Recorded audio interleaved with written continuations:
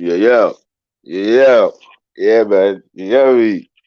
Yeah, see, ready to be more like Veli, fam. Trust me, I'm always tough on people. You get me? Yeah, just be tough on everyone, fam. Because that's what happens. Don't cape for no one, fam. Just bud them skin. Is it? Is it? Yeah, man. Bud them skin. Trust me. Yeah, see, that's why when you're a new person, yeah, you be tough with them and fuck them. And if ever it's a boy, girl, whatever, who the fuck it is. You know what I mean? Because them dusty girls will do. We'll get we'll get their hair. Imagine that was a girl with that hairy back.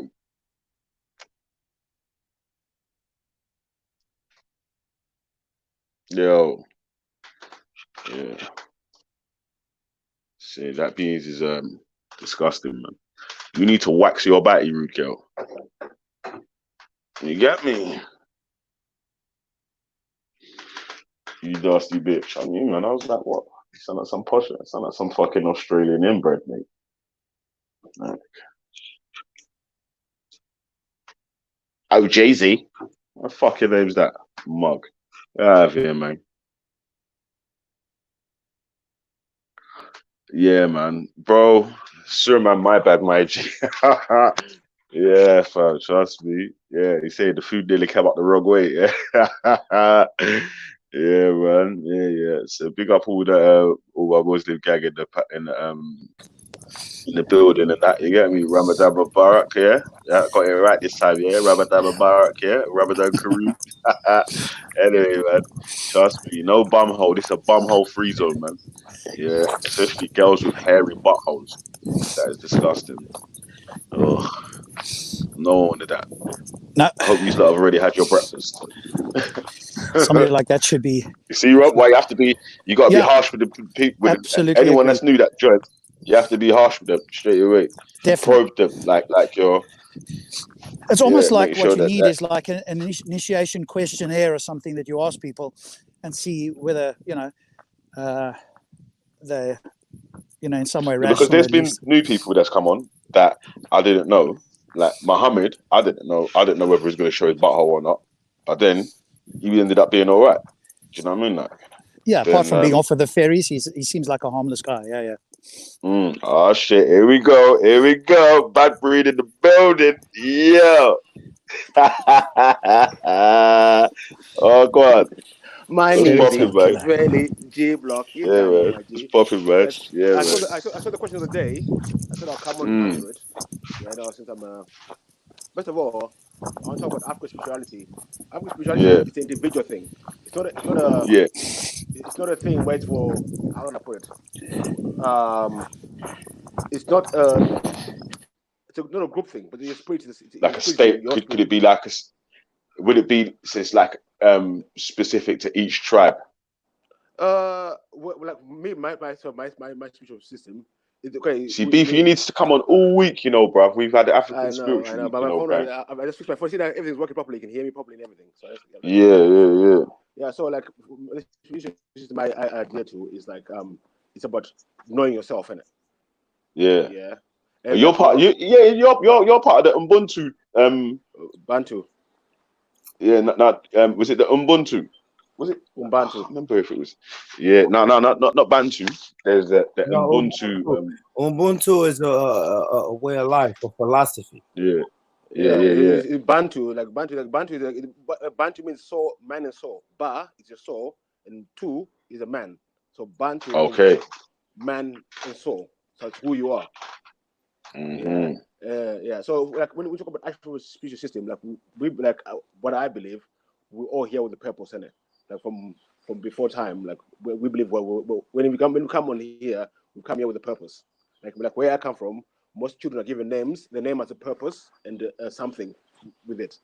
So even Mm. the way you're named is who you are and what you're supposed to do in this life, basically. So Okay. so it's about finding your purpose, and the only finding your purpose and you just get to know who you are and what your purpose is. No one can tell you So, what your purpose is.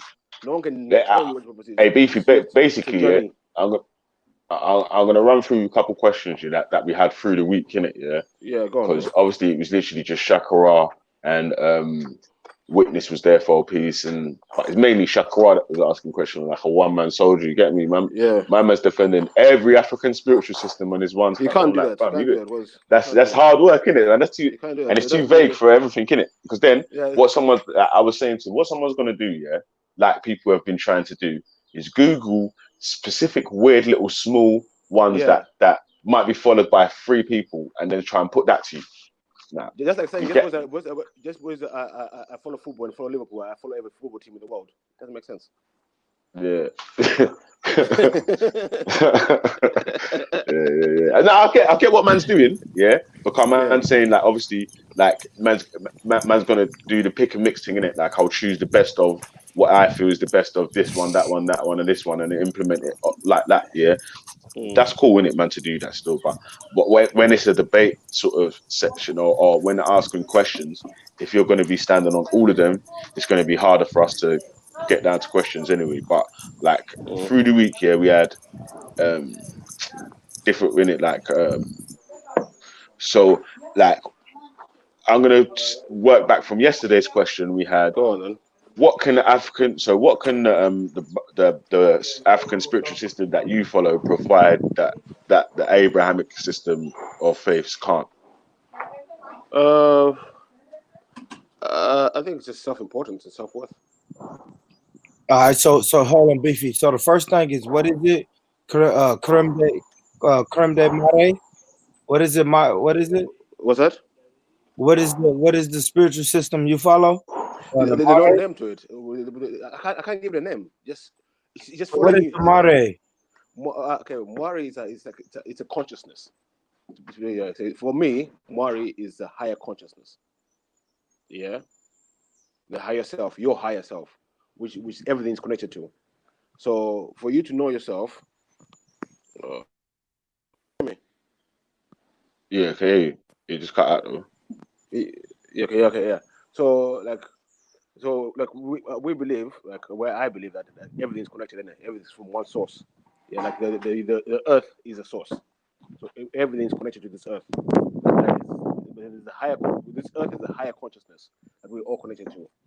So that's what Mwari is. It's not a being, it's not a thing, just a higher consciousness, a higher state of self.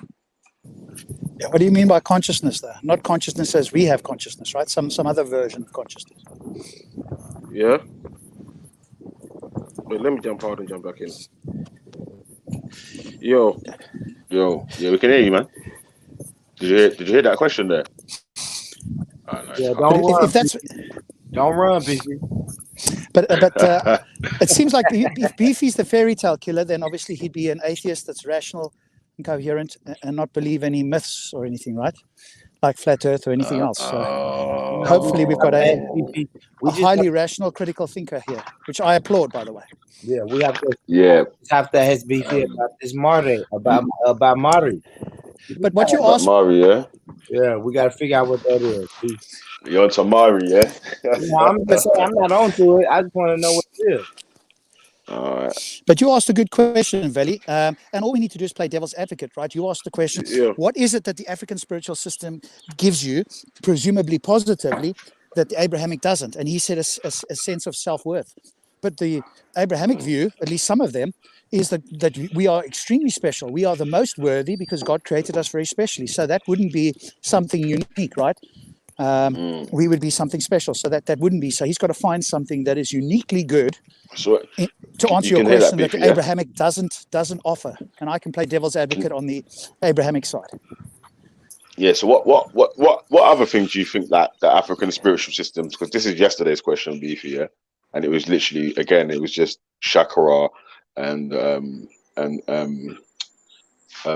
Witness like batting for African spiritual systems, in it. So what other things do you feel like the African spiritual system gives you that the Abrahamic system doesn't give, like a Muslim or a Christian?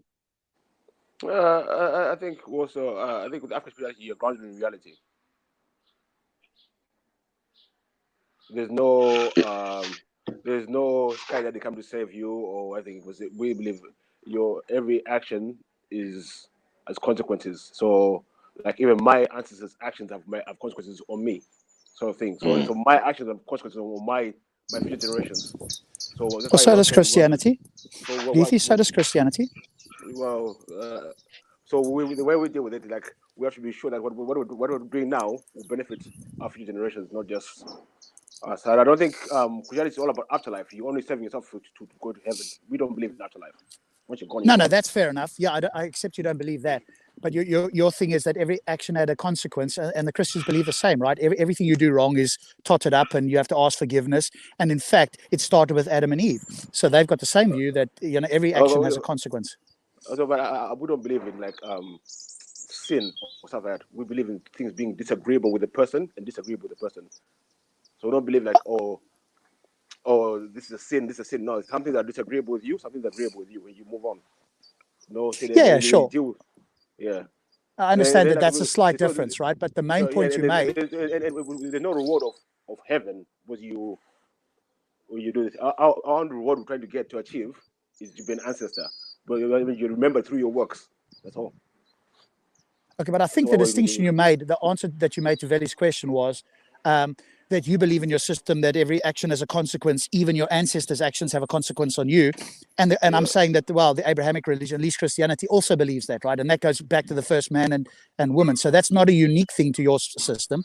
It's just yours. You say it slightly differently, but the essence of what you're saying is the same in Christianity. Yeah. So have you, And what's unique about yours that is good, that Abrahamic religions don't have access to? well, I don't know, but for me, just I don't believe it's kind of. I just know that I have to be to be a good person. I have to be the best person I can be to myself and to my environment and people around me. That's all I can do. But I don't know what else I can say. It's just Well, that's a fair God. answer. That's a fair Yeah. answer. But I think most systems would agree with that, right? Whether you're religious, spiritual, whatever that means, or non-religious, or atheist, we'd all go, hey, we want to do the best for ourselves and the community and the world, ideally. So we all have that idealistic view. So I don't think that's unique to yours. No, I don't think I don't want to do everything good for the world. I don't want to do good for myself and my people around me. That's it. Not for the world. So I can't do everything good for the world for everyone. That's unrealistic. So I No, just but deal just in principle, right? You wouldn't want the rest of the world to suffer unnecessarily, presumably, right? no. Yeah. So neither would most people wouldn't. Yeah, those are the things which are agreeable with me, and which are. But some people they find my time might not agree with me, so they're just agreeable. Those people I don't believe they're how can I put it? They're evil. I don't believe in evil as per such. I believe that people are different, and people are built in different ways. People do different things, and there's people that's their thing. So that's it. That's how I see things.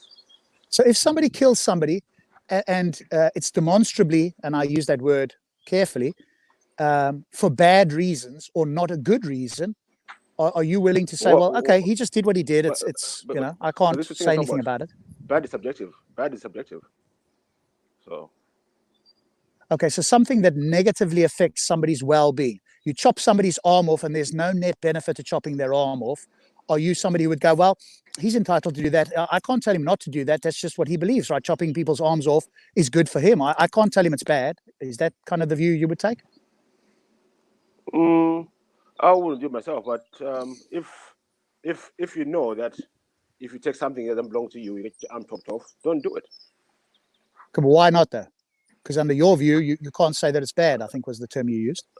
I said, listen. I said, if you live somewhere and you know the law is or the rule is, if you take something that doesn't belong to you, your arm will get chopped off. Do not complain when you take something in your arm get chopped off. That's what I'm saying, isn't it? Yeah, sure, under that system. But I'm asking you just generally your point of view. If we had a beefy world or a beefy like No, community, how would that work? what do we do with servitude? So if somebody in a So community where you were the chief, right? Somebody in your mhm. community chopped somebody's arm off, and after investigation, no, you found that they just no, like to see the blood squirt out. I'm What not would you say to in them? my village. In my village, I'm not chopping off arms.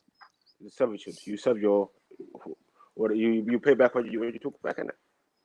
Do you ever, in your view, is there ever bad people? Is there ever people who don't follow that example?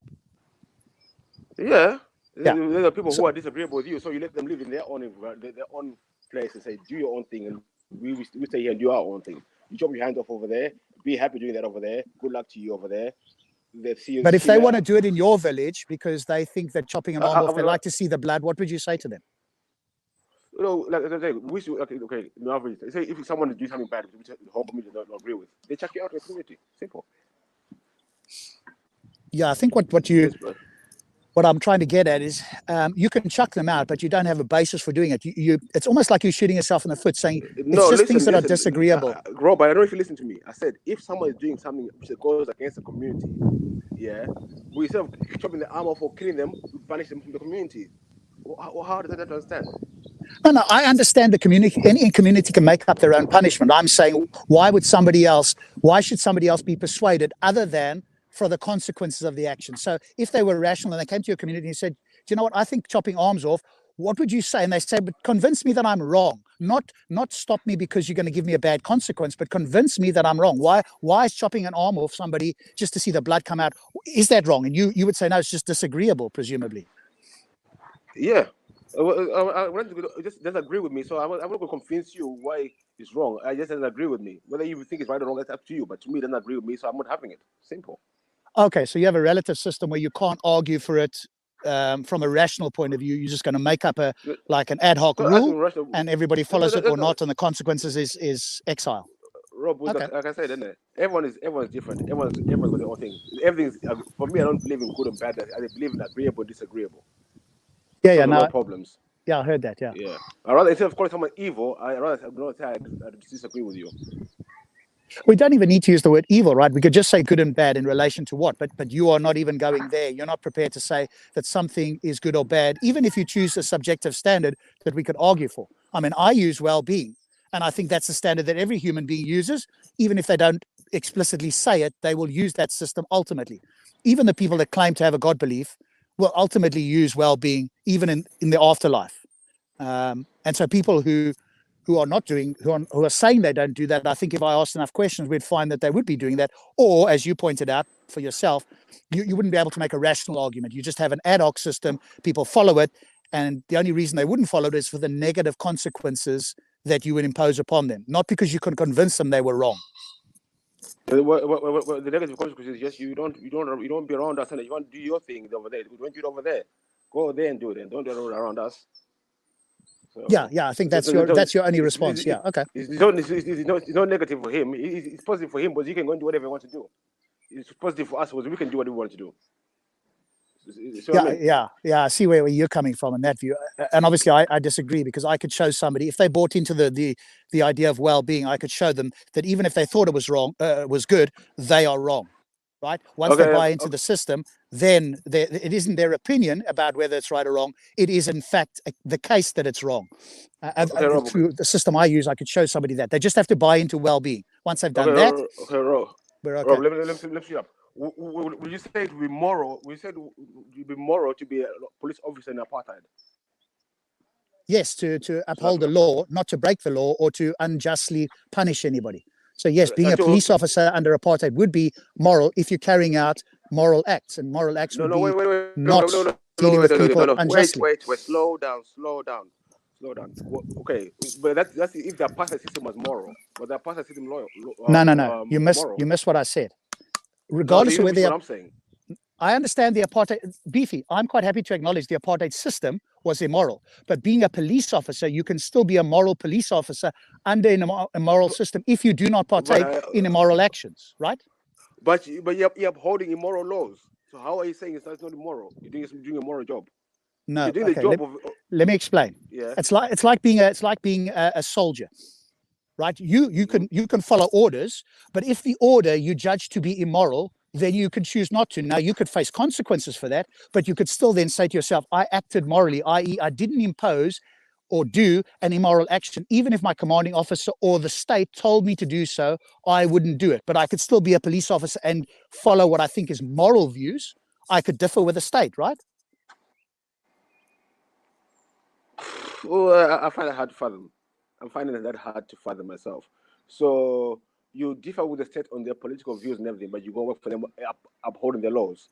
I uphold the laws that I think are moral to keep the community operating well. And in fact, when I was a traffic officer, which isn't it's just like keeping the traffic running, right? So it wasn't like a police officer where I went to investigate crimes in that sense, right? I'm just asking. So that's what I'm saying. Like, I'm not saying you. I'm saying now, for me, I'll say, because of the system was not agreeable with me, I will not work for that system. Well, that's fair enough. You're entitled to that. And of course, remember, I was like 20 odd, whatever the case was, and I didn't think like I did now. And I followed what I thought was moral. So if somebody parked illegally, I don't care what skin color you are, you parked your car in a place where you're not supposed to, you're getting a ticket. It doesn't matter who you are. And to me, I'd ticket my own police officers if they parked and they didn't have, a police response to it. So I try to be fair. I mean, I'm not perfect, but I try to be fair. So I will enforce laws that I think are the best for the community, and things that I won't enforce, and I will try not to do it to one group over another. And I could still be a police officer, right? Or in this case, a traffic officer. Would I do it now again? No, I probably wouldn't, right? I wouldn't do that again. But then I'm much older and I've learned a lot more now. But I think the bigger point is that your system is one that is relative to you. And as you pointed out, you can't tell anybody else that they're wrong. I think my system, if you buy into well-being, I can tell you you're wrong. And even if you argue the point, I could show you you're wrong. And if you're rational, you'd have to accept it. Wait. When we sit down as a committee, we all have to agree what's good for us, so we know what's good and wrong in it. So if someone comes with the contrary, and we don't carry on doing it, we say, no, we don't agree with that, we move on. We do know what's right and wrong. How do you know? We don't agree upon what's right. How do you know? It's not just by committee, right? How do you know what's right and wrong? It's a way of life, isn't it? How you live your okay, life. Somebody comes to you. So, Beefy, if somebody comes to you and they say, hey, that water's got, you'll know from Africa, something called bilharzia. It's like or maybe you might not know the term, but it's like something that infects the water. If you drink it, you'll become very ill. You could even die. If somebody came along to your committee and said, I think drinking that bilharzia water is good, it'll allow the water to go in. And hey, if you die, at least you died with some water in you. On what basis is your committee going to say it's wrong? We'll say, okay, you drink the water, die, then you come back and tell us how you feel afterwards. How about that? Okay, so you are appealing to well-being then? Yeah. Why would I drink something that's going to kill me? There we go. So that's what I'm saying. Everybody appeals to well-being. When I investigate the claim, even if you think you're not, you are actually appealing to well-being. You might not know what well-being is, but you're appealing to human well-being. Well-being is survival, of course. Survival, living. Yeah, good. Okay, well then we're in agreement, right? If that's our standard, but that's why I say, right, it isn't just a committee thing. You could show the person that drinking bilharzia water and dying is objectively worse for them, i.e. their well-being, they're no longer alive, than not drinking it, right? It wouldn't be whether it's their opinion, it would be, and it's not a committee thing. You could show them that if you drink this will negatively affect your well-being. Doesn't matter what you think about it. You are wrong to do it, and we're outlawing it based on good reason, which is it will kill you and therefore affect your well-being. Yeah. Perfect. What is it? Me, outlawing stuff. Me, I don't know. You just say, listen, you know this is bad. Do it. You die in it. Like I even go as far as say, like, what should you do? Take off all the warning labels of all the chemicals. Yeah, you know, everyone knows the chemical. Take off all the warning labels and let nature take its course. Like all the damn fuckers drink and die. Why would you want people who didn't understand everything about chemicals, and none of us know everything, to unnecessarily suffer or die? Why would you want that? Why would you want to drink bleach? When, it says bleach there. Why would you want to drink it? So if you took that to an Eskimo who didn't know what bleach was, but you don't want to warn them, you just say, have a drink of this. You'd be okay with it. I don't think Eskimos need bleach. Do they think Eskimos need bleach? They don't know what it is, remember? Do you not want to warn them what it will do to them? But I'm talking about people who know what it is. So how would they know? You take it to an Aboriginal, take it to anybody, right, who doesn't know what it is.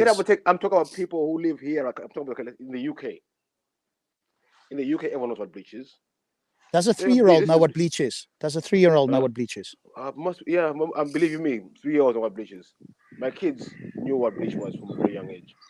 And only because you told them what it was and that it's bad for them, right? Exactly. There you go.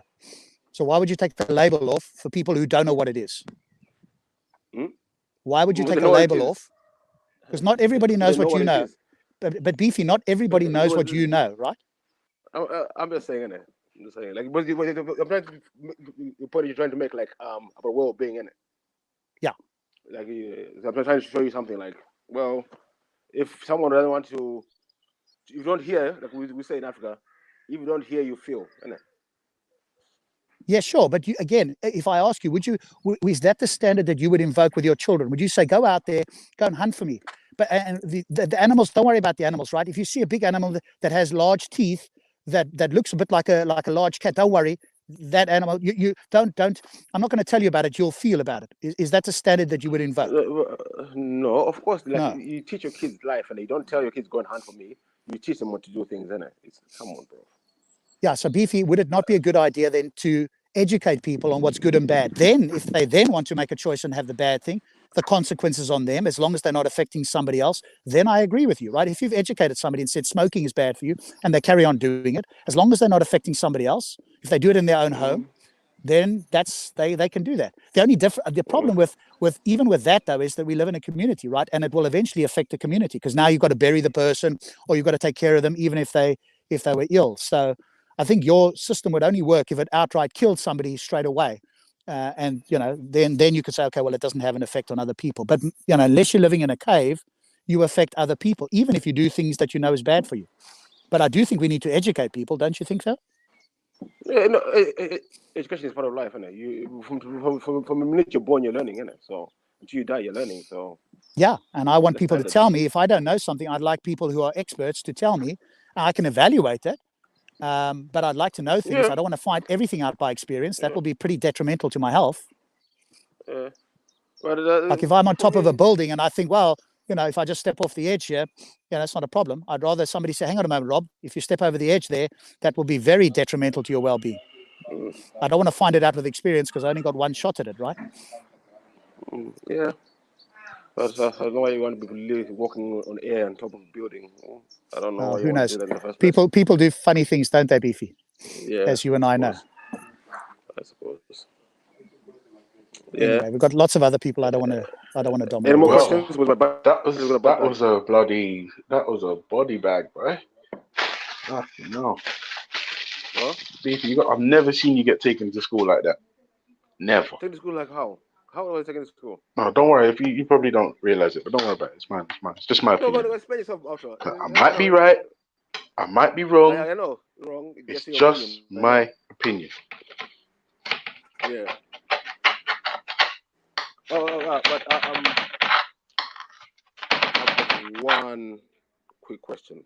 So I'll leave it. My battery's about to die. I've come back for the panel. Cynthia, yeah, everyone's there. But I'll come back for this question when my battery's finished. All right, peace. Yeah. Take care, bro. Yeah. So, good morning, everyone. Welcome to the G Block. Good morning, gentlemen. Welcome to you guys. What is happening? Not a great deal. We originally started somehow talking about flat Earth, and then the channel, the stream got bumholed, and so Veli had to start again. There's some little kid. And Veli was quite careful, but once he let the guy in, which you can't know necessarily, right? Yeah, of course. Him showing the bumhole, so we had to restart it.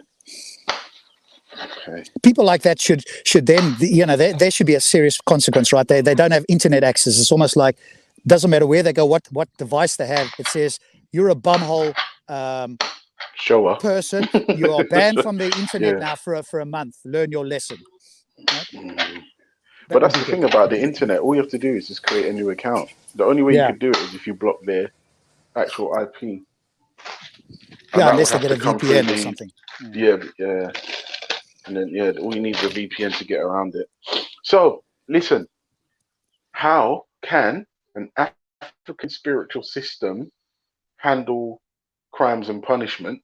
If I'm honest, I don't think it can. From what I've heard and from what I believe, I could be wrong, African spiritual systems more about like the deification of nature and showing an appreciation for the planet. So I'm not sure if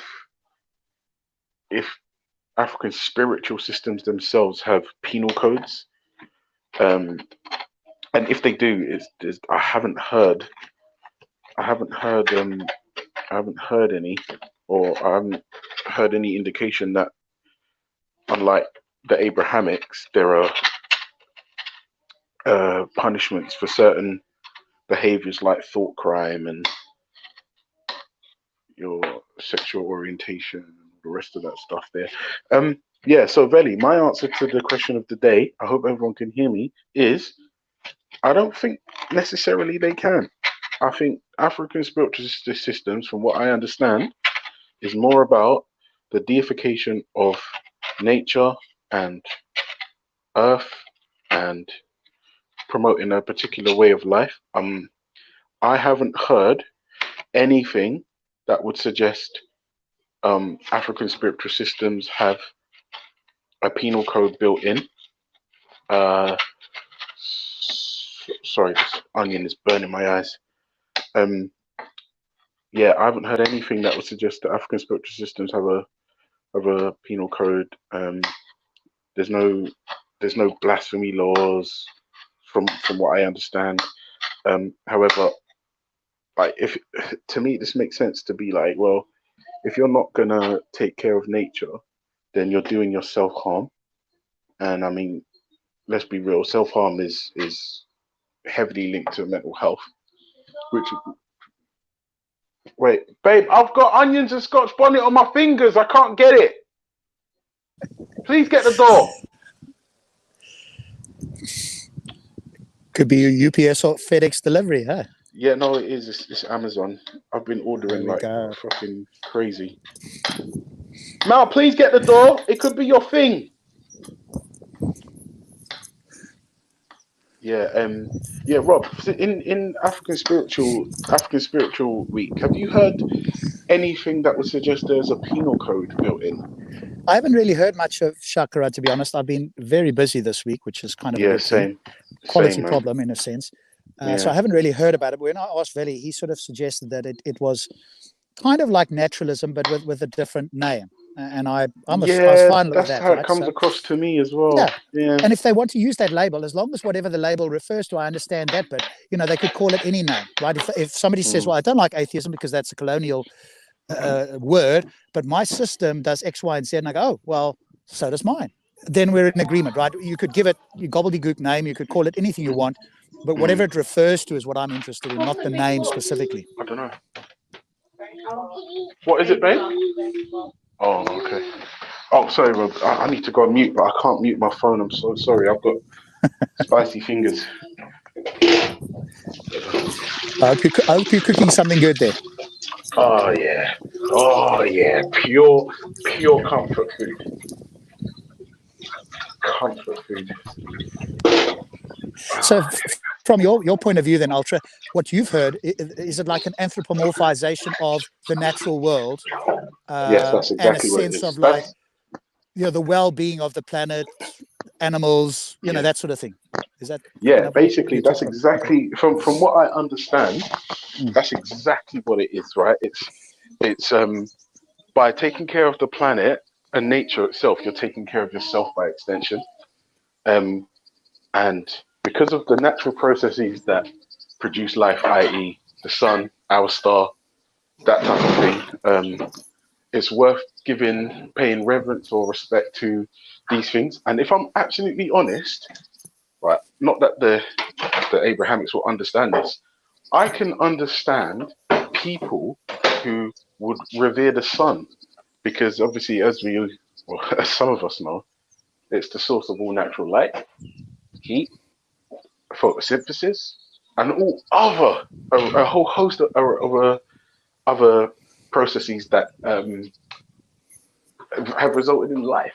So to me, it makes sense for people, especially ancient people, who understood that the sun, how important the sun was.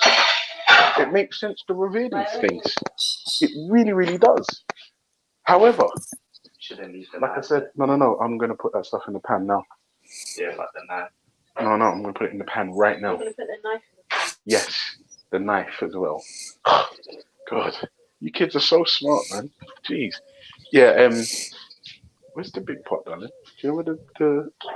Where's it here? Oh, damn it.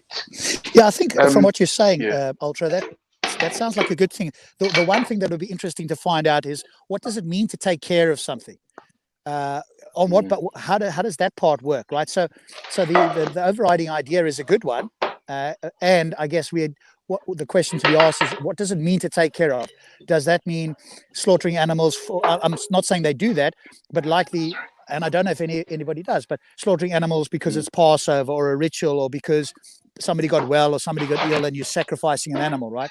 That probably wouldn't be taking care of things. So it's just really what does it taking care of mean? How do they distinguish what taking care of is in relation to what? Right? That's a good question. Now, the problem we have with the question you just asked is no, babe, we ain't got any flour.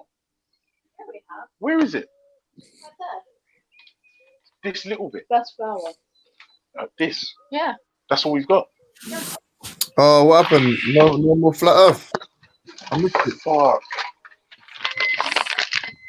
I've got no flour. That's a good thing, No, hopefully, James. Hopefully, that's a wait, good no. thing. Put it on top of the pot. Put it on top of the pot, not the books. There you go. That's it. And then use the hand. What's that? I can't, bro. My fingers are spicy. I can't touch my phone. Ask your lovely lady to do it, Ultra. Ask your lovely lady. Oh wait, Shan, press mute for me, please. Or press audio. Muchas gracias, hermanito. See, he's got a lovely lady there, I'm sure. I'm sure he gives her a hard time as well. So shout out to Ultra's lovely lady. Putting up with Ultra, huh? Even if he is the most moral guy. Yes. But so what happened to thing? What happened to the flat Earth? Did it go bad? That conversation was only happening on the previous stream, and then we got buttholed. And it was just Veli and I talking about it and how silly it is, and to my mind, how the idea should be absolutely ridiculed. I don't ridicule the idea of believing in a religion. I know many people do. I think it's mistaken, and I want people to use critical thinking. But with a flat Earth, that idea should be ridiculed, right? That one is unlike you in that case, James. That one really shouldn't have too much airtime, especially with people that have access to information and supposedly can think about these sort of things. That one is just, deserves absolute ridicule. That's a question, Rob. Yeah. How, if you don't mind, it's quite personal. How did you raise your children with regards to religion? Did you rubbish the idea as soon as they were cognizant of it? Like, how did you take that? What approach did you take? Yeah, no, that's fine. I said, hey, I don't believe. And of course, sometimes they've heard me have conversations, right? So they'll be hearing some of the stuff. But I said to them, I want you to learn about religion, both Christianity and Islam, because they're the two dominant religions. But anything else, I actually want you to go and learn about it. And then as you get older, because they're still quite young, as you get older, we can talk about it. They don't believe, but probably mostly because they hear me talking about it and I don't believe, so they'll take that view on. So I recognize that they're already sort of, in a sense, programmed to it, but not because I've said, hey, you must not believe it. I've said exactly the opposite. I said, I don't believe it. And obviously, if daddy says something, they're likely to follow along, because when you're young, what daddy says is probably true for all of us. But I do want them to. So, and at school, they are taught mostly Christianity. And I asked, are they going to learn about Islam? And they said, yes, later on in school. I went, oh, cool. At that point, I'm happy to be invited in and we can have a conversation. I could do it for Christianity, but I'm not quite so. So, yeah, I'm much more open on that. And if they eventually change their mind and become religious, we can definitely have a conversation there. I will point out that I think they would have lacked some level of critical thinking, but that won't stop them potentially. So I'm not going to stop them doing it, and I want them to learn all other religions as well. James, ask me that question now, please. Ask me that question, please. Okay, Ultra, how are you raising kids? Yo, James, my God, my Don. Yeah, come on. T. Yeah. No, I'd like you to repeat the question, please. Okay. How do you raise your children in regards to religion? Do you rubbish the idea? Do you allow that? Like, what's your? I won't lie to you. When I first did, I said, yeah, this atheism thing is the one. I was a massive arsehole.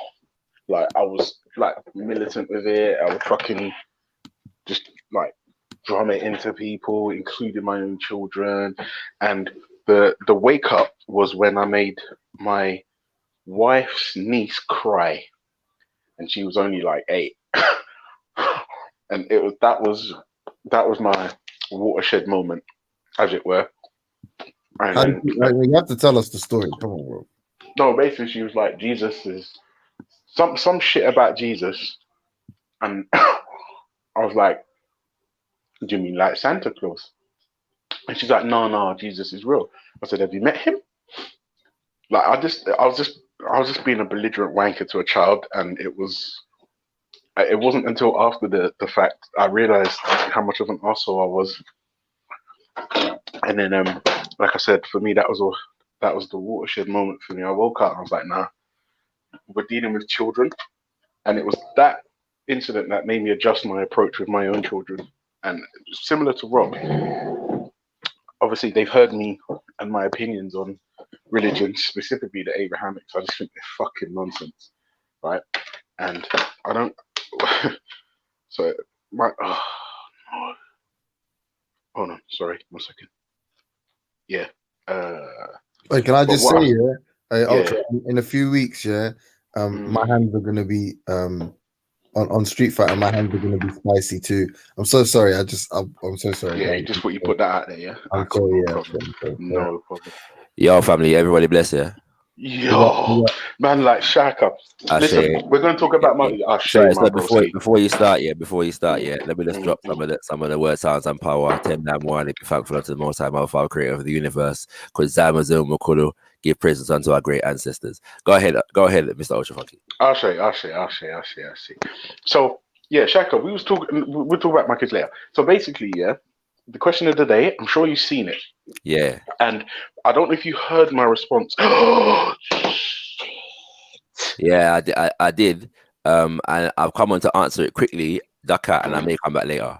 Cool. Yeah. Cool.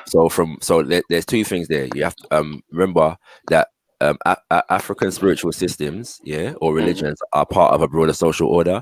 So some of those, there are responsibilities that that are in the hands of the shrines, and those that are not, if that makes sense. So some of these things are specific to the spiritual to the shrine, and some of them are more political. They're more in the hands of the secular, if that makes sense, political order. Yeah, okay. The king or the council of elders or whatever. Yeah. But there's a couple things that I wouldn't say I'm an expert on this particular aspect of things, but there are a few things that I know that are relatively common. Yeah. One is isolation or disassociation, if that makes sense. Yeah. Because of the fact that you're dealing with societies that are inherently communal. The connection of the people to each other is important. So, but certain crimes can have you banished, from the community for either a period of time or permanently, depending on the severity of the crime. Yeah.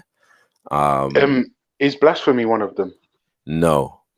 Perfect. But there are certain crimes that in certain spiritual systems would be considered crimes against the deity. So the state. Okay. Yeah, but are they punishable by death? So I have heard of capital punishment, but whenever I have heard of capital punishment, that is in line with a kingship system, if that makes sense. Yeah. No. Tell me. Explain that to me, please. Right. So not all indigenous societies have kings or royalty. Yeah. Okay. But when they do, but when I have heard of capital punishment, it is in societies where they have developed a royalty, if that makes sense. Okay. Yeah. Right. Understood. Understood. Right. That I deduce from that is more a reflection of the royal system, if that makes sense. Okay. Yeah, you know what I'm saying? Yeah. So but having said that, there are instances where, so that in the consciousness of a certain society, if like murder is considered to be a crime to the deity of the earth, then that is the consciousness in which it's seen, if that makes sense. So you might be if you commit murder, then the result of committing murder or the punishment for committing murder is that you are now a servant of a shrine. Yeah. Okay. And so and being a servant of the shrine is you atoning for the crime that you've committed. Okay. If you follow me. So just it's interesting that you use the word servant, because I'm not going to lie, and I think you'll understand Yeah. why I'm asking this. In the last couple months, we've heard the word servant being bandied about as if to say it's some sort of get out clause. When you say servant, do you mean slave? I don't mean slave, but there are instances in which when you read about these things, the word slave is used. The reason why I don't mean slave is because evidently when we say slave or slavery, we relate it to a particular experience, and not all systems of servitude are the same, or even systems of Agreed. slavery are the same. Yeah. Agreed. So I don't like, if in today in prisons when you're in prison today, there's labor that you do, if that makes sense. No. You're not. If you go to prison for committing a crime, you're not a slave. No, I know, but so then I'm saying that if you are indebted to a shrine for committing a crime, are you then a slave? Yeah, this is what I'm saying, right? So I'm saying, I so understand. if we wouldn't call it a slavery in modern day prison, why would we call it that thing a slavery in ancient society? At the same time, that's not to say that they were not that slavery did not exist. And when I say slavery, I'm talking about unjust forms of servitude. If it makes sense. Yeah, I'm saying. Yeah. So I'm not saying that those things didn't exist. I'm saying that why would we consider this an example of them in a society that doesn't have prison? You know what I'm saying? You know, it's yeah, and that kind of thing. Yeah. So Shakara, that's actually a good point, which is a perfect segue, right?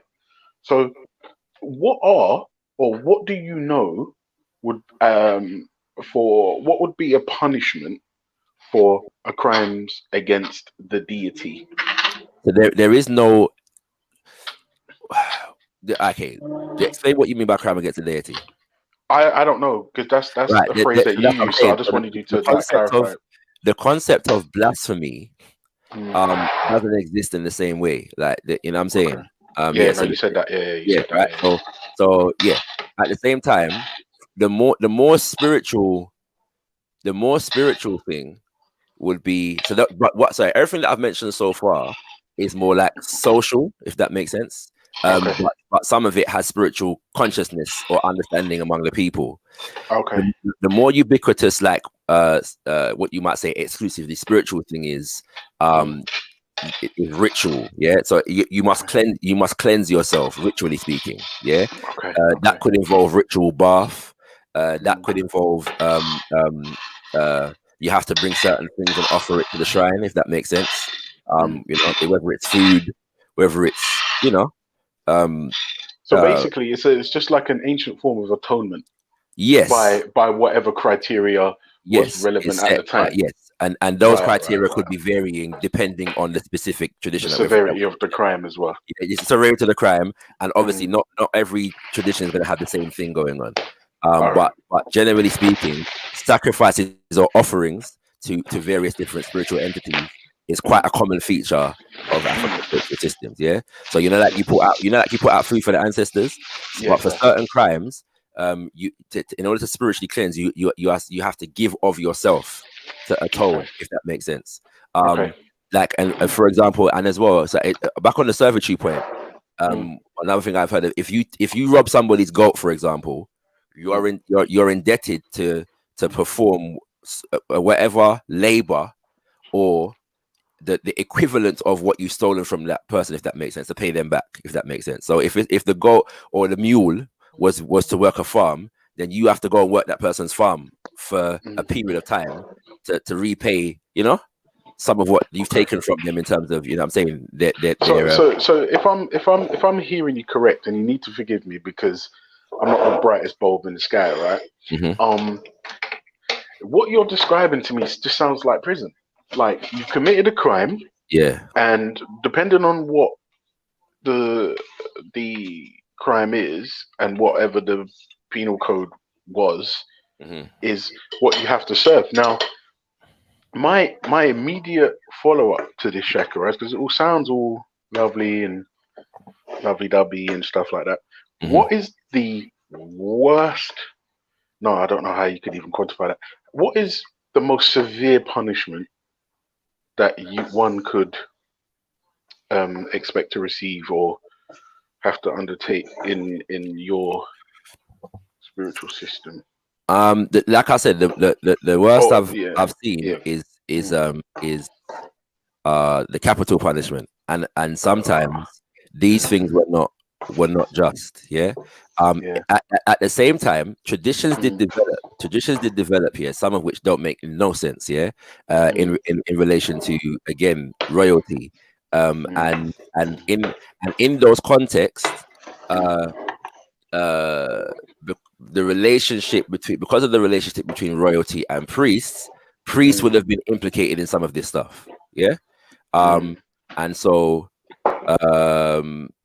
what's it called? So, for example, there in at a certain point in among the Asante Hino, there was a tradition of what's the word? Like when the king dies, a certain number of his servants die as well. Yeah, along with the king, if that makes sense. You see what I'm saying? Yeah. So it's basically hero worship. In a sense, well, some people say it was that. Some people say it was basically the new king wanted people that were loyal to him, and the old king's servants would be loyal to the old king, if that makes sense. Yeah. Okay, so basically, he just wanted, when he's dead, he still wanted his servants around him in death. Some people say it's that, yeah, and some people say it's because the new king wanted to get rid of the old order, if that makes sense. Okay. I'm saying that. So there are varying different accounts of these things, and the extent to which they existed is debated, in it. Like, you know what I'm saying? Whether this was a consistent, perpetual feature of the society, or whether it was a thing that happened over a small period of time, I don't know. I don't know enough to say. You know, Either way, which one it was. Which is true. Yeah. Which was true. Yeah. And then the other one now is so in Igbo society, there's a thing called Osu. Yeah. And the Osu are described as slaves. And so, having done some investigation into this, how that system begins is when people commit crimes like murder and rape and them kind of things. There are said to be crimes against Allah. Yeah, as in ALA, as in the deity of Earth. Yeah, the Earth deity. And so, when you commit certain crimes, you're basically you are required to commit. To make, you're indebted to the earth shrine, to the surface of Allah. Yeah. Now, over time, at one stage in the development of that system, people that were servants of Allah were treated in a certain way. They weren't mistreated. Wait, did you say Allah as in the Muslim deity? Yeah, yeah. So by the same logic, some could say that the Igbo are Arabs because they have a deity called Allah. Yeah, but anyway. Wait, does this deity predate the Islamic Allah? I'm not sure. I'm not sure. That's an interesting factoid that I'd like to have a look into. That's very strange. Yeah, I'm not sure. But again, can I make the point here that the idea that I do not, and I've said this all day, every week, every day this week, that injustice has taken place in many African societies. Yeah. And but injustice isn't just indicative to Africans. No, it's not. And Shegri has manifested itself even in African spiritual systems. Yeah. So we don't need to lie about these things, and we don't need to create excuses for them. We just need to understand what it is. Now, the only thing the difference that I have with most people is where most people are comfortable with the Shegri representing the dominant perception of the spiritual system. Yeah, but that says more about them than it does about the system. Yeah. I don't buy into that. You know what I'm saying? And that's what it is. Like, if heads want to wanna make a judgment on that, then fine. But because don't forget, Shakara, you could just do the same thing to them, and they're gonna start pissing and moaning. But that's the point, right above it, man. Ultra. So that's the point, yeah. All week, yeah, I haven't done that in it. I've not referred to anybody else's book in order to justify anything in the African spiritual system, and I have not attempted to justify what I consider to be Shegri, yeah, either.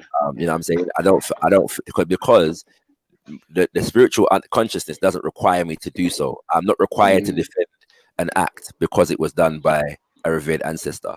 Just what I'm saying. So, If Shaka, I- let me ask you a serious question then.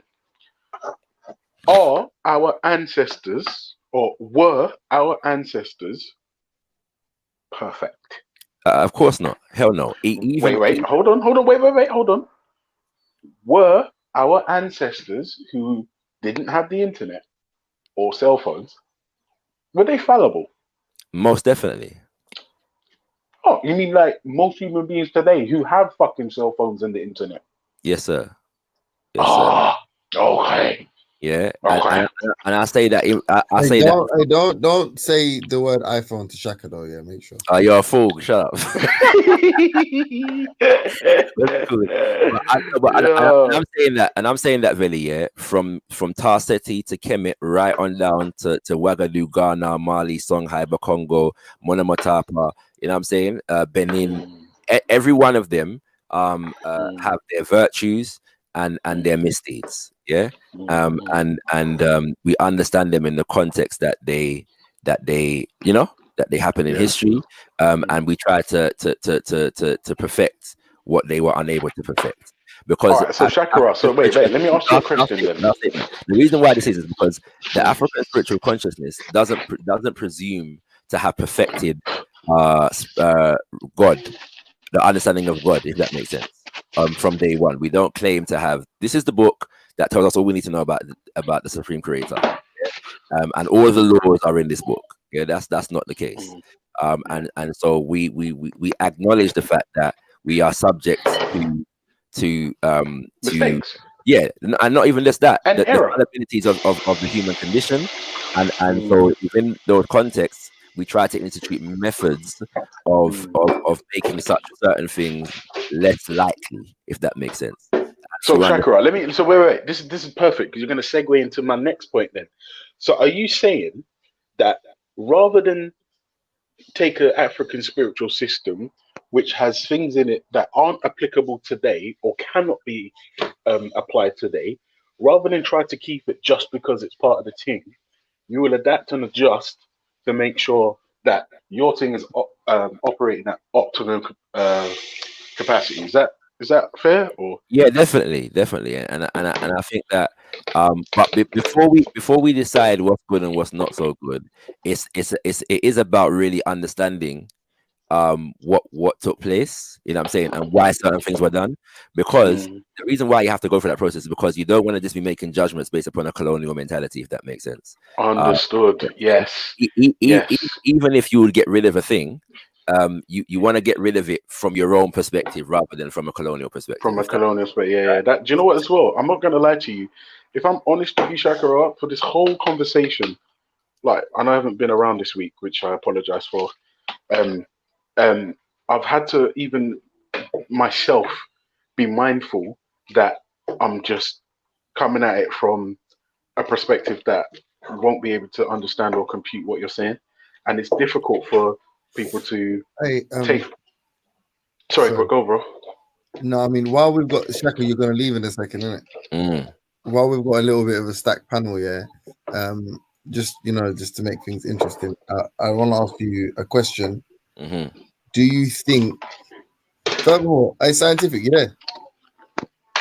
Sorry, can I just say before you go, James? Yeah, can I just say that a lot of the stuff that I'm saying is not just me. Yeah, like I study brothers and sisters and elders who, for example, one of my favorite authors, novelists, is a man by the name of Aikwe, and he's totally intolerant to kingship, yeah, and royalty. Yeah, he doesn't believe it's a positive force at all. You know what I'm saying?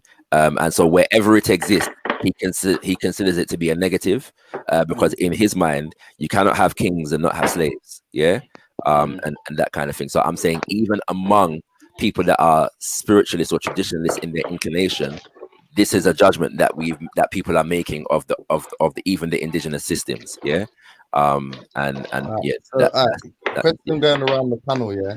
But obviously, it's good to start with Shaka because then people he most likely have a different opinion.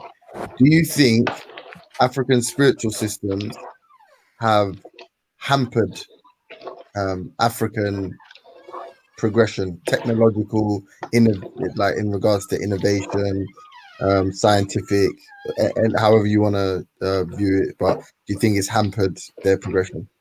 Believing in like deifying fucking resources and shit. Do you think that that's hampered their progression? Well, of course, I'm going to say no. But yeah, and I think that if we look at the underdevelopment of Africa and African people, the argument can significantly be made that the more that we've shed and neglected and rejected our tradition, is the more underdeveloped we've become. Yeah, we got fucked up. Yeah, by everyone. Is the more underdeveloped we've become. So.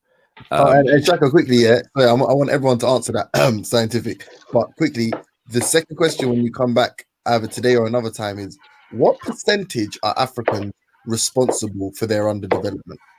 But that's for another time. I'll let you think about that. Let that marinate. But yeah, so back to everyone else. Do you think believing in the spiritual systems has hampered African progression? Everyone's opinion. I would say no. I would say no, James. The reason why I'd say no, actually that's wrong. That's dishonest. I would say I don't know. The reason I don't know is because I can't see a time when we were doing our shit. We were fine. But the problem is, I feel like even the question in itself is based in a colonial mindset. If you'll forgive me, James, because I'm assuming you're talking about today. We've had great empires, bro. We weren't expansionists. We sat down at home, chilled the fuck out, and we were fine.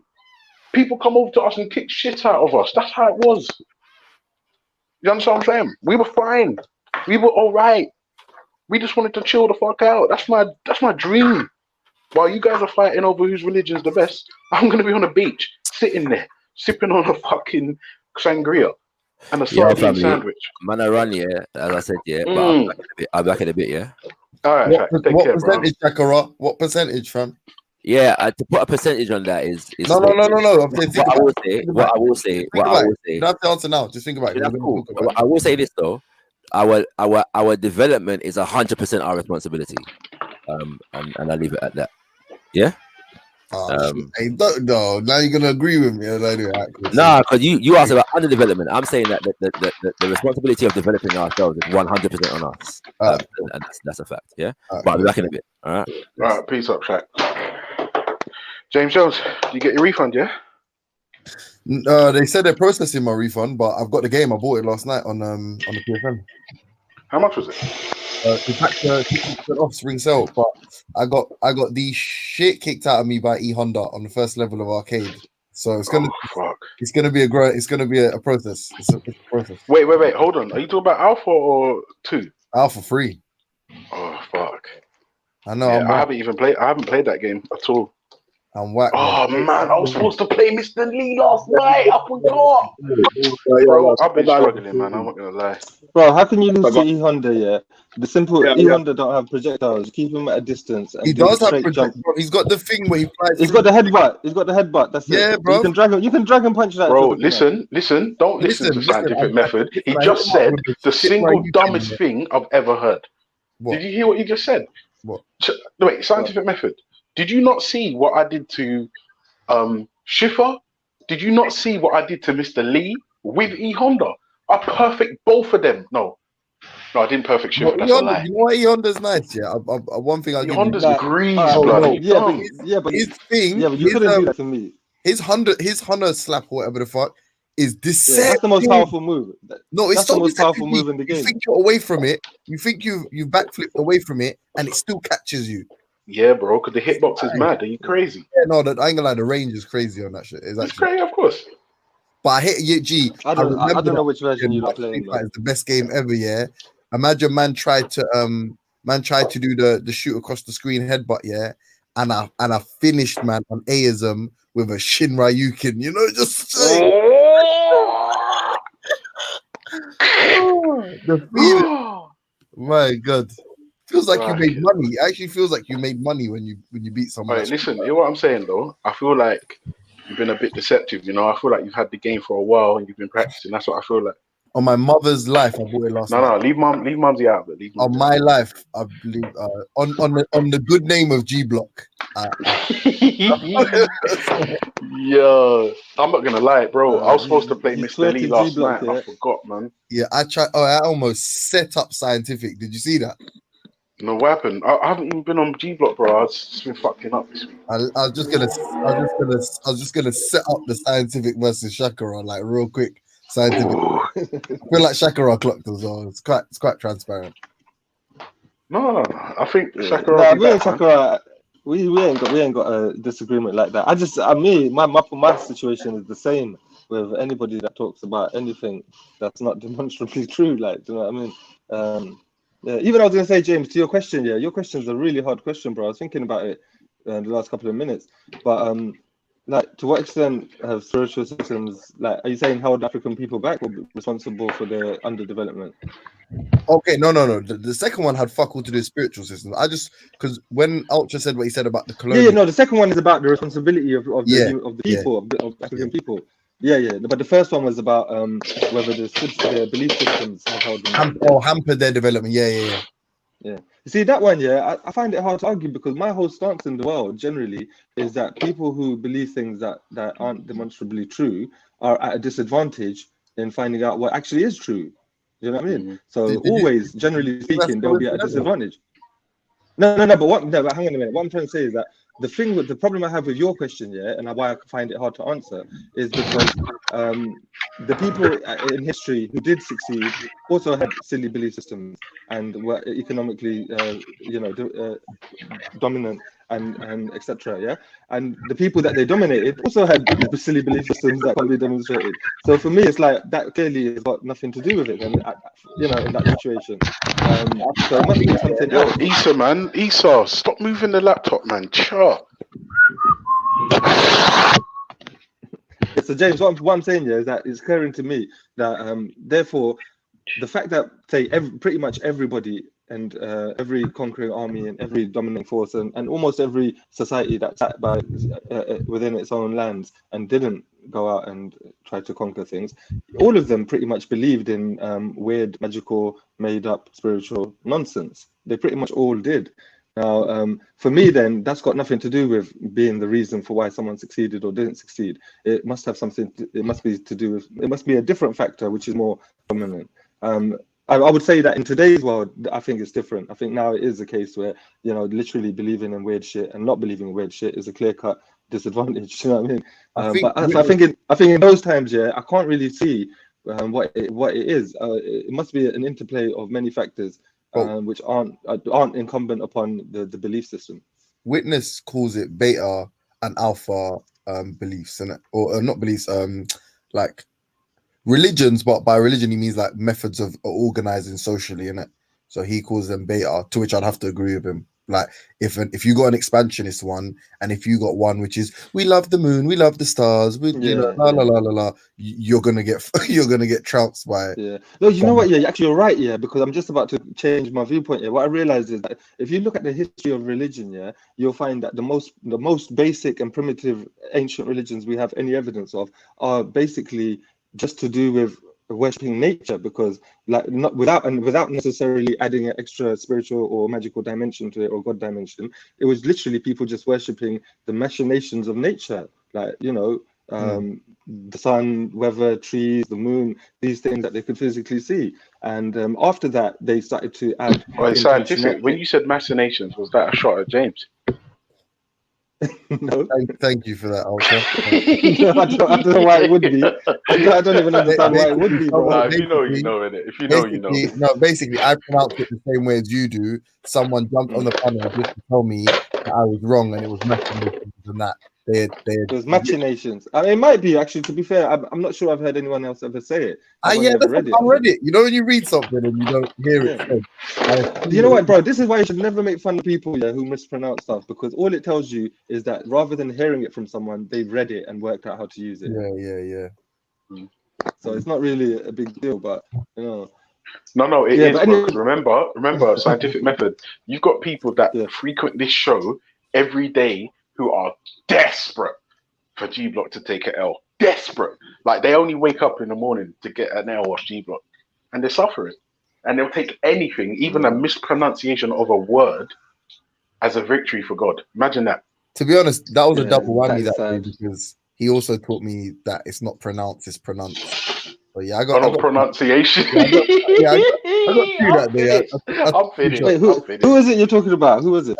Bank boy. The irony is I've corrected him like Uh, since that point like 100 times, but he got his he got his time in the sun. Every dog has to stay, you know.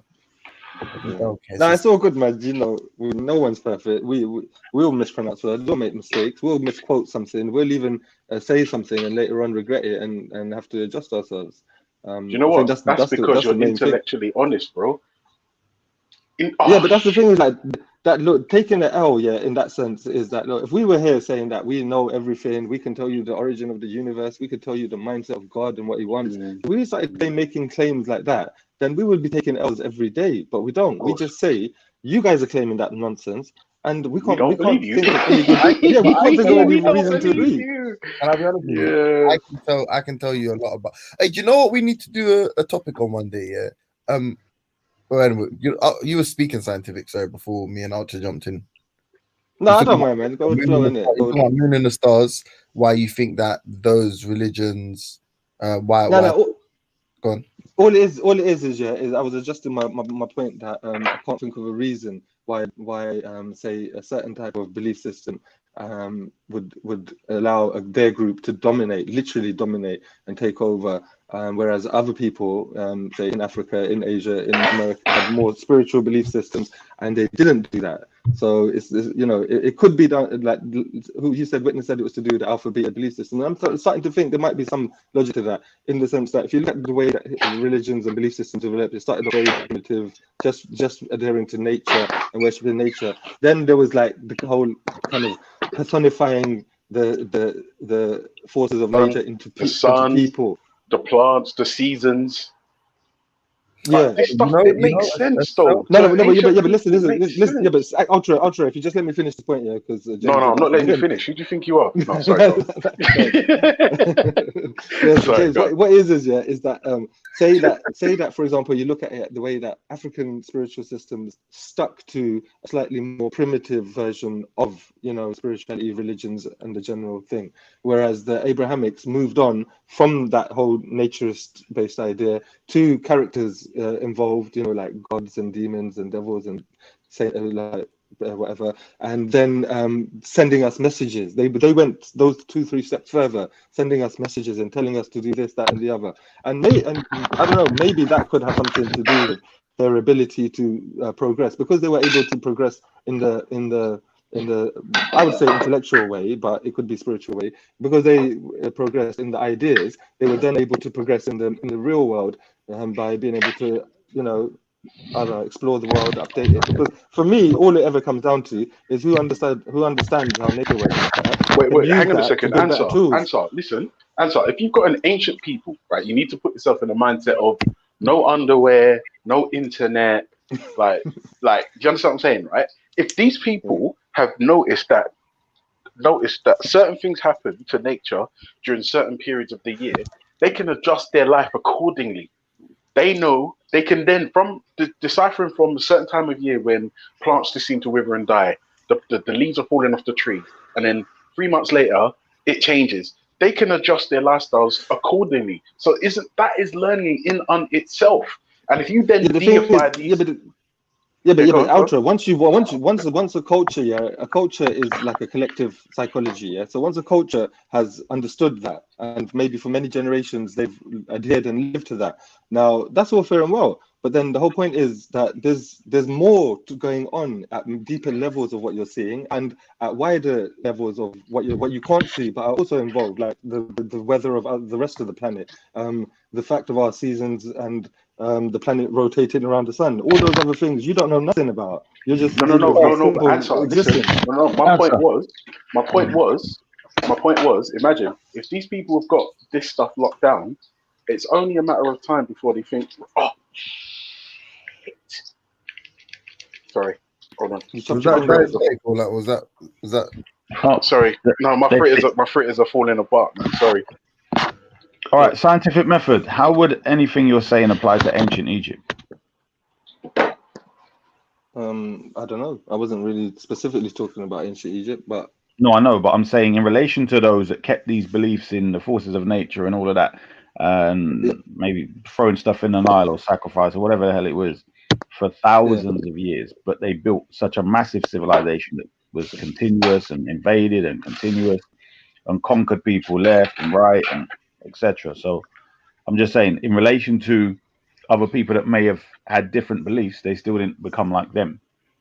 Yeah, I mean, like, well, it could quite easily just be then that the Kemet or the Egyptian civilization and spirituality was just either a progressive step from one of the primitive styles to, say, the more Abrahamic type thing, or it's just an example of both sides being able to achieve similar types of things anyway. No, but yeah, So that's again, it's far more personified though. That like if you some of what from my understanding from some of what Shaka talks about, the sort of Kemet and all that Set and Ra and all that shit, they're far more personified, and their deities are far more anthropomorphic qualities. yeah, it's a lot more like the Greek who? thing, isn't it? It's a lot more like the Greek. Than some of the African spiritualities Shaka talks about. Huh? It's like if you say we worship the sun, but then so that's one religion. Let's say that's stage one, and then stage two is the sun has a name separate for whatever we just referred to. Exactly. And then stage three, the sun has a personality. The sun can get happy. The sun can be sad. The sun has a brother. The sun has a sister. The sun, or the sun can write a book in a particular language. Impregnates a female, a goddess, an equivalent goddess, which is the fucking goddess of water, and the god of sun had a child, and that was so. You know what I mean? Like then it becomes far more anthropomorphic, and then you get the Hellenists that have all the stories that ended up becoming the more superior sort of empire after that.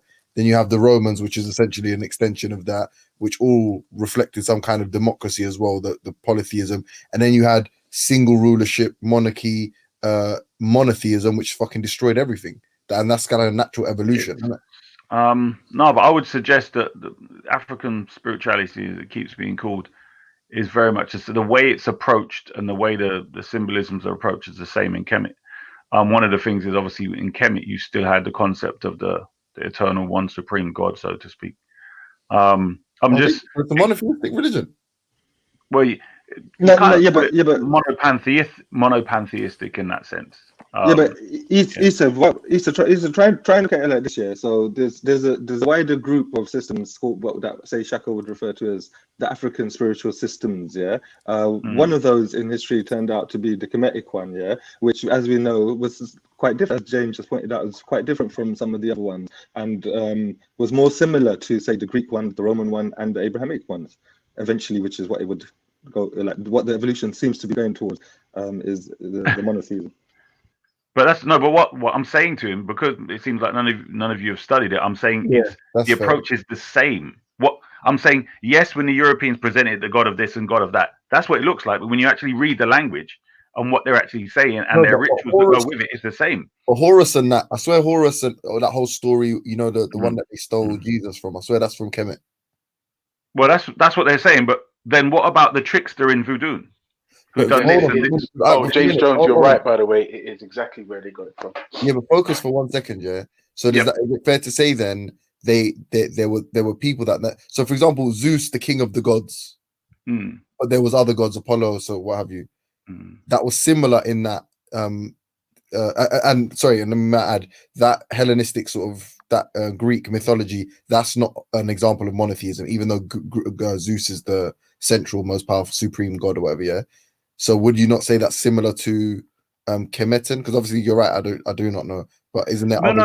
I'm not saying they're not similar. What I'm saying is so, for instance, on the face of it, you've got these mythological metaphors and so on, and I'm saying you would find more in Greek and Roman thought that these things could be seen as more literal, whereas from the Cometian and the African spiritual, the very language you're using, they are metaphorical in the language. In the language, they're always using metaphors all the bloody time. They're talking about gods having babies, bro. That's very anthropomorphic. That's not just like that doesn't seem metaphorical. No, bro.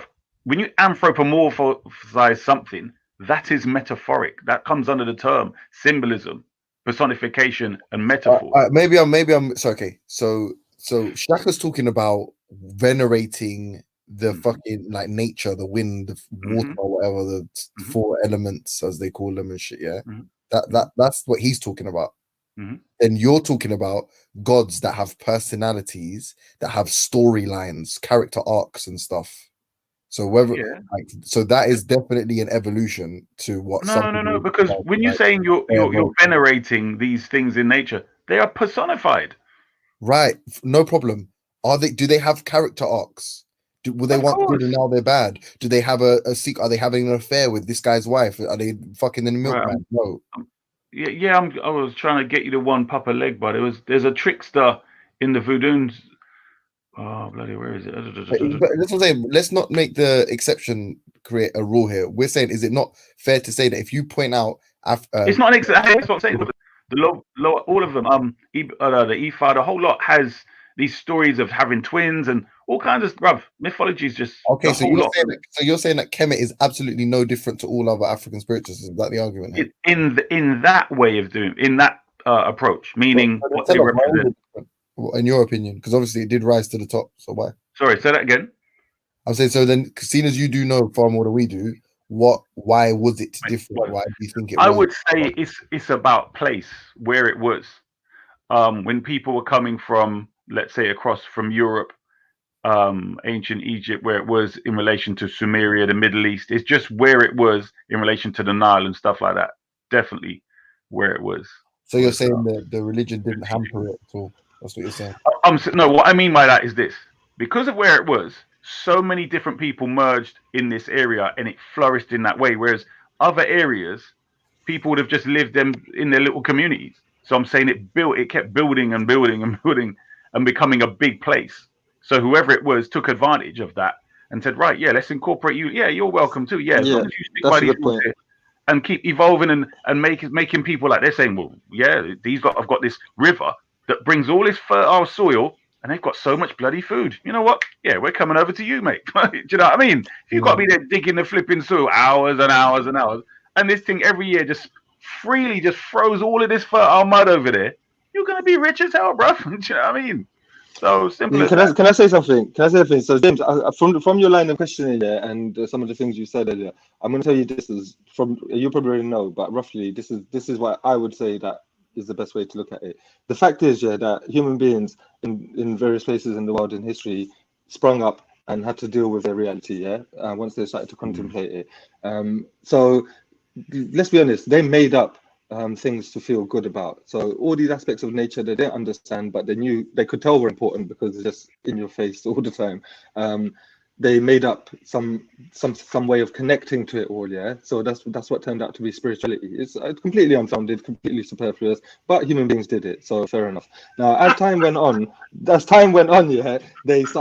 became more complex. Their reality became more complex. They then started to add to that concept of spirituality. But what did they add? They only added more aspects of themselves, humanity, the humanness. That's why the gods took on human characters and human. But scientific, don't you think it's just natural that as you grow a civilization or whatever it is, a community, there's going to be more issues to deal with. Because when you've got, for instance, you may never have thought of a law to deal with an issue that comes along with another tribe meets another tribe. Do you get me? Because everyone else was following the same thing. Initially it would have been down to violence and whoever won the war. But then you're talking about now in terms of dealing with surviving together and living and moving on and allowing people to have their separate cultures, backgrounds. Here's an example. Here's a perfect example.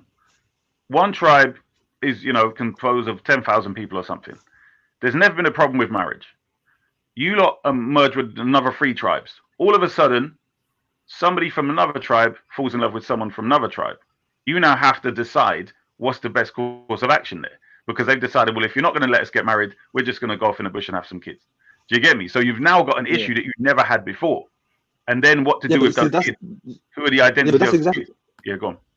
That's just that's like one of the first steps in the natural progress of civilization. When any group of people basically settled somewhere and grew enough of numbers to basically, dominate a given set amount of space and area, and then there was enough there for them to sustain themselves. They had everything they needed to continue producing. Obviously, if they outproduce, if they out reproduce their environment, they have to expand and move on. But if it's enough to sustain them, then a given set of people will be happy there. Or if there's way more than they need, then they'll just be happy to keep continuously growing there for hundreds of years. Now, that was happening, and in that situation, people had to still come up with the same types of ways of dealing with each other. Politics. A given metropolis is a very complicated, thing, and having different groups of people. You could have two tribes come and meet each other, and there's only 200 people there, or you could have one big tribe that's been developing by itself, and there's 10,000 people there. They would deal with a hell of a lot more complexities than the 200 people, even though they've got 4 different tribes there. So this sort of thing was continuously happening everywhere. And the whole thing is that civilization, like you say, had to start developing ways of making laws, rules, social mores, for people to just be able to get on, Well, this is the thing. If you look at it, think of it like this, yeah.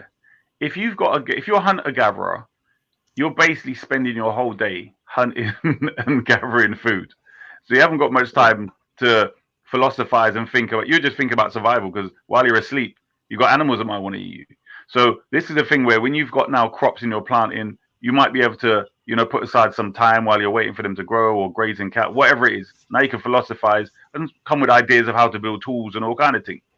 And this is where I'm saying, when you look at Egypt, the reason why the Nile Valley, the Nile River, was so important, because there was less manpower needed to produce, to fertilize the soil and the crops you were getting. But that's what agriculture. That's what the knowledge of agriculture brought to our species. It happened everywhere. All the 5 major civilization spots on the planet. Yeah, it was all around a central water source, a clean fresh water source. I was just about to say that. Yes.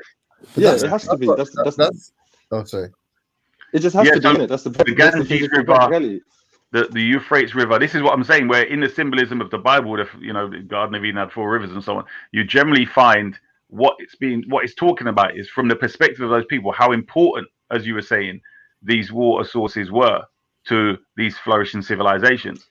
And that's what I'm saying, where depending on where it was and how other people would come in there, and obviously, what they learned about the very nature of herbal medicine. But Issa, if we cut straight to the chase of the general situation, for me and us naturalists and atheists and stuff, we would just say, look, this is the fact of the situation. Human beings were in those situations, and the reality we can see is best described by the physical requirements of our reality. Like we need water, so we're obviously going to thrive around a fresh water source, and lo and behold, in our history, that's where all the major civilizations happen.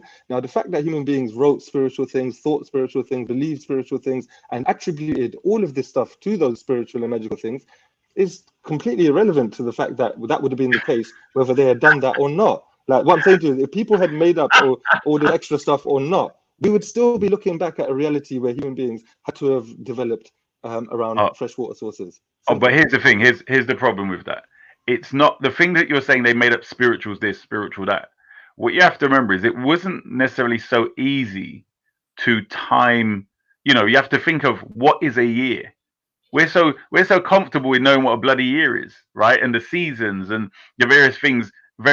They use these symbols to interconnect the whole things as stories, so everyone could learn and understand how nature works.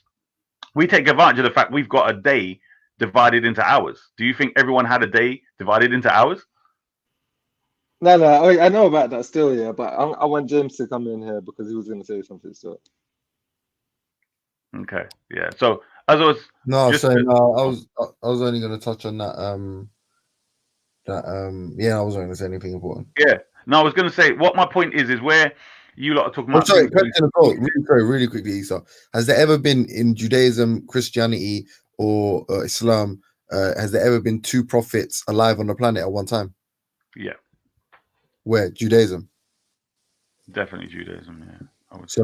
Like Moses and is Harun a prophet? Yes. Okay, so Moses but were they? I don't know how you describe it, but were they made a prophet at the same time? Yeah. Okay, Yeah. sorry. But Moses was superior in authority. Yeah. But as in, but there were prophets of God. There were two prescient fucking individuals alive at the same time on planet Earth that had personal connections with God. Yeah. In Solomon's time, there's loads more, hundreds. Cool. Thank you. Yeah. So they're administering and help guiding. This is where, to understand, like the ones that are mainly mentioned are the major ones that had major influence and major roles of guidance, etc. But anyway, as I was saying, people need to understand that the so-called spiritual beliefs, they're generally tied to the experiential and scientific reality people were living in. So obviously, to get food and know how to work with food, and if you've had drought before, is very important. Do you get what I'm saying? So generally, where you had this symbolism, they centered around crops. You look at Osiris, Osar, in ancient Egypt, the god of birth, death, and resurrection, a rebirth. That's relating to the flipping earth, the same thing which goes on, or the cycle of life. Isa, I get all that, yeah, but let's use your example about the crops here. So this is how I would look at it, yeah, is that in the beginning, people realized that the plants that they need to eat can be planted not just naturally, like with the bees and the wind doing it for them. They could actually, once they realize that, actually, if we get this little tiny thing that flies off the plant and we put it in the ground and like, give it a tiny bit of water and allow it to get sunlight, it will grow into a brand new plant in a few months. You know what I mean? When they basically realized that situation, they started to do it. But then it was still many generations before someone had the bright idea of saying, you know what, let me plant 100 of them rather than just enough for me and my family. You know what I mean? Yeah, it still took quite a long time for people to do that. But what I'm saying to you this year is that was the situation people in. So if they had made up anything big or spiritual or magical in connection with that or not, the fact of the reality still remains the same, and our survival and dependence and whole progress as a species would have obviously, beliefs and all that have had a huge effect on things. But what I'm saying is that all the practical things we have learned about the world have only ever come from that same process of physically dealing with it and working with it. The other, what's it called, supernatural, spiritual side of things, that's neither here nor there. Whether we had done that, whether we had done it this way, whether we believe this stuff, whether we believe that stuff, all of that is completely irrelevant to the reality of us understanding how reality works. But this is what what I'm saying to you is, if those things represented the way nature works, then how would you say 1 2 Yeah, I can hear you. Yeah, Rob, we can hear you as well. Okay, it's just not showing up. Yeah, sorry, Issa, bro. Yeah, we can hear you, Rob. Yeah, we can hear you, Rob. Is Issa speaking now? Sorry. Well, you can't hear me. No, obviously not. Can you ask me? Rob, Issa's speaking, mate. So you probably have to jump out. I'll have to rejoin. Sure. Okay, Veli, get Rob back in it. Yeah. So what I was saying is, what you keep referring to as a spiritual beliefs and so on. How would you differentiate, and how would you know which was something that represented certain continuous aspects of nature, and which was some just spooky belief? Do you get what I'm saying? Yeah, that's very simple. You would specify exactly what you're talking about. If it's something physical, then you'd be required to show a physical example of it. If it's a concept of, say, for example, like a force, like gravity or something, then you would have to demonstrate its reliability in every way possible known of testing it, and to every extrapolation of scale and field. And if it succeeded in that, then people would say reliably that is a good thing to call true. Besides that, if you make it so general as that, you know what I mean, like you just can't even define it. It's like then there's no point, and that's what I'm saying is the magical, spiritual, supernatural side of things. But that's what I'm saying. When I said you, how would you personally be able to? Because you keep calling these things the supernatural, blah blah blah, and I'm saying, well, where are these things that you've understood God's doing these various things? If they're shown to be where nature or natural forces have an interplay, then why would it still be called supernatural this and supernatural that? Because a lot of these things are either natural forces interplay, natural workings, etc., but also principles that relate to human beings that they should hold on to in their daily lives. Because you've got the workings of nature, and then how they work in relation to human beings in a civilization, because that's the next step. And you would agree, one of the means via which human beings evolve, develop, and grow would be to have some high level of civility from their mindset, correct? Yeah. And morals, right? So I'm saying, where would they derive them from, and where would they have them institutionalized? How would one win over the other? Yeah, but then are you now saying that it was Mm. necessary for human beings to make up all this magical spiritual stuff in order for us to be moral, or in order for us to I'm saying have social skills? I'm saying, before we even get there, what you keep saying, magical, spiritual, how do you in this conversation differentiate? Because the things which you seem to be calling that are symbols of the forces and principles of nature. So it's not magical and supernatural. They're representing aspects of nature that are continuous.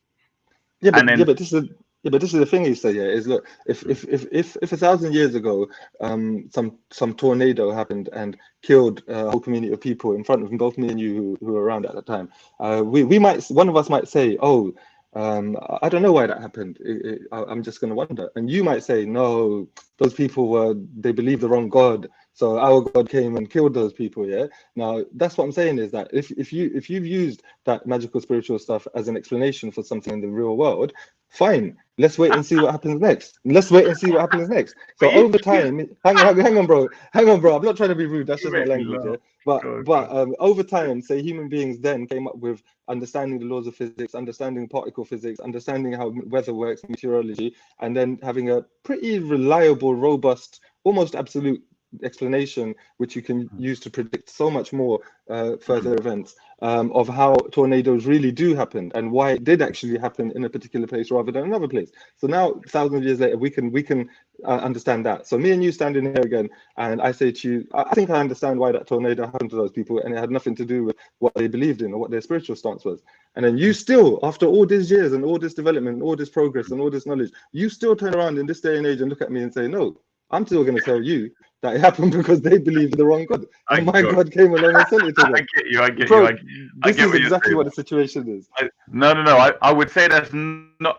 I would say I understand your point, and there are some people that, because we're talking about the ancients, I'm saying they were far more in line with science. I agree with you. A lot of other people just went off on their own tangent and took those things and had spooky beliefs. I suggest that's because leaders took advantage of them. I'm suggesting that because I'm saying, when you go into a lot of this stuff, the people, the ancients, yeah, I use ancient Egypt as an example, they clearly understood the forces of nature because they used it so much to their advantage. So much knowledge, they applied it and used it, and it's there. We can still see it. So when you find, but did they go to the moon by any chance? Oh no. Let's start with what they do know about. All right, the Dogon. How did they know about Sirius A and B? These two things that you can't see with the naked eye, especially one of them. How do they know about what? How do you know The for Sirius sure that star. they did know about it? Well, what they say about it is that it's two stars, right? And they've shotted their path, and it's exactly lines up with what the telescopes are saying. So how the hell are they going to tell you? Hang on, wait, Issa, let's be very simple about this. There's a group of people thousands of years ago who didn't have telescopes and didn't have any type of technology along those lines. They said something about the fact that in the universe, there's two stars who will, what was the phrase? Sirius A and B. Yeah, you said something about they were shot past each other or something, yeah? They said, so some primitive people thousands of years ago said two stars will shoot past each other. That happens probably 1 billion times a minute in the universe. Somewhere, not shoot path. I'm saying a special path. All right. So let's say. So they described the path. They described the path of two things circling each other, or going parallel, or taking a right turn together, or one taking left or one taking a right. They made some sort of description about two objects, celestial objects, doing that, which still probably happens millions of times a minute in the universe somewhere. All right. Now, the point is that. Let me finish it. So scientists eventually, after thousands of years of progress, have now managed to look at the skies and look at millions of different events and phenomena and objects, billions even, yeah, with our telescopes, yeah. They have somewhere found two stars near us, which now that you look at it, can be vaguely matched to somehow be relevant to what was said thousands of years ago. This is exactly the same thing that Muslims do about the science in the Quran constantly. No. Don't go straight to that. I'm saying to you, it's amazing that you keep doing that, yeah. And the people that actually deal with that don't say what you say. They're actually fascinated as to how they would know because they're sure they're talking No, about they're that. not. No, they're not. Don't go there. No, they're not. Stop. So you're saying they're not, right? They're not. They're Is that what you're definitely not. saying? Yeah, I'm Hold on. definitely saying I that. just okay. So You might find how, one or two people who you've picked and chosen to help you, but that is not the Hold on, consensus hold on. of Hey, the wait, can I just experts in understand any this? field. What is you're saying they observed two stars cross each other's path? What was your I'm what, saying they are invisible to the naked eye, and the way that these two stars in our what do you universe, mean? So how do they know that they passed them if they're invisible? right? So this is my point. So I'm saying they've got their own ideas of whether gods or meditation or astro travel or whatever the hell it is. The point I'm making is the ancients knew a lot more about the universe than we give them credit Wait, for, the and that's the whole brightest star in the night sky, no, Sirius. bruv. A and B. So observational history of Sirius A and B. Yeah. The brightest star in the night sky, Sirius, is recorded in some of the earliest astronomical records. Its displacement from the elliptic causes its heliacal rising to be remarkably regular compared to other stars, with a period of almost exactly 365.25 days, holding it constant relative to the solar year. The rising occurs at Cairo on the 19th of July, placing it just prior to the onset of the annual flooding of the Nile during antiquity. So maybe they looked up in the sky and before a flood, there was always a star that they could see. No, you're not getting the point. One is visible and the other one is invisible.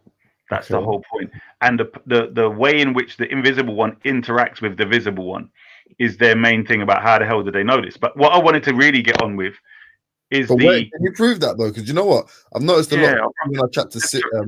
Yeah.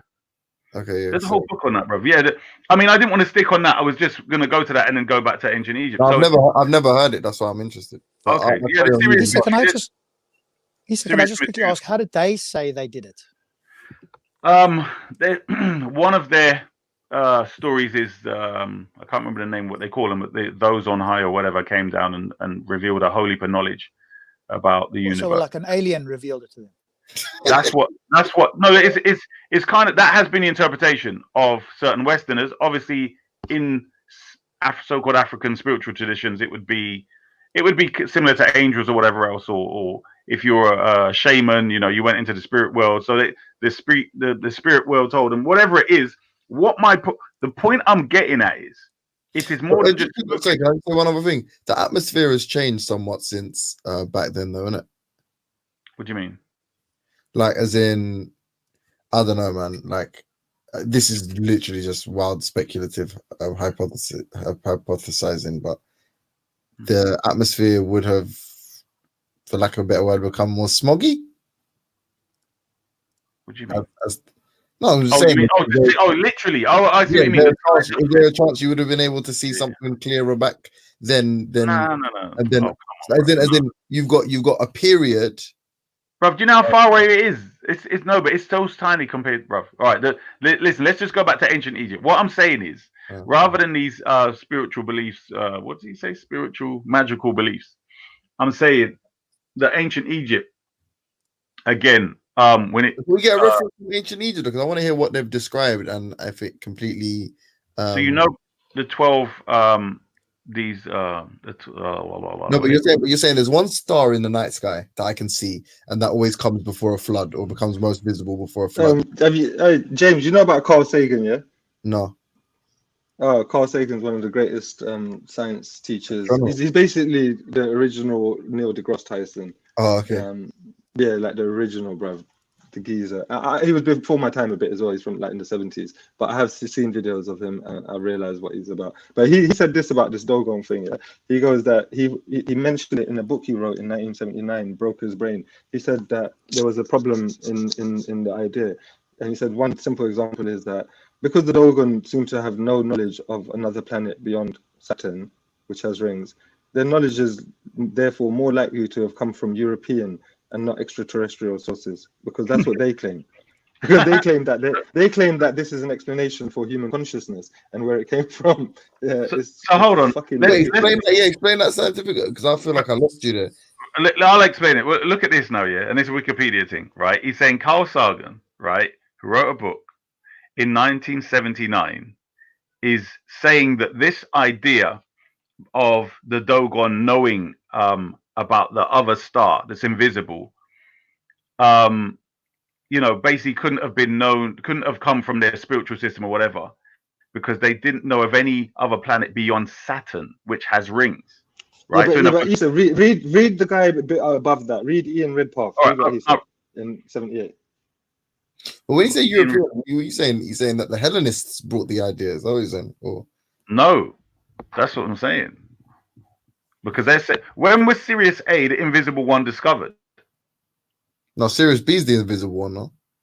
Or is it Sirius B? Let's go with whichever one is acquired knowledge of Sirius B.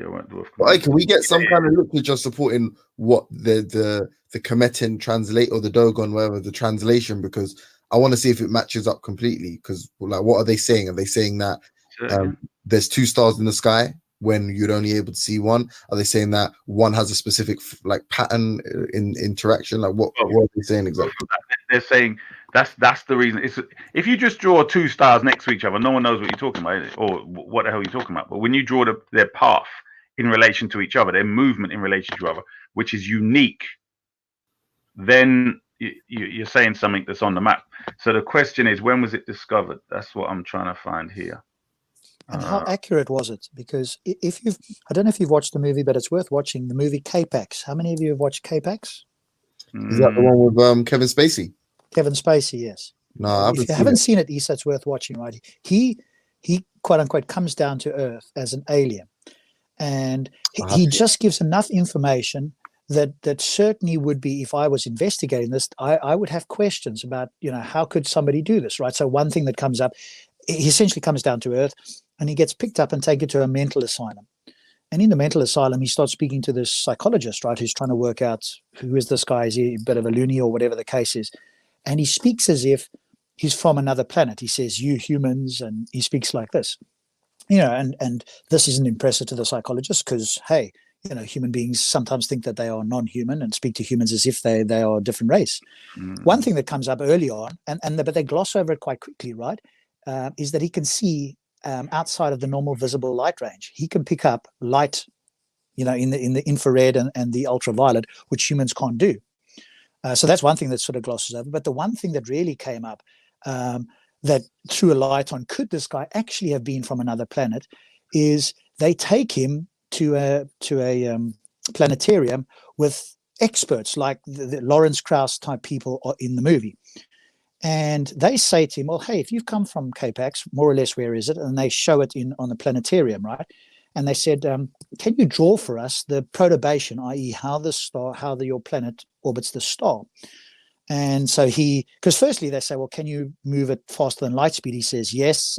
And they say, give us a demonstration. And he goes, I'm back and I'm here. And they went, ha, that's very funny. And they didn't take it seriously. And he said, well, I'm we don't laugh about these things from where I come from or words to that effect. But then he starts to draw it, right? So they give him this light pencil and he starts to draw the perturbation of how these two binary stars work, right? And this is something they didn't know. And they ask him, how could you possibly know this? And it was like incredibly accurate. When they sort of pasted over it to show the audience that it's like, it matches exactly with what the hypothesis was for this thing. That he couldn't possibly have known. And he says, well, all K-Paxians know this, right? Just like that your sun or your planet orbits the Earth, right? So I guess the point of the story is that it was like really accurate, and this befuddled the experts because he was doing it there in front of them on a planetarium, and there's no way that he could have known this because they couldn't observe this. They couldn't see it. They were too far away, kind of like what you're talking about. So if in fact it's that clear, that would seriously give us a moment of pause. Well, how could they know this, right?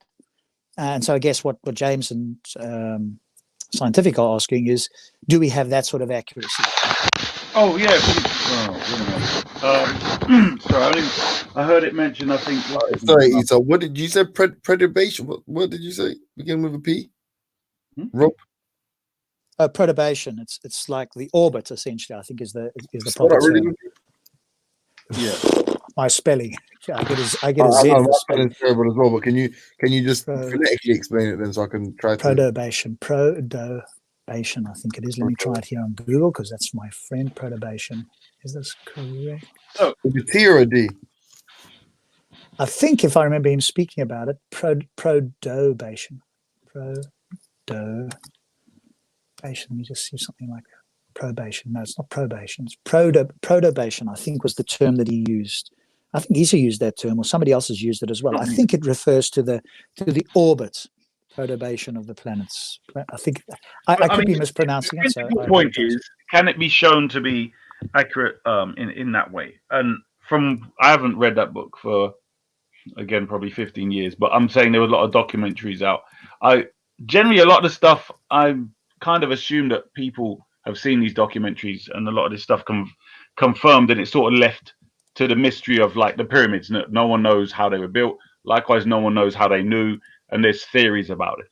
I didn't know that you all actually were questioning whether that whether there is a direct comparison. But I mean, in fact, we can clearly see there is that they agree they were firmly accurate of describing that, because even Carl Sagan is saying that they probably got it from Europeans instead. That to me wouldn't really work, because they've had them this been part of their spiritual system for years, way before Europeans. So it doesn't quite make sense. Apparently the well, if that's the B was only discovered with, I think, one of either the Hubble telescope or some kind of telescope. So okay, but if that's the case, and they discovered something that nobody could see, how is it they couldn't see past the 6 planets, which you're much closer to us, right? So if they're seeing a star so far away and they didn't know that there were 9 planets in our solar system, which are more visible or should be more visible, or that aliens would certainly tell them about, that seems to be what I heard like a particular person say is a recalcitrant fact. This is just a term that some Christian philosopher came up with. This is a fact that goes against that narrative. If they didn't know that there were 9 planets, but they were told that there was these 2 stars that nobody else can see, that would kind of be question begging in a sense, right? No. Certainly we'd have a question around it. No, because this is the point. What was relevant to their mythology? And that's the thing. It's like they would put down, like a lot of the ancients talked about the 7 heavens and the 7 planets. That doesn't mean there's only 7 out there. It's what they chose to use for their mythology, etc., and why. Do you get me? So obviously we know that. Yeah, because they couldn't see the other ones, though. So they didn't know that other ones existed. If they'd known it, they would have said 9 planets, but we're only choosing to use these 7 because, hey, whatever. Oh, right? You're missing my point. What I'm saying is when we look in the night sky, there are many stars, but people pick out certain ones to, let's say, for instance, to do their astrology. Do you get what I'm saying? So they don't do with everything that's out there. And I'm saying whichever one related specific to them for whatever reason was the ones that they focused on. Do you get what I'm saying? And I'm trying to bring it back as quick as possible, because what I want to do, rather than focus on that particular thing there, I wanted to get to because we've got so much more information on ancient Egypt and manifestation of that culture. The main thing that I want to get to is this. How would you all as atheists distinguish between the personification, metaphorization of the forces of nature, the processes of nature, etc., and spiritual, magical beliefs? How would you lot distinguish when you're talking about it? Well, I don't know what a spiritual belief is, so you'd have to define what that is. You'd have to get Ansar to do that then. That's his constant term. Yes. I don't know if Ansar's there. Yeah, I'm here. Why is he asking you about spiritual? I'm the last person you want to explain that. I know you'd give it some. It's because I say it a lot. I jumble up all of it. Because I jumble up everything. I jumble up everything supernatural into like those few words: magical, supernatural, spiritual. Let's even go back to how we even got on this conversation. It was to do with, now that you're here, Rob, the advancement of certain groups over others. And as Ansar rightly pointed out, you had 2 groups, or you can always have 2 or more groups believing in the same magical, spiritual stuff and one conquers the other, and one's more successful. So that's how Egypt came in. They still had their, metaphors and so on, just like any others, but they managed to survive and be more powerful. And I put that down to the fact that their economic growth allowed them to have more time to build an army, more time to work out how to manipulate strangers, to have better health. You know what I mean? So their technology was better. That's what I feel is it's just nature. It's just if we look at them being similar to us and stop pretending that they're just dumb people that have magical spiritual beliefs, then I think we'd find that there ain't much difference. But can't they have both though? So they could be, certainly better than anybody else around their time. But that doesn't mean that they were entirely rational on all topics, right? So that they could well have known how to build the pyramids that is still somewhat of a mystery today, or whatever the case is. But that doesn't mean that them worshipping the sun god Ra was necessarily just anthropomorphized. They could actually have believed that there were gods. There was something in the sun that was in some way conscious and did something other than just fusion, nuclear fusion producing light. But where would you get, this is my point, where would you get that from other than someone else saying they worship the sun? That's what I'm saying. That's the bit, like someone else said they worship the sun. You find nothing within their own thing that says that. So is it the view that they didn't worship something called the sun god Ra? Is that just sort of made up, or is that doesn't that apply to ancient Egypt? Sun god, the whole thing of a sun god again is something that's projected on them. So yes, that definitely is the case. There was no such thing as a sun god. So they didn't worship anything. Okay, so let me just check in. We'll shortcut that a little bit. Did they worship anything that they would call a god, i.e. that's not human, that does something of its own will? Did they worship anything like that? And now you'd have to specify what you mean by worship, because a thing that operates out there, we give reverence to you because we know you're listening, and in some way what we're saying will influence how you think or respond to us. Right. So I would suggest no. There's no evidence of them worshipping the sun. It's generally relating to themselves and their relationship to the sun and the sun's relationship to nature, to the earth and things on the earth. So that's what I'm saying. It's more practical. I think we're so if you think about it, we take for granted how we live today. Do you get what I'm saying? Like, because once you've grasped the understanding of how important the sun is, for instance, to crops, right? And you literally need that to survive as a nation. Then obviously that's going to be something so important to you, right? You're going to make sure, however you see this thing in metaphor, it's going to be pinned down. Every discovery you've got relating to your crops, to cycles in nature, to the seasons, these are the foundation of your bloody existence, your whole civilization. Do you get what I'm saying? The timings of when you sow, the timings of when you reap. I don't have a problem with people, investigating the natural world and coming to conclusions and sort of tweaking it to the best of their understanding. Absolutely fine. So, and it's a quote unquote English word, I suppose, or a European word. It sounds. Are you suggesting then, by the language that we currently use, they are naturalists? You could say that. Yeah, you could say that in the sense that what traditions and how people, rituals and stuff would naturally come about based upon human behavior in relation to the seasons. Yeah, so there's no interaction from some other intelligent entity that's controlling things outside of Earth. It's just taking its course. What we now understand by the core theory, the four fundamental forces, they might not have called it that, but they would have had some view on that sort of thing. But it wouldn't have been a god that says, hey, I'm doing this, or hey, I'm going to do that, or hey, because you've prayed to me, I'm going to be good to you or not good to you, or whatever, right? Nothing like that.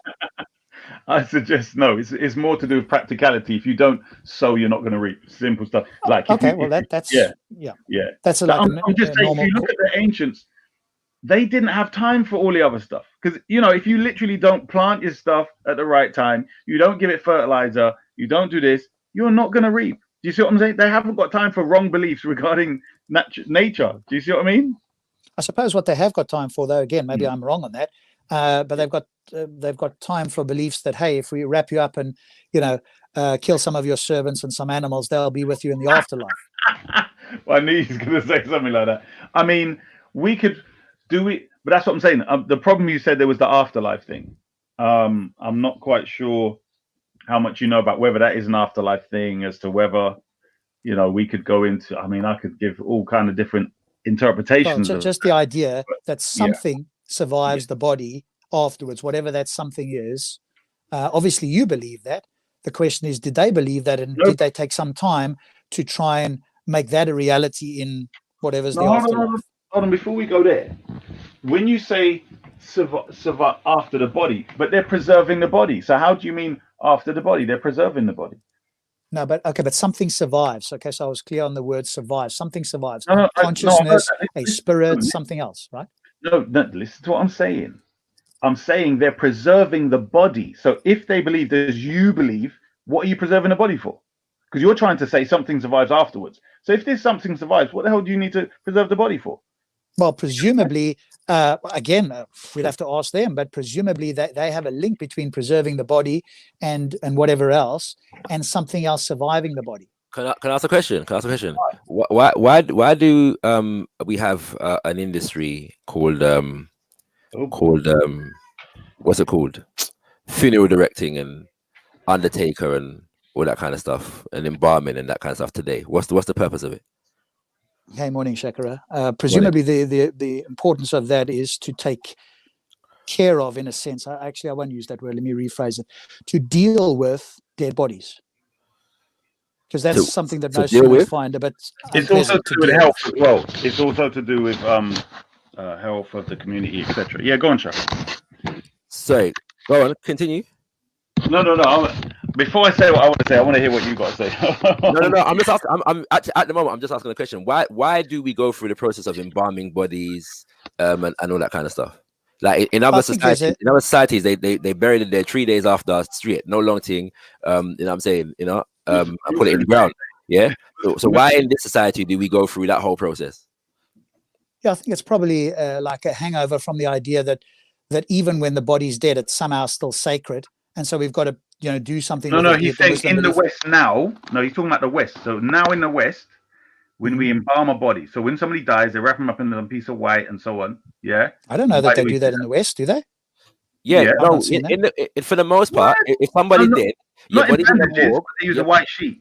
Your body's in a morgue. Yeah, your body's in a morgue on ice, and then you have to go. You have to go to an undertaker. You get embalming fluid. They take out the whole of your organs. They dress you up.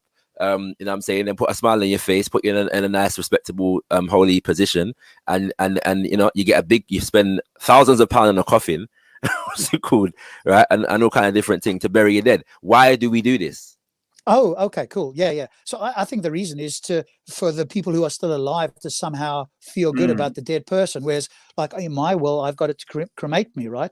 And you could, again, there's many cultures that do cremate the dead, right? So I think that's just one aspect of a particular culture going, hey, we somehow want to venerate a dead body, which if you think about it is kind of irrational, right? There's nothing going on there. The body's dead, but they have some sort of emotional connection. I don't think it's a rational thing. I think it's an emotional connection. It's possible, and there's no reason why emotions must have to be irrational. However, the fact is that it's done today. It's an acceptable and normal aspect of society. Nobody looks at it upon it as anything strange. And somewhere intuitively we understand that this is how people bury people in you know what I'm saying, in this time. I would say though, from a naturalist point of view, sorry, you're breaking up there. Sorry, can you hear me? Yeah, go on. Yeah, hello. Yeah. Now. From a naturalist point of view, I would assume that being buried would trump cremation, because of the natural processes involved in giving back to the earth, giving back to the earth, and I thought I'd throw that out there, but as well because I'm saying that as well because in a lot of like traditional African societies, like burning a body is actually taboo, partly for that reason. Yeah, because the body must go back to the earth. Yeah, well, I think one reason today can I just one would cremate say that moral? Can so much. I just bring the moral factor in there? You've taken so much from the earth to survive by eating and so on. So why at the end of it would you deprive the earth Yeah, of of replenishment. the molecules Yeah, and the minerals yeah, that's within the your point. body? That's the Just point. burn it up. That's But kind of disrespect, isn't it, Rob? but Immoral. quick thing, quick, cause I've got to go again, yeah. But I wanted to just jump into this conversation about oh, where's scientific method gone? Can I ask a question? How the modernity, yeah, and scientific advancement, yeah, as we know it in the world today, has been largely tied to the progression of Western civilization. How long has this period have we been in this period of, you know, let's say rapid technological advancement? Hard to know. Probably 400-500 years, I guess, something like that. I suggest if it's actually, you're gonna tie it to specifically Europeans, but I think the Chinese and people around the world have been doing some sort of science at some point for a long time. Yeah, of course. Yeah. If we're tying it specifically to Europe, I'm going to suggest that we're actually talking about more like the last 150 years. Yeah. Why would you limit it to that? Because we're talking about a phenomenon that accelerated with the Industrial Revolution. So that we're not the 100 years before that and them kind of things there, based upon my understanding of history and my understanding of history is shared by a number of people that I've come across. In fact, there's actually a relatively good video done by Crash Course, for people that know Crash Course, on the Industrial Revolution. And he begins by assessing the fact that the 400 years prior to the Industrial Revolution, basically people lived more or less the same, yeah, in Europe, yeah, like more or less the same kind of life, yeah, for the previous, like, I can't remember what time frame he puts on it, but it's a period of a few hundred years that he puts on it, yeah. And so between that the time periods of that 400 years and the time period since the 1800s, middle of the 1800s, when we say the Industrial Revolution, till now, there's a massive rapid development, yeah, in terms of technology, science, so on and so forth, so on and so forth, so on and so forth, yeah. But without going into a direct in-depth analysis of history, does what I've just said sound plausible? Yeah, I think I'd probably go a bit further back than that, but I'm happy to kind of say, you know, you're right. It's probably the rapid development, to use that term, is over the last couple of hundred years. But I sort of think back to at least Kepler, Newton, those sort of people, at least to there. And you're right. They were somehow, to some degree, limited by, you know, the religious institutions that didn't exactly. Yeah. So the ideas were there, but the value of Newton wasn't really felt until significantly after his life. Yeah, we can justifiably say that, right? Yeah, probably so. I mean, I don't know the history as to when people evidently, but yeah, evidently, the society in which of which he was a part wasn't fit for purpose in terms of maximizing the potential of what he was providing. Yeah. So it's right. So in that sense, now it's a little bit imbalanced to compare ancient societies, yeah, with the development of Europe in the last couple hundred years. Let's give it 200 years, yeah. In the last 200 years, I'm still saying it's probably a bit less than that, Industrial Revolution, yeah. But let's say that's the case, yeah.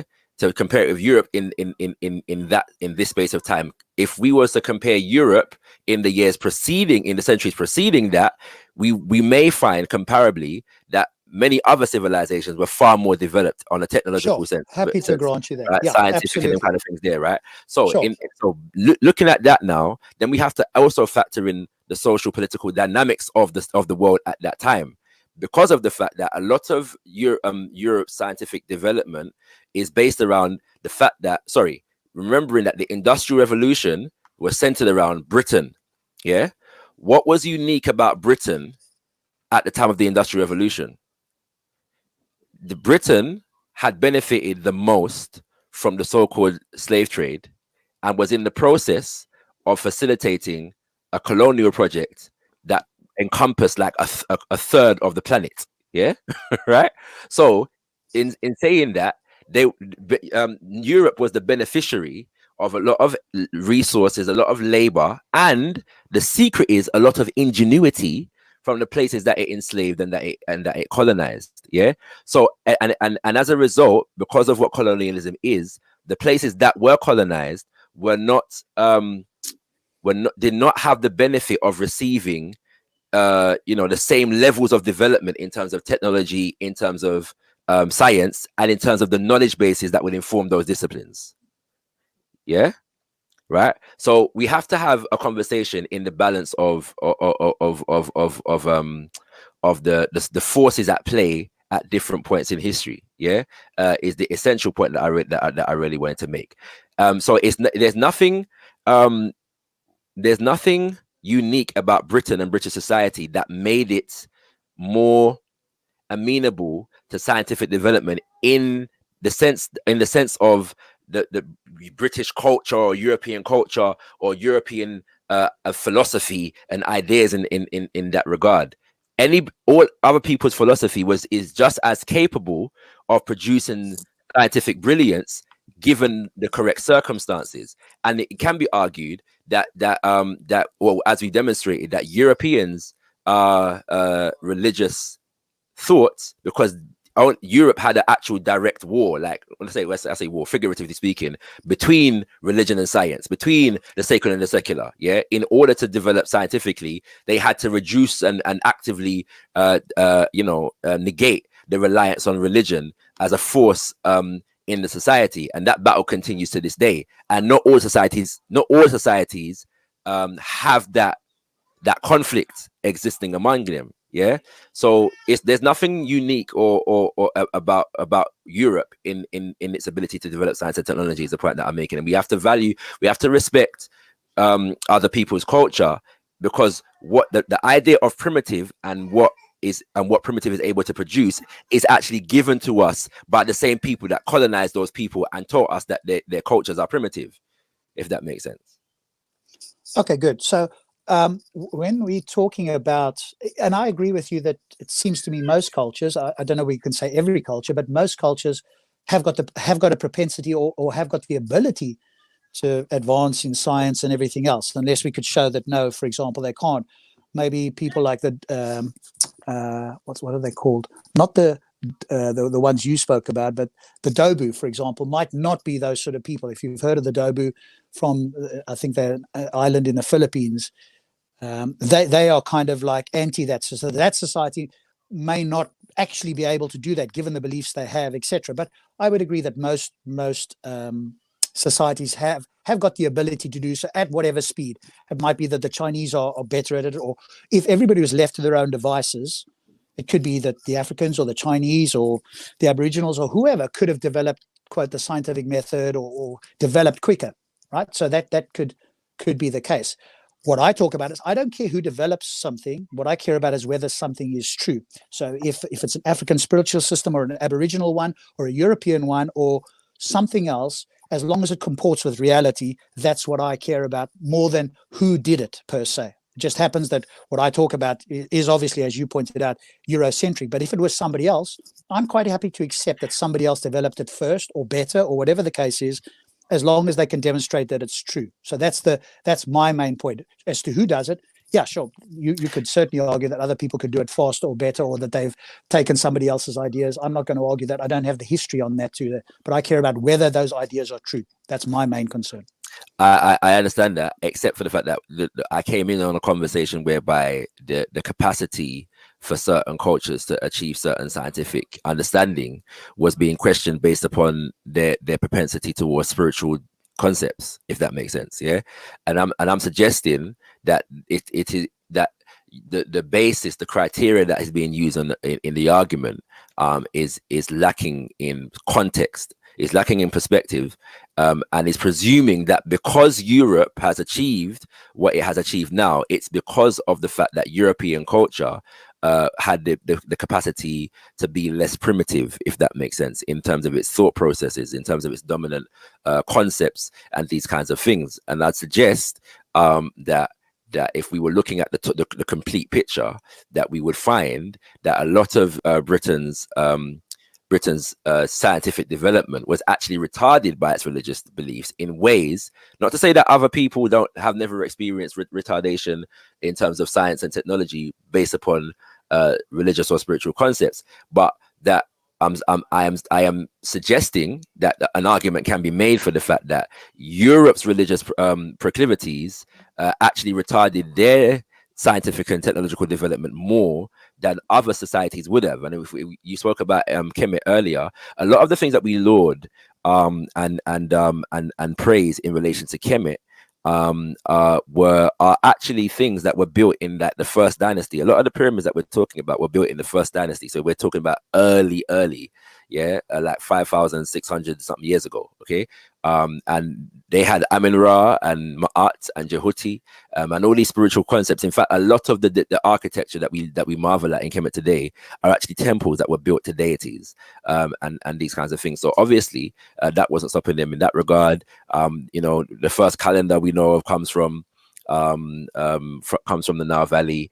The first representation of the zodiac that we know of comes from the Nile Valley, which obviously would suggest that they had an understanding of planets and stars and movements. And what's important is not necessarily the absolute accuracy, but the extent to which they developed these concepts, given where they were at in human history, if that makes sense. So we might find today that you know, a lot of these things are incorrect, or there's incorrect aspects of it, you know what I'm saying, their calculations or whatever. That's completely plausible. I'm just making the argument that their culture and their propensity towards spirituality is not necessarily a hindrance. Okay, cool. So just so I'm clear, what do you mean by spirituality? I asked this to a lot of people, and everybody gives me a different idea. So when you use that word in your mind, what do you mean by that? So I'm gonna bring up something that I read yesterday, which I think explains it very, very well. But in essence, I'm talking about kind of an understanding of a vital force in creation, and a life lived in consciousness of that vital force and seeking harmony with it. So the vital force, what is that? Is that the forces of nature, matter and energy, or is it something No, else? it's not the forces of nature, it's the force of nature. But you would seek to harmonize it with it by harmonizing with the forces of nature. Okay, so what is this force though? Is it something we've discovered, or is it something that people speculate about? Or nobody would claim to have absolute knowledge of what it is, just the fact that it is. So from your view, if somebody says I'm spiritual, they are living in harmony with the force, which they're not entirely sure what it is, and somehow maximizing that. Is that in a sense, it's more the fact that, all right, let me check this out. Yeah, I'm reading from an essay written by a man by the name of Kimbwa Dende Bonseki Fukiao. I read it yesterday, and he's discussing. Sorry, he's talking about the Bantu quote unquote concept here of religion. Okay, so maybe this might help you to understand where I'm coming from. All right. The Bantu concept of God is a principle of Kalunga. Yeah. By the way, there's a lot of Kikongo words in here, which will be explained. Yesterday I read all the Kikongo sentences, but I won't today. Yeah. The Bantu concept of God is a principle of Kalunga, i.e., welded opposite forces, positive and negative, in one. The Munu means person, himself, is seen in terms of these paired forces. Nkwala Luzungu, he is a being of paired organic forces. Some are said Lumoso or Lukento, which is left or female, and others Lunene or Lubakala, right or male. Because all beings are resultant of the Kalunga, the complete force is made up of welded opposite forces of Kala and Luvemba, positive and negative in one. Yeah. As a matter of fact, the whole African religion, as one can see in their aspect among the Bantu people, have two key words besides Nzambe or Kalunga. Nzambe is a name for God. These words are Ngolo and Moyo, Ngolo and Moyo, force, energy or dynamism, and life, vitality, which means that Ngolo is force and Moyo is life, vitality. Yeah. Sorry, Yeah. is that what are you reading from at the moment? It's an essay called. One second, I'm gonna have to scroll up and find the name of this. Was M.A. Brown speaking? Because I didn't hear him there. So was somebody speaking now? Yeah. M.A. Brown was speaking. All right, let me rejoin because I didn't hear him there. Okay. I don't even know if Isveli's about. But yeah, the essay is called. Hold on. Blasted slow computer sometimes. It's called Digging Up the Past, an approach to fundamental education and community development. Approach to, say again, an approach to fundamental education and community development. All right, safe. Sorry to continue, please. Yes. Yeah. Where was I? I was reading this thing. Okay. So as a matter of fact, the whole African religion, as one can see in their aspect among the Bantu people, have two key words besides Nzambi and Kalunga. These words are Ngolo and Moyo: force, energy or dynamism, and life, vitality. It is here that the African religions, in their aspect among the Bantu, find the roots of their dynamism in their wholeness. Instead of searching the sense and meaning of the Bantu aspects of religion, this is an important sentence here. Instead of searching the sense and meaning of the Bantu aspects of African religions on this clear basis, the Eurocentrist scholars found it not only important but imperative for their imperialistic intentions to label Bantu religion on the ground of a very negative basis. Yet this basis does not have tracks in Bantu languages.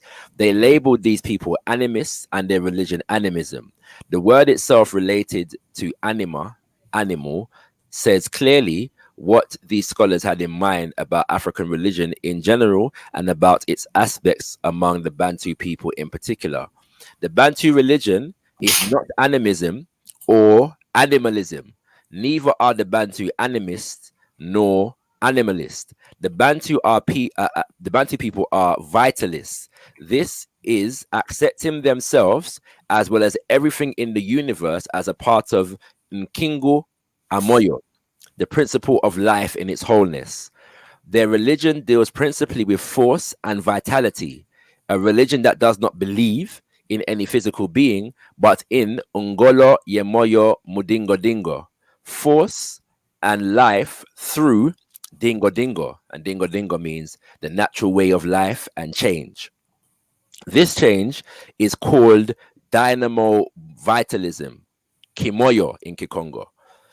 This religion itself is not a question of belief. It is a question of Tadingo Dingo, Yekala Mudingo Dingo, participating in Dingo Dingo and being a part of Dingo Dingo. Once again, Dingo Dingo is a natural way of life and change. The Muntu sees his religion like dancing. Dancing is not a question of belief. It is a question of participating and being a part of the dance. This is why every Muntu African dances exactly in the same manner that he talks and exhorts his Ngolo and Moyo, the key words of his religion of force and vitality, in which Nzambi, God, is not a physical being of male or female gender, but a Kalunga, the principle of opposite worlded forces in one. Yeah, is Rob back? Okay, yes. So I don't know if you heard all that. I'm listening. Yeah, I'm listening there. So I'd like to read that myself to go through it. I don't know if you can post it somewhere so I can have a look at that. You can Google it still. It's okay. on. Yeah, so it's called Google? Digging Up the Past: An Approach to Fundamental Education and Community Development. I'm struggling to find it. Digging Up the Past. I'll post the name of it in the back along with the name of the author. 1 second. Now, I've got all that. I've got the name. I've got is it Fukia Kia? Yeah, but I can't find the All right. Well, yeah, man will link you up in it. Yeah, man. Yeah. What's it called? But yeah, so that explains what I consider to be spirituality. Yeah, and so okay, there's a lot in there. I'd have to sort of break that down bit by bit. Most definitely, because there's quite a bit. Yeah.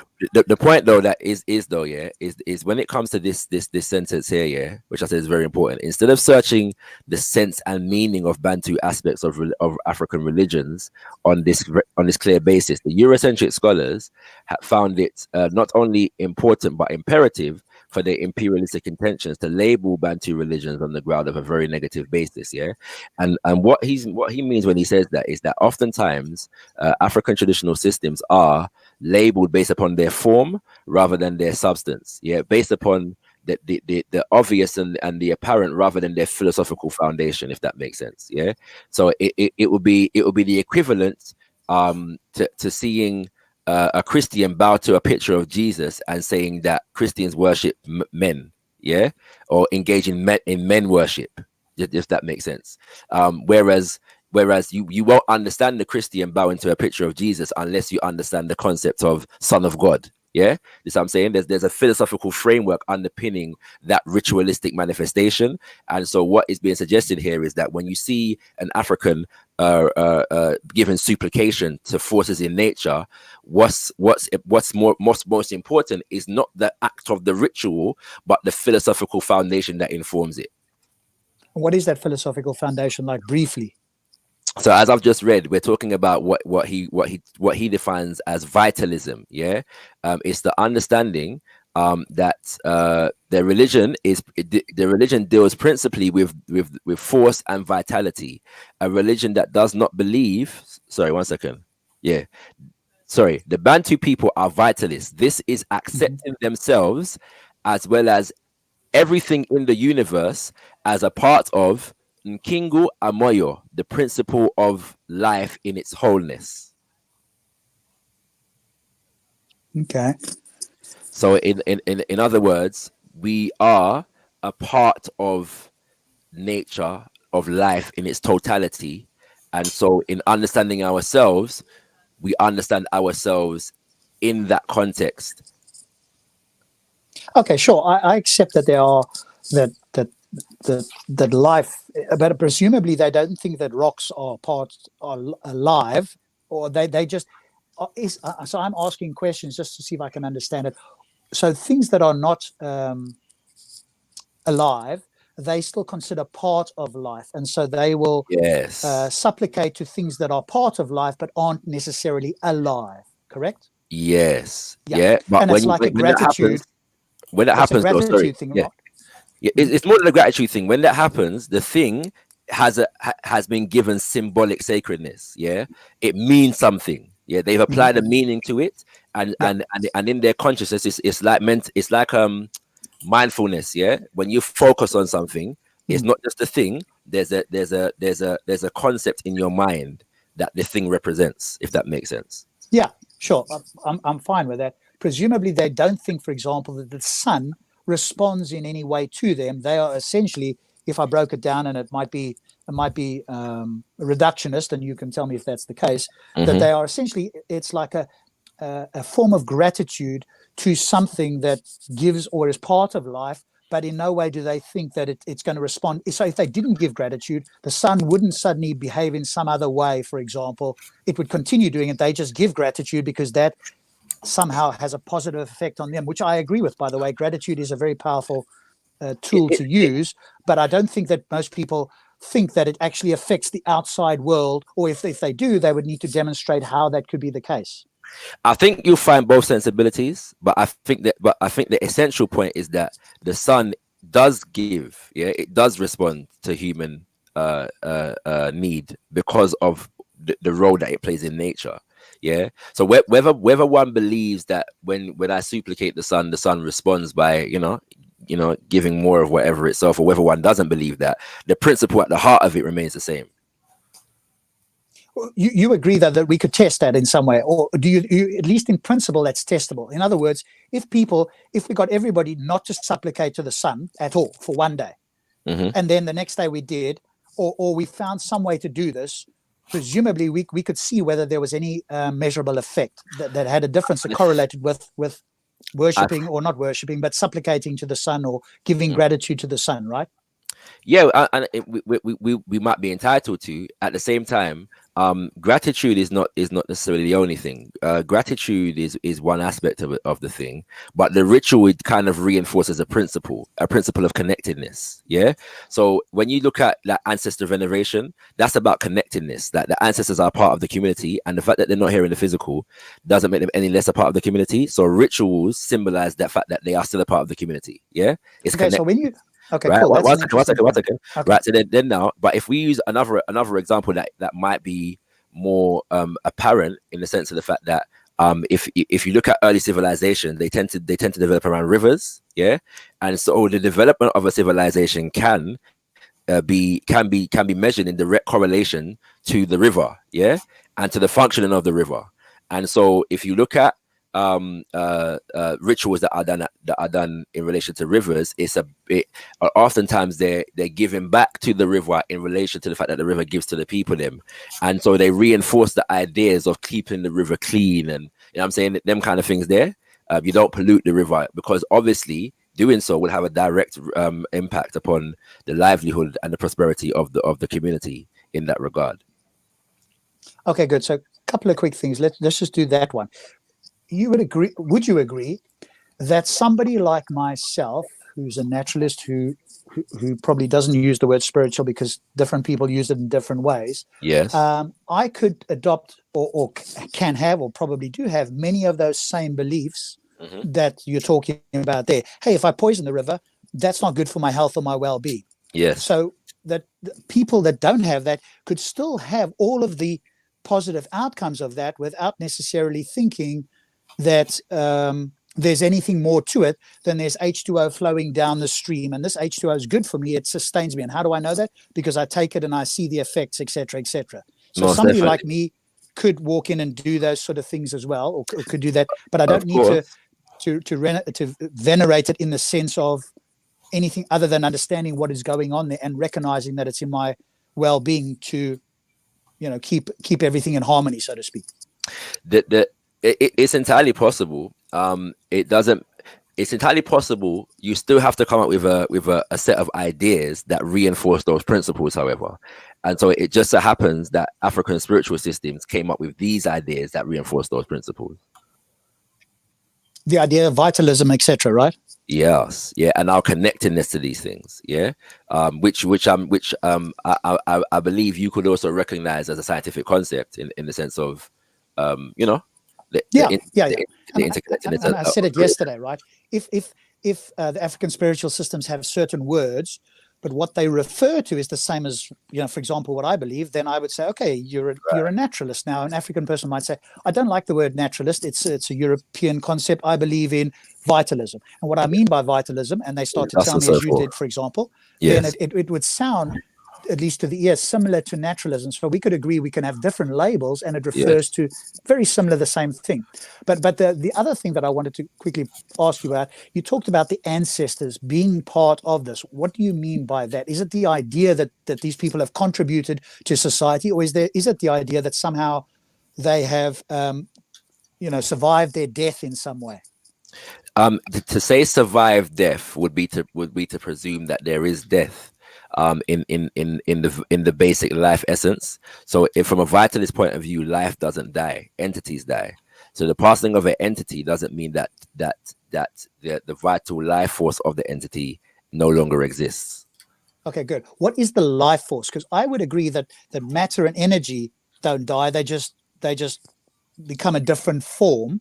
But if there's something more than just the physical subatomic particles and the forces that govern them, if there's something else, what is that something else? So the concept would be that is there something else, or is the physical a manifestation of? I don't know if there's something else.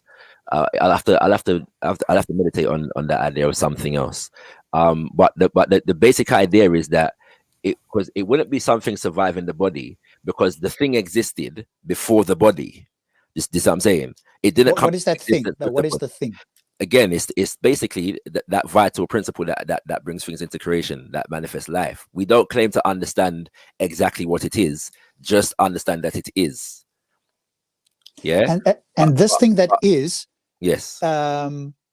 Is it to the best of your understanding, is it a unique combination of matter and energy that is only available here on Earth, or is it somehow pervading the entire universe in some way? Are those two things mutually exclusive? Are they mutually exclusive? No, they're not necessarily. Well, are they? No, not necessarily. I guess they're not mutually exclusive. I'm just trying to understand what it is, because my ancestors, right? Yes. I recognize that they had some involvement in society and my upbringing, etc. But at no point do I think that anything that represents their identity still survives, other than Right. some ideas and photos. But I don't go to sleep at night thinking that, hey, Well, in some way that's representative of them is suddenly going to speak to me in my dreams, or in any way affect reality, except through what I've learned or some ideas that are in my head from them. But they, for want of the word identity, no longer exist as what I would call ancestors. But you'd be wrong on the basis of biology, though, wouldn't you? How so? Because if there was no them, there wouldn't be you, and the fact that you still exist as the combined representation of their chromosomes or whatever else, and their genetics means that they still do exist, right?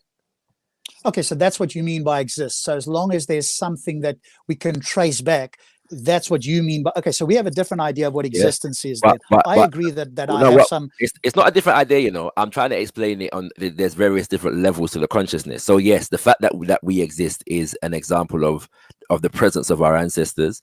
There are some traditions that will suggest that the consciousness of the ancestors it also preserves itself. Yeah, there are some that do suggest that you can communicate, with your ancestors, and others that just preserve the consciousness of the ancestors within ritual, so that they exist in the consciousness of the people perpetually throughout time. There are various different understandings, but again, the basic philosophical foundation is one of connectedness, that as a community, we are all connected, and that those who came before us remain a part of that community. So we symbolize that through ritual, and we welcome them into any of our communal ceremonies because of their contribution to our society, our well-being. You know what I'm saying? It's the same reason why when you go Parliament, there's monuments to Churchill and, and so on and so forth. It's, you know what I'm saying? But so, for example, that if, like, okay, we use this example. If tomorrow the statue of Churchill disappeared, life would carry on virtually exactly the same. There would be no difference, in the sense that it wouldn't suddenly be the case that if these statues weren't there, it would be any better or worse, from at least from the people that govern the society. So I guess from your point of view, if people stop venerating, if tomorrow they went, you know what, we are grateful for this, and we stop venerating the memory of what these people did, and just continue doing what we're doing, do you think that would have a negative effect, a positive effect, or no definitely effect? Definitely. And the negative effect is not necessarily in the absence of physical things that represent the ancestors, but in the loss of the knowledge of the ancestors themselves, if that makes sense. So the physical thing is secondary to the principle behind it. And we can see that the impact of that today, in respect to the fact that largely, or let's say to a significant degree, the African condition for the last 500 years to a millennia has been one of neglecting or having the knowledge of our ancestors robbed from us, and we see where we are at the moment. Okay, so cool. So some of the people that venerate the ideas, that seems actually quite a good one, that you can carry on with that, assuming that the idea is still beneficial. So for example, if ancestors slaughtered animal because they thought that would somehow, I'm not saying for you, but let's say, because I saw one of the movies, and again, it may or may not be an accurate representation, so you don't have to appeal to it or speak to it if it doesn't appeal out to of you. Interest, what movie was it? It was this one that was in their own language, where it was in South America, and they shot it all in the original language, and it was this guy that survived an attack on his village, and he was about to be ritually slaughtered. Do you know which one I'm talking about? Is it Apocalypto? I think that's the one. Yeah, that sounds like that sounds like the idea. Directed by what's his name from Lethal Weapon, the white guy, Mel Gibson. Mel Gibson, yes. Yeah. So in that sort of environment, so for example, human sacrifice, right? He was about to be sacrificed, and it happened to be that a lunar eclipse happened, and that sort of saved his life, and he managed to escape, and so on. So if ancestors had that idea, also not even that, not even quote unquote that bad, but slaughtering animals, presumably somebody like yourself would go, that particular idea, if I venerate the creatures around me, unless it's being eaten for meat, if the idea is simply to slaughter it, like let's say Muslims do at the end of Ramadan, would you agree that that isn't something that would be a good idea? So if the ancestors had that, I'm not saying yours do, but if ancestors had ideas like that, we could today go, we're going to let go of those ideas and we're going to hold on to what we see as beneficial in society, and slaughtering animals only for the sake of ritual and then going ahead and eating them separately. That wouldn't be a good idea. If simply the idea is to survive, sure, but to slaughter animals in the hope that somehow that's going to affect reality in any way wouldn't be a good idea to continue. There is no society, a spiritual system that I know of that slaughters animals without eating them. Yeah. And for the most part, slaughtering an animal in the ritual is on the rarer side of offerings in the ritual, if that makes sense. Yeah. So in the same way that we eat meat every day, yeah, a lot of societies, they don't necessarily eat meat every day. So the idea of slaughtering an animal every day is just wouldn't happen. Yeah. For the most part, there's just not enough animals. Yeah. At the same, and another way that is dealt with in some societies is that there are some societies whereby historically a particular group have what is called a totem, and they are not allowed to eat that particular animal because it's sacred to them. Yeah. And the justification behind that is that if you're in an environment and each group within a particular vicinity has an animal that they are duty bound to protect, it's sacred to them, that by doing so they're preserving the animal kingdom around them. They're not, so there's a sense of ability about them in terms of, you know, killing to eat and not go over in excess. So that the idea of game hunting would be taboo to the majority of African spiritual systems. Hey, I'm vegan, so I would agree with that. The slaughter of any animals. And the man drop after Rotted. I've got a duck soon as well, yes. So I'll wait for him to come back. But I do have to duck in a bit because I've got some work to do. M.A. Brown, you came on, so I assume you had something to say. Why are you trying to draw me out to speak, blood? I'm here. You're on the paddle, bro. You're on the paddle, like 6 precious spaces, and you're taking up one like you don't want to speak. I want to write it. No, do you know what? Like I got the essay. Yeah, I found it. Okay, so cool. Yeah, that's the main thing.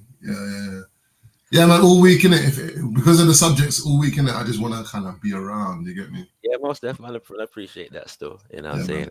I got some shooting to do for Got Kush, so I got to jump. Yeah, man, big up. All right, check your emails as well, by the way. All right, cool. All right, when for? Sorry, a couple of days ago. Today, what? About 2 days ago, maybe 2 days ago. All right, apologies if I missed that. Yeah. Don't worry, I know you're already in it. Yeah, you know, it's true. I've got a bad reputation. I accept. So interesting speaking. Thanks, Shaka. I know you've got to go now. We'll definitely chat more, because I think the idea of sort of venerating people in the sense of you're picking the best that they had to offer and letting go of the other things, I think is a good idea. People that come along and say they're speaking to the consciousness of their ancestors, I think they have a burden of proof to show that such a thing can exist. Now, that may not be to you, so I'm not going to ask you to defend that. But not really though. I don't think it's on anybody to have to prove that they can communicate with their ancestors. Is if they communicate with their ancestors, that's on them. You know, I guess the question then, you know, if somebody came along, I'm not going to go to somebody and say, hey, do you communicate with your ancestors? Show me the evidence. I'm not going to do that. But if somebody comes and says, hey, I communicate with my ancestors, I'm a rational human being, I care about what is true and likely true, and this is something that I believe to be true and I can explain why, then I think there is a burden. But I'm not going around, and I've said that many times, I don't go to people to try and find out what their belief is and to try and disprove it. But if people come on and tell me what they believe, then I'm expecting them to have reasons for believing it, and we can talk about that, just like I have as well, and I'm happy to do that. So, but somebody like Sarah, for example, now you don't have to defend him. In many times he says things that I agree with, but on the ancestor thing, he says that he speaks to his ancestors. Now, presumably, he means that there's some sort of conscious connection with these ancestors, and when asked, though, he retreats to a back door and says, "Hey, well, that's just my subjective belief." Yeah, and to me, that's not a rational position that you can hold. If you claim to care about what is true, then you're believing something without good reasons and evidence. Can I ask a question? Yeah, and you probably come across this question before. It's quite regular in conversations like these now. But what is your perspective on the subject of epigenetics? Oh, I'm not an expert on that. So give me. Phrase the question slightly differently. It's the idea that your ancestors don't just pass down genetic memory in terms of your physical being, but also your psychological makeup. That could be the case. I mean, I haven't investigated enough, so I'm open on that topic. I'm not an expert, so it is an opening field of science, and at the moment there are varying different degrees of as we've all I'm saying, new kind of concepts of adherence to the idea. But obviously in spiritual circles, many people have quite a keen interest in it because of that idea of communication and a lasting impact, or I'm saying, a connection with one's ancestors and them kind of things there. And if we understand ritual in any society, there is a psychological element to it as well. And the more we study the brain and consciousness, the more that the pathways and the synapses and all that kind of things there, it suggests that we can have an impact in terms of the makeup of our brain over time, because our experiences do have a direct impact upon our brain structure and our brain function. So things like meditation and ritual are intended, and sounds and vibrations in that kind of way are intended to facilitate a communal kind of consciousness around particular principles, around particular values, that whereby the community is synchronized with itself, if that makes sense. Yeah. And there are varying levels upon which you could look upon that. So it could be just the fact of common ideas bring people together, or it could be the fact of you can actually develop common ways of thinking, common consciousness on a more fundamental level that helps you to better relate to nature or harmonize with the laws or the forces of nature and that kind of thing. But again, I'm dealing with the essential philosophical foundation. How those manifest in ritual or patterns of behavior it varies, if that makes sense, and it can be given various different justifications. Yeah, and there could well be some sort of gene that affects brain states of certain people in certain ways, that they have a method of thinking that is in some way better than other ways. What we mean by better is presumably more in harmony with animals and the world around it. That could also be, I mean, like you say, it's an emerging field. Yes. And that could be the case. For me, I care about what is true and likely true. If science shows me something, or there's evidence in favor of that, I'm going to go with that, because we can't have absolute certainty on most of these topics. So we have to go, well, certainly for me, on what is probably true and what we can demonstrate to the best of our ability. If I had lived it 2,000 years ago, I would have thought, and at the time, I think reasonably so, that the earth was flat, because there's no way to demonstrate that. I wouldn't have been scientifically literate enough to do so, etc., etc. And at that time, I would have been justified believing the earth is flat. So, as an example, and I think, most def. So, yeah. Sorry, I'm just reading the chat for the first time. James, I think you're correct. I was referring to more the idea of psychogenetic transmission, and mixing it up with epigenetics, sorry, but they're not completely unrelated, but they're not the same thing. So I'd agree with you. Thank you for the correction. Yeah, epigenetics is about basically gene expression, and it relates to behavior from a genetic standpoint. Yeah, you know what I'm saying? So yeah. But again, these are emerging fields, and I don't claim to have a complete understanding of them either. I'm just putting it forward in the conversation because it's relevant for further study. So. Yeah, no, I think it's an interesting idea. I think the whole concept of gene expression is a little bit irrelevant, and what I think what you're trying to convey, Chakra, because you can have they tried this study where you have a Indian baby and a Chinese baby from China, and they felt that if they were to teach each other's languages, that the bet was that the Indian baby would learn Indian quicker, and that the Chinese baby would learn Chinese, quicker. Even though they both was given both languages. Come to find out, both babies learned both languages at the equal same time. I think a better example, instead of going into genetics, because that's an atheist trap, or sociology, is to go into the part where, like an example of when you have an orgasm, or like when a lion is running at you, first thing that comes out your mouth is, "Oh God, oh God." Yo, it's your boy, Brother Bernard Easton, Bay, Moorish American Muslim, peace and love, family. I want to give a response to today's topic. Wow. I think the punishment for, like, let's say thievery and murder. Right, one second. Before you go in, Bernie, I have to depart, family. So I'll return later once I've completed my work. But I hope the day goes well, and big up the crew. Bless. Yep, take it easy. Thanks for the convo. Oh, by the way, 1 second. So I said psychogenetic transmission, melanated. Psychogenetic transmission is an idea. Yeah, that's been posited in certain schools of thought. But yeah, peace out. Take it easy.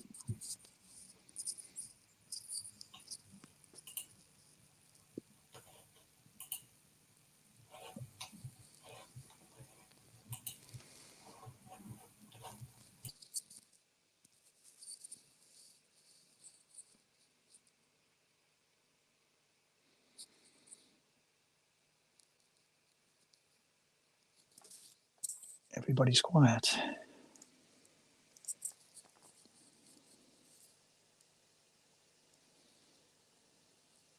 So if the idea that Chakra put forward about the, I don't remember the exact term there, psychosomatic, sorry, I'd have to look in the text, in the comments there.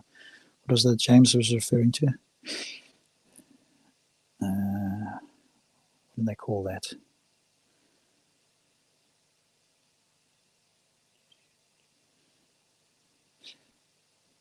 Psychology, heritability, ain't epigenetics, misunderstood genetics. TDS, epigenetics do not propagate past a generation or two, certainly do not propagate personality. They might convey biological factors. Yeah, that's the case. So,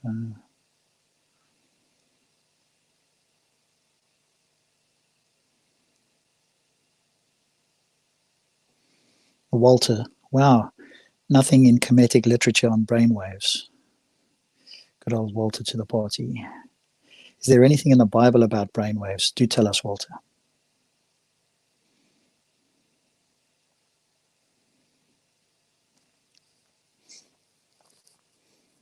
I think I'm happy to accept anything that can be demonstrated in some way to some reasonable level. Take into account the placebo effect and that sort of stuff. So whatever it is.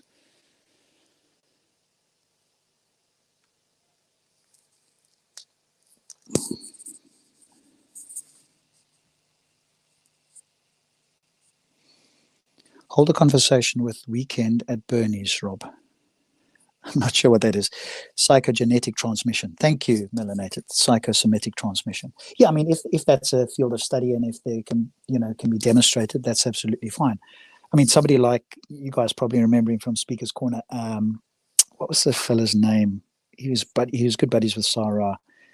He used to come and challenge the Muslims as well. Gary, I think you guys remember Gary. Right, he had this idea that everything is conscious. And when I asked him, is a rock conscious, is a tree conscious? He kind of wasn't entirely straightforward answering that. So, and then he brought forward, I think, Robert Langer and that sort of stuff. So obviously I have my doubts about that sort of idea that everything is conscious. What do we mean by conscious?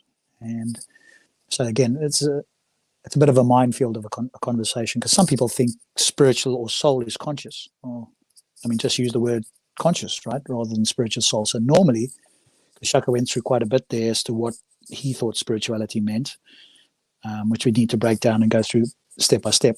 But that's the problem I have with the word spirituality. Everybody uses it differently, and that makes it very difficult to pin down. Even people use the word God, I think, incorrectly. So I say incorrectly, differently. Somebody will say, hey, the universe is God. But most human beings don't think of the universe as God. And so when I speak to somebody and they say, hey, I believe in God, normally they're speaking about some sort of entity that has a will, has power, that can do things. And that's not the same as the universe. The universe is a naturalistic, inanimate thing that's just operating, right? So to say the universe is God, I think is a different way of using the word God that most people don't accept. And I think people who aren't here, there's good old E.B. and Bernie, and certainly Isa, I'm not sure about MA, would believe in a God that has like some power that communicates, that is outside of the universe. So if Einstein came along and he said the whole universe is God, then you guys, and I think rightly so, would go, hang on a moment, that's not the way God is normally understood. It's not the universe, which is inanimate. Rather call it the universe. Why call that God? And I would agree with that critique, actually. So I'm on the view, I actually, in that sense, agree with the religious people. God is commonly understood as some sort of supernatural entity.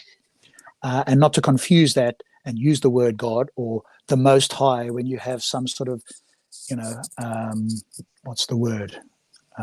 Generic, vacuous claim about this Most High. What is the Most High?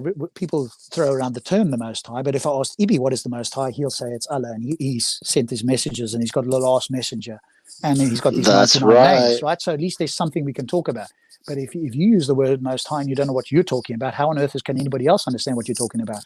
And That's so I think, people, I think that it's useful if people have different words to describe what they believe in, rather than trying to co-opt the word God, when most human beings understand that to be some sort of supernatural entity. So even my fellow atheists or anybody else that uses the word God, I'm like, hang on a moment, guys. Use oneness, call it interconnectedness. Use something that doesn't confuse it with what is normally the religious view of a God. I can't stop them doing it, but I would certainly recommend that they don't do that. It just becomes confusing. What do you think, Ibi?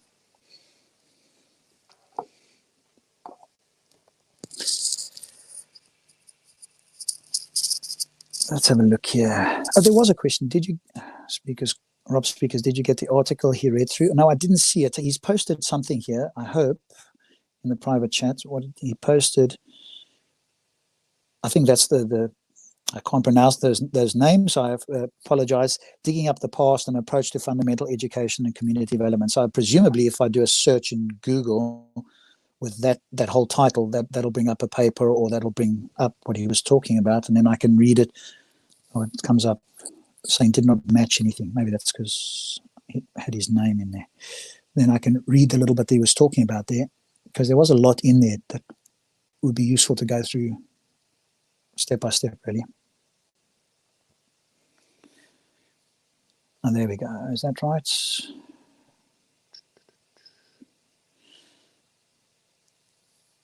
Oh, that's a book. Okay.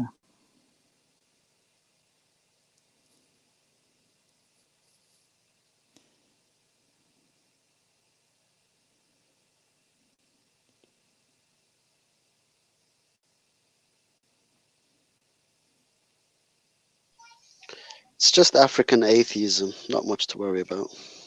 Well, I'm fine with that, right? Like I said, if the African spiritual system is very similar to what the label that I would call atheism, and they go, well, I don't like that word, I'm cool with that. I don't care really what the word is. It's just a word that I understand. But if it refers to the same thing, then that's cool. But again, I think Chakra mentioned that different spiritual systems have different beliefs, right? So you can't lump them all together. There's certain similarities, presumably, but some things that are different. So if he subscribes to more of what I would understand to be a naturalistic view, then that's cool, right? He doesn't want to use that word, but if I understand that's what it relates to, then I know that in a sense we're the same, we believe in things similarly, let's just say, in that sense. And that helps me understand his position, even if he doesn't want to use the word atheist.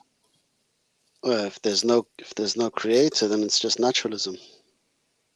Yes, but again, Chakra might push back and say, well, that's a Eurocentric label. But again, if we get away from the label, to me, at least, theism, or whichever other label you want to refer to, normally refers to a personal God that's somehow interacted with this world, has created human beings, and has normally sent them a message. Because a deist is somebody who believes in a God that has not interacted in this world. Right? So that would be very different. That wouldn't be a theist. That would fall under the banner of non-theism. So yeah, if African spiritual systems, to me, sound like they are non-theistic by those labels, he could obviously have his own label. And might even be, some of them might actually be atheistic, or at least refer to what atheists typically refer to, if he doesn't like that label. So I wonder if the African spiritual systems have the cure for corona. Or is there something that is there a way they can circumnavigate a global pandemic as well as crimes and punishment? I mean, I said this to Chakra, like all these Abrahamic stuff, all these African spiritual, it's just pointless today. Like pointless. Pointless. Right. It's just like, grow up, man. Santa's not real. None of it's real, man. Grow up. When you say pointless, do you mean that it doesn't have a some sort of effect that people report, or do you mean that it doesn't reflect reality in as accurate a way as it can. It doesn't reflect reality. I mean, don't get me wrong. Okay. I'm not an anti-theist, right? Because this is where I have to veer away from Rob, because I know people personally that have lost children, and they found solace in the fact that they think they'll see this child again in some sort of magical afterlife. Now, I don't believe that, but they do. And I think it shows incredible bad taste and a deficiency in character to try and take that away from somebody. Do you know what I mean? Yeah, that's how I feel. Yeah, I wouldn't go to somebody and say, hey, your beliefs are wrong, stop believing that. But I think that that feeling, that effect they have can be had without theism.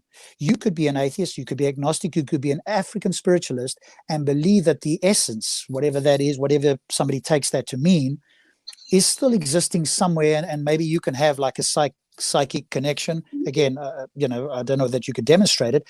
And that could make you happy. You don't need to believe in particular Abrahamic religions to have that effect. You could have that belief from some other system. It'd be hard to demonstrate in reality, but if it made you happy and it made you less sad from a pragmatic point of view, sure, that would be something that somebody could subjectively say is positive to them, and I could never argue with that, never, and neither would I. If somebody came to me and said, hey, I believe this is true, Rob, and in a sense you should believe it too, now they've stepped into a different category of conversation. Yes. And this is the problem. It's like you just get these zombies all the time that believe that what they think is true, and if you don't believe it, then you're the fool. Or at least you're mistaken. Do they not see the irony in that, though? But a lot of people, but I think Ultra, the other thing that I notice is a lot of people make this mistake and suggest, hey, I'm not telling you should believe it too. You might not overtly be saying it, but you are covertly saying it, because if you care about what is true and you think people should believe what is true, once you accept those two statements and you think you have the truth, then you expect other rational people to also believe that if you have good reasons. That's what it means to be rational, along with believing these other things. So I don't accept when people say, oh, I'm not really wanting you to believe this. Well, if you care what's true, you think you have the truth, and you think that rational people should be convinced by what is true if they're good reasons, then you are implicitly implying that I should believe it too. And I'm the same, by the way. I'm not saying that it's just everybody who accepts those statements is implicitly suggesting that every other rational person should believe what they believe if there are good reasons for it. I'm just saying it explicitly, right? But other people are, sort of sidelining that. Isa, as far as I know, and some of the other people will explicitly probably say that that's what they believe too. And I acknowledge and I admire that they're saying that outright, because that is in fact what they're doing. Other people might not realize it. Once that's been explained, I don't think you can still say, hey, actually, I'm not trying to convince you. Well, then what are you talking about? You're giving me a subjective view. Do you care about whether it's true? I'll ask those three questions. If they say yes, yes, yes, then, they are in fact doing that, even if they don't want to admit it explicitly. Implicitly, that is what they are saying. Well, I kind of see that both ways. Atheists do the same thing, or else there wouldn't be a conversation about religion in the first place. Correct. But I want to ask a question in regards to belief, because according to our Islamic beliefs, most atheists just conject. So I still never really came to a full understanding of where do you derive your morals from. I'm hearing different responses. So can you give me something solid that way I can throw my Quran? Don't go there. Don't go there. Don't go there. That way I can burn my Quran and I'll mail you the ashes for free. But can you give me a explanation of where morals come from? Yeah. Okay. So just to preface this, Bernie, different atheists have different moral systems. So as long as you accept that I'm going to give you something that I've thought about, that I've reasoned through, Ultra may have a different one, and other atheists do. So atheists are not like a particular brand of theists. They don't all fall under one umbrella. So as long as you have that in your mind, the different atheists, if you're looking for one thing that all atheists subscribe to, you won't find that. Just as you won't find that for all religious people. You'd only find it, again, even for a subset of particular religious people, let's say Muslims, for example.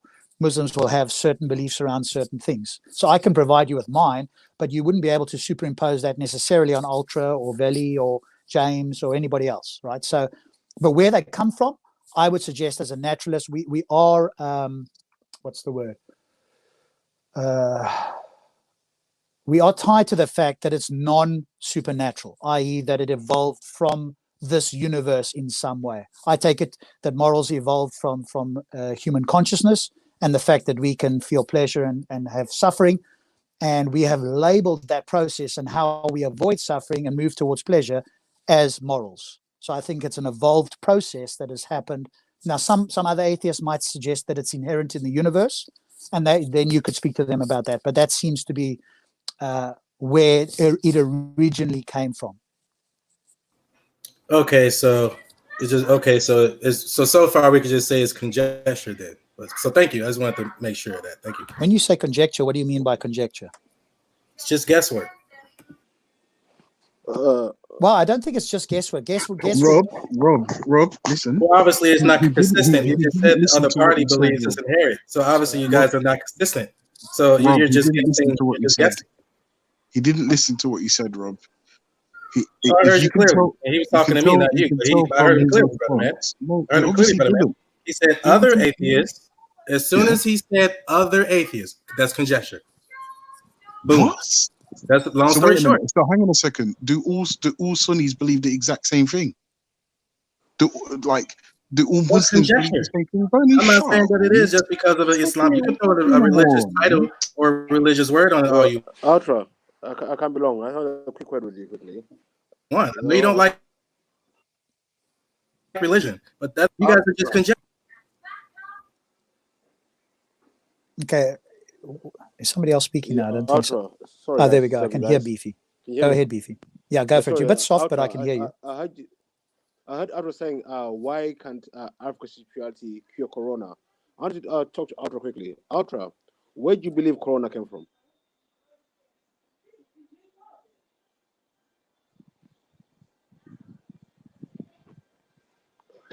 Well, I need to jump out. I can't hear nothing.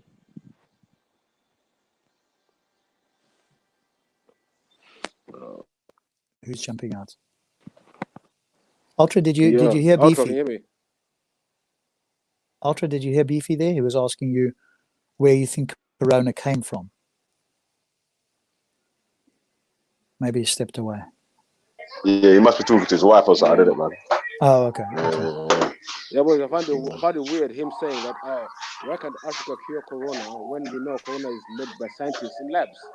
There's a patent for it on the internet. You can find it. So why should It's Africa made by cure scientists in corona? labs. Yes, man-made. Corona is got a patent to it. You can go and check it out. Yeah. Yes, that's corona. Yeah, just like AIDS, just like Ebola. Oh dear, Beefy. So, Okay. how would you find the pattern? All right, go on. Rob, you ask questions because I don't know. I don't really know about I'm not going to go down that rabbit hole. I don't want to go down the conspiracy route. I'll send it to you. It's not conspiracy. It's a truth. Conspiracy. It's out there. I'll send you the link. Thing on WhatsApp, Daddy. So there's like a pattern to the coronavirus. Even the vaccine. Yes, even in the vaccine cure, there is a patent for it already. On the SARS corona is owned by GlaxoSmithKline. What, yeah, the well, actual virus is owned by GlaxoSmithKline? Yes. If you want to go down that rabbit hole, Vili, you can. It's not going on the yeah, road. but they're only testing. They only just started testing vaccine on humans the other day. That's what they're telling you now. But that's why when you check out the SARS corona vaccine was available from last year November. Which one was it? Which is on SARS corona vaccine. The corona itself came out in 2008. But SARS, remember the SARS came out before, innit? Yeah, in 2008. So is the first SARS the same as the second? Is the first SARS same thing? SARS corona is the first SARS corona? But I'm saying is the first SARS called SARS corona as well? Yeah. SARS but won't that be COVID is respiratory failure? Yeah, but wouldn't that be the one that they're talking about? The first one. Remember it came out in when was it? 2008. 2000, China, yeah, 2000 or something. It's China. Then it came out in Saudi Arabia. You one of the Hajjs, and then the outbreak of it. And then they found the European company owns the vaccine, which they made last year patented last year in Europe in November sometime. I'll get the details for you. It's not a conspiracy. This is our public knowledge. How is it a conspiracy? No, because obviously man's going to ask for what's the what's the proof that obviously you ain't sent it to me yet, still in it. But what's the a man will obviously a man does, innit? Man will ask what the proof is first of all, and look at it like I don't know either side first of all, and then go for it. Let's just say, if SARS corona was invented by scientists, why should African spirituality find the cure for it? Not ask Ultra. Why should African spirituality find a go for it? Yeah. Because I think Ultra might be saying it like, you see, like the way, because everything's sort of like viewed in like Abrahamic sort of terms, isn't it? So I don't know if you heard you speaking earlier, but you wasn't saying that there was no special powers that the God has to be able to enforce or implement any changes or whatever. It's all down to man to do. I said everything's natural. I never said nothing. Yeah, that's what I'm trying to say. Yeah. So it's like kind of really an Abrahamic question, not really but for your one still. He said, why can this? But I'm saying that. But I'm saying that he said that. Yeah. But I'm saying he said specifically, why can this? But why I explained that, Beefy? Yeah, hey, Beefy. Why I explained that part to you was because I don't think that he heard you earlier when you said on someone else. That's what I mean. We're all doing the same thing. No, I don't think he heard what you said earlier, innit? Yeah, he didn't heard what you said earlier about the thing. But obviously, like if so, say it was Bernie Bay, and he's talking about Allah's got bare special powers and he can do whatever he wants, whenever he wants. Then it's different, innit? Like you can ask him to cure it, and then it's up to him whether he does it or not. He didn't say nothing about Abrahamic faith. Don't push your atheist belief onto me. African spirituality. Atheists don't have a belief, though. Yeah. But yeah, I think so, maybe. Yeah, I think Beefy, maybe I'll try. I won't speak for him, but I will speculate as to what he might be saying. He might be suggesting that if an African spiritual system is superior to anything else, then one of those things could be the fact that it could solve or have a cure for the coronavirus, even if it was man-made, which I don't think it is. But let's assume that theory is correct. Then maybe what Ultra's suggesting is that, hey, an African spiritual system would be superior enough to find the cure or to eliminate that. That might be what he's speculating. Rob, would you say even superior is subjective? What you find superior? What I find superior can be two different terms. Would you agree? Sorry, I didn't hear you there. You spoke too fast. Would you find superior about what you find superior? What I find superior could be two different things. Yes, that's obviously true, but I'm speculating as to whether what Ultra meant or what he might have meant is how come they didn't find this, right? Because if that system could find that would be something that would. But wait, let's just deal with facts here. African spirituality deals with nature. This is man-made. It doesn't do with nature. Unless they already have it. I mean, you see the statistics on the globe. It doesn't do with nature. Most of them don't have. Everything in nature is going to cure. Have the virus. Can man-made different? So you can't. So in your view, really. I want to talk to Alpha. Yeah, he's not here at the moment. So Beefy, in your view, if something is man-made, can an African spiritual system in some way overcome that or solve that or destroy that? Can that system do that? Well, I don't think so. It's not natural. It's not natural. So it can only fight against things that's natural. It can't fight against anything that's like man-made. What would you do with nature, bro? Because obviously you're going to use science or whatever to find the cure for whatever the diseases that's spreading. I even give you a cure. Like even malaria is rife in Africa, but people when born in the region there, they're born with sickle cell for the cure for the malaria, to fight them off the malaria. So everything's got a balance in nature. But if you start making things which are not natural, what are we supposed to do? That's the only way you can kill us off. When you say it like that, yeah, you're saying it like there's a controller of nature. No, nature. How can I put it? Okay. Do you know what I mean? Like, do you understand what I'm saying, though, baby? I'm saying, okay, you find, okay, you say you go in most forests, you find, Let's say if you walk past a poisonous berry, right next to poisonous berry you eat is something which will cure you. In most places, you find that something which will harm you here, the cure is right next to it in nature. That's what I'm trying to say. Yeah, but obviously, if you eat something that's going to kill you and you don't know that it's going to kill you, and the cure for it's next to it, and you eat it and walk away, then you're just going to die, innit? No, I'm saying, but no, I'm saying, but I said in most places, most things where the something which can harm you, or not even kill you, but cause harm to you or discomfort to you, the cure is right next to it. Is there a Like cure for Give an malaria? example. Give an example of that. What you think? What's the cure for malaria? Sickle cell. It's a facet. So that's an evolved trait to deal with that, correct? Yeah, it's nature, isn't it? Yeah, so it's the evolution, people evolving to overcome, a particular virus, otherwise they get wiped out. Not evolving, adapting. Well, what's the difference? I don't say we're adapted. I think was from those regions where nothing we didn't adapt to having, something we had natural. Otherwise, we died from a long time ago.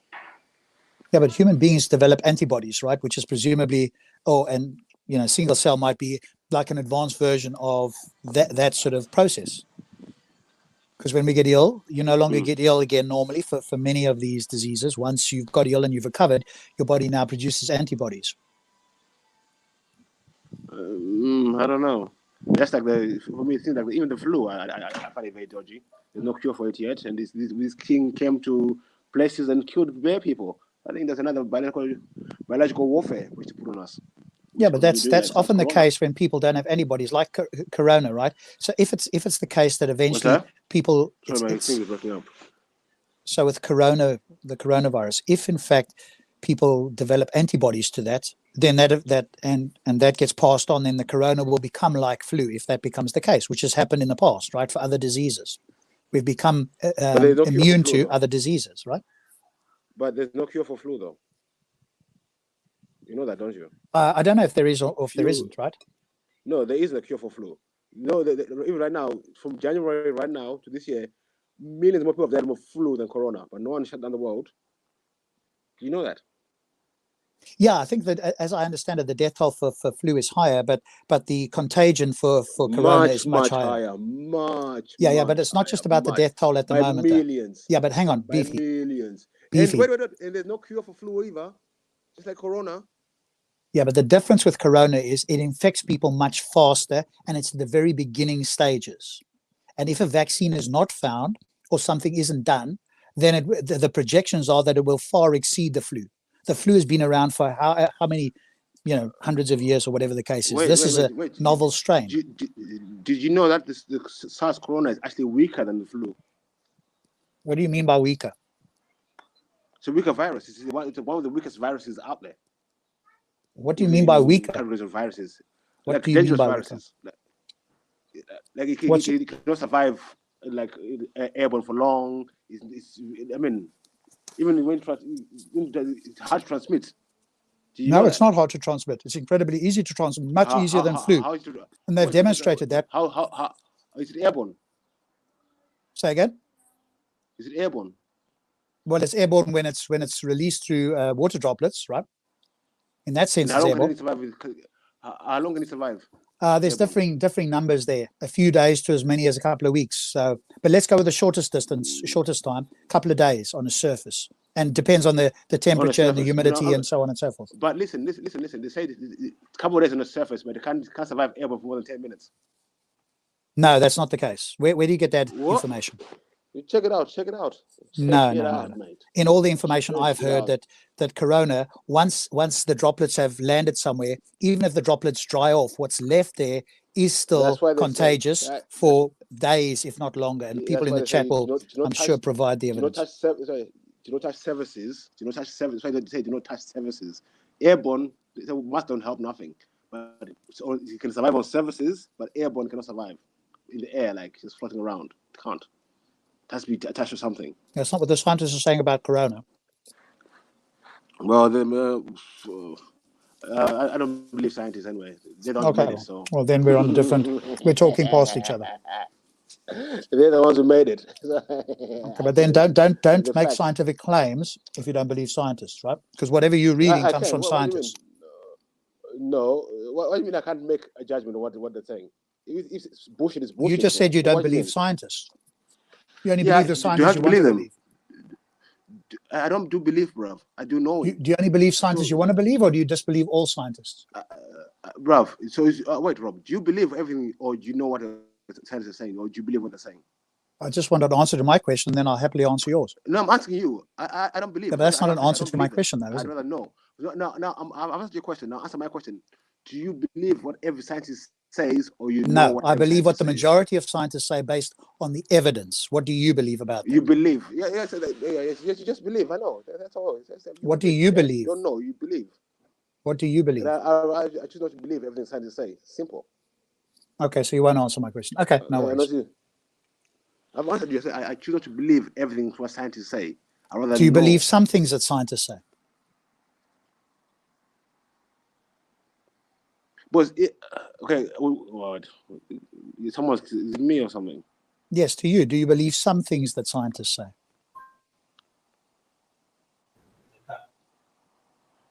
If I lost myself. I keep cutting out. I can hear you. Can you hear me? Yep. Let me jump back out and come in. Can you not hear me? Yeah, but it keeps cutting out. Let me come out and let me go and come back in. Oh, okay.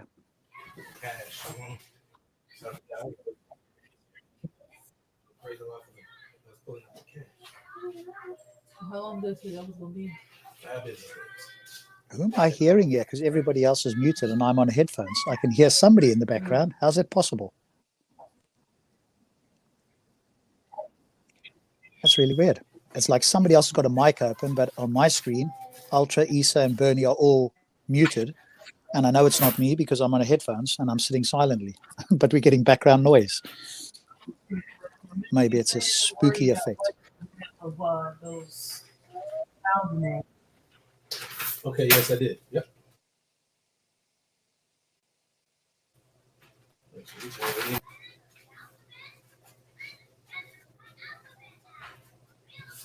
Valley, who's speaking now? Because everybody's muted according to... I'm going to mute myself. Let's just see if we can hear some.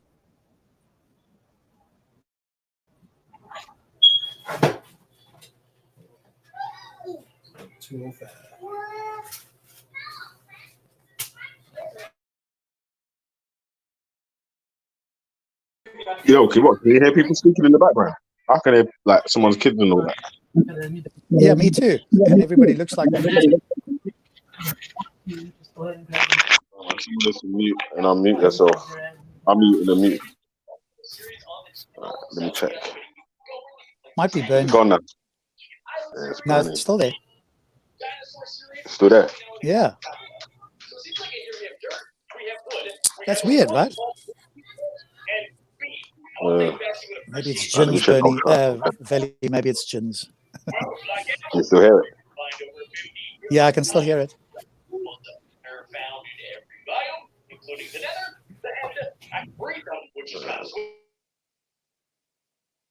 No, I mean, can you still hear it?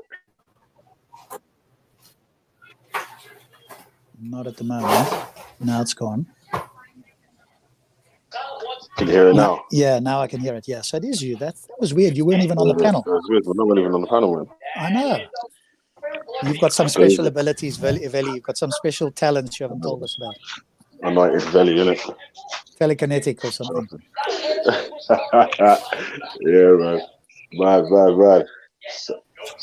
So, I just wanted to address Bernie because I think there's still some confusion on Bernie's side there.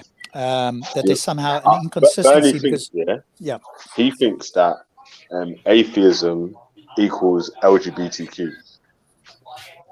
No, but I don't know even how you got separately from that from that. Even separately from that, right? See, there you go. When he said you're Again, never said inconsistent, that. meaning that because two atheists have different views, therefore a particular atheist is inconsistent, or is atheism inconsistent? Because he seems to conflate atheism with theism, and that's not the case. Right, Bernie, you're here, man. Have a chat with Rob, man. See what he's saying, bro. Who's speaking now? I was speaking, but Bernie, your mic's off mute, but you can't hear you. Yeah, I was just checking that it's not me because I can't hear.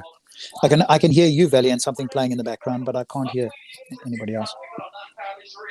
Yes, bloody kids have got this YouTube back.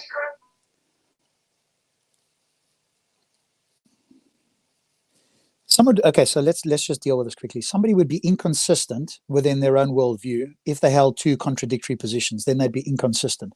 But if one atheist has a view on morality and a different atheist has a different view, then they're not internally inconsistent. And if you're going to claim that that makes atheism inconsistent, then you have a misunderstanding of what atheism is, because atheism is not the opposite position to theism. Non-theism is the opposite position to theism. And atheists can have different views precisely because they don't all use the same source, i.e. a book or a one particular book. They might use different books or have been informed by different people.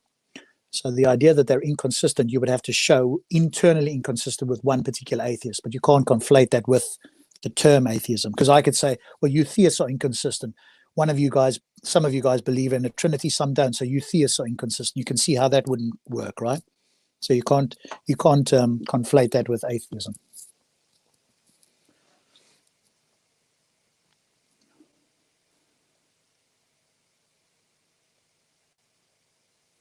And again, I think some atheists might have a different view on the origin of morality, and I think there's different theses out there, naturalistic thesis on morality. But again, if you have a supernatural source for morality, well, A, how do you argue that it's objective? And B, how do you know that it's good?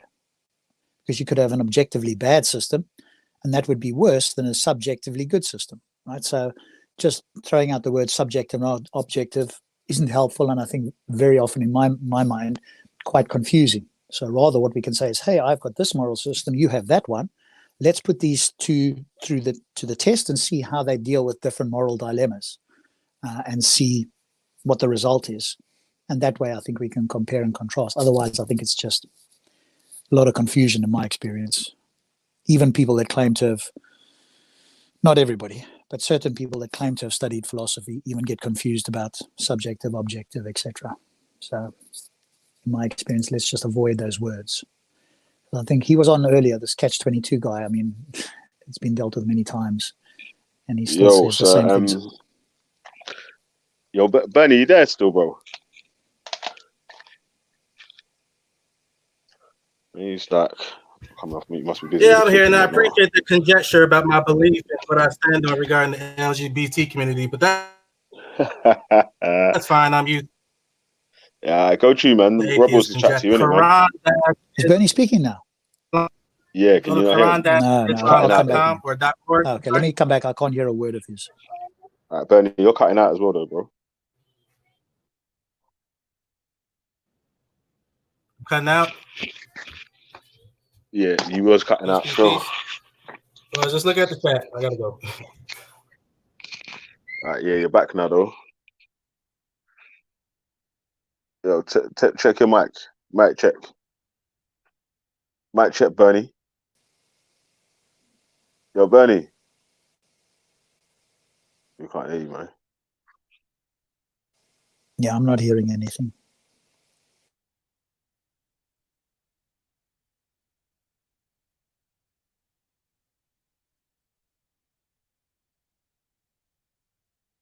You there, Rob? Can you hear me?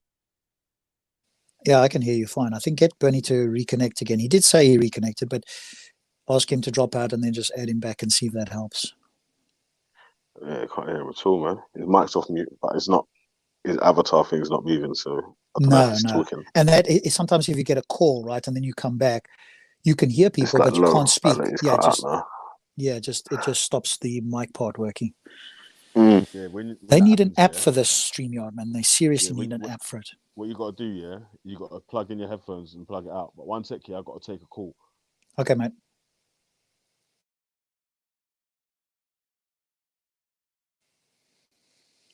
Let's have a look at the chat in the meantime. So we don't have a lot of silence here. What's being said?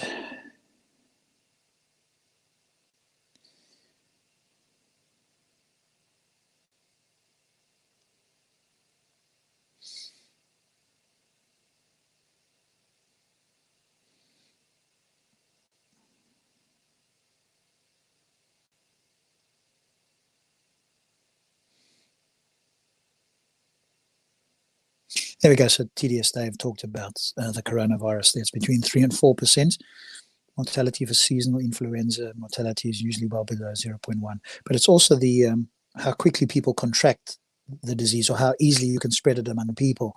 And I saw a graph explaining that, and it was far more infectious / contagious than other things, and it spread so quickly among people. So far more dangerous in the sense that it can spread as much as it has.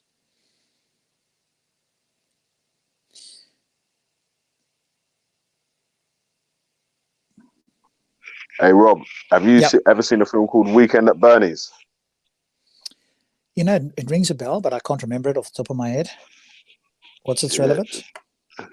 It's basically the two guys are doing a house sitting job, and the guy dies in the house or something. Yeah, but they drive about with him like he's alive and all that. Do you know what I'm saying? Like, and they got strings attached to him. You know what I'm saying? Like, so he's waving to people and shit.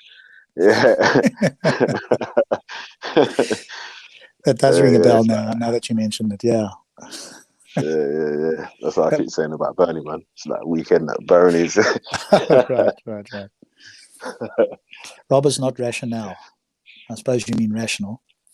Well, feel free, Yasin, to provide your reasons for that. I'm fine with people making all sorts of claims, but then, you know, if you want it to be taken seriously, you do need to give reasons for why you're claiming whatever. So we'll wait to hear why I'm not rational.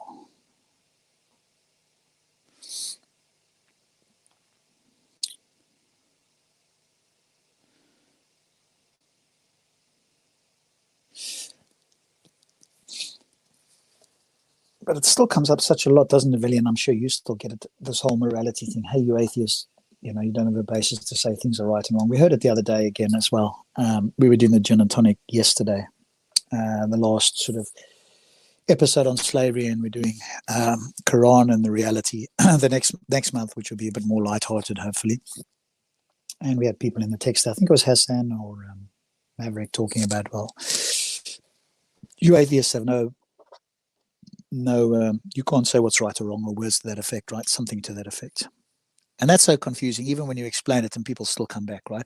Advanced theists won't say that, but people who, haven't really thought about it well.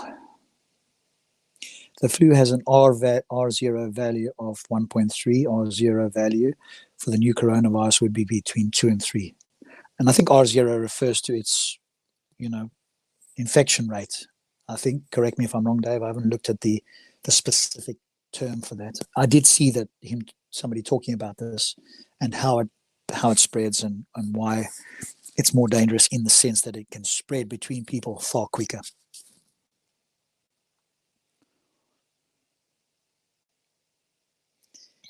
Rob is not rational, he's everything but rational. You can drop off the E there. That would probably be useful. Here's our good friend Catch-22. You can say you have morality, it's just subjective. That's fine, Catch-22. And what are you going to say about morality? I've been through this with you multiple times. It's like either you're hard-headed or you're being deliberately obstructive. I don't know. I think I've been through this with you before. The measure of infectiousness. Thank you, TDS Dave. He's a wealth of information. TDS Dave was one of the people that certainly convinced me that having an objective basis for morality, i.e. the starting point, is much harder to defend than a subjective one. So he, along with others, have convinced me that at this moment in time that we have a subjective starting point, but once people buy into the subjective starting point, then we can apply objective methodology, which is now independent of human opinion. At that point, it doesn't matter what you say; it's now a fact of the matter. Wait, hold on a second. 22. Even though I believe secretly you're an atheist, I would like you to tell me specifically what part of whatever book you subscribe to you get your morality from, because we'll be able to examine it and then we can see if it's actually moral. So if you could provide oh no, maybe crying again. Yeah, Catch-22, Secret Atheist, if you could please provide information, scripture, passage, verse, where you specifically get your morality from. Don't nothing vague or silly, juvenile, infantile, or flippant. So we can have a look at it. Thank you. You've got a little bit of mic noise on the mic there, Ultra. I think we heard most of that, right? For them to provide the source of their objective morality in their book. Was that kind of what you were saying? Yeah, chapter and verse. Chapter and verse. Yeah, presumably they're going to say, well, God is the source, right? But that tells us nothing other than God is the source. How do we know that? A, why should we accept that that's objective? And B, that it's good. It's good. It's a good moral system, right? Because God could be Satan in disguise, and they have no way to differentiate it. And if they're going to say, well, I can differentiate by looking around, or my internal compass, well, God gave you that as well. So that's a circular argument. So you can't appeal to that. So how do you know? Because whatever God has given you is in line with whatever his end goal is. And if he wants to pull the wool over your eyes and claim that he's God and give you a fitra that's in line with his goal of pulling the wool over your eyes, then you are in no position to determine whether it's in fact a good goal or not, because he's deliberately short-circuited your ability to do that. And so even if we were to accept the idea that it's objective, which I don't necessarily, you'd have to argue for, that doesn't tell you that it's objectively good. So claiming that you have an objective system and it's better than a subjective system would only work if they're both using the same, or they're both, claiming to be good, and we could demonstrate that. Because I would agree that an objective system would be better than a subjective one if we could demonstrate they were both good systems. But if one can't be demonstrated to be a good system and it's just claimed to be, well, then it doesn't make it superior to a subjective system. But I'm not sure that Catch-22 will follow what I've said there. How can you see if it's moral when you have a subjective starting point? It's very simple, because we take a particular thing, in my case it's well-being, and I ask everybody else, do you buy into well-being as being your subjective starting point? A theist may say, no, I take God as my subjective starting point. Oh, sorry, my objective starting point. And I go, okay, well, how do you know what God tells you is good? And at that point, we're going to have a battle. How would you say? What would you say to someone? Obviously, like Beefy was just saying there. Yeah. How would you explain to someone, or what explanation could you give to someone that could prove that coronavirus isn't man-made? Oh yeah, so sequencing, right? So they've done it. I did talk about this, and I brought it up at some point. The New Zealand doctor or something like that. Yeah, exactly. So let me see if I can find that quickly. Also, Rob, Catch-22, he did what I knew he or she would do, and just completely deflected, because they're building a foundation on sand. Sorry, Rob? Rob? Ultra. Why Rob's doing that? Yeah, looking for that paperwork here. Beefy had some questions for you as well. Yeah, like what's he saying? He was he jumped on, man, because he wanted to chat to you about this African spiritual system causing corona. Curing corona. Because was you listening to the conversation earlier on when Beefy was on? I was asking him about African spiritual system. No, I missed the one it. That he follows or whatever. So that's what I was saying, because he was saying in that sort of thing, it's not like a magical thing where you can wish for stuff to happen. Seen. Right? No, I so missed it. More of a naturalist, more of a naturalist sort of view on things. Okay. Yeah. So I missed it. Yeah. Okay. So that's why I did say that to him. I said, you probably didn't hear your answer first of all, and was leaning towards the Abrahamics. Because obviously we're growing up around Christianity and obviously now Islam. It's got like magic powers in it, like God can do anything and everything, and knows everything and anything, and rare. All right, so here we go. So this is in Science Daily, the 17th of March 2020. Corona-19 epidemic has a natural origin. An analysis of public genome sequence data from SARS and related viruses found no evidence that the virus was made in a laboratory or otherwise engineered. The novel SARS coronavirus that emerged in the city of Wuhan, China last year has since caused a large-scale COVID epidemic and spread to more than 70 countries is the product of natural evolution, according to the findings published today in Nature Medicine. The analysis of public genome sequence data and related viruses found no evidence it was in a laboratory, etc.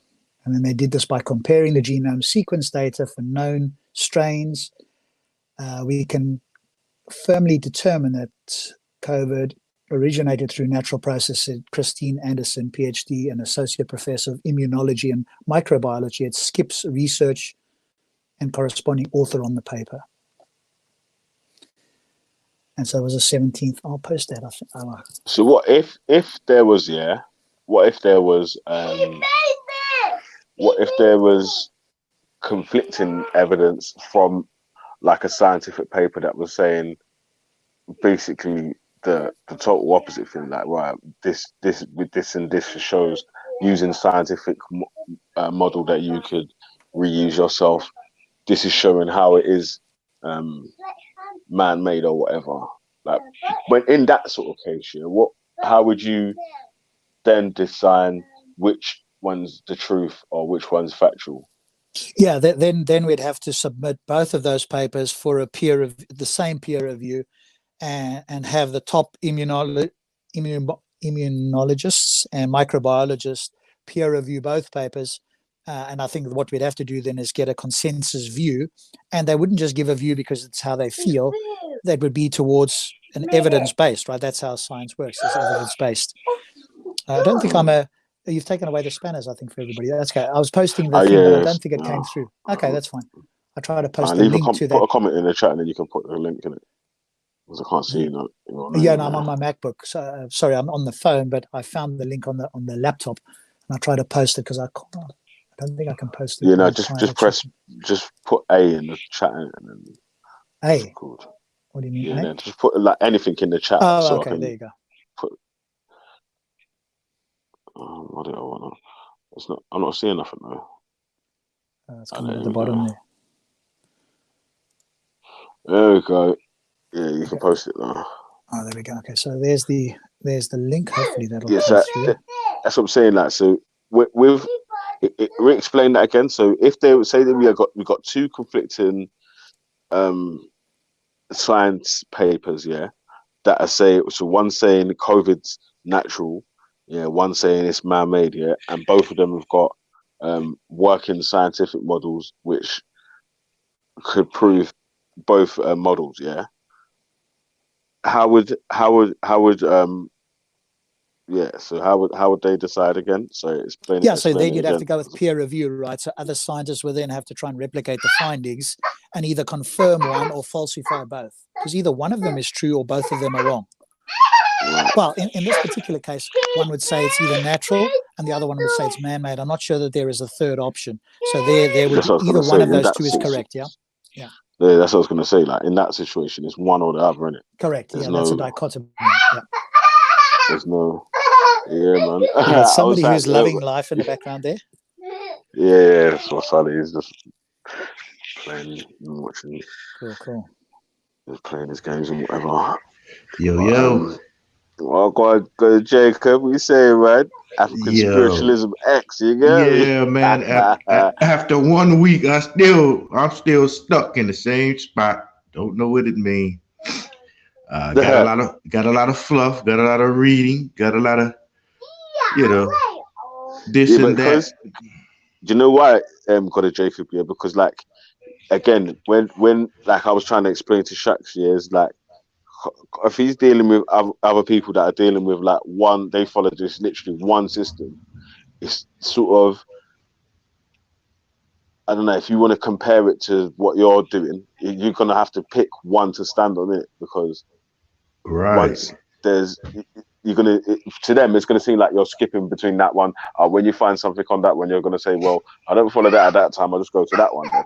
Do you know what I mean? So it's like this for me. If you're gonna teach it or try to explain to a guy like me about the African spiritual system, please pick one of the systems out the catalog and then teach that one to give me a better understanding. But if you jumping from tribe to tribe, country to country, and you're going all over the continent showing me various systems but not teaching me on it, then I'm still stuck. Pull one book out the library, play one track out the whole album, and then let's go from there. But I appreciate the because I passion. understand what. Yeah, that's what I'm saying. I understand what Shaka's doing as well. Still, like, because like he's saying, like where he's saying that he's just African, all Africa, innit? Yeah, but I get what. Yeah. Beefy just sent me the link on WhatsApp still, so I'm gonna post the link to you as well. Yeah.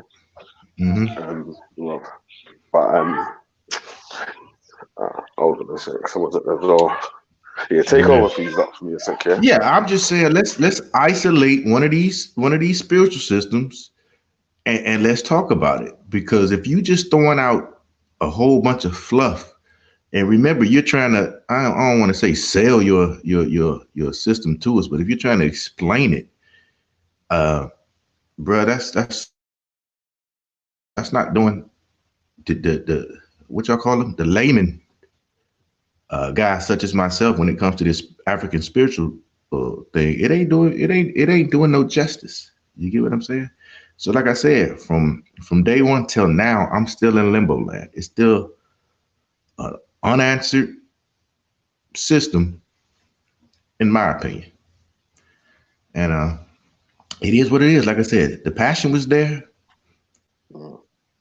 but if I had to rate this on a scale of 1 to 5 this week, as far as him defending or teaching or trying to indoctrinate us on the understanding of African spiritualism, I would have to give it a 2. So we might have to retry this case further down the line. I still. Yeah. It's going because obviously, like I was saying to him, like man want to pressure you on points in it, fam. So if you just going between a couple different things, then it's going to be hard to pressure you on to you get me, because it's going to be. But be honest, Velly. Did you capture or did you leave the week with more understanding about this whole concept? Be honest. Of Africans, not really. There wasn't, exactly. And to be fair, like you're saying, that again, mainly because there's so many different African spiritual systems, and you didn't concentrate on just one. Maybe that's what I was trying to say to Shaxi yesterday. Like maybe you need to do an education week on the block for the people. Then you get me. Then from there, we know what he's talking about, and then we can go. You get me, like into it. So, Rob, I'm gonna post the link what Beefy sent me on the private chat. Yeah. Beefy, I'm not saying nobody's trying to convert me. I'm looking down at the comments. Nobody's trying. I'm not asking for a conversion. I'm asking for understanding. Now, I'm grounded in my thing, and I wouldn't venture that way anyway. But this is a information center, the Valley Vision, and we do want some clarification. And I just believe clarity wasn't given. That's all I'm saying. But it's no slight at the brother for him being the Lone Ranger. He held up well, and we appreciate that. Yo, hey, listen, these times, I've been chatting for ages. I've been on mute, gang. Dad. I was replying to what you're saying, God of Jacob, about shit. Yeah, could you hear me? No, I ain't hear you at all. So, but I know you got the links in the private chat. But you got the youngins. When you were saying, did we hear any, or did I learn anything about the African Spirituality Week? You said. Did I answer that? Did you hear what I was answering? Yeah, you answered it. You basically said no. Yeah. I was saying that it was more of the we needed more education on it, really, to be able to ask questions. Right. Because like you said, and this is what I said on Monday. First on Monday, I said, right, if you stand on all of them, someone's just going to keep Googling obtruse, weird things, and then trying to bring them to you. You get me? So I believe what happened. I believe Shakarat is good, But in panel situations, I believe he's more of a lecturer. You get what I'm saying? He's more for a classroom setting. So it's a one-way conversation. He can teach, put out the information, and then pass out a test and let you take the test. You get what I'm saying?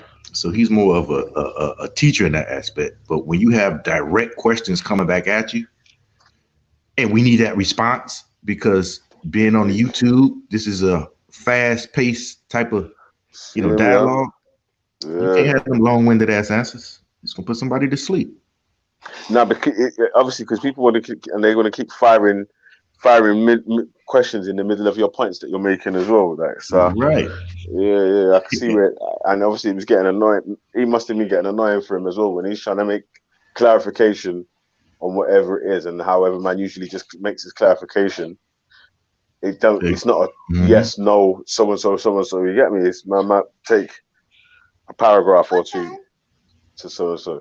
Yeah, but you know the platform, right? We know the platform we're on, and we not giving you that time, whether you get mad or not. This platform, Valley Vision, is not designed for you to sit up there and open up chapter 1 and begin reading. No, we want some answers, and you should have had that on deck or some type of response. But you're gonna lose the audience. You lost me a couple of times when he started reading them long ass paragraphs. I was like, man, can we get to this to the point? I don't want to know about Duque. Answer this damn question. Yeah, man. Shaq was just clicking the link. Yo, Shax, jump on again, man. You get me? I got like saying this. How do you feel about the assessment? It's a bit of a fair assessment, though. Still, like it's Yeah, but it's like I said, I'm not taking a shot at the brother. I'm just giving my feedback. You know, at the end of a course, you give a feedback. This is the problem with Vele. You have to understand. This is the problem when people do not understand how to know things. A lot of the time, you'll make the big errors of believing that the viewpoint you have is already correct. So therefore, you're expecting answers that fit within the little spectrum or range or band that you're expecting it in. When it doesn't come there, you're either accusing people of not answering the questions or whatever else. Now, I agree, Shakara sometimes actually does that or does it quite a bit. However, one of the things that Shakara does attempt to do is to give you the correct viewpoint first so that you will understand either the misinformation you've already got, and then your question will be answered through that way, or you can ask another question based upon more factual information. So this is the problem that we have. Especially Lisa, this is what I'm saying. That's why they call you the black intellect, you know. Trust me. Because you seem to, like, even though you got your thing, you're able to see it through a different lens, and you're able to break it down in a way where the zombies might even be able to understand. I respect that. There's zombies. Yeah, I agree. Zombies are they're heavy to carry, but they're heavy to carry. Trust me. Oh my lord. Whew. We're gonna see. Oh, Reggie's in there. Issa, another long window. Reggie, behave yourself. Yo, can you hear me? Can you hear me? Yes, yeah, man. Good day, we got you, man. All right. So, sorry, I'm interrupting you, Issa. No, go ahead, bro. Go ahead. All right. So what we're gonna do, yeah, right, for the next. Sorry, just saying, I was caping for you. There you go.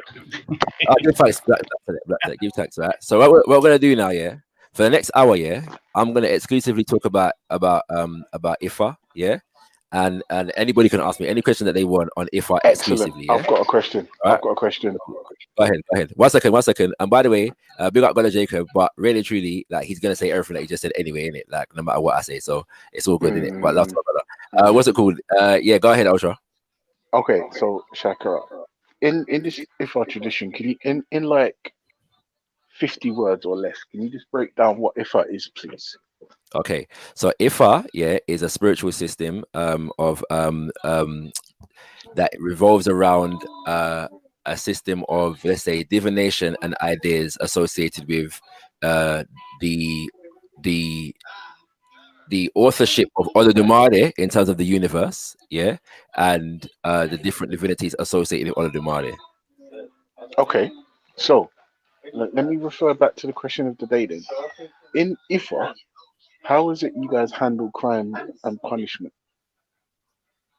Wait there a second, sorry, 1 second. No, don't worry, I'm waiting. You take your time.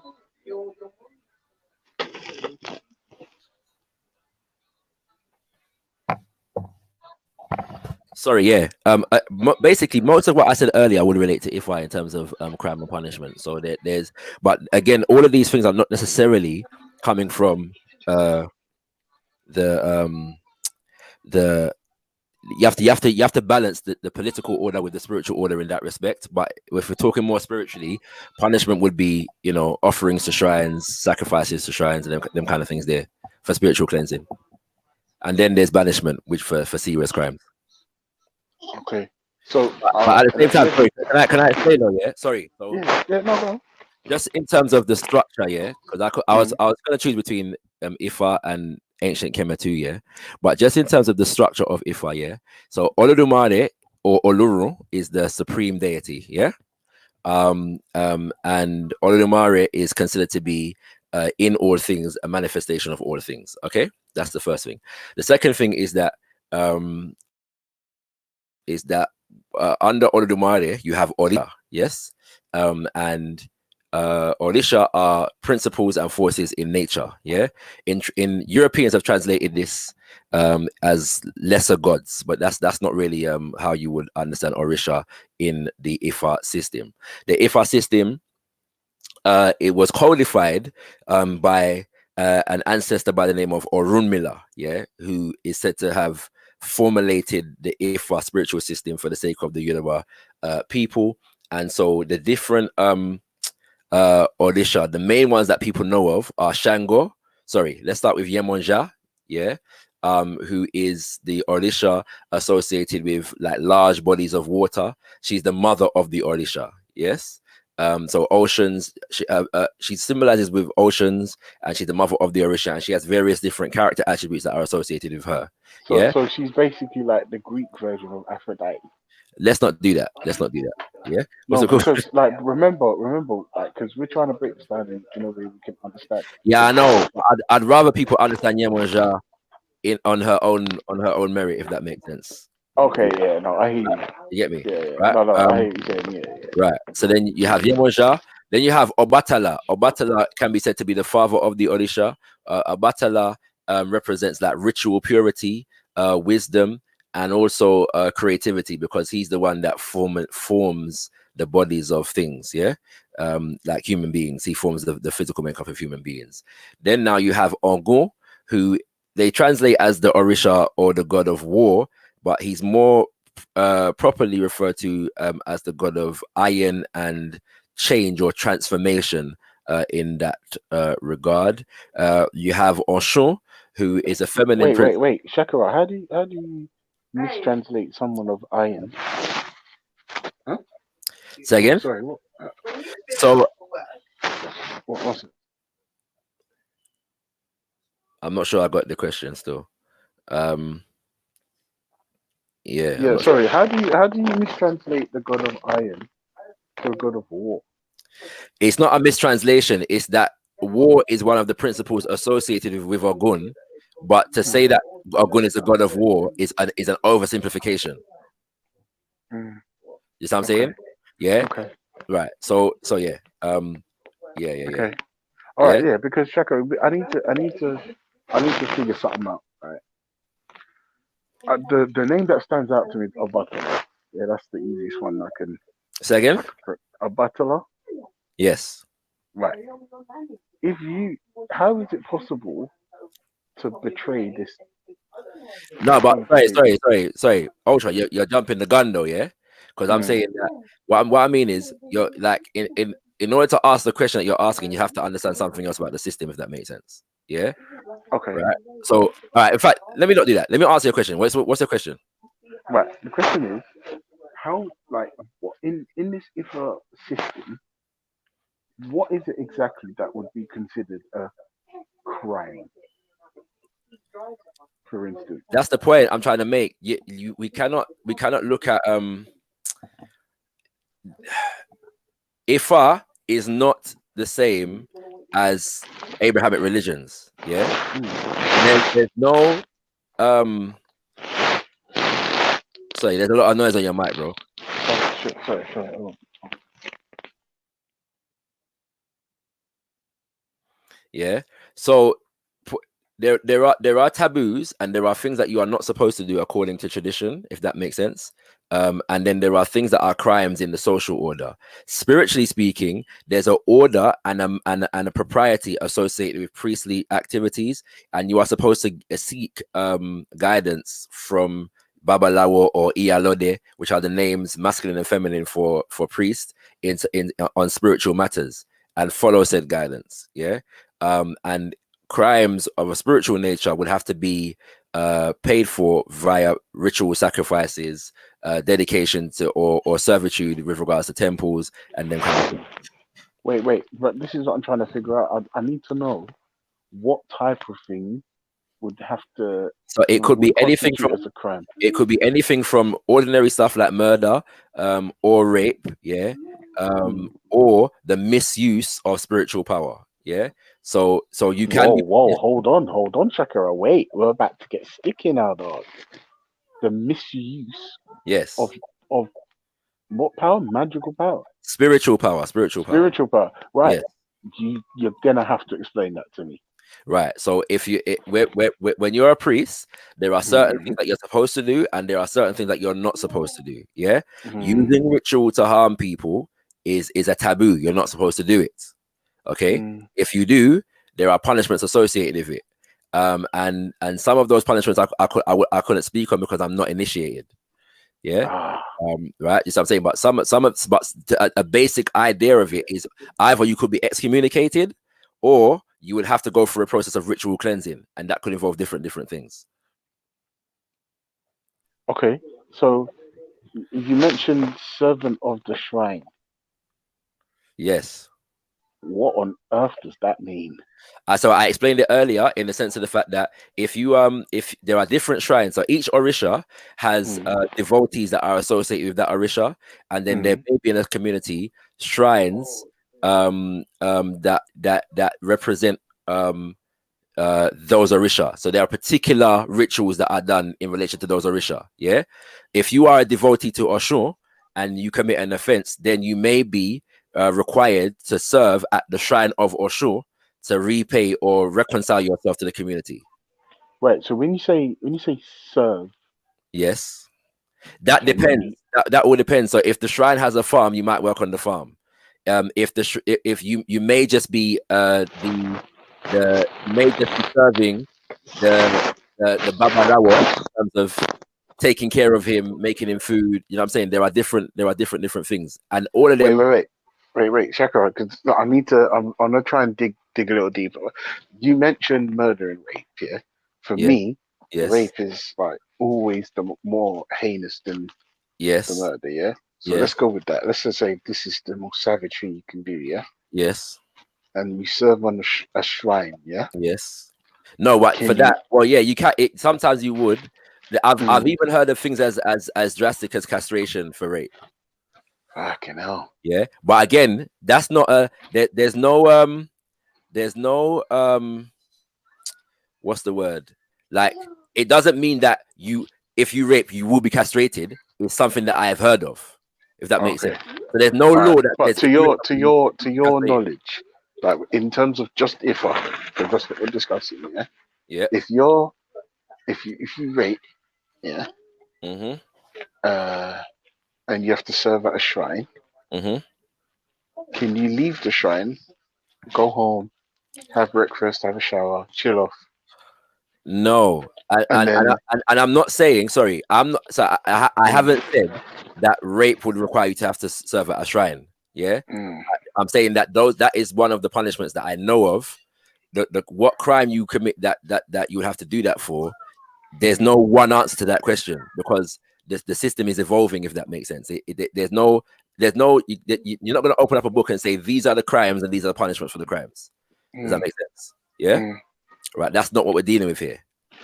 Okay, but the thing is, I'm trying to see. The thing is, the reason why I'm asking is because I need a little bit of consistency. For instance, like I said, I use rape because it's the most heinous thing. Yeah. Yes. And you're saying you've heard of instances of castration, which is fine. Because that means it's not a rule. It's just something that happens. Let me ask the question. Is the Yeah. punishment for rape consistent in British society? Yeah, you go to jail for it. Has it always been the case? No. So the same way, yes, that there over time there have been different punishments applied for different things. It's the same way. If there is no rule book for what punishment fits a crime, those things are decided socially speaking. They're not exclusively tied to priests, and there's no law of God that says you must do this if this happens. Yeah. So some of the questions that you're asking, they don't fit into the thing. Like at a particular time, like I said, I've heard of the fact that there are men who have been castrated for rape, as a punishment. There are other times when they may be just they may be, what's the word, excommunicated from the community. Yeah, that's a very common thing in African traditional societies, not just Ifa, but it happens in Ifa. You can be excommunicated, for certain crimes, and excommunication is in some consciousness considered to be actually worse than death. I don't know. Maybe that's a perspective thing, because, like, I'm trying to think. Well, I've just. But you notice, you notice, we haven't actually got into what the system is about, and we're talking about crime and punishment. You see what I'm saying? No, because that's the question of the day. You see. I hear you. All right, point taken. Yeah, but I mean, like I said, like I hear you saying, and believe me, I understand when you say there's no rule book and and I get it, and I do understand it. But the reason I'm repeating myself and the reason I'm struggling is because the way my mind works is it just wants a little bit of consistency. But that's the point, though, Ultra. I've been trying to explain all week. If you're trying to treat African spirituality as an Abrahamic religion, we're going to no, Shakira. Hear me, right? The lack of, because am I presenting a lack of consistency, or is what I'm saying consistent with what I've been saying all week? I won't lie to you. I've missed a lot of this week, right? But the parts that I have been privy to, you have been saying you have personally have been consistent. But what I mean is, what I'm trying to say is, like, for me, the way my stupid mind works is, like, for a spiritual system not to have consistent punishment for something that we all know is just heinous is, like, for me, I'm like, I don't know. But again, Ultra, I'm saying to you that the religion, so quote unquote, is linked to a social order, is linked to a political order. So the whereas the punishments may be consistently defined over at a particular point in time by the kings or the Oba or the Oni in that respect, there may not necessarily be, well, Olodumare says, if you do this, you must be punished in this way. Obatala says, if you do this, you must be punished in this way. Do you understand what I'm saying? Yeah. We're talking about societies that were, for the most part, oral. And so oral transmission was how they were preserved. And evolutions of punishment and kind of things that took place over that time as well. Factor in also that at another point in development, that the power to decide punishment was taken away by a colonial administration. So all of these things have to be factored in to the consistency or lack thereof. You see what I'm saying? But we can't. But I'm saying to you that the things that I'm suggesting, excommunication, service at a shrine, and things that as deep as castration and capital punishment have all factored in at different epochs of history. Okay. So, all right, let me ask you now then. If somehow, by some sort of miracle, everyone on the continent decided to embrace an African spiritual system. Now we're talking about Ifa, So let's focus on Ifa. Okay, okay, Ifa, How? Excuse me. How would a rape be handled today? So the Ifa, put it this way, communities would have to collectively decide how to punish people for that crime. Yeah. So the hands of that decision is in the community according to the principles of the community. Okay. Yeah. So there are basic principles and values that are exemplified through devotion to different orisha, through the pursuit of attaining what is called iwapele, which is balanced character. Yes. And in that context, the community would define and decide how to punish people for different crimes. Okay. Yeah. So again, Okay, now there is no word of go God on. that tells you what to do at every point. Hold on, can I just say is that similar to today, where you would say a judge might give a different set of years, number one, and what's that thing that with it outside and the community service and all them type of thing? You could say that, yeah. I'd say that in Ifa though, there is a role for elders. So there's a council of elders, yeah.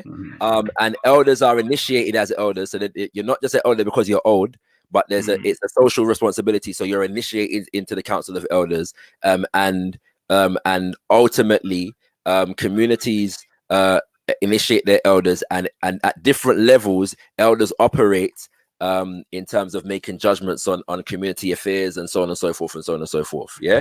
Now, bearing in mind that because of the colonial epoch, a lot of these traditions have remained localized. Yeah. So in terms of how they would be translated to a more macro state level, one would have to that would have to be a process of development with the community itself.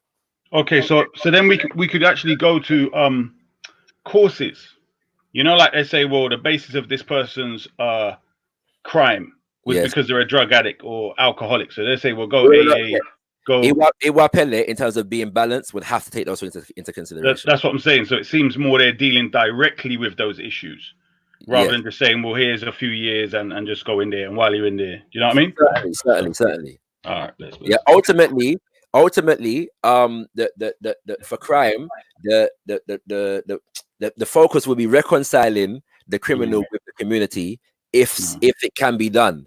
But again, because of the fact that the nature of the community is communal, and so you are not an individual person just with your own thoughts and feelings, you are essentially a part of a community or a social unit. Yeah. Excommunication in a society like that can be considered the worst kind of punishment. It's worse than death. Yeah. Because I'm not sure about that though. Yeah, but you don't have to be. I'm saying to you, within the consciousness of that social order, your beingness is tied to your membership of a community. Hold on, yeah? Shakara. What if somebody in that said community is not happy with the judgment that's passed? Hold on one second, Ultra. Is there like an appeal system or? Hold on one second. Shakara. Before we go too far on that road, are you saying when you say excommunicated, is that from wife, kids, everyone? Everybody. Right. So therefore, Ultra, if you look at it from that perspective, where you can't see your kids, grandparents, parents, brothers, sisters, that would be something severe psychologically, at least, and emotionally. Yeah. Do you know what? He shouldn't have raped. He shouldn't have raped. No, but you were trying to say that's not what. It's not a harsh punishment. Again, but can I say though? Yeah. Excommunication. Yeah. In that sense, right? Because we're talking about societies at particular times of development. Yeah. So there is no orisha that says you must excommunicate. That is a punishment that's developed socially among the people for certain crimes. Olodumare doesn't command excommunication. Okay. Right? Just what I'm saying. Yeah. So the question is, at this stage, if there was a macro development and a society was run under principles of Ifa, would it be necessary to excommunicate? Maybe not. Yeah. Or would excommunication mean the same thing? Would it be done in the same way or take the same form? Maybe not. Yeah. That's what I'm saying. We cannot impose the concepts of the religions that we're familiar with on this thing where God says, there's no Leviticus. There's no Leviticus in Ifa. Yeah, there's no Leviticus. Yeah. Ultra, go ahead. Yeah. All right. So listen, I want to get to this whole shrine thing. All right, because it's interesting. Yep. All right. So if you're quote unquote serving at a shrine. Yep. for committing a crime, yep, can you leave? no, you're only supposed to leave once your service is done. Oh, so how and who decides? The same answer, bro. It's the community, It's the the elders, community. yes, Okay. the Iyalo, the Babalawo. You are committed to this shrine for this particular offense for this period of time, and once that's completed, yeah, then you're done. Yeah, and in that process there will be ritual cleansing. So you probably be taking through some spiritual baths. You know what I'm saying? There'll be some divinations, you know what I'm saying, that take place also. And you know, certain sacrifices, certain offerings, which is called Ebo, yeah, in Yoruba, and that kind of thing. Okay. Oh, because I'm trying to. To me, it sounds like prison. It's not completely unlike prison, no. But again, we're dealing with societies that did not have prison. Yeah, of course. Right. So remember now, we can only speak about a lot of the question that you're asking me in the context of almost exclusively pre-colonial society, because when the colonizer came, a different law came in, and that law superseded all other laws. Yeah. So when we don't have the benefit of knowing how a traditional Yoruba society would have answered these questions from that development until now. Yeah, but again, there is no book that says Olodumare that says this is the punishment for this, that is the punishment for that. Yeah, that doesn't exist. Okay. Right. Okay. Do you concede, Shakira, that the fact that so many of our brothers and sisters on the continent are lost in Abraham, you have an uphill struggle? Yes. Oh, thanks. That was easy. That was easy. Yes. Next question. It's been that for a couple of centuries now. You know what I'm saying? Yeah. That's been the reality, the back and forth. Yeah. Okay. How and I did ask this Having question said that though, Ultra, we have to give thanks for the fact that Ifa has preserved itself in many different ways on the continent and out of the continent. The Ifa is like the largest, most pervasive African spiritual retention in the Americas. Yeah. But it should also be noted though that the various manifestations of Ifa are not exclusively Yoruba, in the sense of the fact that whereas the Yoruba system might have been dominant, it doesn't mean that other systems are not included within it. So if you've got Igbo, Yoruba, and Ashanti on the same plantation, and they develop a system called Candomblé, called Candomblé, and the Yoruba language is the strongest at the time. Most of the expressions will be found in Yoruba, but a lot of the other different divinities of the other groups of people would be included in how that system evolves. Okay. Okay. So, right. By the way, family, yeah, like I'm gonna go in, yeah. So anybody who's got questions, better ask them, yeah. Cause everybody's been bothering me to stick to one for the whole week, yeah, and I've been refusing to for good reason, but heads don't seem to be getting it. So if I've been, what was the word that God of Jacob used? Bare fluff, yeah, because I'm not picking one system. Well, here's your opportunity, yeah.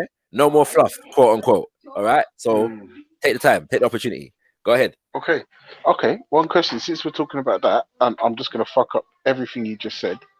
How does one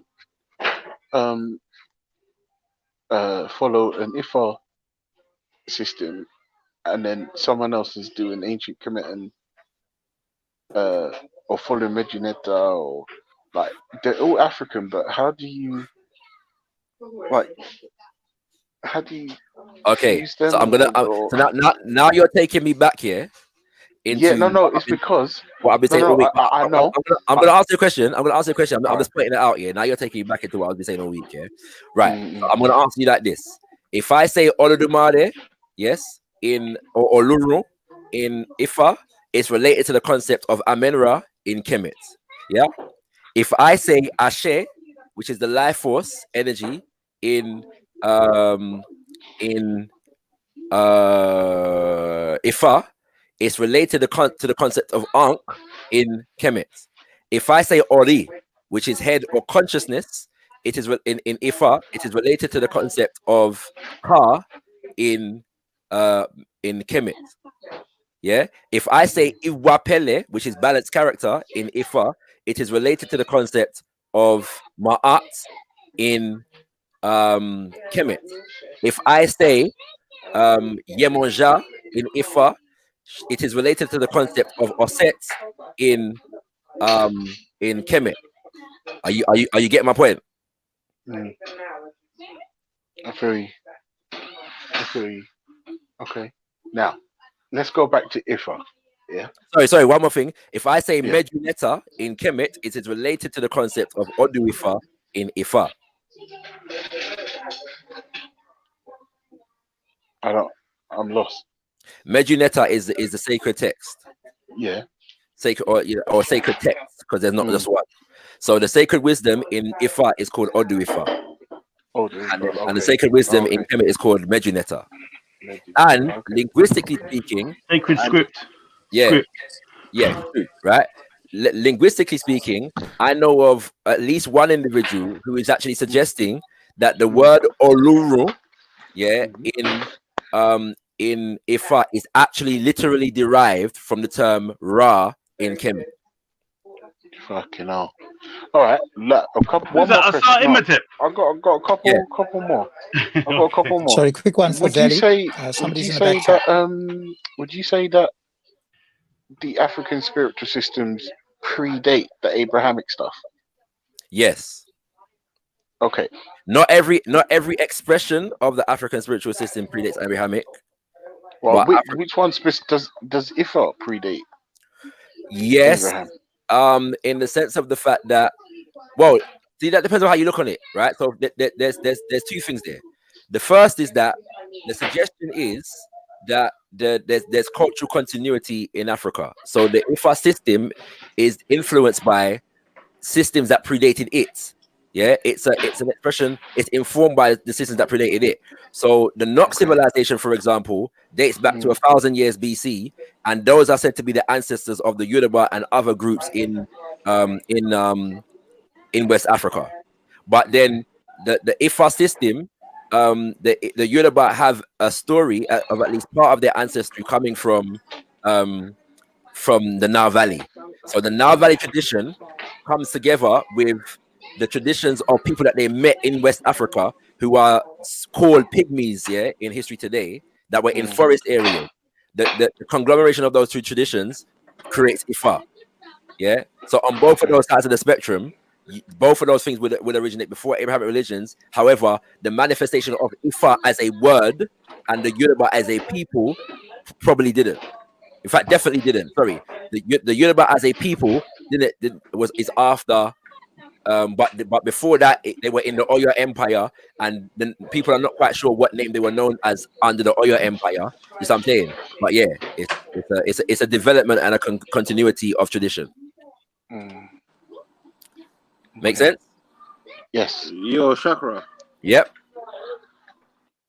Yeah, here we. I'll ask you a question. Like, when you talk about the Orishas and Aludamare, are we dealing with principles of nature and stuff like that, or are we talking about real people?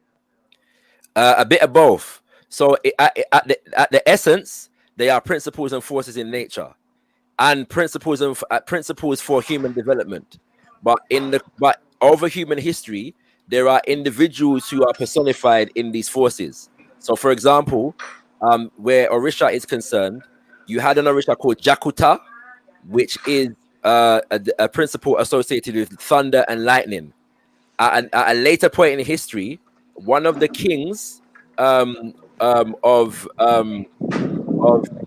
Oyo in the Oyo Empire was associated after his death with the divinity Jakuta, and then that divinity transformed or evolved into what we now refer to as Shango. And Yeah, I know. on other occasions, sorry, there are instances. For example, there are instances whereby whole communities or individuals that because they may have been representative, so they may have been devotees of Ogun or Shango or Oshu. The stories of those devotees are associated with the divinity themselves. Yeah. So it's a bit of both. Yeah, well, like where I come from as well. Like, what we believe, like when our reference to the Abrahamic faith, people like Moses and stuff. These are all people who put up principles of like Moses. We call it masheshe, with water, principles of water, how to deal with water and stuff like that. So the person who brought out the principle or the knowledge of the water is venerated, like personified, like yes, the person who we give thanks to for giving us that knowledge. So yes, Moses masheshe means water reeds and yes, stuff like that. Like even like Abraham is Abraham in my language means is two words, Abba Rahama, means father of all relatives. So right. so you're giving a person a name, but it's only to your people. If you know what I Yes, mean? yes, How you tell someone who's your ancestor? It's Abba yes, Rahama, Abraham. Abba yes. Rahama. So it's a principle, and also so you got a point of reference when you talk to your personal knowledge to people. Definitely. The same principle would apply to Odudua, who was like the progenitor of the nation in Ifa, and also Orumila, who is like the spiritual father of the nation. Yeah, the spiritual head. Yeah. And the same would apply to ancient Kemet in the sense of the fact that, like, for example, the divinity Osset is said to have been an ancient woman who kind of made viable contributions towards the development of agriculture in the Nile Valley, and so she became associated, deified, and so on and so forth. I think there's a similar one as well in Yoruba, like another woman who kind of is around water, helps like creations. Oshun, Oshun, yeah. Yeah, Oshun. Yes, sir. Oshun, yeah. Yeah, I think Oshun would be similar to what he was saying about the god of water, or like the deity of water. Yes, Oshun. Yeah. Yeah. Yeah. Any more questions? Another thing as well. By the way, if one second. Oh, so okay. Sorry, go on, Beefy. Make your point. 'Cause I'm gonna make a point right after you. Go on. No, I was just saying, like when you talk about Moyo, it's like go on. I'm breaking up. Sorry, so my bad. Oh, he's gone. Right, yeah, Shakwa, you keep mentioning two things. Number one, book. Yeah. As though books about or having a main collection of fundamentals in one book is a bad thing. Yeah. And two, these static laws, so to speak. Yeah. Now, do you agree that you have some at least ideas and principles in the systems that are static?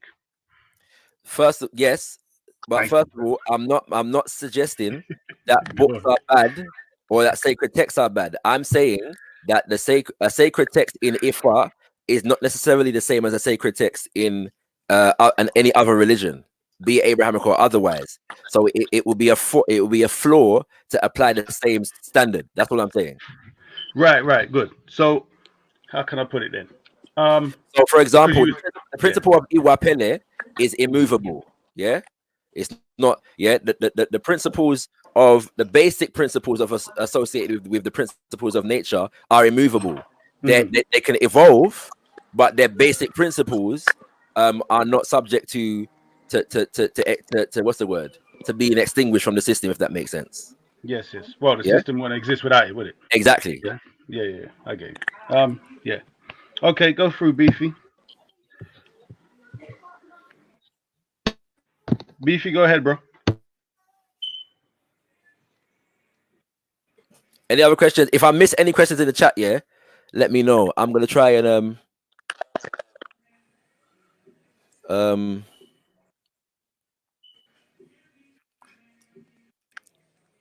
if they excommunicate a rapist and he rapes in a different community, is that a flaw in Shakara's philosophy? I mean, you'd have to engage in an assessment of the social order at the time to know the extent to which that was possible, or what what safeguards were put in place in relation to that. People that were excommunicated from a community often live near the community. You know what I'm saying? And yeah, and there are ways of communicating with other communities in relation to what the person did. So yeah, but I haven't said that. You go. Yeah, I do think there is a flaw in it, though. Like, there may well be, bro. Can I just say this? letting This would make someone leave sense the community, and then with the mark of because Cain, there's then, been a wouldn't it? lot of there's been a lot of times where even like another way of like people getting colonized were like times where like someone was banished. I think there's a story of a guy who and they joined the colonizer. Yeah, he went and got the British to come and basically get his land back or whatever. I'm totally aware of that. So yes, let's say we consider that a flaw. Yeah. I just want to just even say, because a lot of people are going to come up with some stuff here, and these are things that are like already happened in our history that we could probably even talk about and like kind of see what will be Sorry, going forward. one second, Frank. Right? No, it's not, because the law of the land would contravene the laws associated with the individual people groups. And again, I'm saying that this is not a punishment that is necessarily attached to a shrine or a law that is considered God. Yeah, you know what I'm saying? It's a social law. Yeah. So the social order is now defined by Westminster democracy in Nigeria. Yeah. And so you go to court if you rape. You won't get banished from your community. There's prisons now. So there's no need to banish anybody from the community because you go to prison. Go ahead, Frank White.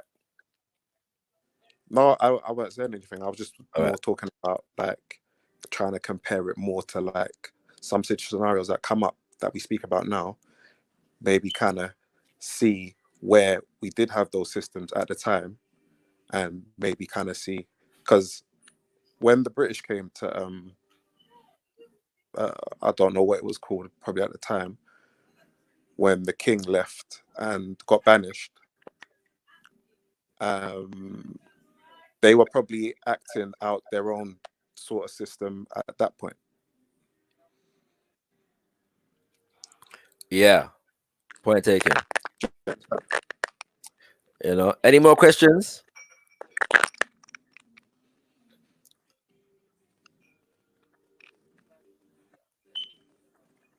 Any more questions? Well, Frank's asked me something. East asked me something. Sorry, coming back. Brother Jacob had a lot to say before I came on, but he seems very silent now that I'm here. Let me throw something out here now. In relation to, let's say, if somebody was to say that the African spiritual systems, because they're nature-based.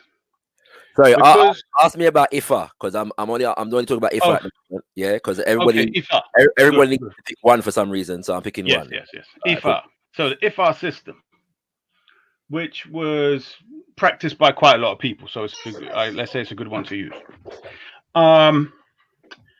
Would you agree it being nature-based and human-based, cultivating the best qualities of the human being, but also maybe had not yet encountered such a massive people that come with such deceit and brutality as the European, maybe would have done good to take on some of the ideas of the Muslims at the time?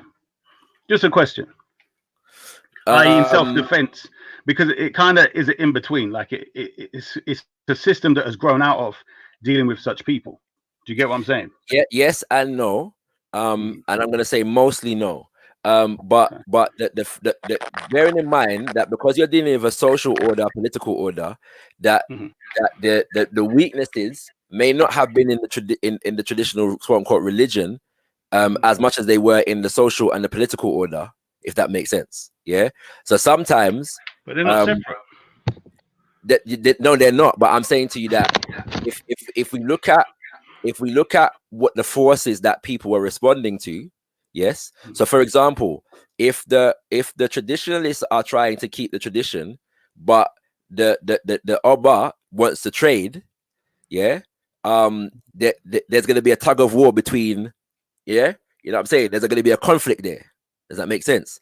And the economic situation may override the spiritual inclinations of the people at that moment in time. You see what I'm saying?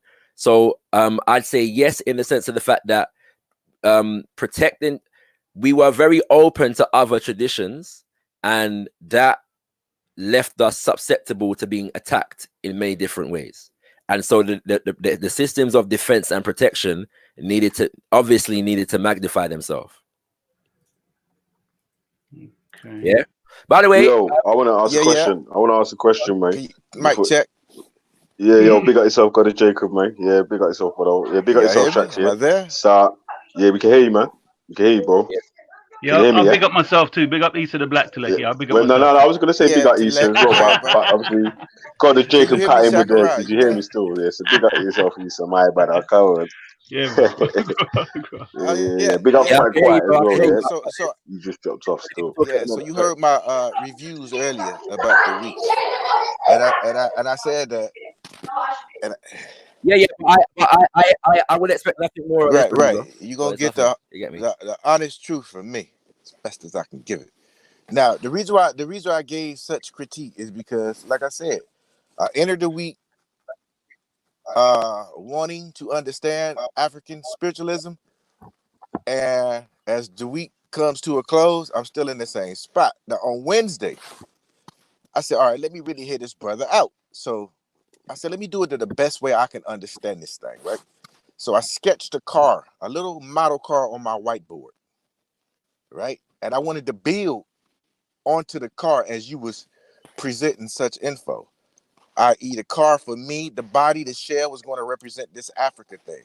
And I wanted to gradually put on the systems as you went forth putting out the information, right? So a car, there's systems within a car to make this thing go. You have the fuel system, electrical system, navigation system, if you are equipped with that model, etc.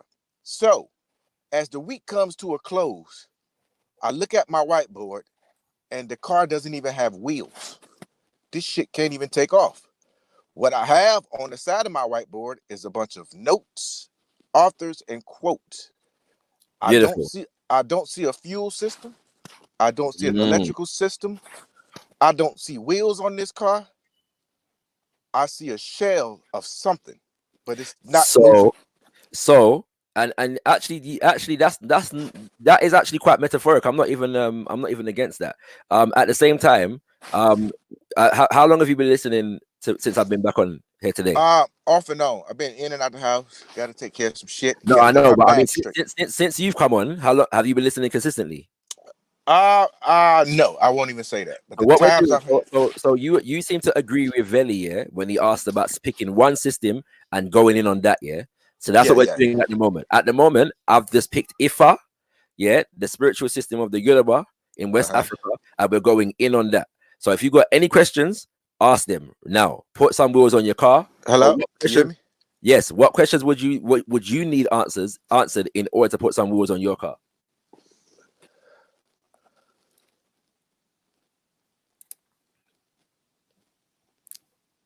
Yo. Hello. Got a Jacob, are you there still? Yeah. Yo, Shax, everyone, can you hear me still? Yeah, I can hear you. Yeah, you cut out still. All right, but while he's thinking of his questions, yeah, let me come with a couple questions then, yeah. So, the shrine imprisonment thing, yeah. Yeah. Is it true that if the crime is bad enough, it can be cast upon another family member? So that means, like, say my man commits a heinous crime, and he doesn't get found out for the crime, and they found out later on. Will my daughter have to be like a shrine sort of servant for my crime that I committed? Can Not that happen? I'm not familiar with that in Ifa. Yeah, I'm not familiar with that in Ifa. Now, not with the daughter thing, because there are systems of social responsibility. There can be occasions. Say, for example, if the society is based around peer groups or age groups, yeah. If an individual in a particular age group or social organization commits a crime, then there is a possibility that other members or all the members of that age group can be held responsible for not resolving whatever problem brought this crime about, if that makes sense. That's possible. I have come across that. Explain that for me. Break that down for me, because that didn't. So for let me just throw an example. Sense in my mind, though. So it's similar to in our system we have, if a child, let's say, doesn't go to school or something, or whatever it is, misbehaves or something, they might charge the parents or something like that. But if you've got another society where it expands beyond, responsibility expands beyond the parents, but it's a similar thing in the society, then they're saying, well, that apportioning of role of responsibility is upon whoever it is in that society. With us, it's, let's say, just the parents. They won't go maybe to brothers and sisters or grandparents or uncles and aunties. Do you get what I'm saying? Anyway, Shaka, you elaborate. Yeah, but again, though, I'm saying that's not. I'll tell you what, Shaka, how you could explain that best for me, is give a scenario where that would be enforced and what the enforcement would be. But again, this is what I'm saying. Yeah, you're asking me historical questions in that respect. Yeah, like that don't necessarily relate to the core principles of Ifa as a religion. You know what I'm saying? These are things that would manifest themselves differently at different times. You know what I'm saying?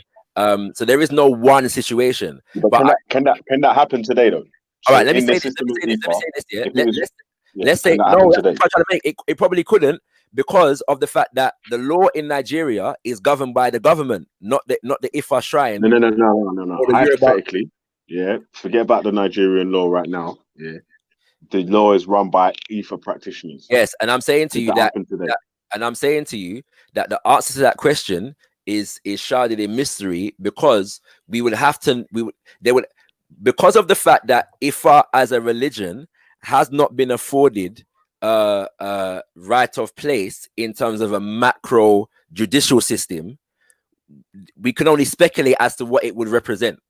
Is this what I'm saying? And so that's theorizing at the moment. There's no real life application of that at the moment.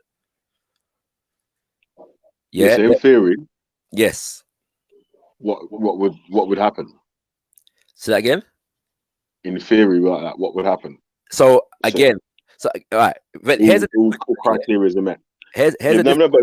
But this Shax, you can't be a politician on this one, bro. I'm not being a politician. You're not understanding what I'm saying. You're asking me for a diagnosis of a punishment for a system that is completely hypothetical. So my answer is going to be theoretical. That's my only point. Yeah, so there is no Ifa system in place. Yeah, that has the power to punish people for high crimes. You follow me? But there's no Bible system in place that has the power to punish people for high crime.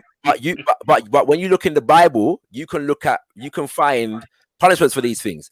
When you ask all the questions that you're asking, really, last week, you know that for the most part, Christians are not going to be running up in people's country or people wherever and killing them. Yeah, And same thing with the African practitioners as well. But that's the part. Ifa practitioner. But I know that the Ifa man ain't going to be on the colonization mission. But you're assuming that in the same way. I'm assuming that. No. You're assuming that in the same way that you can run up in the Bible and find this is the punishment for this is the punishment for that. It's not the same thing in Ifa. What he's saying is based upon the principles that you've got. How would they manifest if they came about? So he's saying. So I'm trying to get the point that my answer is going to be theoretical. Yeah, but that's what he wants, because he's saying if it was that way, which is not right now. So he's saying give us the evolution, how it would manifest in an example. That's what he's saying.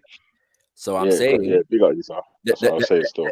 The example of what other people being punished for a crime. Where other people, so somebody commits a crime, and then someone else would be held responsible as well as well as the person So who commit the crime. all right. If it don't exist in the IFA, then leave it. Innit? Just say it don't exist. I'm not saying it doesn't exist. I'm saying that there's no like IFA law that says this must happen.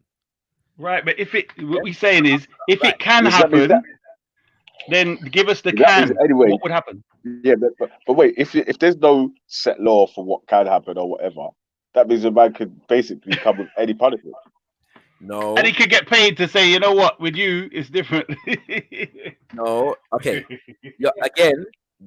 You're asking me about traditional societies. Yeah. The question that you're asking is political. Yeah. So it's commensurate with the political order of the time. Does that make sense? Yes. The IFA spiritual divination. Sorry, God, my neighbor was cool. The question that you're asking is political. Yes. So it's commensurate with the political order of the time. The same way that 200 years ago, punishment for crime in Britain are different to 2020. Does that make sense? Yeah. But it's still a Christian country. Yes. The church still has an influence on the laws. Yes. Right. The Catholic Church and the Anglican Church in particular. Yes, they're still there's still politicians that are associated with churches and bishops that are in the House of Lords, etc. Say that again. Say that again. No, sorry, I was talking to next door's youth was in the store and his mum wanted him in it. So okay, yeah, but the laws today are different in the country to the laws 200 years ago. Yes. Yes. Right. Some. But we could, but Shakara, that's still what he's saying is, that even if you were to say it was never going to be applied again, give us some instance of it being applied in some way. That just example. For example, if well, you gave one example already, parents, if there's a breakdown in the marriage, let's say a man is beating his wife, his peers who are responsible for helping to maintain that marriage can be punished if they fail to bring him to account. Okay. Yeah. So what if they run up in his house and street justice him and rush him? Well, again, I don't know how to answer that, bro. What they do, how they will be dealt with will be addressed in relation to whether it is considered to be correct based upon the social norms of the people. So if they just beat him and leave him, then they may get punished the same way. If they can be judged to have made a responsible intervention, then they won't be punished. Can I just say one of the things I think social norms? I don't know if Veli understands how important that is in relation to. Because that's subjective now. Social norms. No, but that's what I'm saying. Each community. But the claim is not that it is objective, though. That's not the claim. No. Let me just expand on that. What I'm saying, Veli, is in relation to, let's say, social psychology. There's more to it than just when you're looking at the punishment. You're looking at the punishment in relation to the crime, without looking at the psychology behind the social norms at the time. That's what I'm saying. I'm trying to explain the fact that we're talking about a social order that has a spiritual system at its core. So the priest is not necessarily the shrine, is not necessarily defining the rules and the laws in terms of how somebody will be punished. The shrine will just be a part, will have a role in managing how the society reconciles itself in relation to crime. So the king or the council of elders may decide the punishment. And a part of the punishment may be you must give offerings to the shrine of Oshun on a weekly basis for this reason. And the priest will manage that aspect of the punishment or the reconciliation. But can't you see how it could be? It's basically the man them can make up whatever punishment they want for any sort of crime that's given. Let me answer the question. Is that not the case in every society? That men make the laws? Yeah, it's the man them just making up the laws of what it is. No, But still, it's not just making up the laws. There is a criteria, but I'm saying all laws are made by human beings. Yeah, laws are made by human beings, right. But what criteria is used to establish the laws of IFA? So it starts with the laws of nature. Yes, Now we have to get back to actually talking about what the system is based upon. Okay. What's the laws of nature? Right. So it's observable laws in nature. Yeah.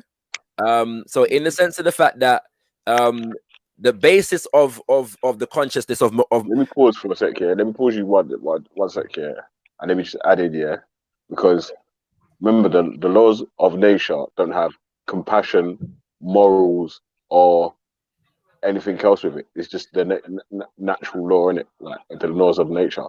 So a lion doesn't go to jail for killing a zebra for feeding his family, or a lion doesn't go to jail for breaking down another lion's. Can I ask you a question, Veli? Can I ask you a question? Yeah. Yeah. Are human beings the only animals that can show compassion? Sorry.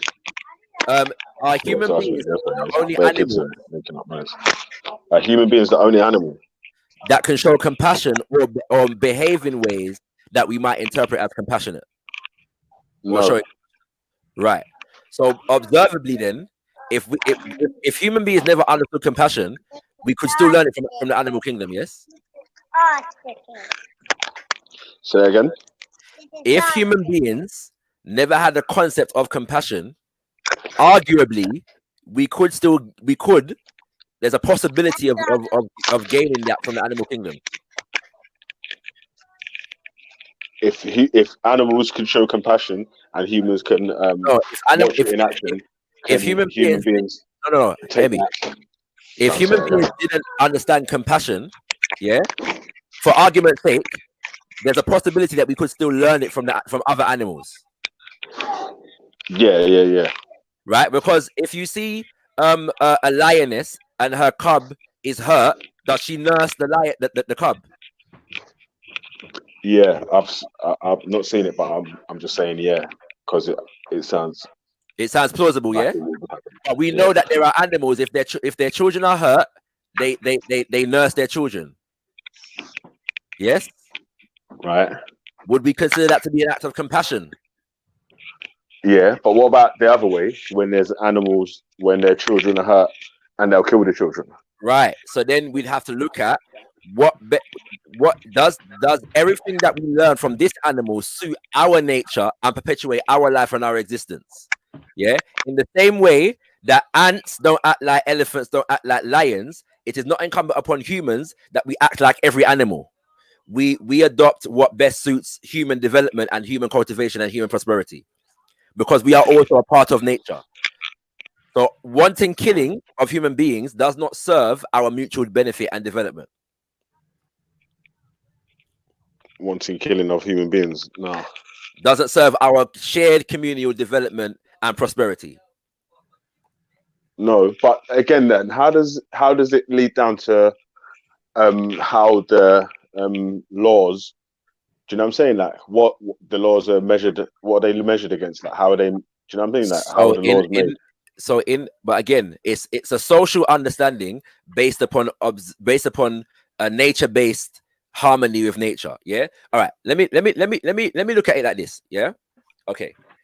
Because again, oftentimes you see, like here's the problem, Veli. Yeah. I've been on here for now about half an hour, right? And I've been asked about crime and punishment and all kinds of different things, but yet the basic concepts of Ifa have not been explained. And I've decided not to enforce it, but go by the questioning. Yeah. Now the difference is when you begin to question the Abrahamic religion, people understand God, Jesus, yeah, 10 Commandments, right, so on and so forth. Yeah. What's it called? They understand Allah, Muhammad, yeah, Isa, Sharia, zakat, you know what I'm saying, hadith, and so on and so forth. Yeah. So they already come to the conversation with a basic understanding of the basic concepts in the faith. At the moment, we haven't got there yet. Why?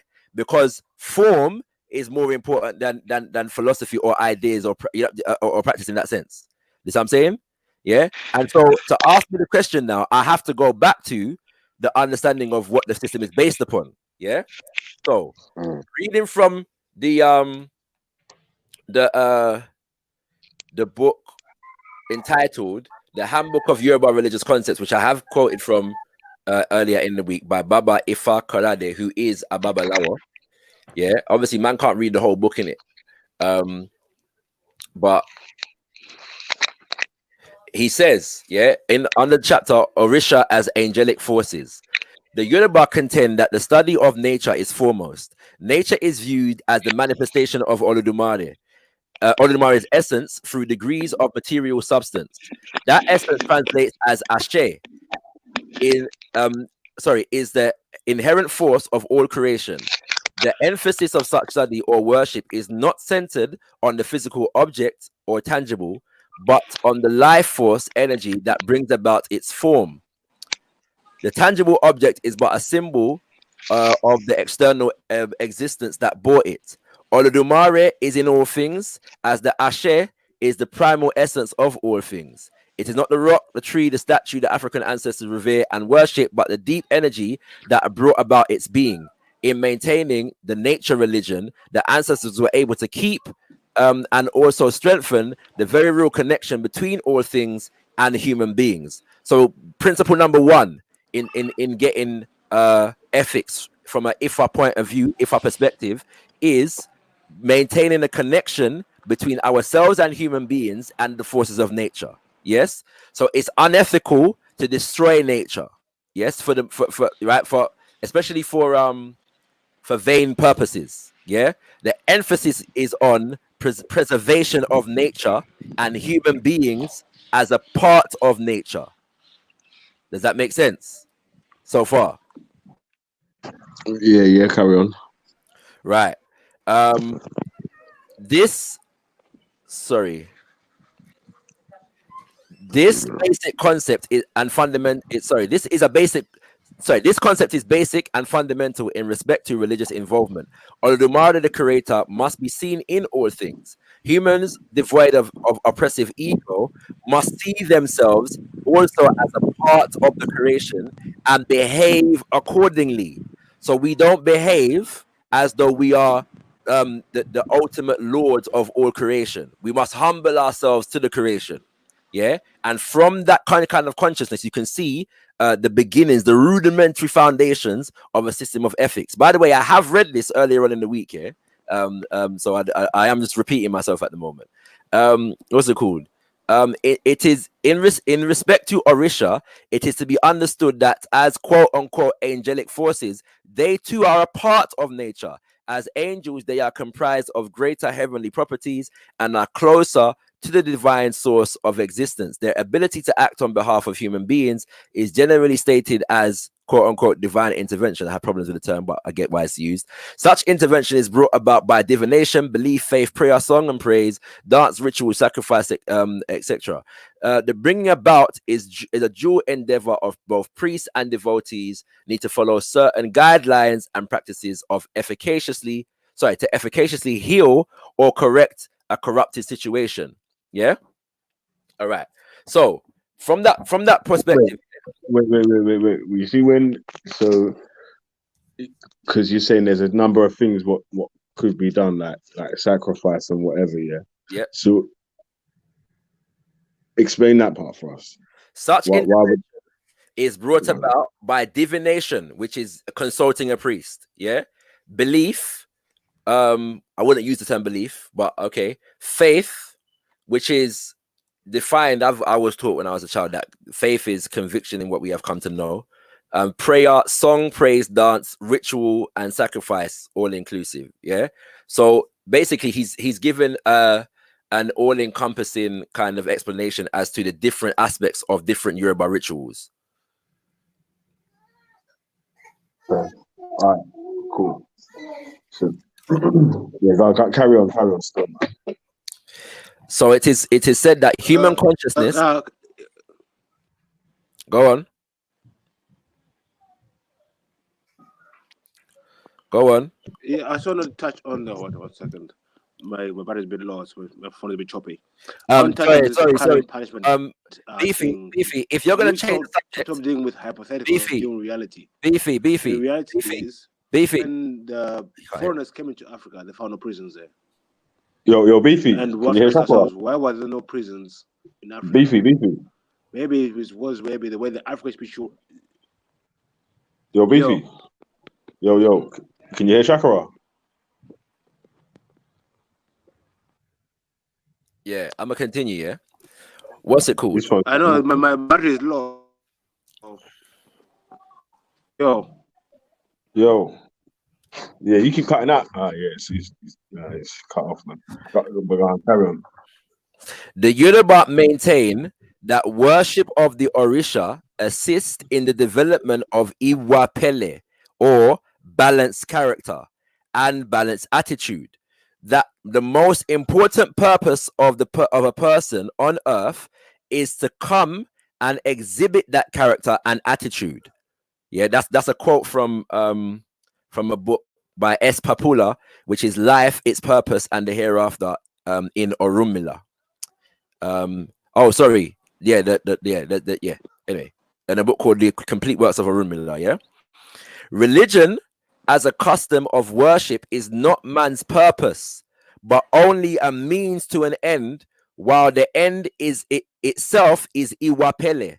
Thus, the fundamental reality in respect to the divinity of self and the heavenly forces is that of pure and enlightened character development. This is the premise of the true Orisha involvement. The connection between one's consciousness, Ori, and one's behavior, Iwapele, is clearly seen as reciprocal and relative. That is, the more enlightened one's consciousness becomes in respect to the divine, the more one's behavior reflects the divine. Thus, the individual is deemed saintly or priestly in their development. And so he goes on to give brief explanations of the various Orisha and their character traits and their relationship to forces in nature. And from that, you begin to see how the system of ethics is being developed. Does that make is everyone following me so far? Yeah, I'm with you still. Right. So now the Orisha, yeah, brief explanations. Ori, yeah. The word Ori has many meanings. Literally, Ori means head. It means the apex of all things, the highest of any endeavor in the human body. Ori is divided into two: the physical head and the spiritual head. Yeah. And just to say, I won't read it all, but Ori represents consciousness, and the consciousness is seen as the personal deity, the personal God. Yeah. So the person's first Orisha is their own consciousness. They must be devoted to the development of their own consciousness, and the Ori is also a manifestation of the intelligence of Olodumare within the self. Yeah. Right. Obatala. So, okay. Go on, you got a question? Yeah, so I just wanted to, and I'm deviating just a bit because I want to. I figured you might. No. I just want to make sure I'm tracking right. So within this African spiritual of this system, so we're saying the priest is part of the system, right? There are priests that are part of the system. Yes. Right. Is there a diet attached to the system? A way to eat, a way to nourish, a way to maintain your body? Is that a system? Yes and no. Yeah. So the system would be based upon more an evolutionary process of learning what nourishes the body best, if that makes sense. Yeah. So there is no what's it called? And also for different rituals, certain things are eaten. Yeah. I was getting to that. I was getting to that. I was going to ask you, was it, just to give it related to what I do or whatever? Is there feast days or days of? Yes, there are. Yes, there are. Okay, so that's a system. Remember, I'm trying to learn at the ground level so I can work off that. Yeah, but that's actually not the ground level. What I'm talking about at the moment is the ground level. Okay, well then let me continue to listen.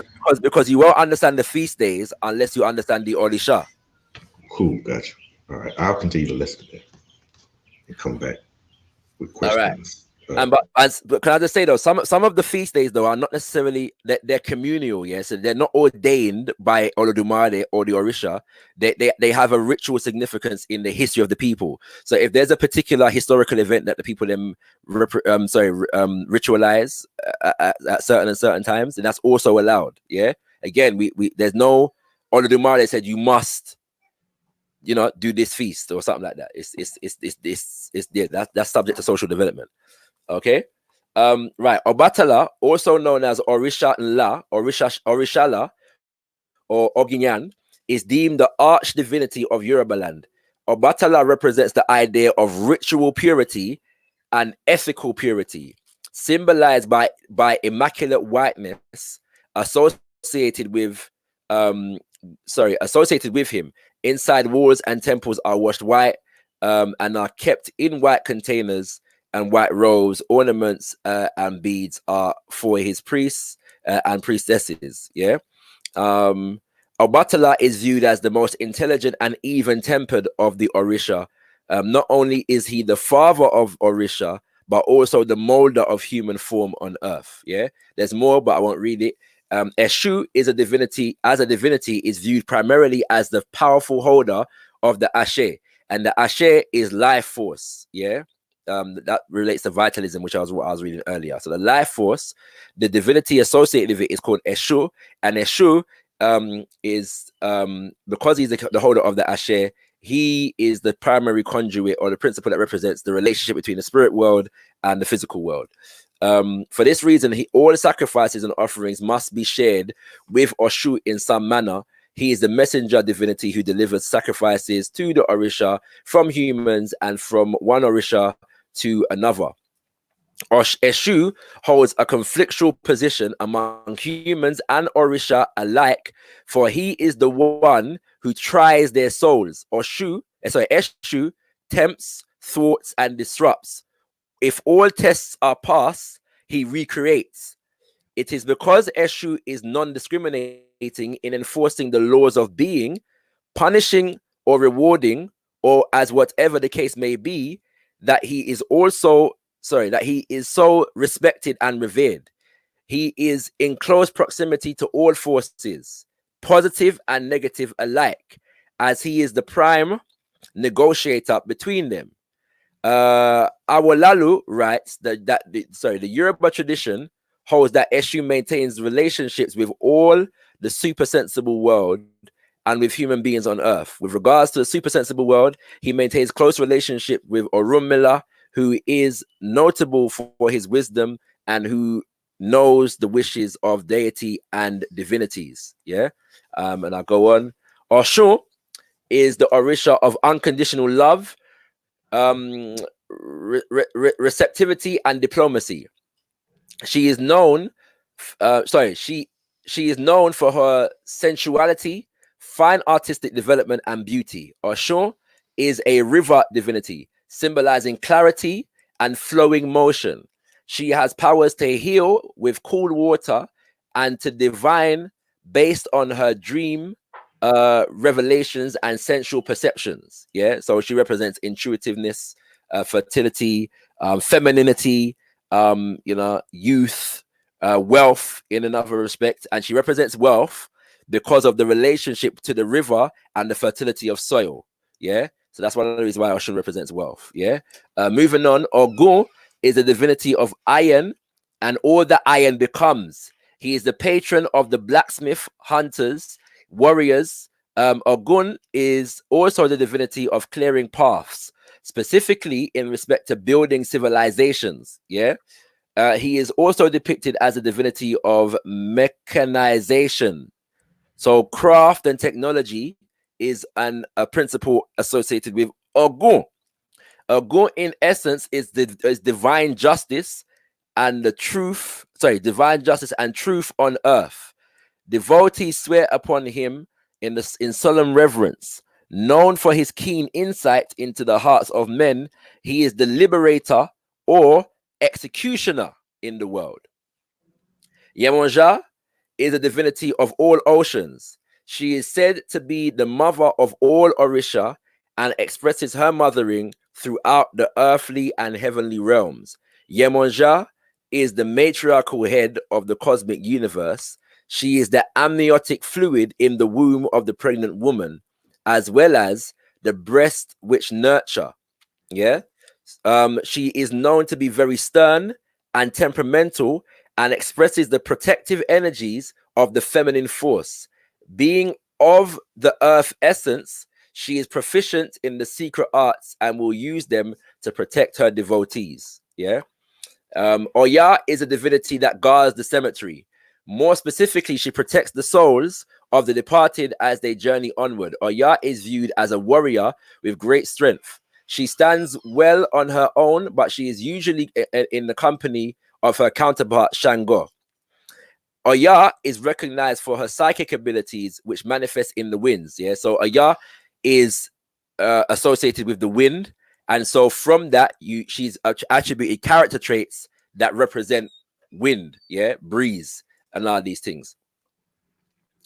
Oya is often seen as a deity of death, but upon deeper realization, she is a deity of rebirth, as things must die so that new beings can arise.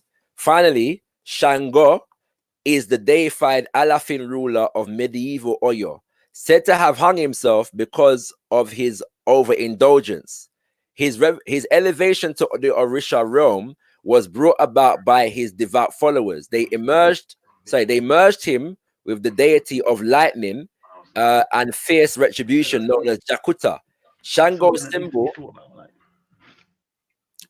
symbol is a double axe mounted on the head of the holy statues or dance ones, or Shango.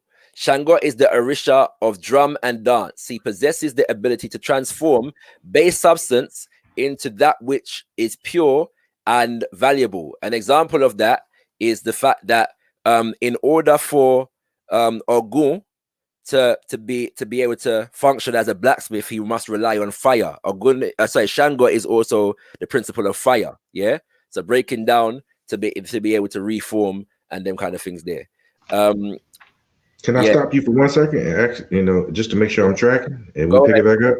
Go ahead. So basically, what I'm hearing is basically the spiritual system basically gives like objects, I would say, in the physical world, spiritual significance. Is that what we say? Yes, but and is that the first time you're hearing me say that all week? I have, like I said, I've been in and out doing this and that, but that's cool. Okay. So all right, I'm just making sure I'm tracking. Cool. Yeah. So basically, it begins with forces in nature. The relationship between our forces with nature. Yes. Sorry, the relationship between ourselves and the forces of nature. We develop character traits that are personified in divinities that we give character traits, and the ethical system is developed from there. There are other Orisha like Olokun, which is Orisha of the deep depths of the ocean, or Shosi, which is the divinity of warrior and hunters, Osun, not to be mistaken with Oshun, who symbolizes health, Ibeji, who is the Orisha symbolizing, or they are the Orisha symbolizing twins, the dual aspects of the cosmos, the male and female, Oba, the another river Orisha, Aganyu, the Orisha associated with volcanoes, Oko, Orisha of the farms and agriculture, Nle or Erinle, which is the Orisha of medicine and herbalism, who has a counterpart which is Osayi, who is the Orisha of plants and herbs, and Babaluaye, Orisha of sickness and epidemics. Yeah, the last three are related to each other and probably represent different aspects in different systems or among different groups of the Yoruba over time. Can I ask one more question? It's on my mind. And as many questions as you like. Yeah. So is there criteria for which things in the physical world that can be given spiritual significance? Like, is there a no-go? Like, no. There are no-goes, but that doesn't make the no-goes any less part of the spiritual world. Does that make sense? Yeah, I'm tracking because because I asked earlier. For example, in the tradition, that the balance between masculine and feminine is essential. Yeah. So oftentimes Orisha are given masculine and feminine counterparts. Yeah. So for Ogun, his counterpart is Oshun. Yeah. For Shango, his counterpart is Oya. Yeah. Shango, male, Oya, female. Ogun, male or masculine, I should say. Shun, feminine. Okay. So us in the physical, how I want to put this, us being in the physical, how do we invoke our ancestors? How do we invoke our ancestors? Under this system, under the spiritual system. Yeah, there are many different ways. Yeah. First of all, one has to understand the role or the consciousness associated with ancestors. Ancestors are a part of the community. Yeah. And so the invocation of ancestors is first and foremost as a representation of their role in the community itself. So invoking the ancestors is one, preserving the stories of the ancestors, yes, and then ritualizing those stories. Ritual dramatization is important. Yeah. On a deeper level, you have divination. Yeah. Now, the science of divination or the applications of it, I don't claim to be an expert on, but through divination, one evokes ancestors. Through libation, one evokes ancestors, and the consciousness of ancestors to continue to be with us. Right. For an example, when I was in Gabon, maybe 8-9 years ago, I went and saw one of those ancestral invocations, and a lot of people had on masks shaped in various things in that. I didn't put one on. Shit, it looked spooky to me. Yeah. And it was going nuts. Yeah. So yes, so the masks represent different ancestral spirits or different maybe generations of ancestors, and there are dances associated. That's what you call ritual dramatization. But that tradition is preserved very much in the Caribbean. It's what Carnival comes out of. Yeah. And so yeah, it's basically a ritual dramatization. And spiritually speaking, the spirit is said to possess or mount individuals, but mounting in spirit is more relation to Orisha than ancestors. But yeah. Look, I don't know if it was because of my American upbringing or what, but that shit looked spooky. Yep, and I'd venture to suggest that it might have been. And I hauled ass. I was like, y'all can have this shit. Indeed, most definitely. Yeah. But yeah, I mean, you're entitled to that opinion. To have that. Just to read from thing though, it is the ancestors who have interpreted and revealed the words of the universal construct. They have actualized the ashe in regards to psychological and cultural expression. They have uncovered the inherent divinity and spirituality of human existence. The ancestors provide the ethics and the worldview of the tradition. Adherents to the tradition abide by the ancestral wisdom in order to develop themselves and the culture. Ways of behavior to ensure a good life are primarily ancestral statements. If it is a good life which leads to a good death, a death which leads beyond the gates and is life everlasting. The Alashe provide examples of right living as handed down by Yoruba ancestors, and he gives 7 principles and then 7 self-development philosophy criteria. Yeah. Ifarabele, composure. Owo, respect. Suru, patience. Esho, caution. Imo, knowledge. Ogbo, wisdom. And Oye, understanding. Then there are 13 laws here. There is to be no practice of wickedness. There is to be no stealing. There is to be no selfishness. There is to be no covenant breaking, no falsehood. There is to be no hypocrisy. There are to be no acts of atrocity committed against one's neighbors. There is to be honor and respect to the elders. There is to be protection of the women. There is to be truthfulness and uprightness. There is to be kindness and generosity. There is to be sensitivity in respect to person relationship. There is to be chastity in respect to vows of mates. There is to be hospitable directives, and all of those principles have sayings in what is called the Oduifa or the sacred wisdom that relate to that exemplify or explain those principles. One more question: Is tribal markings a part of this system? Tribal markings don't necessarily have a religious connotation. Cool. They're more social. So identifying you with your particular subdivision of a people group. And apparently, one of the explanations as to why tribal markings came in, because the Yoruba are not the only people that engage in so-called tribal markings, is because people needed to have a way of identifying people during the enslavement period on site, especially if you didn't if everybody didn't speak the same language. People were kidnapped to try to make their way home, and so on and so forth. So markings were developed to identify where people come from. That's one explanation as to how tribal markings came in. It's just a personal question. Do you plan on eventually getting tribal markings yourself? No. Cool.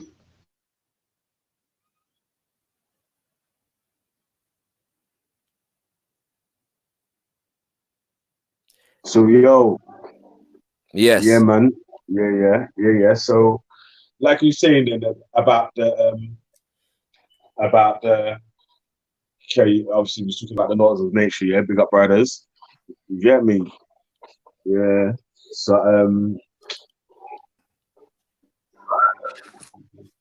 it was That's about good. now the question in my head slipped out the other ear. Yo, so it was more to do with so what measurements would they use to deal with someone sort of like a punishment level then? Because like we're talking about the punishment sort of side of it now, isn't it? Crime and punishment. So let me drop it like this, yeah. Again, reading from the Handbook of Euro Religious Concepts, it is stated by Oba Osajeman, sorry, Osajeman. Oh, that's a new name for me. Osajeman Adefumi the first, king of the Yoruba in North America, that the Egun ancestors are the determiners of what is moral and truthful in respect to life. The Orisha do not dictate morality; the ancestors do. The good life. So say that again. Oh, the Oh no, you're good, bro. I'm sorry. It is established by being respectful to the elders' ancestors. Their wisdom and life directives need to be studied and adhered to. By following proverbial wisdom, insight, and listening to ancestral voices, Yoruba devotees are led to inner strengths and worldly balance.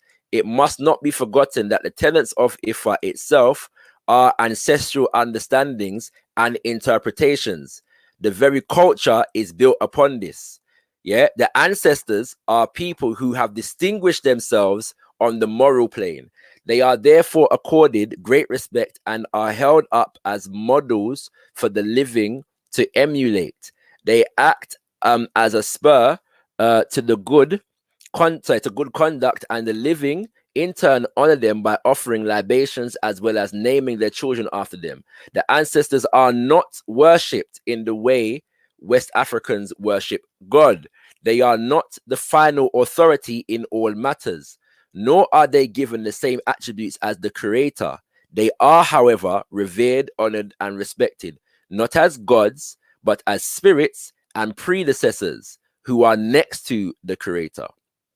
So the point is that the accumulated wisdom of the ancestors, and the solving the problems of the now, yes, is what is developed in terms of deciding what the laws are of the people.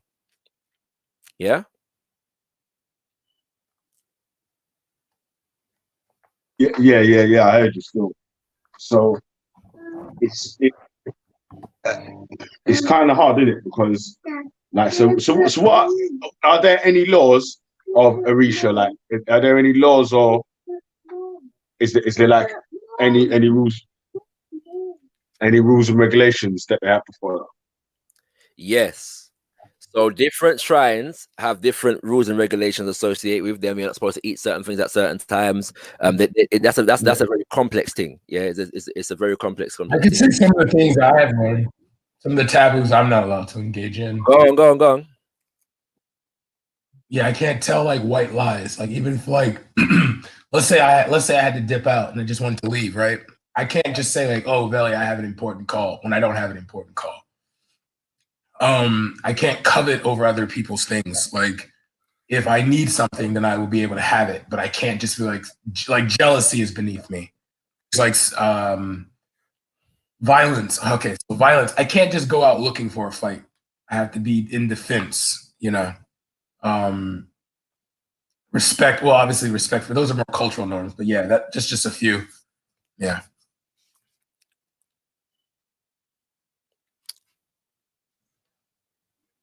So yeah, what's the rules and regulations in Orisha then? How they? Well, they're usually there's the laws. There's the laws of the people and the kingdom themselves. Like there's the social norms and things like that. That like didn't really need Orisha to tell them. It was just like it automatically happened. I mean, well, it happened through development and like civilization and whatnot, you know. Because you have, especially when it comes to the Oyo Empire, a lot of outside influences. If it worked, it was utilized. You know, like even if you see after the conquering of Dahomey, you see that like the Yoruba started to implement more women into the military. You know, so when it comes to the cultural norms, it could be anything. Because I've heard stories of like if a man were to rape a woman, he would be castrated and marked, so all men know not to rape a woman. So like you never know, you know.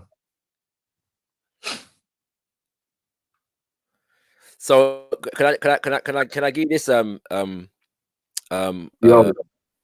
go on. Yeah, hold on. So you say that brothers. So is that in your specific order or is that general? My particular order. That's why I say you never know. Because the individual that does the practice, because there's some people that will corrupt the thing and they'll form like cults, because not every cult's made equal. You know, some cults are good, some cults are bad, and some will take like the essential nature of the Orisha and perverse it for their needs. Some will take it for political gain, like how King James used the King James Bible to help the Church of England. Man, you go there, you know, the heroes are gonna come get you still. But yeah, let me read this for you. Yeah, go through yeah. The ancients elders who are the Ifa corpus are known in total as the Odu. Yeah, these are the ascended elders now and ancestors. The Odu are comprised of 16 heavenly prophets who existed when the earth was very young. Sent to the earth by the heavenly council, they imparted their divine essence and prophesied. They relied both on heavenly Orun and earthly Aye life experiences so as to relate to and then elevate the consciousness of the people. These 16 ancients revealed themselves to Orunmila, who is the spiritual father of the system, and now are said to be his heavenly disciples from a timeless cosmic eternity. Yeah, that's the how it's conceptualized in the tradition. Each of the Odu represent the epitome of Yoruba proverbial wisdom and religiosity. Each contains an enormous amount of verses, ese, and moral teachings, kiki, expressed through mythological, historical, and social development, itan, as seen through religious eyes. The priestly of the Yoruba are set to learn and apply the knowledge and wisdom of the Odu so as to present ways of transcendence and salvation to spiritual seekers. Each of the 16 major Odu, or Ju Odu, or Olodu, and the 240 minor Odu, or Mo Odu, or Amulu, sorry, is said to contain 1,680 verses, making such one and a great endeavor. And although no priest is said to be able to reach such a degree, the objective is to continue to strive for greater insight and understanding. Yeah. Orunmila was able to reach the conscious height of the Odu and thereby reveal the holy message that they embody. The ability to achieve this state is manifested in the ability to divine. Each Odu has its own mark pattern and its own accounts, ritual, ethics, and morals. Within each Odu, there exists revelations of angelic and oppressive forces known as Orisha or Ajogun, respectively. Now, Ajogun are malevolent forces that exist, yeah, in nature. So there's a Pause for a sec, Shaq. Yeah, so you're reading this from a book, yeah? Yes. Yeah. What's the book that you're reading? It's called The Handbook of Yoruba Religious Concepts by Baba Ifa. You did say that before, still, but I just wanted to know. So I just wanted to know as well, and for everyone that's watching. But so again, it contained in the wait. To the revelation, yeah. Just if you could just hold on that for a day. The revelations that were given. Yes. To is it to each priest? Was it, or for each priest to read? So there are 16 Odu, yes, primary Odu, and each of them revealed themselves to Orunmila, who is the spiritual head of the tradition. Yes, right. And so their wisdom. So essentially, what we're really dealing with is a group of elders that codify the system of ethics and morality and that kind of thing. Yes, right. And so they've been personified in different principles. So each of the 16 Odu, kind of have their own kind of domain in terms of what they're focusing on or what they're projecting towards. Yeah, and within each of the 16 Odu have a number of different verses associated with them. And so this makes up the spiritual or ethical, sorry, not the spiritual, the ethical and moral kind of written, or not necessarily written because it was an oral tradition, but documented knowledge of the people. Yeah. All right. So then, so you know that the way that they've was able to come up with the morals, the religions, and the laws, and was that written down in any text form for people to follow? The writing of the Odu is a recent phenomenon, 20th century at the most. Okay. It was already transmitted before then. It was all orally, yeah. But I'm saying so was it you know the way that it was orally translated? Was it, you see, like the way that I was talking to Issa the other day about the Quran being orally translated. Mm-hmm. There's room for massive error in oral translations. Like there's room for massive error in written translation, isn't it? Mm-hmm. But I would say if it's only just oral translation, yeah, there can be room for error if there's nothing to balance it against you. You sort of see what I mean? Yeah, and that happens because you have a situation where the capital of the capital was known as El Ife, which is said to be the most holiest city, was moved. So there were certain there were some cultural norms that were adapted, that were rejected, that were like forgotten. So yeah, it's not 100% finite. With these oral that was it. What was the people that received the messages called again? The Odu. They transmitted the messages. So the Odu received the messages, yeah, and then is that like a divine creator giving that message, like an all-knowing being giving this message? No, not all-knowing. No, the divine creator would be Olodumare. The Olodumare did not give the message. It was these ascended that gave the messages. Right. Yeah, so it's not only the money that's passed the messages that these people are. You're cracking up. Come again. Olodumare didn't learn these. Sorry, Brad. I think you're echoing, bro. But Olodumare didn't pass the message down to the audience. What is the others just received his wisdom? Have they received that wisdom? It's from life experience. You might feel like you're repeating yourself here, but I'm just trying to make it. That's fine. It's not a problem. Yeah, so they received the message through life. So that's what I was saying. Through their own experiences and their own whatever they've lived through. That's how they've come up with the different moral systems and laws and regulations. Yes. But so again, with the ecosystem, is it up for when something seems it's outdated, or it might be barbaric from a new generation, or it might be good or whatever. Can it be updated, exchanged, voted Yes. out? Yeah. Yes. So it's a bit of a democratic system. Um. It's going to annoy you to do that, yeah. But for people that's listening, yeah, for even for me to understand it, whatever, yeah, you got to balance it against something what you sort of know, if that sort of makes sense, yeah. So although you might say that the African spiritual systems obviously go back longer than the European democratic system. It's and when I'm making comparisons like that, it's not to mean that the European democratic system is older. It's just that it's what I'm balancing Yeah, against most def, most something. def. I'm not Yeah. sure. I'm not sure. I say it's democratic. I would say that. I would say that at different points you could consider it to be more democratic than at others. So at certain points in the development, because of the relationship between the tradition and the kingly order, when if the political system is dominating, there have been times when the political system dominates the spiritual order, if that makes sense. Yeah. The Oba will have more power in the community than the Babalawas, if that makes sense. So the system is subject to human condition.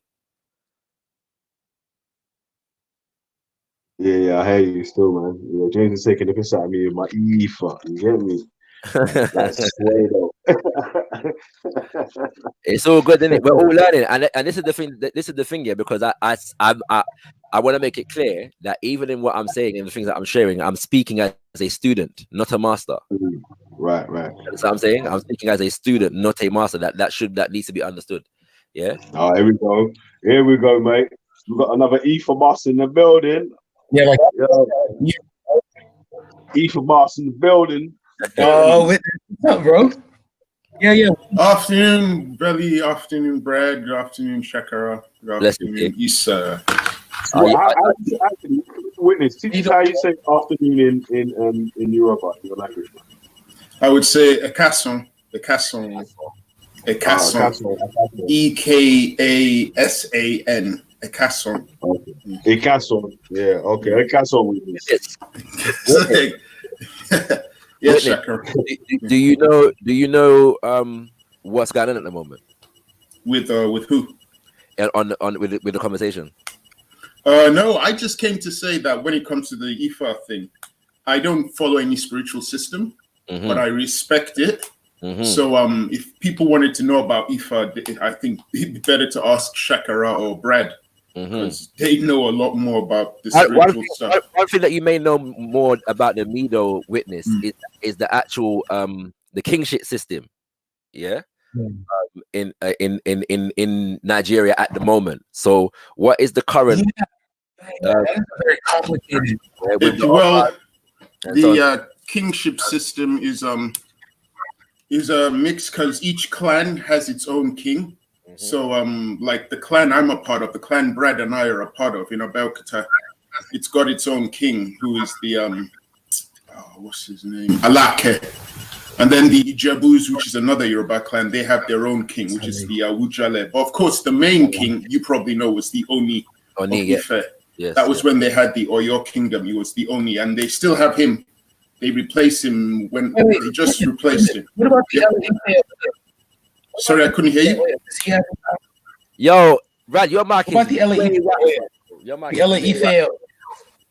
Yes, in Ile-Ife. Yeah, in Ile-Ife. Okay, let me come back. The Oni is based in Ile-Ife. And then in Lagos, they have the Oba, but that's because the Benin kingdom conquered that area. So they're tied in with the with Benin, which is why they have Oba in Lagos. Yeah. So they have their different kings up to this day. Some of the clans, they're very proud of their different kings. So they still hold on to them. Yeah. But there's no. Sorry, what were you saying? Go on. Yeah, but I was saying, but there's no united like Yoruba kingdom. They're all separate states, all part of Nigeria now. The 36 states in Nigeria. Yeah. Now there was some consternation last year at some point, yeah, because this is what I was saying. in Veli, yeah, that not that the thing is susceptible to human condition, because there's been some uproar because one of the Oni, yeah, in Ife kind of stepped down from a spiritual post or renounced something in relation to support of let me not speak on it until I find the actual article. But there's a situation right about now in relation to the extent to which the Oni represents the actual spiritual system. Yeah. Mhm. Hello.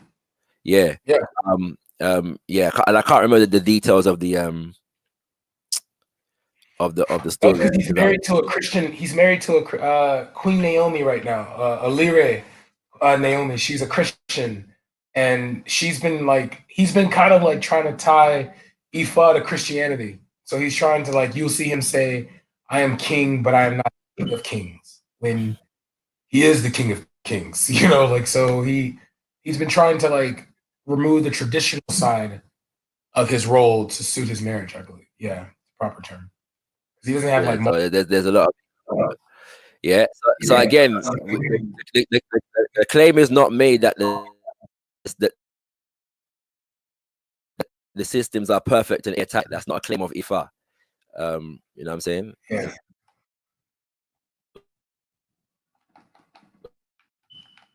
Then again, I'm not a monarchist either. I'm not a monarchist, but then I respect that people believe in it. Yeah, sorry. You see that he was just saying there. There's not one overall rulership in Ifa or whatever. There's like different. Is there like one overall sort of general ruling, or is there different sort of sects and practices? Different sects and practices. Yeah. So it's kind of like, okay, so let's say you have the Veli Vision, you have the Veli Vision plan, huh? Oh, there's one kid just stuck some stickers on my bloody door, man. Blood clot kid. You're gone. No, it's like, okay, so like, you have like Rospec, Jedi, and then there's your channel plus like Leon, and everyone has their own thing, their own platform. And your viewers all do different things that are like kind of like, what's the cool thing to do on a G block versus what's the cool thing to do in the Lion's Den. You know what I mean? That's kind of how Ifa is broken up. It's like you can't really determine, like, okay, so let's say me and Witness are part of the same clan. I'm sorry, the same cult. And in our cult, women are allowed to go into the serious meetings with the men. But let's say in Shakara's cult, his cult would be like women over the age of 50 are allowed to go into meetings with the men. Then it could be like, Issa's cult could just have it like women are not allowed to even read. You know what I mean? So it's based on what the people want, the individuals want. No.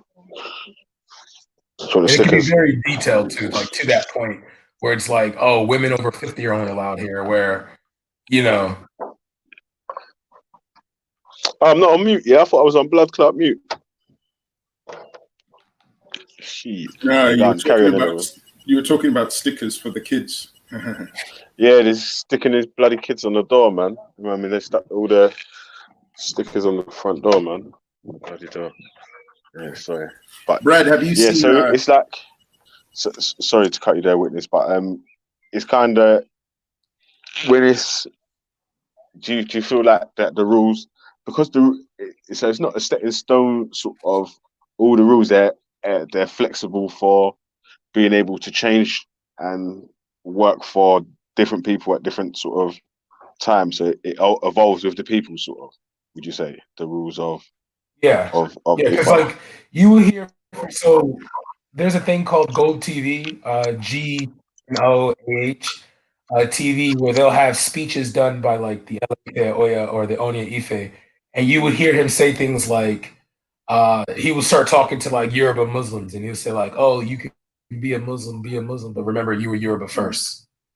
So like it's when it comes to the people, They will mold the needs of the system or mold the needs of the culture to keep the people together. But wait, Like hold the on a sec. unity So aspect. Like if you read about hey brothers, if you're speaking about being a Yoruba, yeah, I was talking about being someone that follows Ifa.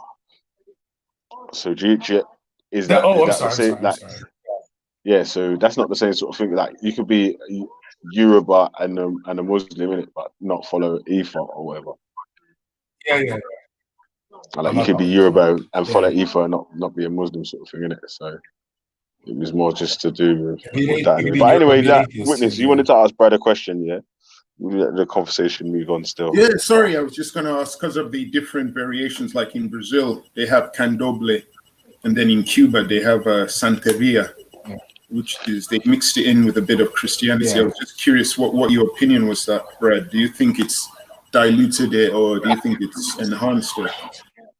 Completely, because like one thing that I had a friend that was from Puerto Rico, and she came in, and we were sitting down, and like everyone was talking, and she had like this T-shirt on, and it was like Osun, but Osun was like light, like she looked like J-Lo, and just seeing the Babalaos in the room like react like you defaced her, like the anger that they felt. So like I'm not going to disrespect what people are doing, but it's to the point where it's like the real thing can literally hop on a plane and come see you. Why are you still doing it this way? Like they bypass Esu. Like they don't even pay attention to like the gatekeeper. Like how do you show up to someone's house? How do you show up to someone's house and not even Obviously like they're greet going to the change person who it to opens the suit. door? But brothers, they're going to change it to suit because, like Shaka was just explaining there, it's not set in stone where it has to be so and so, and the rules can change for the different times of the different people at different places. So yeah, I mean but there are some like ritual rules that it's like easier for yeah. it's interpreted. It's easier to be manipulated into whatever whoever's for whoever's favor, because it's not like they see like but it's not a set in stone sort of you have to do this, that, and the other. Yeah, like I don't know, man. It's it's a funny criticism, man, because it's not set in stone like Sharia law or Islam and shit. Yeah, you get me? Like obviously, then someone could come along and change the update it. Which it's a good thing, but it's about for you then what you used to in that that might be a bad thing that what you found of it there. Well, it's kind of like this though. It's like picture 2 if seconds. you had He's got bloody opening the door, man. Picture if Judaism was being spread around the world, and you have someone that says that, all right, we know that our thing comes from Judaism. Judaism comes to like say, well, there's one practice here you're not doing. You're not observing to the Sabbath here, or you're not like doing the brisk over here. If the person, if a person who's part of the original thing could like, I'm just only critiquing it from that angle. What in the hell is that? Bernie Bay, what the hell is your ad? Oh my, what the fuck? That's the most terrifying thing I've ever seen. Yo. Holy hell. I have no idea who it's supposed to be. That's supposed to be Prophet Muhammad. That's the image of Prophet Muhammad. From Dr. York's book. That's not an image of Prophet Muhammad. Prophet Muhammad. When you say Dr. York, don't lie. Okay. Malachi is that shirt? Yeah, Malachi York. Yeah, that's his picture. Is that shirt Kufar and Haram? No. It might be Haram. It's not Shirk. It's not Shirk and Kufar. It might be Haram. Haram, bro. Up there. Extra Haram. You must Why did you? Hey, brothers, Esau. You got the man them worked up when the man them are hungry right now. Still. Well, what do you mean? What do you mean? No, see, them man are supposed to be doing that fasting to get it, and I just said, my man's got the picture of my man on his thing again. Oh, they don't. I think. Well, anyone who knows Dr. York's books would know that's in his books. That's how he represents Prophet Muhammad. Here you go. But he looks kind of That's wrong. So Indian-y. so we're saying Dr. He York. looks Indian-y though. He don't look like Yeah, but he looks Sri Lankan, bro. he looks like Sri Lankan guy, fam. Oh, He look like Mohib. Thank you. yeah. It's not a black. No, I don't say that. No, that's not good. Yo. Sorry about that. So yeah, any further questions? I got you good, man. Yeah, cool. But Oh yeah, the we question I asked Brad, it was quite interesting. Brad's answer, because Belly was very interested in what Brad said. I asked Brad because I mentioned to him in Brazil they've got candomblé, which is a mixture with Catholicism, and in Cuba they have Santeria, which is mixed up as well. And I asked him what was his opinion on it, and Brad was like pointing out examples where he felt that they had innovated, and I think he was saying the innovation might cause problems. And Belly was curious about why Brad would think about that. Me, I was like, I don't know. So I'm curious. Do you think those innovations are advantageous or disadvantageous to the?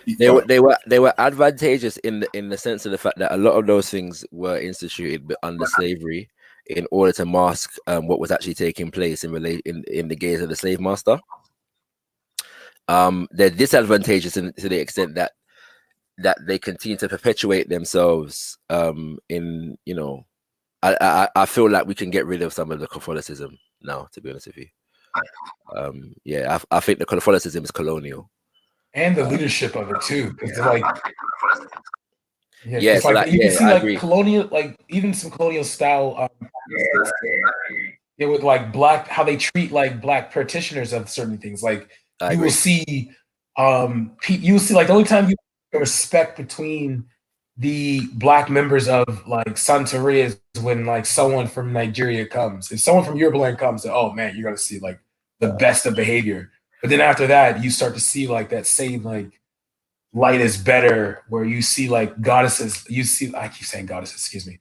You see Orisha like soon looking like J-Lo, Yemia looking like Selena Gomez, and you what the hell? You know, Shango looking like Antonio Banderas. You know, yeah, disrespectful type shit. You know, you're talking about You're talking about people who come from the Niger Congo. Well, I said that Santeria though is known to be Santeria is known to be a whitewashing. Sorry, mute your mic, please, Brad. Yeah, Brad, you need to mute, man. You got a super echo. Bit echoing. Police station echoing. Yeah, I heard in Cuba they've got two forms. They've got the whitewashed one, and then they've got one which claims to be original, but I can't remember. Yeah, so the more original one is called Lukumi. Thank you. Lukumi, yeah, it's called. And then Santeria is the more whitewashed one. You see, Lukumi, yeah, is that cousin to the Kumina? Or is it just like that is words a good question. English words sounding together. That is a good question, and I'm not sure. Yeah, I'm not sure if the words have. It could just be a coincidence in the words. Yeah, it could be. It could absolutely be a coincidence. Yeah. All right, but listen there. Torok's in the back here. I'm going to add him in because he might want to ask you a couple questions. You can take my place still. Yeah, Black Tedek's on the panel. He's on mute, but he comes in and out every now and then. Yeah, that's cool. I'm going to go in like 10 minutes, yeah? So... Yeah, that's cool, but it was true you was going to go in a sec. And I thought let me add him in quickly just in case he wants to ask you a couple questions. Yeah, that's cool. Yeah, man. He's your favorite. He's your frenemy, innit? And I know they want it. Indeed, bro. Indeed. Yeah, man. All right, cool, man.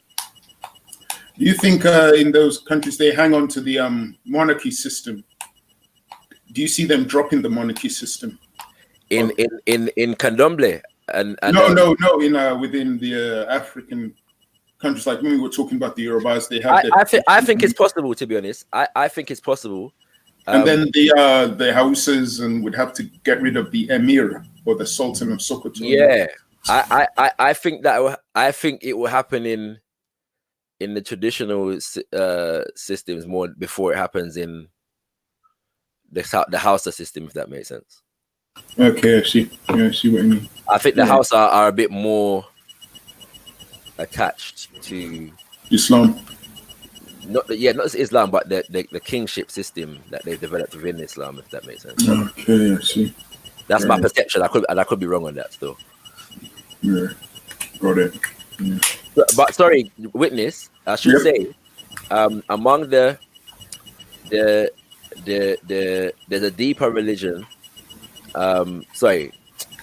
Yeah, with the Lukumi, it's also referred to as Abakwa. Abakwa. Yeah, K-U-A.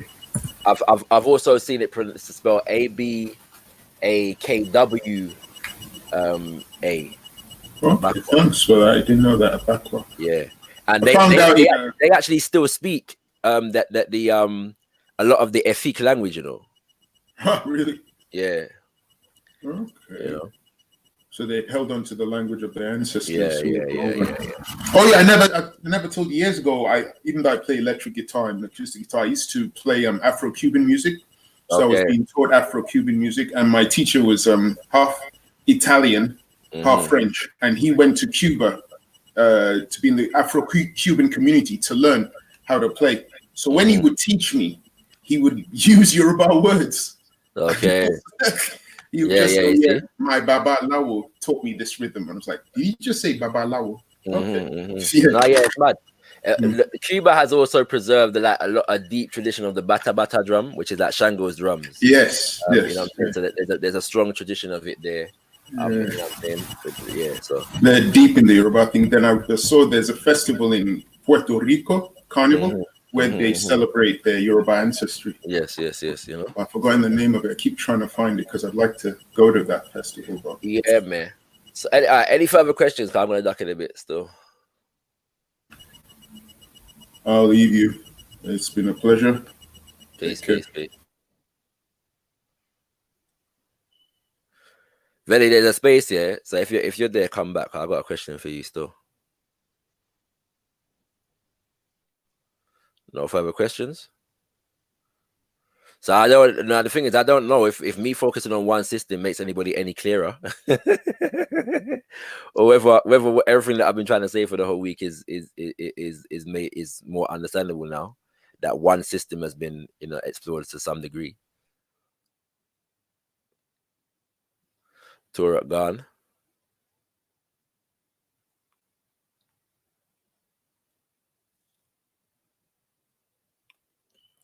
Where's the Torah gone?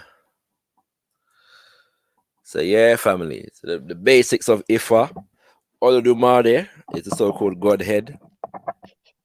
Gang. Yeah. Then you have Orisha. Yeah. You have Odu. You have ancestors. Yeah, that's the basic makeup of the system. The Ashe is the life force. The Ori is consciousness. Ori and manifests in nature as Orisha. You get me? So yeah. Anyway, go on, Vinny. Yeah, now you wanted to ask me a question, right? Yeah, so I was saying that has focusing on one individual system made anything any clearer?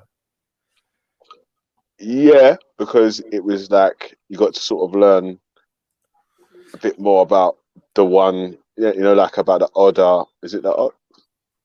Was that right? The Odu.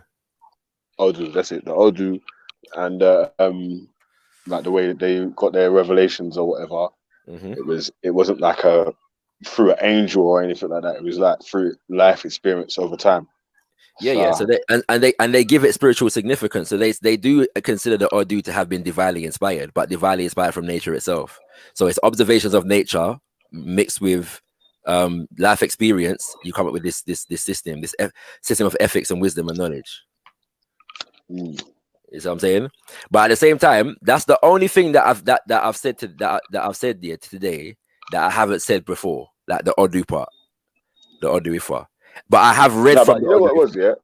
Sorry, can I say because I have read from the Odu Ifa on more than one occasion. So when I've read from it, I've explained this is the accumulated knowledge of the ancestors of the Yoruba, etc. But yeah, anyway, go on. Yeah, what it was, with that, that was what it was with that, was that. Sorry, that because although you might have said or only said one thing different, because you were stuck to just one thing, you was able to keep the line of questioning for the day of down one sort of path. You know what I mean? That. All right. So point taken. Well, if it helps, related to, it was all related to like the crime and punishment of the system of Ifa. Mm-hmm. Do you know what I mean? Like, so yeah, but yo, Torok, you there? Cause you dropped out, you dropped back in still.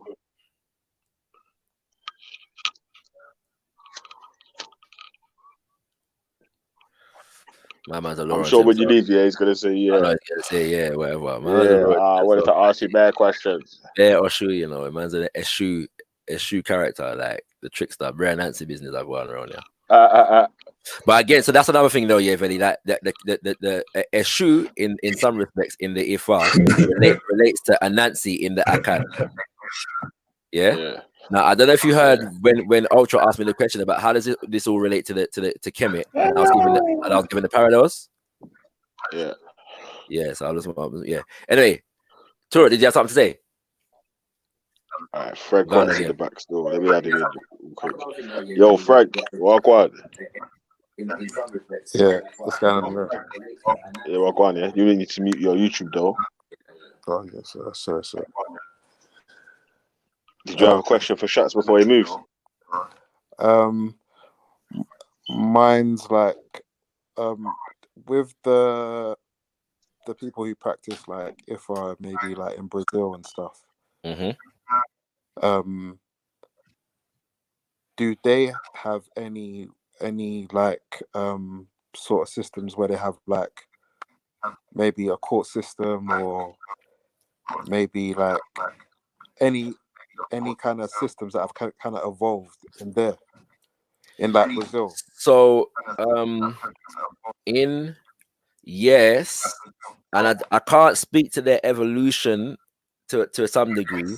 There is a like the Babalawa is also like a marriage counselor. Sorry, the Ialo there as well. You know what I'm saying? So they can form it.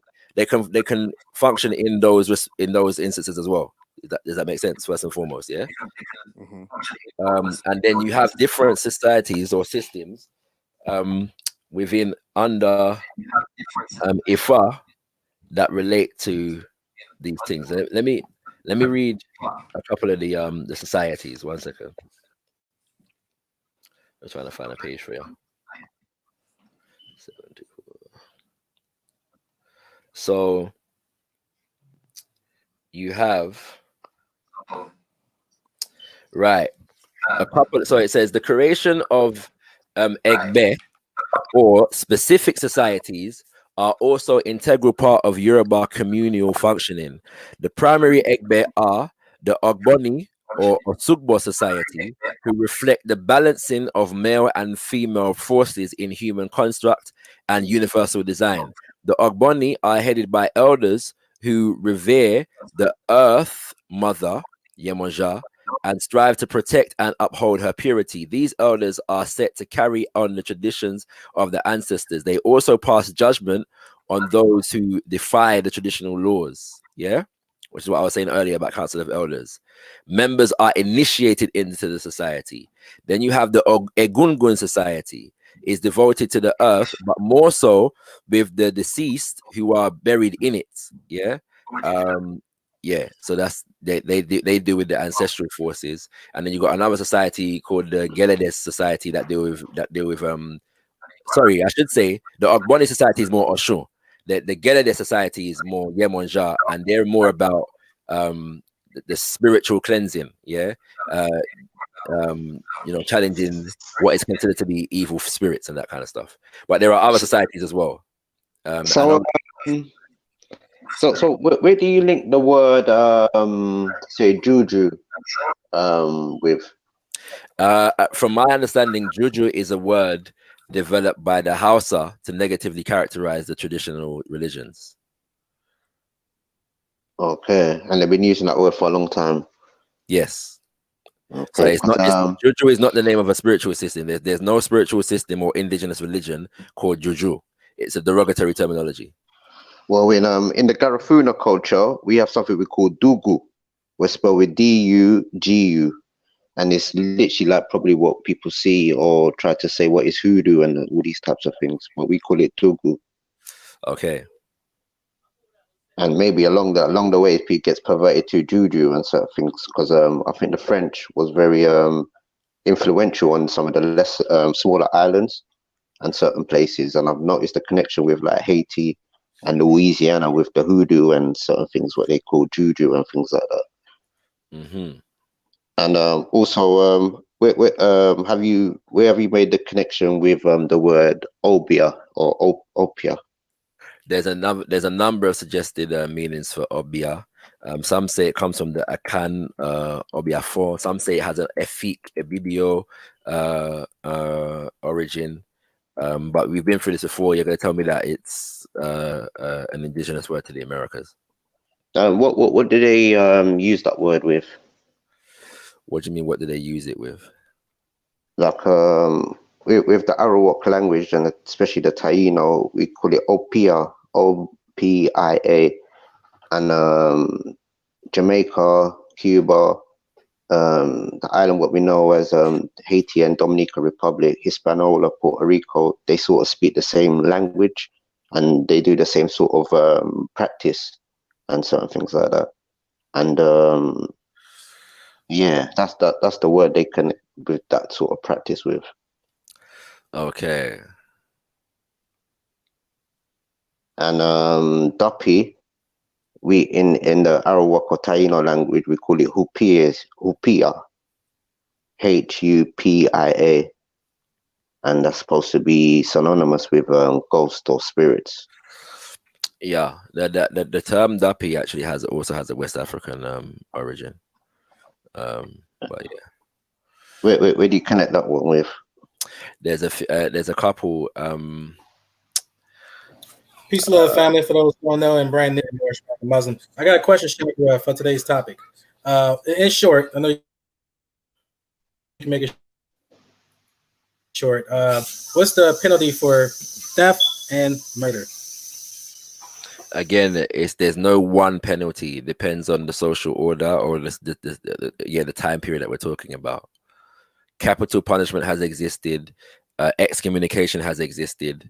And servitude to shrines has existed, and at various different points, either of those could be applied.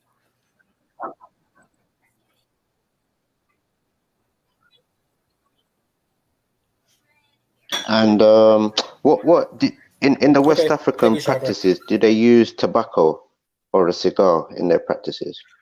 Not that I'm aware of, although you will find it in the Americas. I don't know if you find it traditionally in West Africa. And what are the type of offerings in West Africa they give to their venerated gods or ancestors? Say that again. What are like the things what they provide? Say like some sort of offering to their that depends. Ancestors. That depends. So sometimes divination will reveal what you're supposed to offer. But in general, you can offer anything. Beans, planting. You know what I mean? Yeah, but if it's a specific ritual, then that will come to light in the process of the ritual. So is there specific things in the traditional one they will mostly use? I just said like things like beans and planting, rice, but again, if it's more specified as a ritual, then there'll be more specific things. Or are there specific things what certain gods like the most? Yes. Do any of them happen to be American? Do any of the things happen to be American? Yeah, like say for instance, cocoa, chocolate. To the extent that cocoa is American, to be honest, I don't know that any of them like cocoa. In terms of the Orisha system, yeah. In other systems, that might be the case, but we're talking about Ifa at the moment.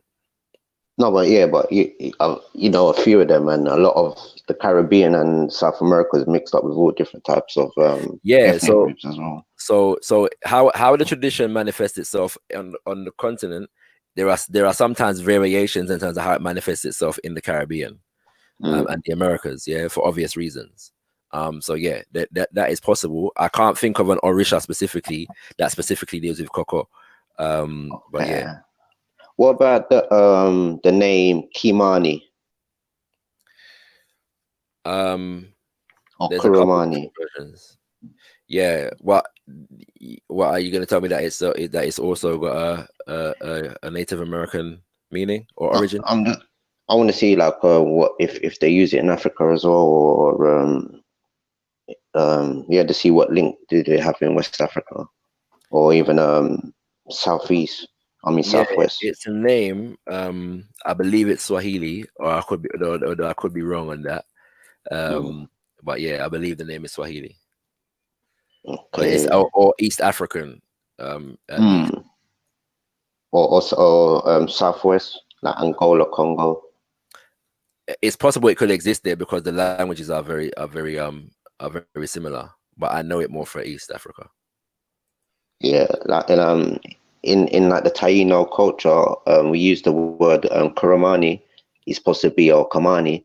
It's supposed to be like one of those sort of figures in some of our creation stories and mythos and sort of things like that. And in the Carib, we also you have a name like Timos and so things like that. Timos is like another sort of Carib sort of folk figure and certain things like that. And what else? Yeah, like we also in the Carib language we call a bad spirits, we call them macaba or macabo. I just wanted to see if you had any connections to that word in West Africa. No, not that I know. Or cool, or what's it? Kumina. Hey, Tora, you know how many languages are in West Africa?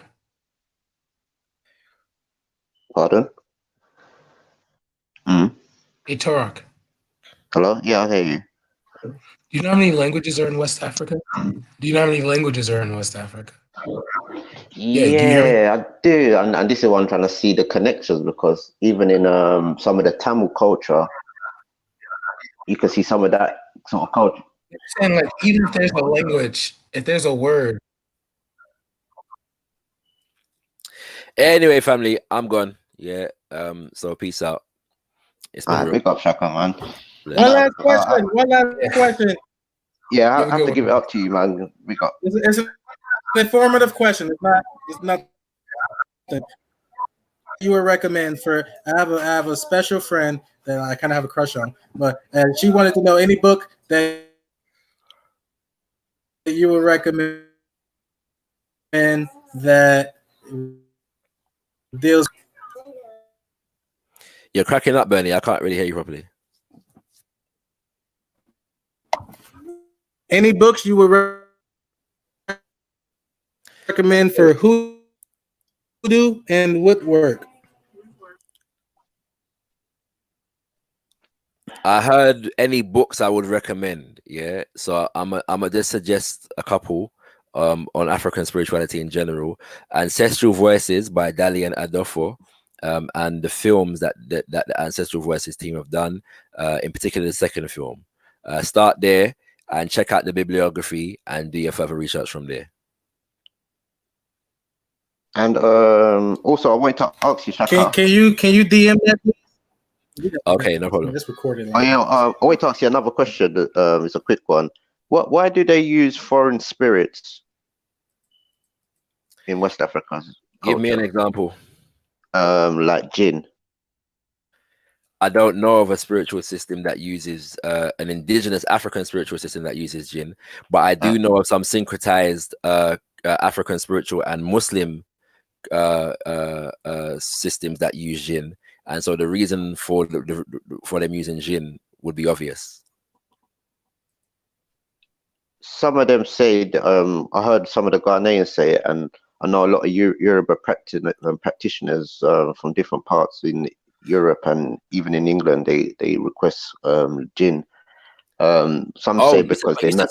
When you say gin, are you talking about the drink? Because it's usually the more. Yeah, the gin. Oh, right. Yeah, I thought you said, so when you said foreign spirits, I thought you meant the drink. Yeah, I thought you Oh, meant, sorry. Sorry. Yeah. Yeah, that's colonialism, bro. That's colonialism. Yeah. That's a long short. Some of them say they use it because of their ancestors have gone to some of these places. there's all kinds of justifications given for it. The point is that it came through colonialism. That's the long and short of it. But prior to, they would have used what is local: ogogoro, palm wine, etc. Akpateshi. You know what I'm saying? It's there's homegrown spirits that were used. So do they harvest a lot of sugarcane in West Africa? I don't know about a lot. You gotta go now. Come on, Tori. Yeah. Anyway, man's gone in it. Bless Yeah, it's you. about sugarcane. All right, Chakra. Bless. I'll say this, Enrico. Issa, you still there? You get that scary thing. Even if at original picture of the Prophet Islam was very easy to be accepted by the African culture because of how easy the relations that Islam had with the African systems. So it was that's why it was so easy to be. How come they're not pushing it out then? So the for it is because it's very related to, because this is what the Quran. Do you know how long Islam has been in West Africa, Bernie? Do you know how long it's been there now? It's not a rat race for me. It's not about which came first. I'm very fully aware that I'm just saying the Uniting of Islam is very recent. I'm not. No, I'm just saying. Do you know how long? No, do you know how? Do you know about the Muslim Brotherhood? Yeah.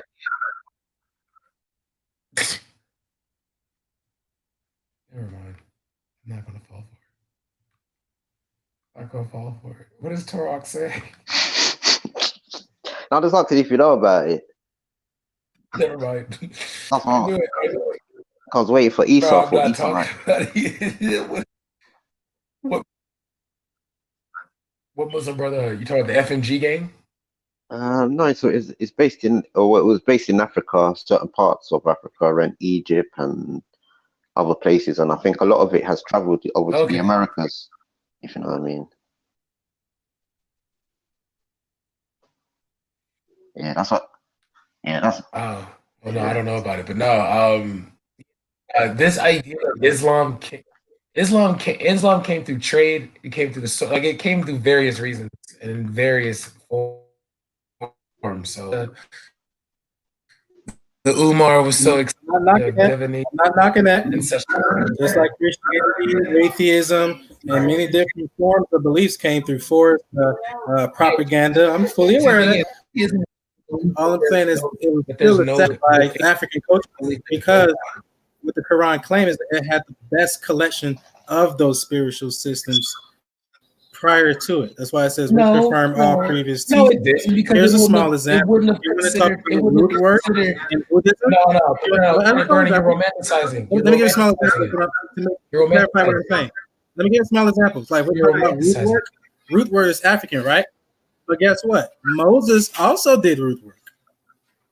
Turning water into wine. Throwing sticks on the ground and turning into snakes. That sounds like magic, not just because there's all types of herbs and stuff. Mean that it's exclusively done by Old Testament. All types of herbs. Yes, olive oil, cannabis. This is what they would call. Bernie, that's all. You're just saying stuff right now. You're just saying stuff because Islam is a country. Oh, we like spiritual systems.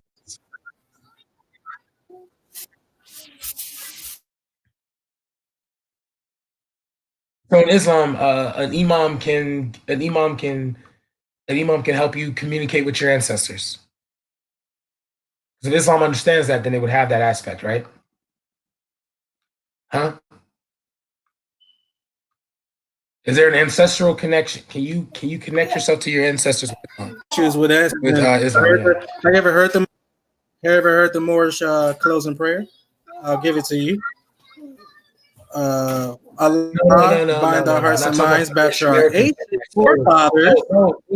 Bernie, creed and principle. This we have, bro. The name in the seven Elohim. What are you doing? But you're talking. Is that Islamic prayer? Is that just the seven? Is that just? We have a covenant. We even have a covenant. There's a covenant that says, "Honor thy mother and thy forefathers, so that thy life may be long upon the earthland, which the Lord thy God has given you." We have no issues with tapping into the ancestors. The issue is when we start to demonstrate paganism because of our ancestors. That's what you got to listen slowly. So with the issue that Islam was saying is don't tap into those pagan worship. What are pagan rituals then? Anything that is not associated with God. Anything that parallels with with anything with God. God has to be the first to tap in through him. Then you tap into those other sources, communicating with the other ancestors. mini gods. Is communicating with the ancestors and talking to the Orisha, is that pagan?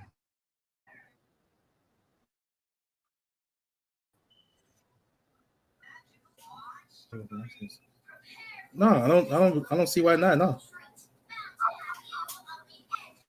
Okay, so it's not so Muslims. So it's a common practice for Muslims to take the traditional people and say, it's not pagan, it's not bad. As long as it's not being parallel with God, you can tap into whatever you want to tap into. Okay, so I can talk to Ogun, which is what the prophets has demonstrated. Yeah, but Esu does. I don't need to go through Allah to talk to us to go talk to the Orisha though. So is that pagan? Do you worship it? Do you worship it? I pay homage to it. I pay homage to it. I don't need to talk to Allah to talk to my ancestors. So is Islam? I have to if you don't want. The point of this, if it's haram, is when it's associated with God. That's the issue. But this has nothing to do with God, though. That do with your granddad all you want. Yeah. You said that wrong. You said it's haram. It has nothing. So it has nothing. Oh yeah, to do with it's haram okay. if it so is I can still be associated. Muslim and talk to my ancestors.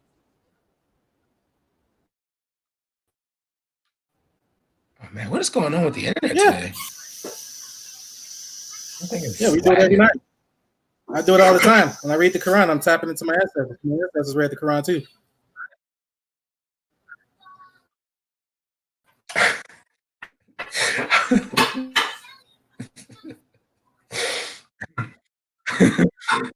You know exactly. You know damn well that's not what I mean. You know damn well that's not what I mean. So when I'm reading the Bible, I'm tapping into my ancestors because they read the Bible too. Yeah, and you're invoking in that wisdom.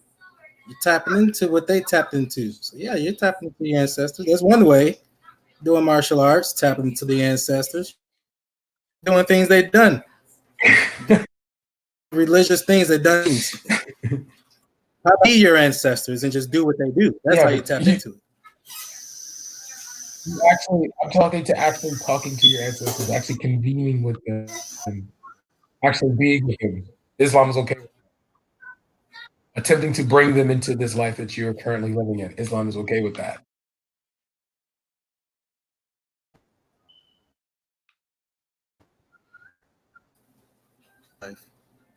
Oh my goodness, man. I would say, let's see. I know chapter 4 says, it is but sin to call back to earth any departed soul. So by that definition. So Islam is against divination, but you're not calling back the soul, you're merely calling back their presence. But still, so it's against divinations, it's against the sense of ancestral worship. Okay, thank you. That's all I just wanted to know. Yeah, our presence is here. Their presence is not here, then they're gone. They're our family, so they're meant to be, we can ask for help though, right? Islam is okay with us going to them for help, right? Or counsel, right? Islam is okay. No, Islam would not be okay with calling back to earth departed souls. Now, if you're just studying what they studied and stuff to tap into that, then that's cool. But actually having a conversation, what have they told you? Did they tell you what afterlife is like? What did they say afterlife is like? Oh, they help out, and they don't. You don't really have time to talk about that stuff. You really talk about stuff that's going on. That's like when you bring back. In most movies you see, they bring back what they think is their grandma, they loved one, and they end up being. No, I don't usually base movies off else. But you don't supposed I to. don't base movies You don't off supposed my, to. you know.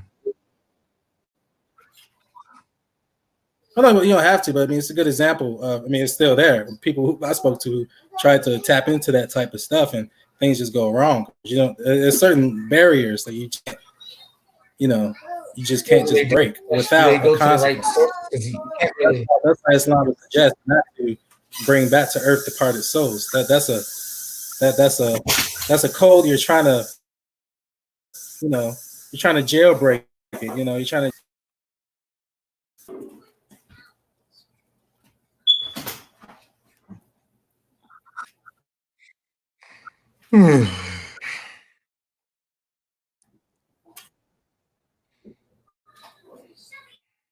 Wrong regarding any system, because you got certain African practices where they do cannibalism. They cannibalize and they eat Cannibalism is not an African practice. albinos because they believe Cannibalism. Okay, well, Cannibalism is not an African but practice. they believe that it It's not individuals. That doesn't mean it's an African practice, though. They do it in Africa. There's a difference between something that's It's in cultural Africa and they practice do it and they versus practice something that's done by.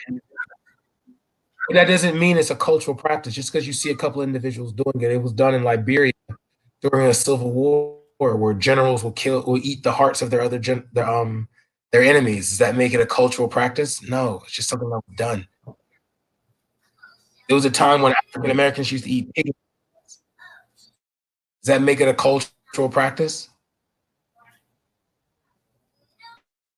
So no, don't do that. That's disrespectful. That's right. I think we're doing a Chinese speaking Mexican at this point. The point I was getting at is pretty much any type of departed souls is being called back to earth. There's a barrier that's being broken. There's a jailbreak that's being attempted. And obviously, it always has bad issues because a good wise person wouldn't come back. They'll let you figure your life out like they rule. Then who did he tap into? Yeah, but God now, wouldn't it? Ancestors, and who did they tap into? It would have to been God. Yeah, so therefore, to do the same practice of our ancestors by tapping into God, that is the same. Huh? Kind of changed the game now, didn't it? The first people. How can the Quran dictate to me that that communicating with my ancestors is wrong? How can it dictate that to me?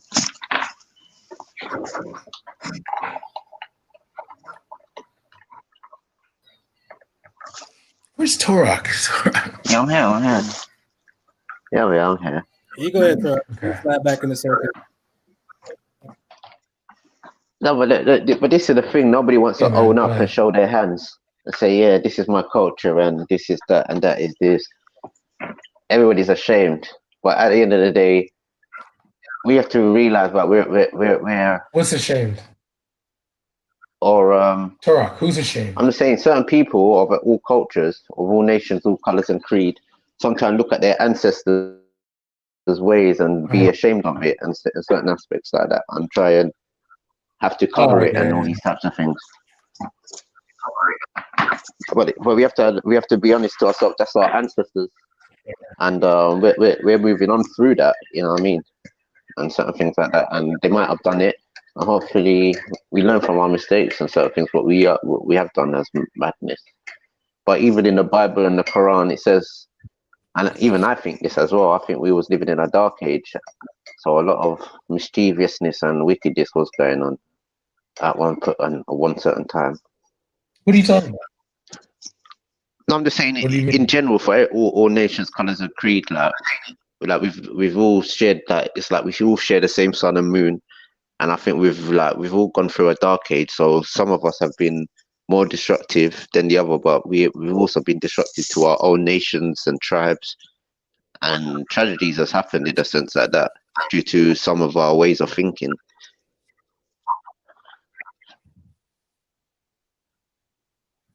Okay.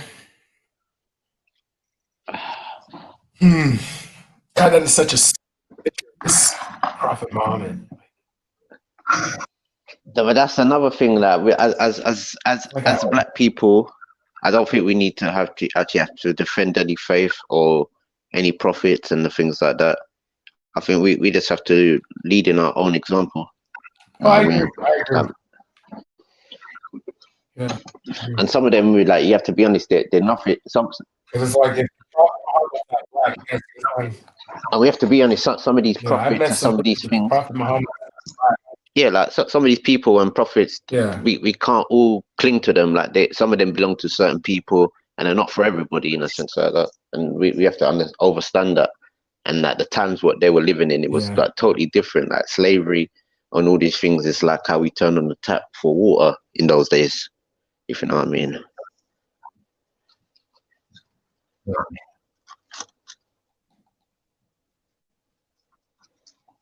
Yeah, I agree. I agree with you.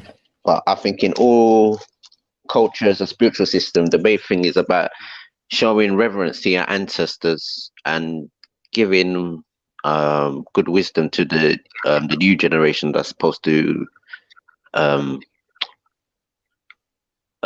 forward.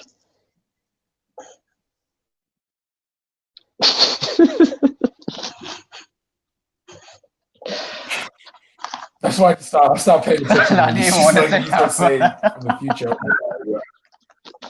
I'm not taking anything seriously anymore. He's obviously bullshitting now.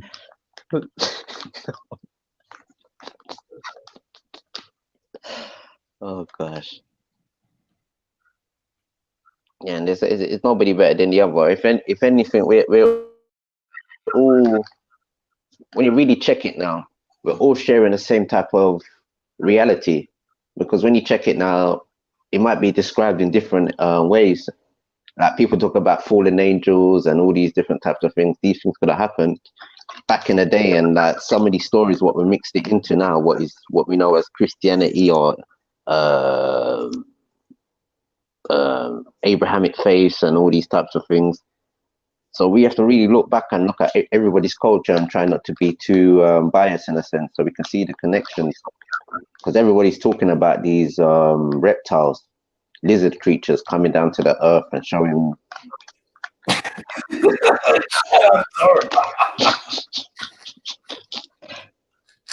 No, it's true though. People on the internet to meet, I meet Torah. Oh my God, you're such an asshole.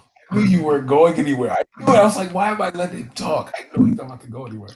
No, but it's true though. The Buddhists talk about it, the Chinese talk about it, some of the African tribes talk about it, some of the Mayans and the Incas talk about the same thing. What, reptilians? What, reptilians? Yeah, like the Anunnaki and all these types of things, cherubims, UFOs, chariots in the sky, iron birds.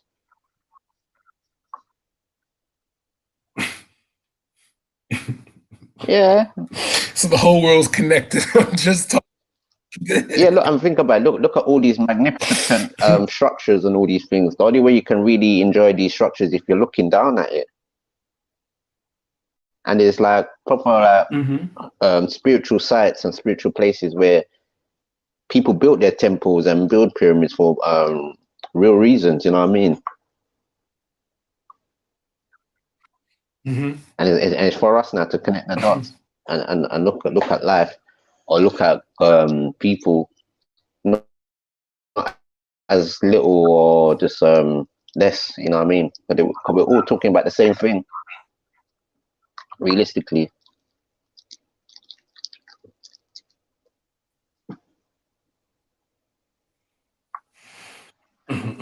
And we're using this, and we're using.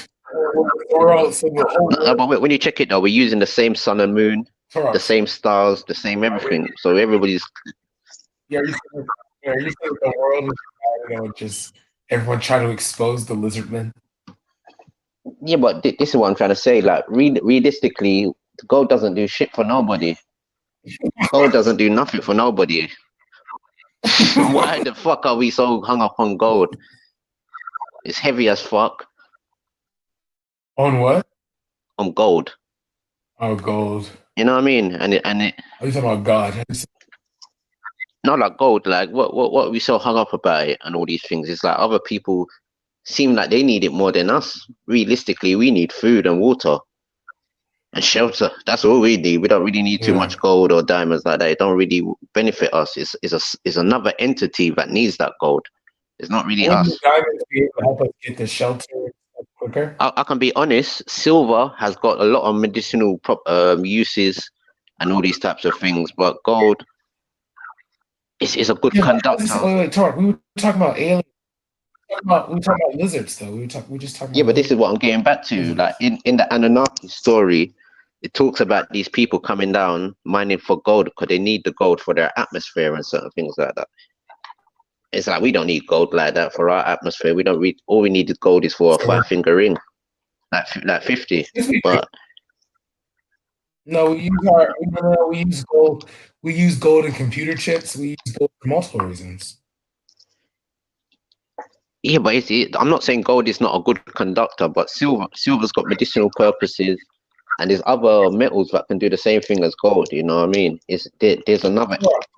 Let's say as a people, let's say as a people we're going to rise, right? We want to get up there. It would be a lot faster if we were to start selling gold and giving it away, and then giving, you know what I mean, like start selling gold. But think about it now. Just like how Bitcoin is, you go mining for your Bitcoins and whatnot, and the other, and when you mine these things, you get a reward. Obviously, there's something going on with certain governments, certain countries. They're mining all the gold they can get for better results or technologies or certain things like that. And like, yeah, we can see it in a lot of different culture stories. They're talking about this thing where these people want gold, they need the gold, and they made people specifically for that task on Earth, because Earth is supposed to have rich in metals.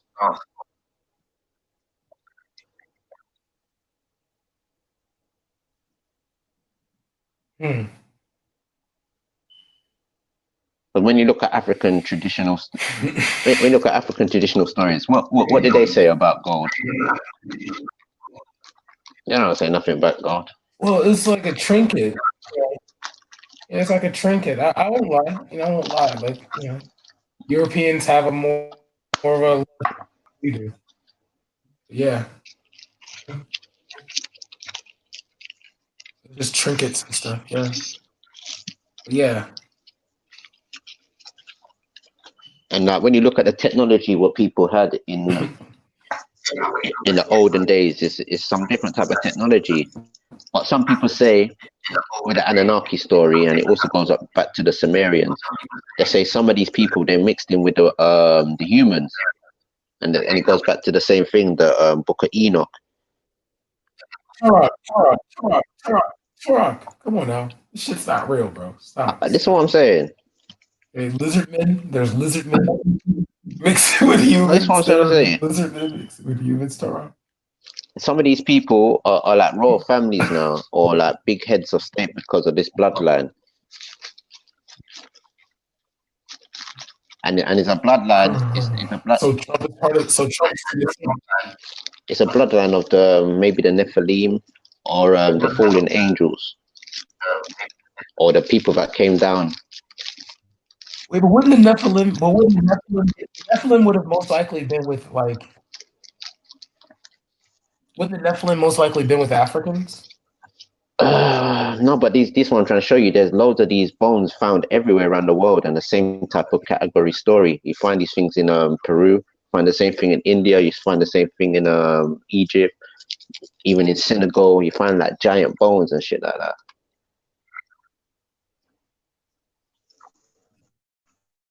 Okay, and they're saying that these are angels?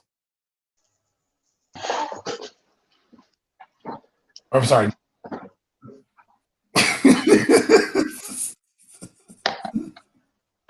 You can't keep this going, can you? What do you mean? You can type these things in. You can just type in the giant skulls in Mexico. You can't keep this bullshit going, Turok. Going loco. I knew if I sat quiet. They're there. And talk to me. Yeah, there we go. Talk, I know the singing tone. That's when you know you get caught No, in your but bullshit. You start yeah, but singing.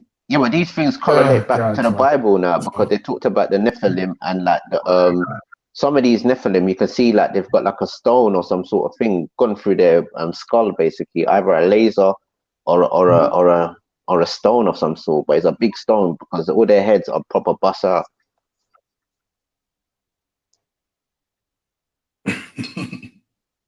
Honestly, and they found things like that, big long people and everything.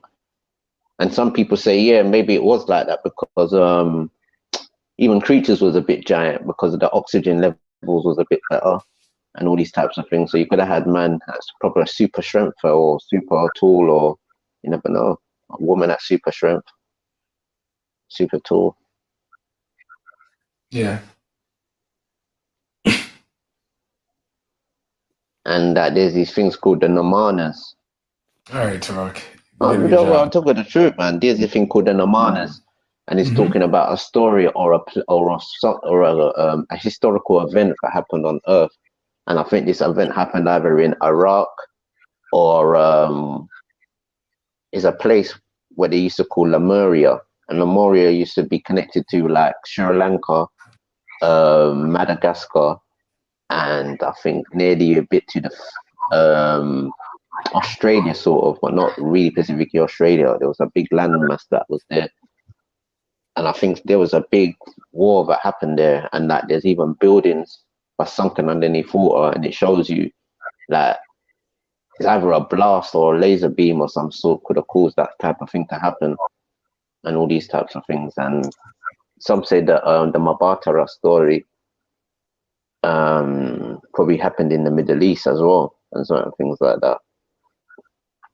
So there's a lot of history where it might become a story, but I think they're also talking about some sort of historical event where these people in flying chariots coming down to Earth and dealing and doing some things. Because this Mabatara story also talks about a time when there's two different chiefs or two different emperors and they're gambling and all these types of things, but they're gambling gold and certain things, and one lost the bet.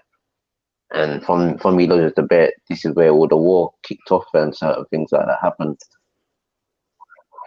So like there's a lot of things and history what needs to be unearthed and revealed.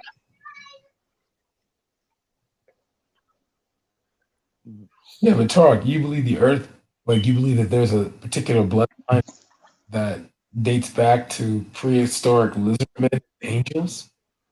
Yeah.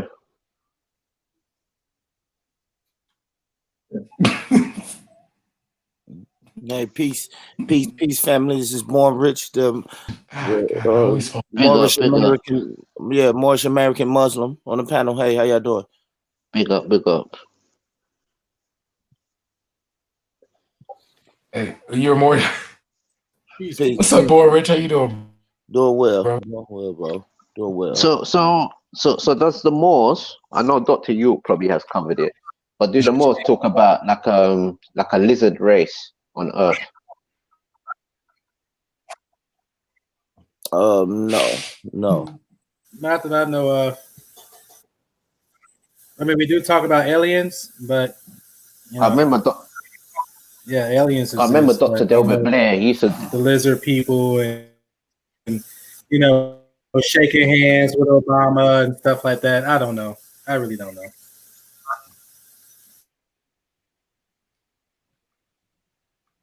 Yeah, because Dr. Delbert Blair used to tap into a lot of that type of information. I know Dr. York used to as well, and they used to talk about these people or the Nibiru and all these types of things. And what's the other one called? Talk about these other type of aliens or another extraterrestrials called the Dracons or the Draconians.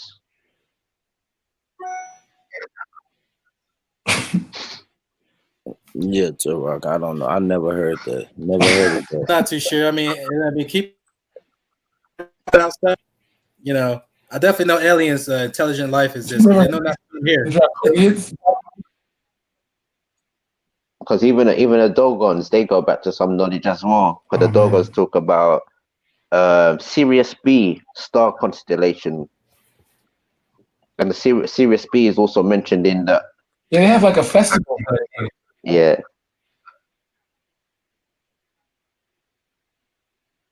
It's a Sirius B. It's supposed to be in a certain be a good chapter I'll refer you to the Moorish Quran. In our teachings of Moorish cosmology, it speaks about the 7 time, space, and matter. And these 7 creative spirits are protoplasm, earth, plant,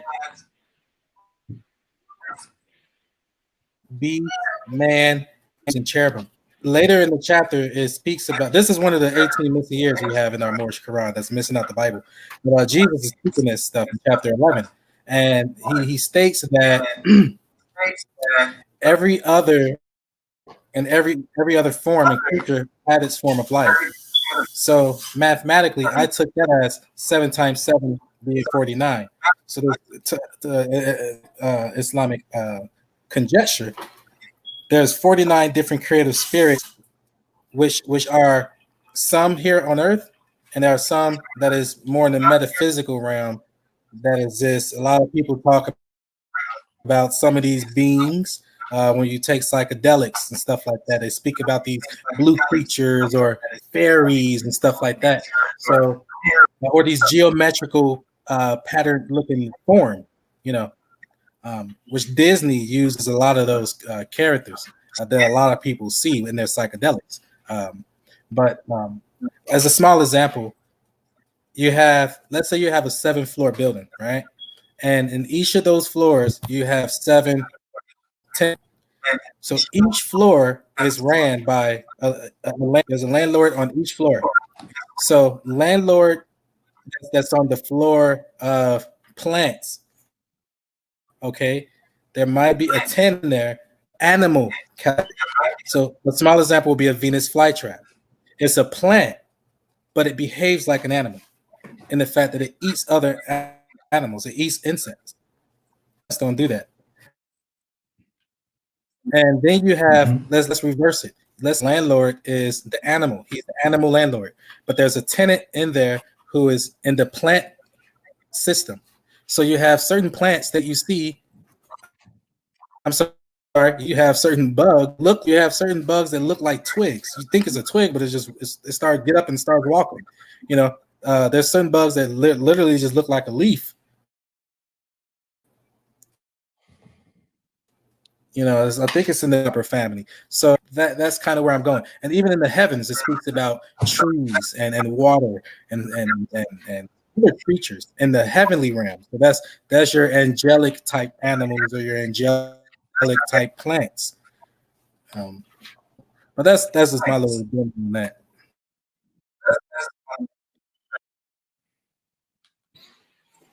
Hey, Bernie, are you fasting? Bernie, are you fasting for Ramadan?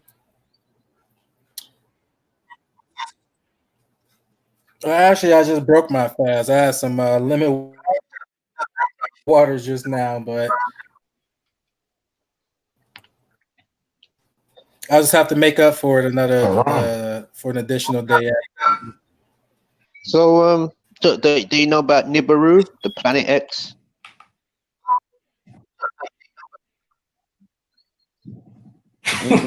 Break it down. Break down Nibiru for me, brother. Or like you don't must know about the Anunnaki and all of that. Yeah, I heard of it. Come on, man. You're in the heart of all of that type of knowledge, man. Break it down. I don't know about the Nibiru.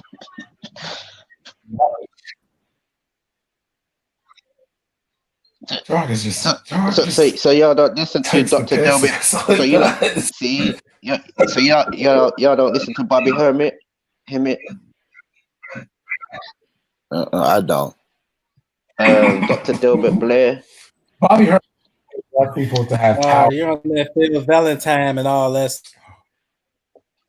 stuff, man. The Kundalini science. Oh man, Yeah, you want them. You want to go there and all that Yeah, stuff. I Man, just if you want, if you know what I'm saying, just come read on, the man. Moorish Quran, read the Quran, and read the Bible, Turok, and just go to the Arabic, but the I'm saying Hebrew, and the about Aramaic, Nibiru.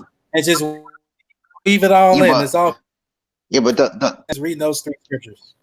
Yeah, but does the Quran talk about the Book of Enoch?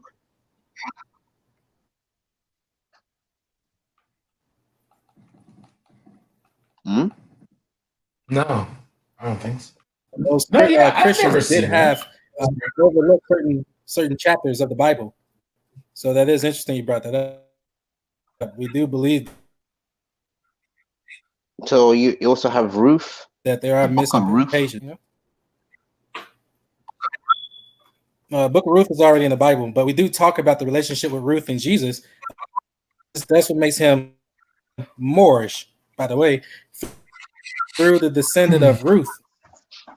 Come on, brother. What about the Dogons? What does the Quran say about the Dogons? Hmm? And the Dogon calendar. Hmm? I don't know.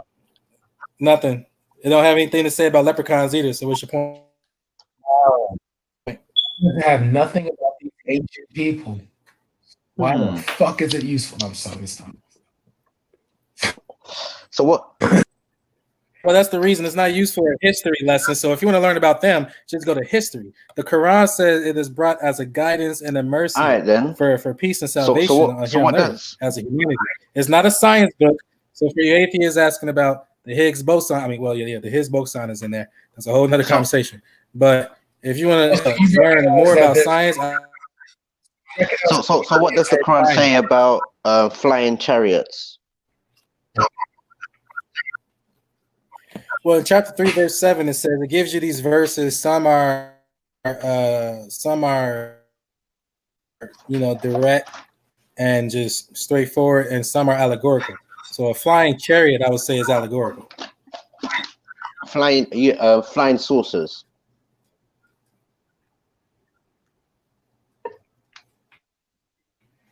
Flying saucers. Yeah, because in the Bible gets in on some in the Bible, in the Hindu text, it talks about the flying wheel, the flying wheel. Yeah, you'll probably like that guy Aurelian. Flat science fiction on it, and this is actually this guy. I actually read it. I read this. Yeah, but everybody else has been Bible, but and the way everybody else in the world has been talking. It's quite believable. But everybody else has seen these flying chariots, but you're just stuck on this one thing.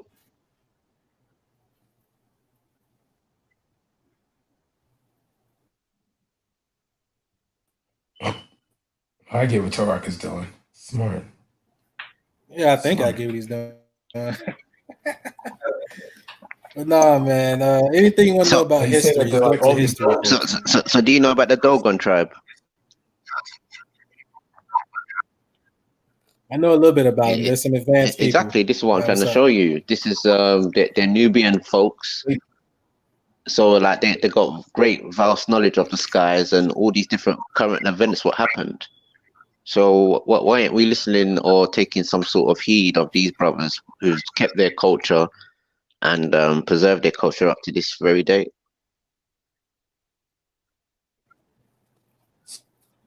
Maybe some people don't want to associate. Are you saying we're the Dogons, I will classify them as Nubians. Some say they're a lost tribe out of Egypt.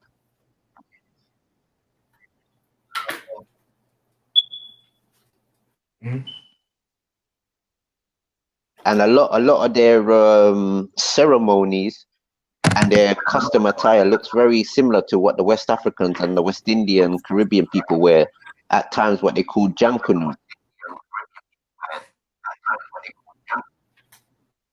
Okay.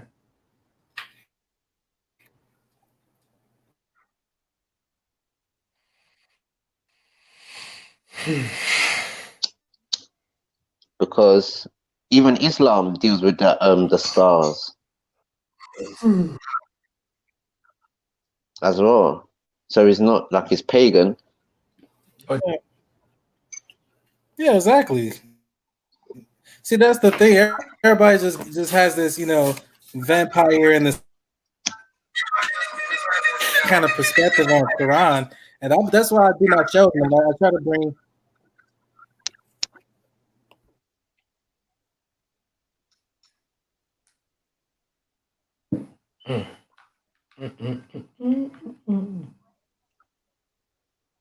The Dogon has got an ancient, vast knowledge what we have all lost. Even some of the white pagans. Okay, but no. Even some of the white pagans have I don't believe it's lost in the Quran. Some of these white pagans have hold on to some of these mystical knowledges. So the Quran went to the Dogon and got even the white pagans have not qualified to knowing this. Oh yeah, big time, man. They practice our shit in them basements, man, and they make us So does the Quran tell you to celebrate like it, the spring solstice? What does the Quran say about the spring solstice? Celebrate the spring. What does the Quran says? Oh, you're going to that website, I see. About the spring solstice. Well, the first place is for guidance and direction. And So why don't you just on this earth? Why don't you just go to the real religion of Ishtar, the Middle Eastern god Ishtar? If you want to go that far, I wish upon a star. Good question. Because we believe what the Quran states is that it believes to have the best collection of all previous teachings, secular or sacred, that will guide us better than. It will guide us better than they ever guided. So we feel we have the best guidance in regards to all of that. All of those spiritual systems. Astronomy, that mythos was astrology, developed in the Middle East. Quantum mechanics, mysticism. Yeah, but this stuff all. But listen though, like I agree with Torah saying though. How can your system be the best belief system? Oh, never mind. You just said it's what you believe is the best, so it doesn't. You can't really prove it's the best. You just believe it's the best. Never mind. Yep. Yeah, you gotta read the Quran for yourself. Prove it for yourself. Quran. I'm just. I can't guide no one to this understanding. Yeah, but you have to understand where Islam got its knowledge from. It's coming from the Middle East. With Christians, they worship the sun. Race, we issue that the fact that the Quran came later. We have no issue with that. It's not a rat race. It's not Western colonialism. Yeah, but like your knowledge, all your I'm knowledge saying, primarily comes out of nomads. More previous teachings. Because the reason why most of the black people, they not to say they worship the sun, but they look at the sun as their main source of light, and even maybe even look at them as God. That's why they use even the term as the son of God. With the Islamic faith now, because of the desert and because of the terrain it is in, they mostly worship at nighttime. So this is why they have the moon crescent. Everything what they do from Eid to Ramadan to all different festivals, it goes by the moon. With the Christians or the Jews, they go by the sun to know when it's Easter, the spring solstice.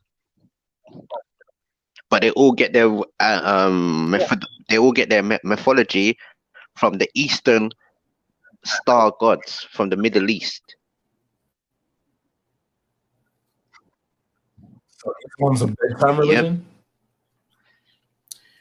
Well, like the Quran says, we utilize the heavens for guidance and navigation. So we have no issue with stargazing and stuff like that. Yeah, but a lot of stars out there have Arabic names. Yeah, but it's like I don't get what you're trying to. I don't get what you're trying to corner me in. But I mean, all we're saying is that all the Quran is saying is that it confirms all previous teachings. Whatever we go, astronomy, quantum mechanics, mysticism. You want to go all the Quran says that it has the best collection Yeah, but of those you have to look systems. at the prayer times in where you're coming from, where they do their prayer times and what time they go to mosques. They do it mostly when the sun is going down.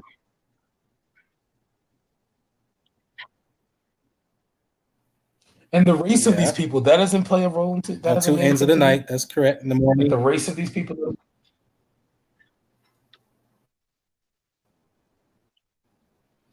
We don't just get into religion. We also get So the into race of these people nationality. don't play. Yeah, actually they do. That's why we put a lot of emphasis on Jesus and learning about that Ruth was a Moabitess, which is the modern name for Moroccans, which being a descendant of Moroccans makes us Moorish. That's Yeah, why but the whole concept of Moors has been kept a yeah, but you're not secret looking at the because they the did not DNA want and the anybody culture. to put the connection together. Hold on, I'm half sentence. Hold on, I'm half sentence. I'm half sentence. They didn't want anybody to put the connection together that Jesus has the same bloodline as the people here in America calling themselves African American. Realistically, What did you say?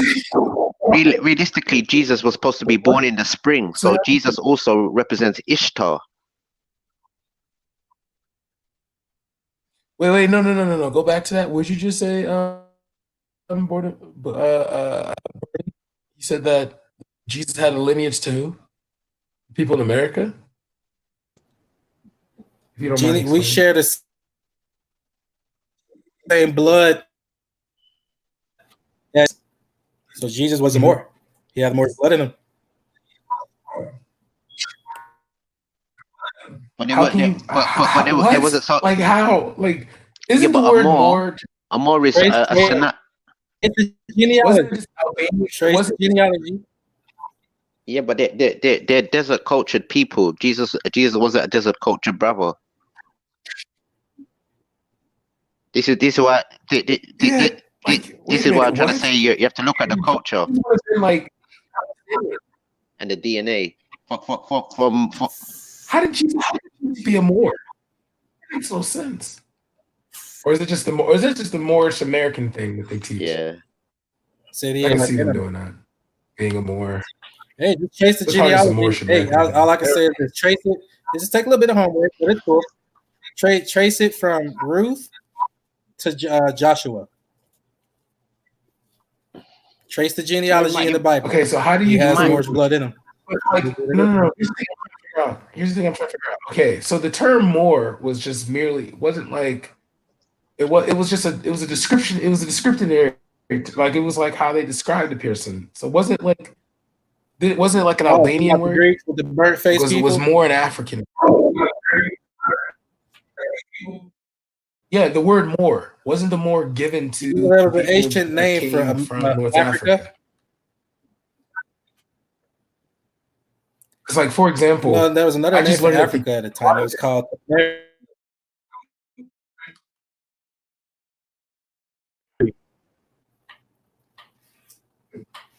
I'm gonna put a link in the back chat for you guys to check out on a demonstration on the stories.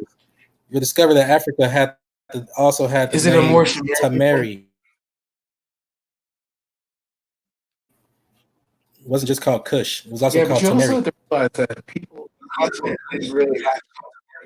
Yeah, but you also have to realize that like the world wasn't globalized like it is today. So people on the continent really didn't have to like think like I'm African, because you just had to represent their nation or their kingdom that they came from. So just take that into consideration. But how can we please provide the Dalil on how Jesus was a Moor? Please.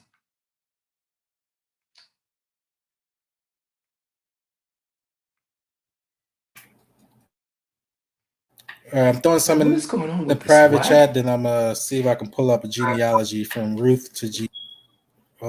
If you can hear me, if anybody can hear me, pull up the genealogy family line from Ruth and Boaz to Jesus.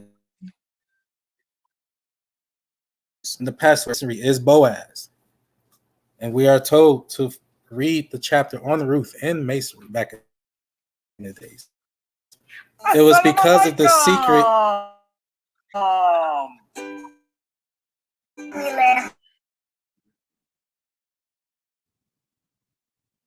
What is that?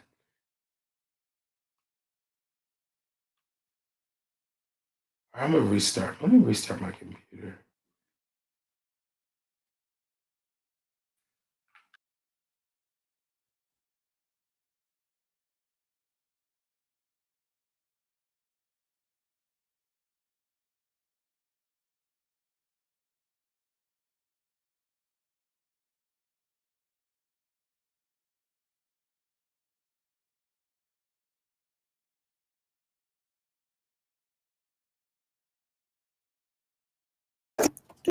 What I'm talking about, check out the genealogy between Boaz and Ruth and Jesus. He has more Moabite blood in him. Yes. Well, I say in relation through the mother or Yes. father, Joseph.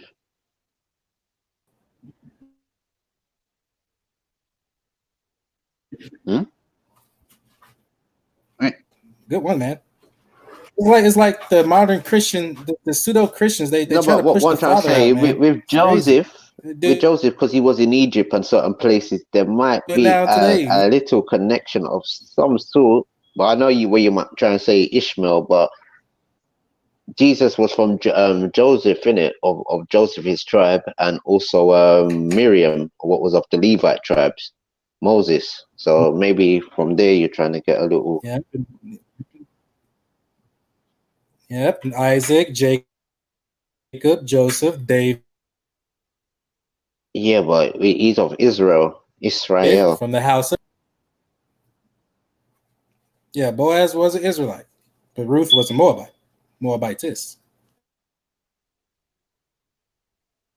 Yeah, but the was an point Israelite. what I'm trying to show you that these people were of the tribe of Israel. The Moors, they're like Moabites. The Asiatic black man. They should Mordecai. They should home base to from the children of Ben Yemen. Yeah, Moab. They in Brooklyn. Oh. And this is where you get the difference between that, say, how can I say, certain West Africans and the ones to the northwest. So yeah, so you have the ones like in the southwest and the ones in the northwest is a bit different.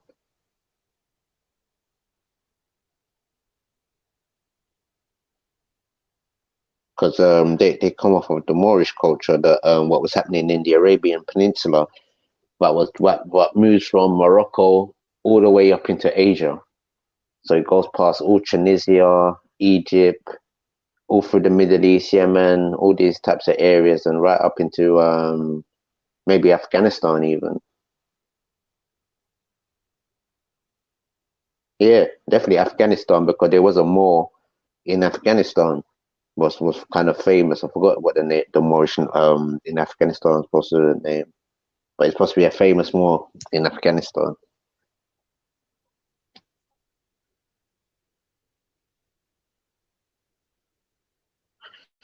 Big up to everybody.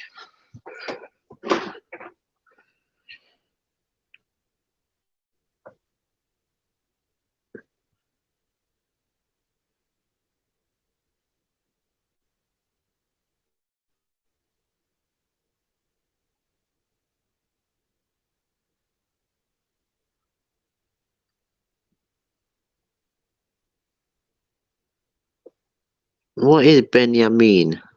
Oh, what, for Chicago? I thought, you know what? I don't mind them people out in Demona, to be honest, man. Them Demona cats, they're serious, man. They're living their best life. Ain't worried with you, Jakes. They're living their best life. They ain't playing with you, Jakes. They're living their best life. But yeah, man, they're doing alright for themselves. And yeah, man, I rate them, man. The man they come out of Chicago. I think they landed where? I think maybe landed in Ghana or one of them ends. Or even Liberia or Sierra Leone.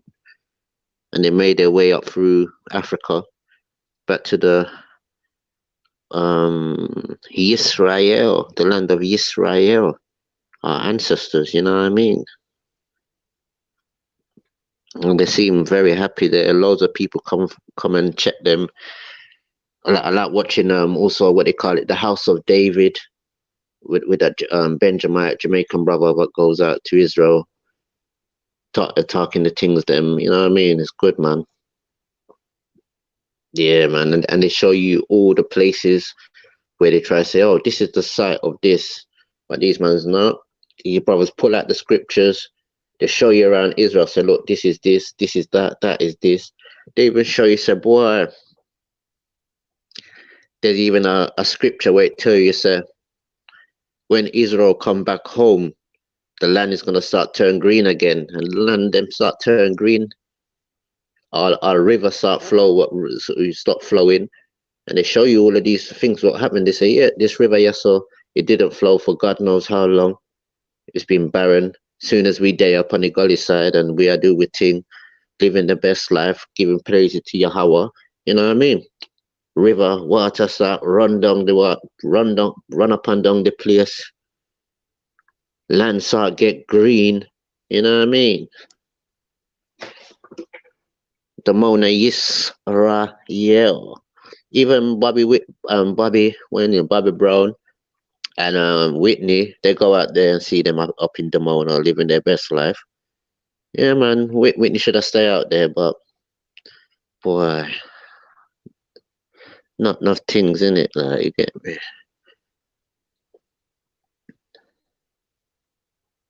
Yeah, man, it's better things.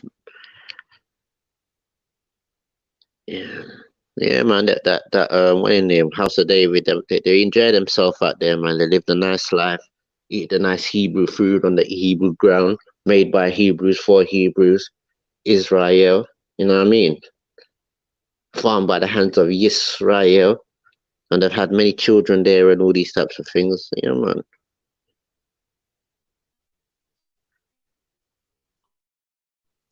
The children of Israel, you know what I mean?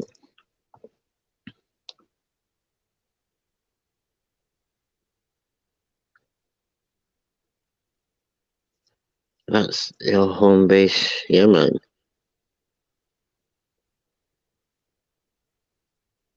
What was?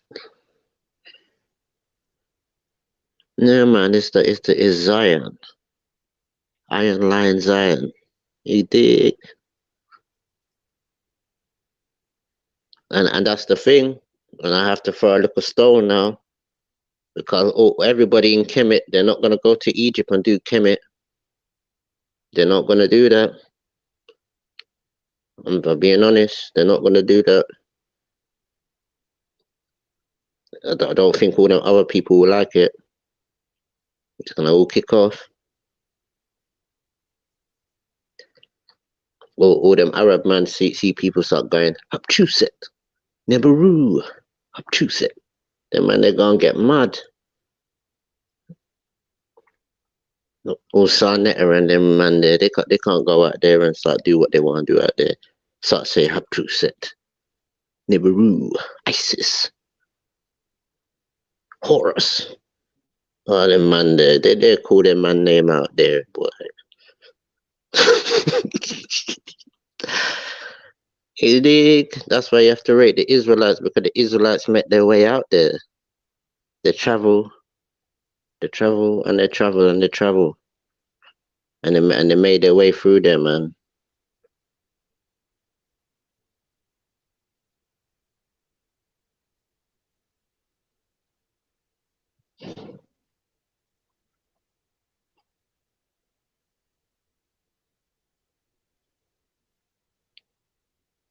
Look at this one now. Jubilee. Jubilees. The Queen Jubilees. Jubilee.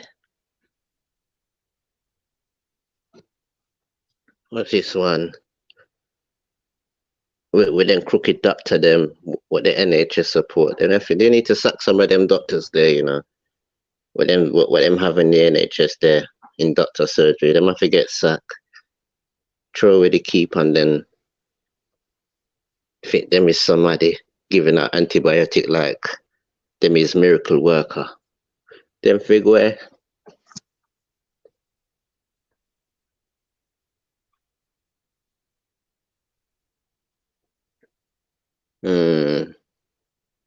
So some of them NHS doctor think them got method for science.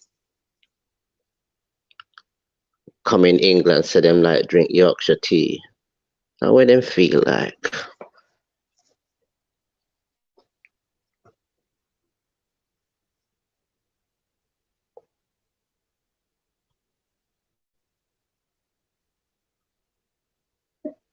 Oh God. Kupanya.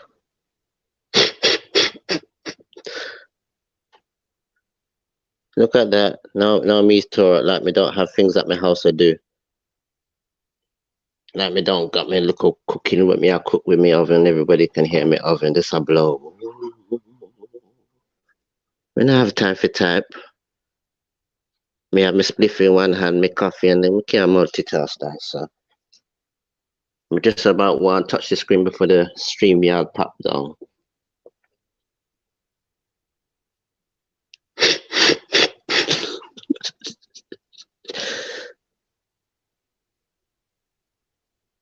We got Bernie Grant.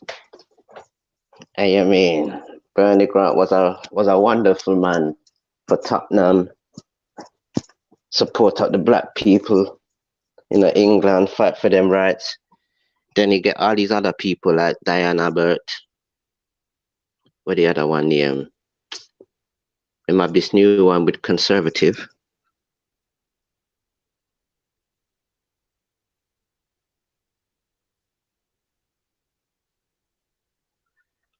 What the Benjamin and Levi got to do with the Olmecs? That you have to ask?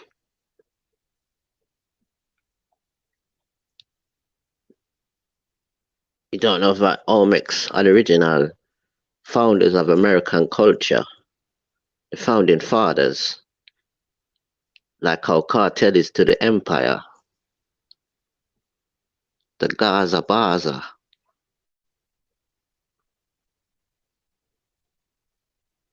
That is what the Olmecs is to the Benjamin and the Levites, because them was them smuddies.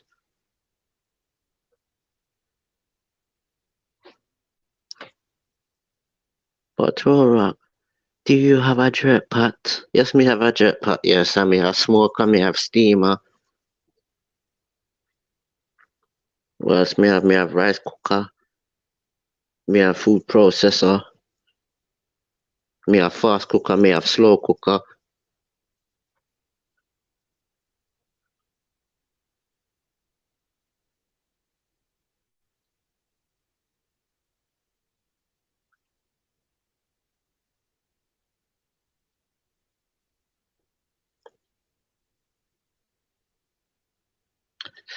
Boy, I'm just saying, a lot of these cultures talk about these things, about these extraterrestrials, and we even mix with a bit of reptilian and all them type of things. If you look upon your hand, they're webbed.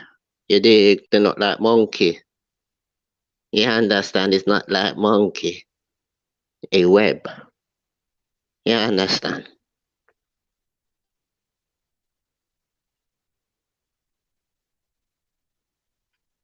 Native Indians are from Asia, originally inhabited the Americans. Native Indians, yeah. But to be realistically real, there was enough traveling going back and forward. Yeah, there was enough traveling going back and forward, man. You can tell that with the crops, the culture, even the Mayan and the Tamil language is kind of similar. Some of their gods are very similar, but some of them could have just invade the thing, you know what I mean? Come over there with them style and try and go on, how them go on, you know what I mean? Rock, shut the fuck up. Shut up. I hate you so much.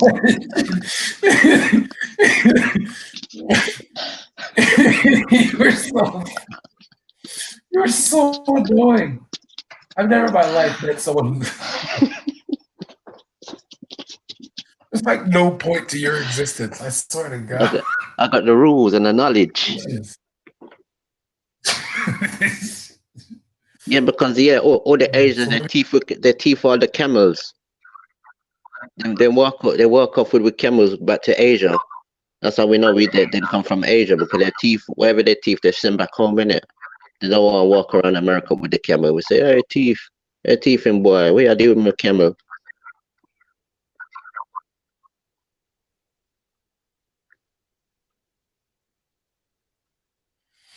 Yeah, man. Why do I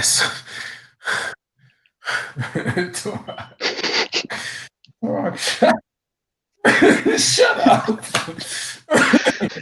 Gracious, you don't ever say anything, bro. You literally just, God, that's why I love it when you just come on, man. You're not gonna say anything serious. No, but they see us in the Peru with the llama.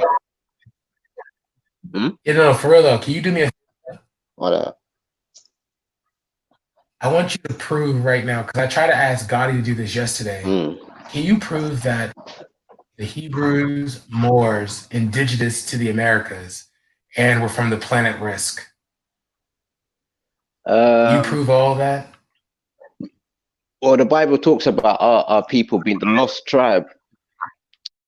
So there was a set of people that left from Assyria at a specific time, and from Assyria we're going to America.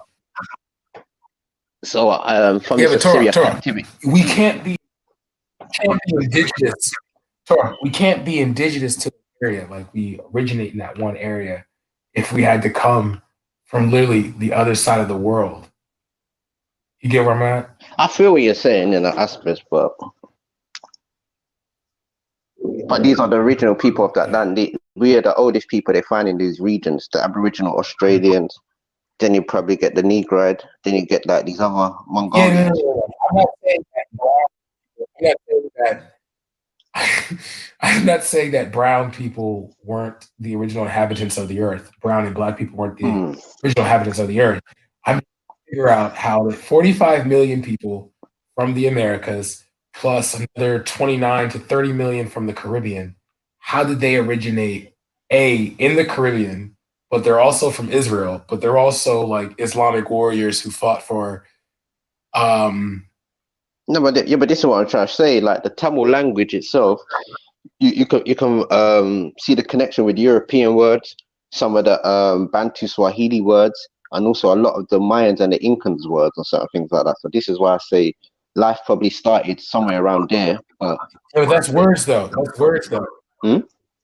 Torah, those are words though. Yeah, but it's to try to figure out. But it's an ancient language, isn't it? And the more ancient the language is, the more you can probably see the connections with other people's why they're using certain words and things like that, and the how it's changed along time. But yeah, no. I don't think you understand what I'm saying though. Okay, there's 3 claims that are being made in the Americas right now that being on these UK panels, I didn't realize that this stuff extends to the Caribbean, to the UK. Now it's also affecting like members of the African continent. So my thing is that, okay, if we're all going to believe this, that we're all Israelites, Moors, and indigenous to the Americas, but then there's also a section that has like history, documents, there's like, I know, you see what I'm saying? So like, who's honestly telling the truth and who's bullshit? I feel what you're saying, but and this is where I have to be honest again now, because realistically, the word Hebrew, it comes from that sort of area like Ashkenaz, like the Hebrew Mountains and all them type of things. So this is why I say like there must be some connection there and the other world. How did that end up in? Yeah. Okay, but no, I have no problem with that. It's just, I just trying to figure out like, okay, so you take 45 million people that descend from one area of not just like, primarily from one area. How did these how did these people originate in the Americas, but then they also traveled from the other part of the world to the Americas, but they also were responsible for helping like Islamic empires rise as warriors and, you know, working for sultans and stuff like that. How did we get to that point? You know, like did the Moors come from America?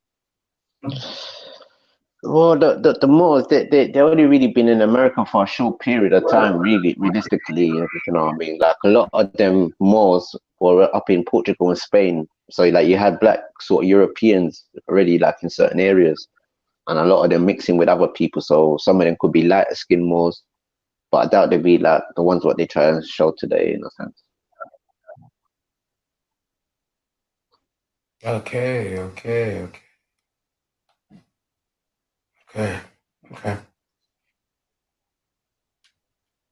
But I think there is a connection, but it's more of the sort of the Bantu sort of people, that the people in Angola and Congo with the Americas, than I would say Moors. It's like that. And I'm talking like from That's what I'm trying. That's what, like BC periods and all them type of things. I'm trying to figure out like. But I'm trying to figure out though, like how did all three claims be made, you know, legitimate? Like how can we be, you know, like, how can we be from the Levant, but we originate in the Americas, but we're also fighting in North Africa and southern Spain, you know, in southern Europe too? How are we achieving these three things? Yeah, but this is what I say, like if we be honest, there was a lot of different continents. Like even New Zealand. Yeah. New Zealand was supposed to be like another supercontinent and certain things like that. So New Zealand could have linked to I don't know, somewhere far in the Pacific to connect to South America and certain other places. But I do think like places like Easter Island, which is literally on the center of like the Pacific Ocean, I think even life could have even just started basically there. But Tor, do you understand what the question I'm asking? Mm. Though, because if the statements that are being made, right, are true, and what we're saying.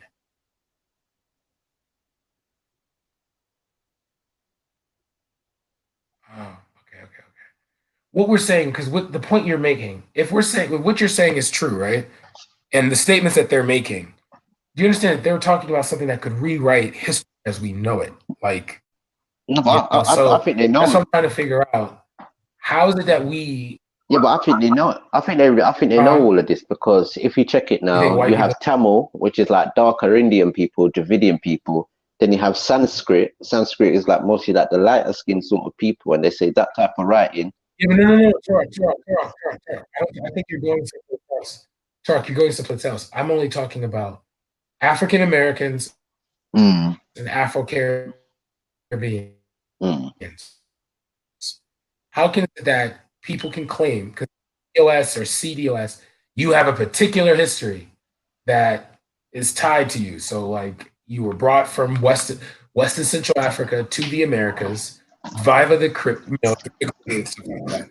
How is it that you don't see types of like Hebrew names being released, like changing Hebrew names? Why don't you see like a lot of culturally, why don't you see like a lot of Hebrewism in that culture?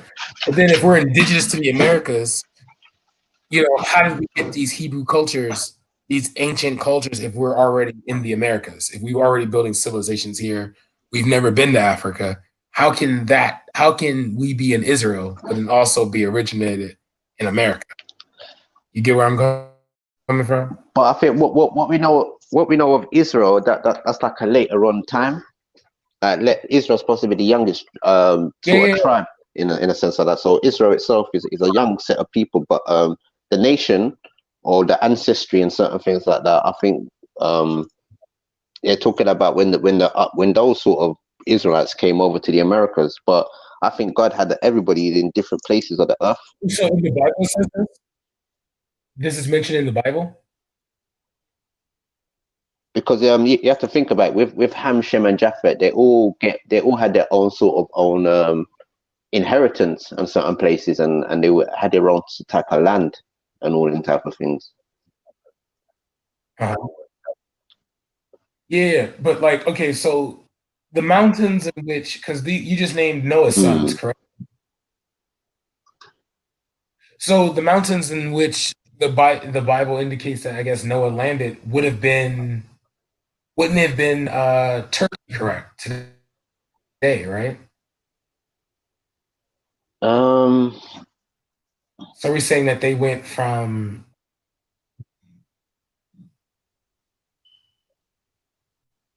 Yeah, because what do they call it again? Even the Native Americans, even them themselves talk about a flood story, if you know what I mean, and making like a great boat and having like a lot of people and different animals in it. And also he was called Noir as well, to even top it off. All right, so what Native American group or people did this? What did they look like? Would they look like? Well, with the Native American story, they talk about you and me? 7 great grandfathers, and I think somehow these 7 great grandfathers connect to from all the way from the top to the bottom of North and South America. But the first people. Okay. But it's like it depends what you gotta classify those people as. If you classify those people, I don't know, like, yeah.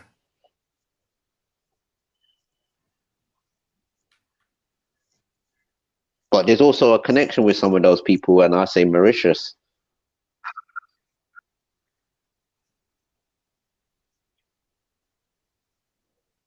Maybe, I'm not too sure. But there were definitely like more. There was definitely more like sort of land that's gone underneath water, what we know of today, in a sense like that.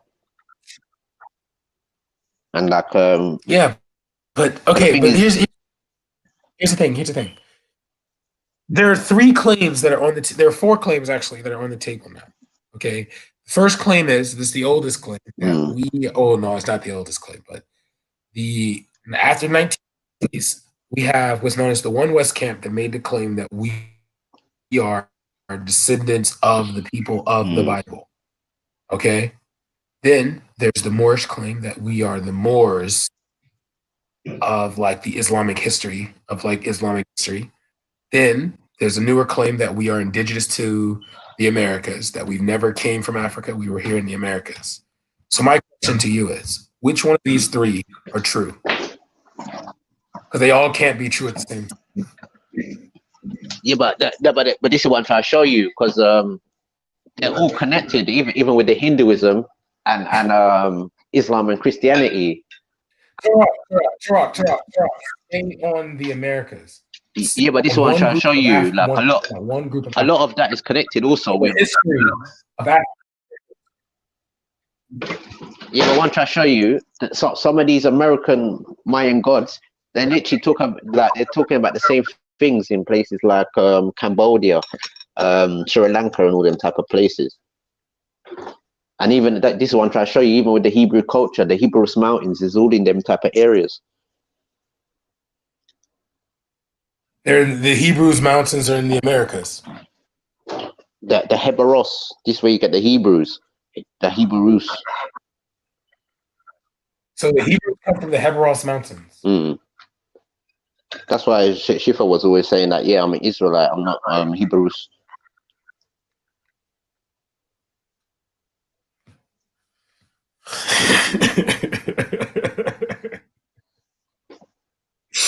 Torah. No, but this one I'm trying to show you, like there's 2 different cultures that's going on. There are 3 claims on the table here, bro. Okay. Because if we're indigenous, we have to look at because you've made this statement, the Omeleks. Okay. So let's look at the Omeleks. Did the Omeleks have any similarities to the Hebrews?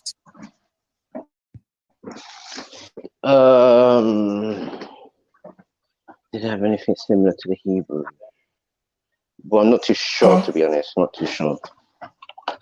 No, I don't want to say it, but I'm not too sure. Hebrews shared with the Omeleks. That's what I'm saying. Some say the Olmecs are the Mayans as well. This one I'm trying to show you. Mayan Hebrews.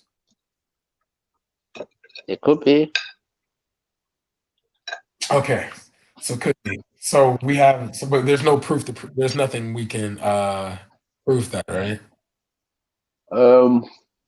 Let's go.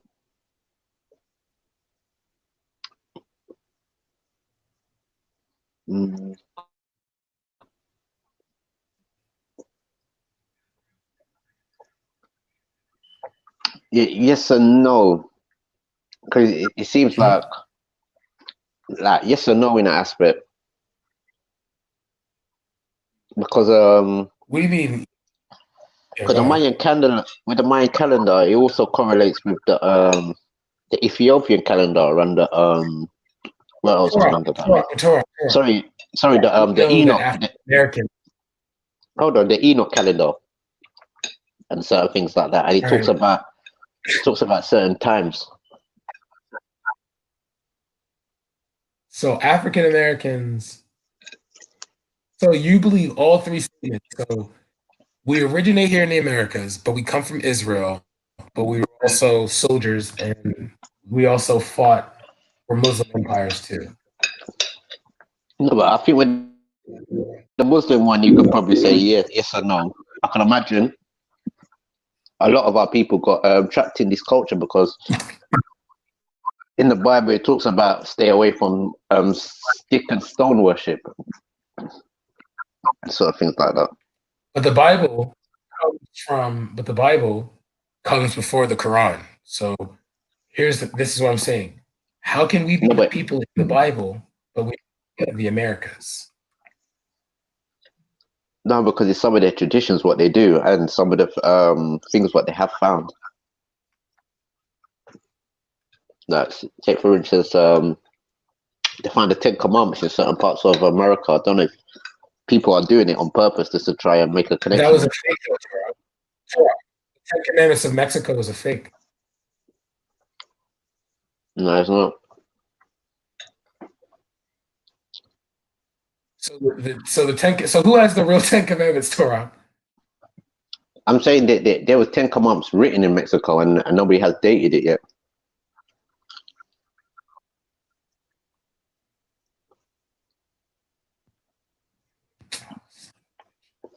Anyway, no, but this one tries. But this one tries to show you. Nobody's sure. No, but nobody's not sure of the time Torah, you're trying to say me there's period. That nobody's really not sure of the time period, and this is where I'll be honest.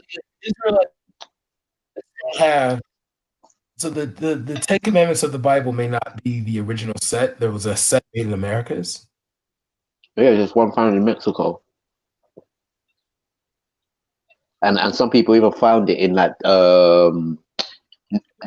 Native American captivity where they under. They've even found it in some of the people's tombs and coffins and things like that.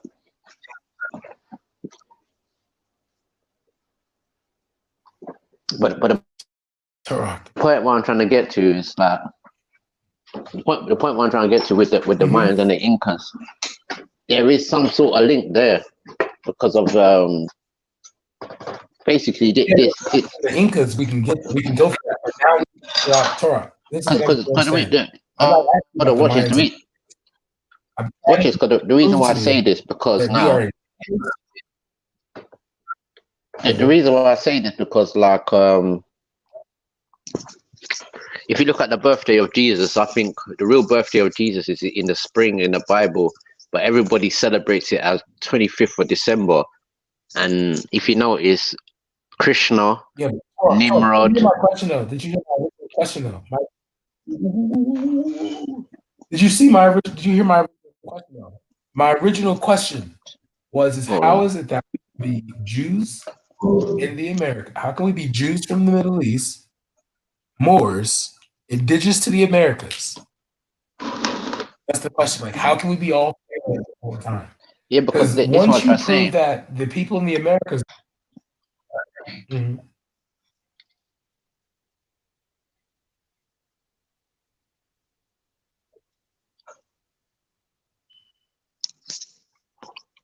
Yeah, but this is what I'm trying to say.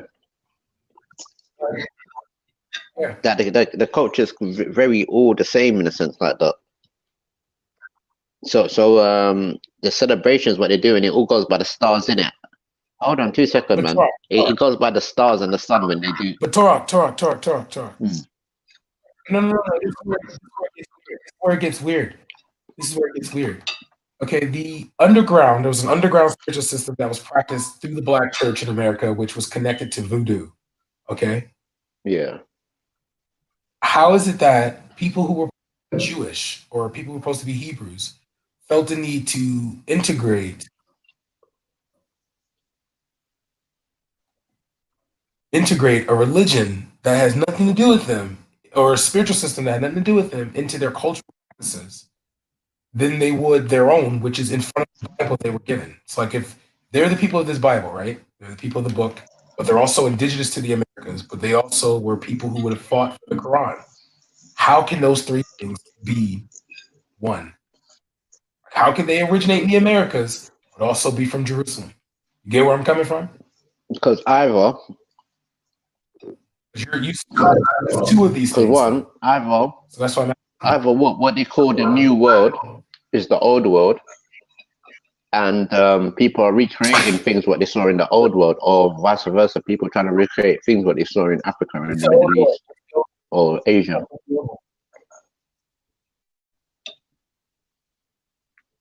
What's the old world? Yeah. What's the old world? Like ancient world, you mean? Yeah. Okay. But now here's the thing I'm trying to figure out though. The Bible, or if we go by the Bible narrative, this stuff would have happened, what, 2,000-3,000 years ago? Mm-hmm. All right. No, So we look at, sure. let's say,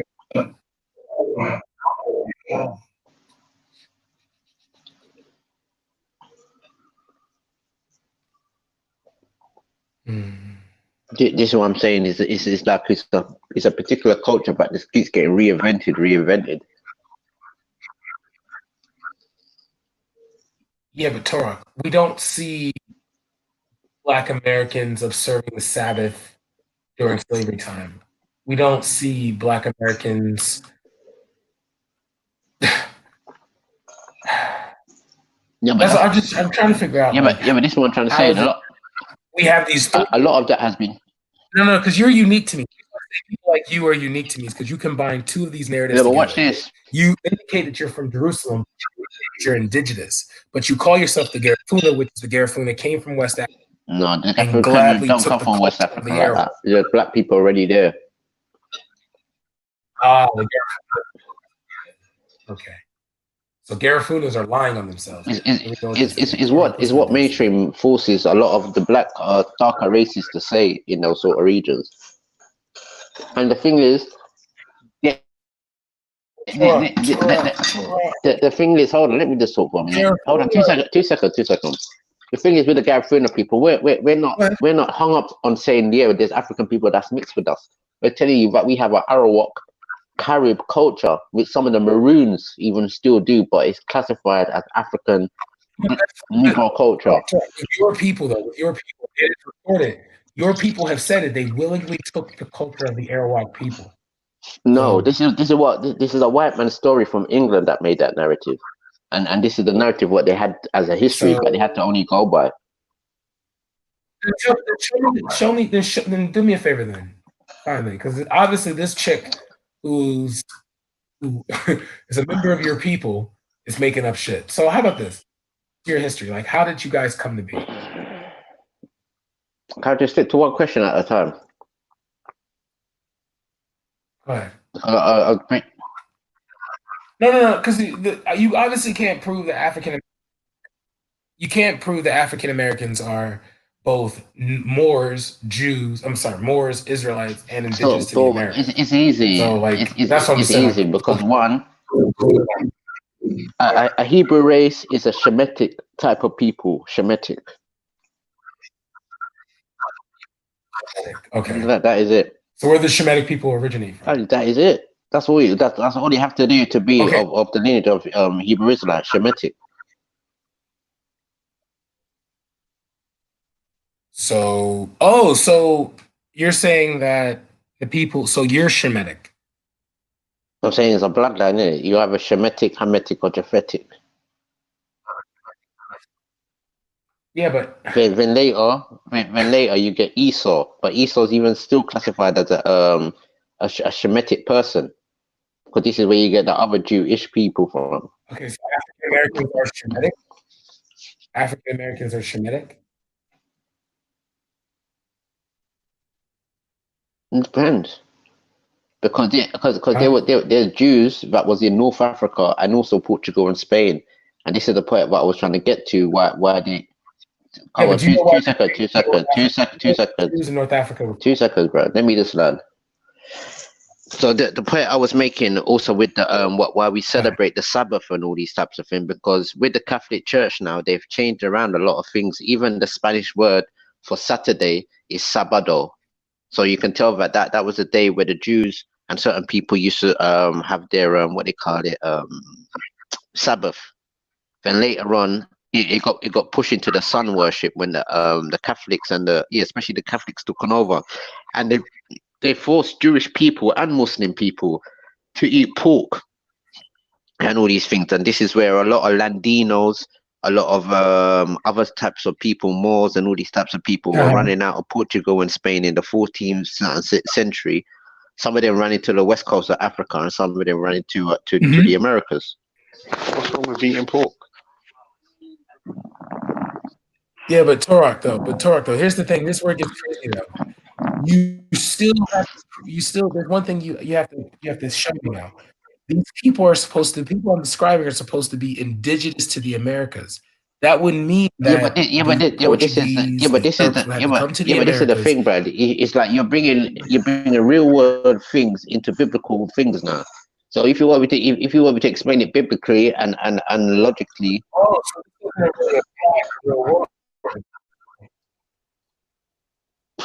Hello?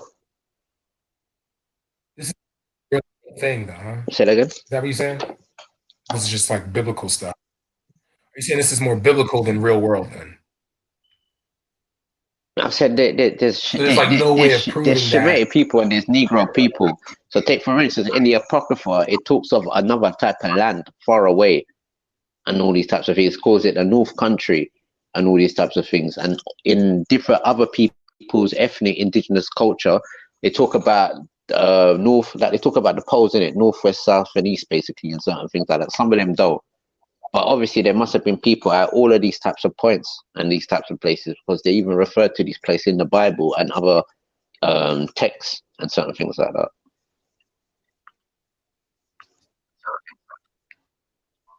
So wait, Torah. So what, Torah? What are you actually on? Like, so you're Jamaican, but you're native. I'm trying to get. Hey, I'm sorry. I was trying to. I'm St. Lucian, but I'm Carib. What's that mean? Carib is one of the indigenous groups in those regions. So, Torah, are you black? Yeah, I'm black as well. Yeah. So, like, would you mind just putting your camera on and showing me your hand? Because there's no proof that you're black. No, you don't have to show me your face. I'm not interested in who you are. But what does black got to do with it? After you find out I'm black, what does that got to do with it? Because it will prove whether or not you're black, and it will prove if you have an oven. Yeah, then after that, what else? What would be your next question? No, because I'm not gonna lie to you, Torah. I mean, I'm not gonna lie. Like, I think you're crazy, but I like you. I do. I think you're actually funny. Like, I really do. But this whole I'm a Native American thing, it's just gotta stop. But have you ever researched these things before you say these things? Wait, hold on. Is it possible that you could drink bleach and live? Yeah. Right. I'm not willing to investigate that. Like, because it's just not for me. Do you understand what I'm saying? And I feel like actual researching and making sure that you're right. Yeah. Sorry, do you know what? Fuck it. Have you done a 23? Oh, 23andMe. See, these are the things with these atheists. Your apostles are like Einstein and all these type of people. No, Torah, don't straw man, don't sidetrack. Because we can get this sorted. And Like that's what these are. That's this 23andMe is the next prophet. No, listen, I'm gonna pay for it. I'm gonna pay to Yeah, get but you can pay for it or not. But what all I'm saying, 23andMe sounds like another atheist answer to their questions or their answering basically in a what sense like that. 23andMe has to do with atheism. Exactly. I don't know what 23andMe has got to do with it, but you pull them up for like they give you some sort of, I don't know, like they give you some sort of satisfaction. No, you brought up atheism though, Torah. You brought up atheism though. Torah, you brought up atheism though. You brought up atheism though. He didn't. Yeah, but this is what I'm trying to say. These are the things. Yeah, but these are the crutches. Yeah, but these are the crutches what they hold on to if they don't want to learn. Torah, listen, forget atheism for a minute. Just forget all that. Because I don't want to fight with you over religion right now. Yeah, I just want to know if you're prepared to do like a genealogy test and find out where your ancestry is at. My ancestry is from the Caribbean. I've done my genealogies and things like that. Wait, I don't know if you know, but Zabeda did one a couple months back, and like she aired it online. I think we should do that with you, because the reason why I'm saying that is because I watched a documentary on Netflix. I watched a documentary on Netflix. Oh God, Netflix, another apostle, Netflix. Yeah, this racist like he hates black dudes, and then he did a genealogy test. When is Satan? When is Satan Netflix Day? Huh? When is Satan Netflix Day? And hey, don't fall for it, Ultra. Ultra, don't fall for it. This is how he deflects. Don't fall for it. When is Satan 23andMe Day? This is how he deflects. This is how he deflects. Don't say anything. This is how he deflects. I don't know what Torah's talking about. I don't get the joke. Have I missed something? Just ignore it. Just ignore it. Torah, take your DNA test. No, but just like Christians, they bring out Matthew, Luke, and John. You bring out 23andMe, like they're Matthew, Luke, and John, and they're the gospel. So you mean to tell me you were in a crime, Torah? You committed a crime, and they said we were going to take a DNA, get you off. You're going to say, "Oh, there's your saint." You're not going to take your DNA. Yeah, but test? that's a different type of form of DNA. What they're doing. Prove yourself. What do you mean? Torah, hang on a second. Wait a second. I'm saying, you know, there's no dig up your ancestry with a simple test that I will personally pay for. Yeah, if you are like, and then we can end this whole American Indian stupid shit. Or I could just ask my grandparents, and they could tell me, and I could look at my other peoples and say, "Oh, right, we actually are these people." Wait, or we could get it done like legit. Because like people are so what you're saying now? So what you're saying? My grandparents don't know what they're talking about. My grandparents don't know what they're talking about. Oh, so they don't know what they're talking about. No. Yeah, my grandparents don't know everything. Not everything. So what was your grand? So hold on. So hold on. Brad, you're thinking that, you know. So what was your grandparents wrong on? Oh no, she's suffering from vascular dementia at the moment. So no, what was your grandparents wrong on telling you of your history? Oh, she could only go back so far. Yeah, but was anything wrong what she told you? I don't know. I need to find out. But you already throwed your grandparents underneath the bus saying that but they this, they that, they this, they that. How am I throwing her under the bus? I just told you she's got vascular dementia. You did. Yeah, but I never asked you that if they have this or they have that. I've asked you, have you asked about your roots, and have they lied to you about your roots? No, I've not to my knowledge, but like I said, it only goes back so far, bro. Like my nan can't remember her grandparents' grandparents. It just doesn't work like that, bro. Well, this is why you talk to your grandparents' sisters and their brothers or sisters and things like that, and they can tell you. No one left from that generation. There's people left in Jamaica, but this is the thing. Probably been to all different parts of the world. Children. Yeah, but what I'm trying to say that the connection is that your great grandparents now. What? bro. If you ask one of your grandparents, brothers or sisters, they might have the answer. And I'm saying that the type of answer you might get. Torok, listen to me carefully. My grandmother, who's suffering from vascular dementia, is the last one left. Out of all of her siblings, she is the last one left. And the only one left, Torok, is suffering from vascular dementia. No, but what I'm trying to ask you, did your grandparents have other brothers and sisters and things like that? Yes, Torok. Yes, they did. Now, Torok, listen to me carefully. I'm going to say it again. Out of all the siblings, I'm not trying to troll you. It's a simple thing. But I don't know why we have to get into this. Like, I've asked you a simple question. Then if it's not there, they're just not there. Then, but all I'm saying, maybe their children might know. All I'm saying, there might be somebody in your family who's done that extra research that could help. That's all I'm trying to put forward. Okay, I hear you, but sorry. Or maybe it's you supposed to do that.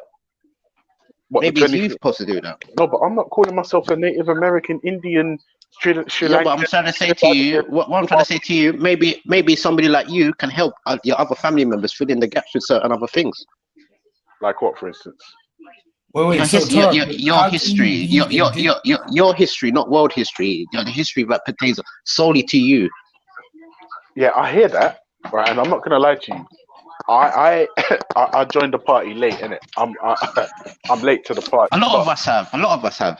But the reason why I'm fairly confident in what I'm doing is because the mother of my children is Tanzanian African. That's got nothing to do with your history. There's nothing to do with your histories. Wait, hold on. So I've got an immediate connection with the continent, and for my Jamaican history, boy, it's going to be quite difficult because there's not a lot. The older generation, there's not a lot left. What I'm trying to show you, your history is your parents and their parents' history. It's not world history. That's your genealogy. That is. I understand that. That's. Hold on. What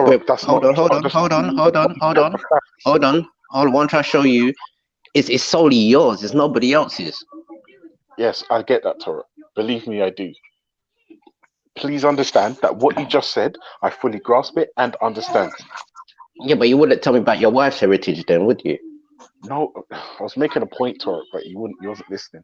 Hear what I'm saying, It's not a point because your point is knowing your history, not other people's history. It's your history. Don't go with the narrative of world history. You're calling yourself a Native American, Indian, Russian, German St. Lucian.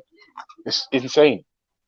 Well, for one, I'm not a St. Lucian. My people have been on that island and other places in the Caribbean for a very long time. I'm mixing with the African. I'm mixing with other people along the way. So what's your people's name, Torah? What's your people's name?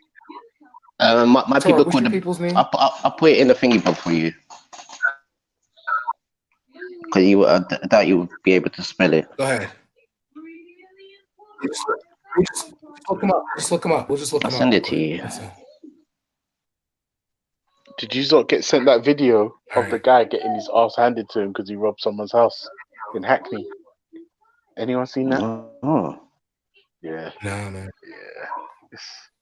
It's I don't know where sad. Like basically, Hackney is, bro. So have you seen it? Like basically, this guy he steals he steals like a $2.99 bottle of plant food from the front door. Like she's left it at the front door.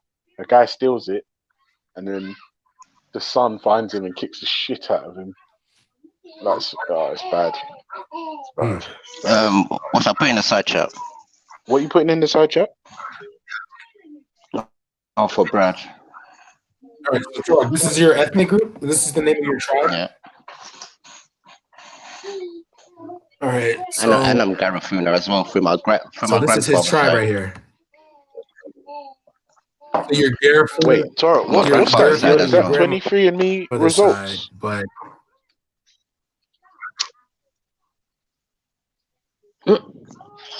it's my peoples. So he just. All right, hold on. Let me see what a blood clot. So Indian man like Torah. Are you the people in this article, Torah? Let me see what this dude's dealing with right now. He's Torah, are you African? Garifuna too, but the indigenous people of the Caribbean islands. No, he's already no. That's the thing. Turok is not a black. He's not like one of us black. He's like apparently a darker version. You can have black. These people You can right have here. black. Let me show you. He's half black, so he's mixed race. Let me see what this is now. St. Lucia gained official recognition. What? Indigenous people of Caribbean St. Lucia have officially recognized a state under blah blah. The St. Lucia represent on behalf of the Benin communities. Blah blah. That's it. It doesn't say anything. It just says you've got recognition, and there's nothing else. That's it. Torah. This is. I think he's trying to say that got that title. He's those people. So if you scroll down, Turok is related to those people. They have No, but I've scrolled all the way to the bottom. There's nothing there.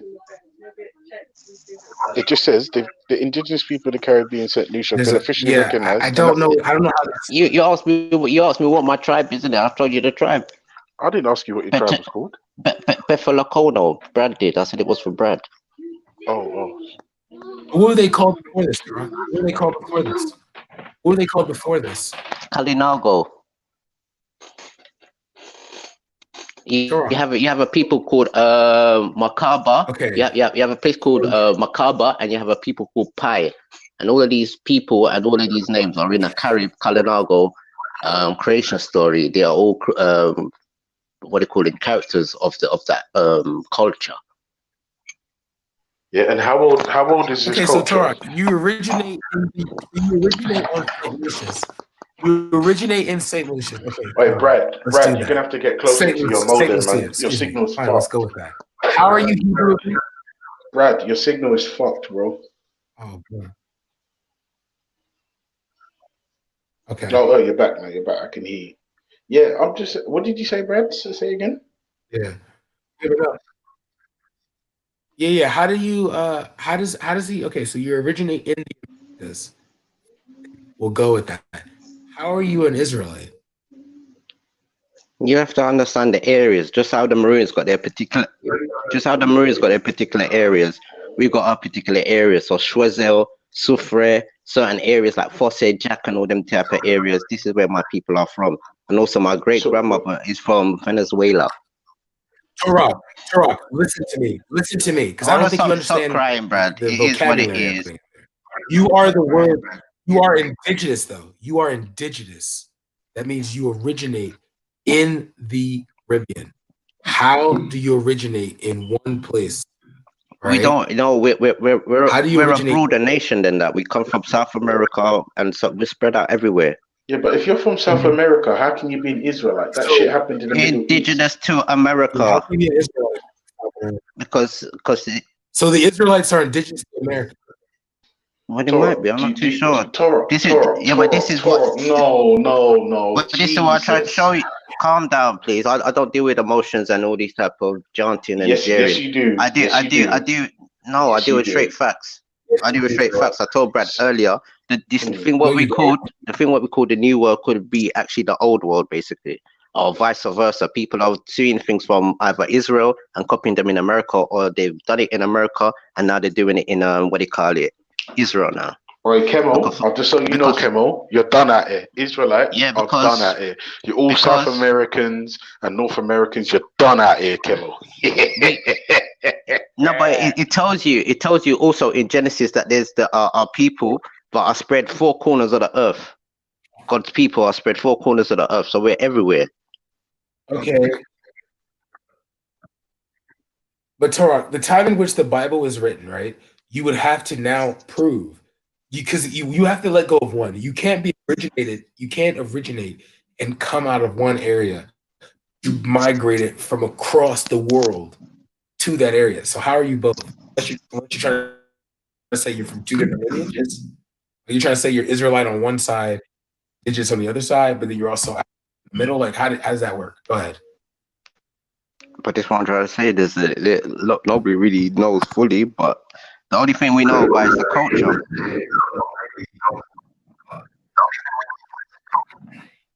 Okay, so let's look at Garifuna culture, And let's see, how's the Garifuna tied Yeah, but I keep doing this. The same to thing. The same thing I keep Israelites? saying. The Arawaks, even the Arawak name is Arawaka.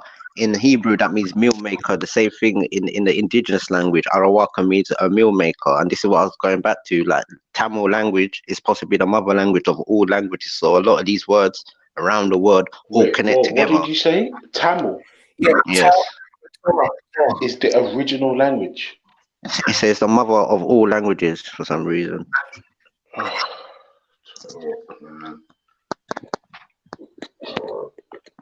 you know what's funny? One thing I will say, Torok, is that I feel like, because I like you, I think you're quite cool. I don't want to hear no feelings. I don't want to hear feelings. I don't want to hear feelings. I've researched it. I've researched it. I've researched it. But no feelings. Wait, I'm touchy. No feelings, No, please. I'm touchy feely, bro. I can't change who I Yeah, am. but I think you're kind of feelings cool. change. But sometimes, yeah, no, of course they do. Of course they do. But at the moment, in fact, I've never not liked you, Torok. Even that time you shouted at me. It's not whether you like me or not. It's Google that says this. It's Google that says it, whether you like me or not. Oh, you got it from Google. Okay, that makes sense now. All right, cool. Say no more. All right, so basically, Yeah, I'm taking this. Google's This is another Kemo's one fault. of the Kemo, 12 disciples. I hope you can hear me, Kemo. I want you to know in advance that I blame you for this. So he was trolling. He was trolling. All right, Kemo, you're done at it. Yeah. This is all Kemo's fault. This is actually quite irritating. I blame Kemo for this ranting. Torok, have you Kemo, answered the question though? You haven't answered. Get off the internet, Kemo. This is your fault. You're responsible for this. Yeah. Just sort yourself out, Kemo. Fuck's sake.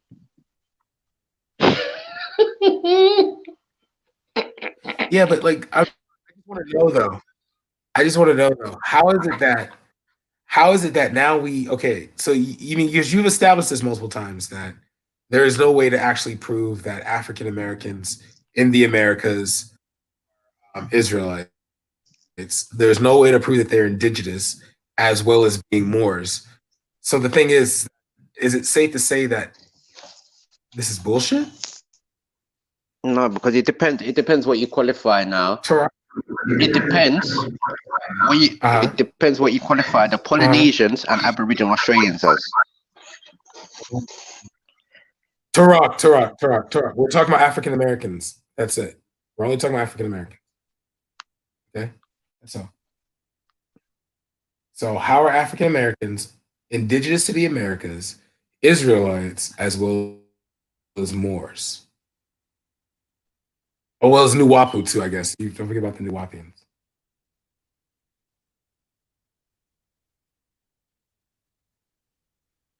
Yo, Brad, your signal's gone, bro. So where do you think life started, Brad? Oh man. So where do you think life started, Brad? Well, didn't it start in Africa, right? Where do you think? From your own years of knowledge. Africa. Okay. So what's the oldest civilization there? Africa. Wouldn't it be South Nubians or something like that? The Nubians? What is it? What's that thing called? What thing? What's like the oldest? I don't know. So you're saying the Bantu people or the Nubian people are the oldest? I'm gonna go with Kemet. Why Kemet?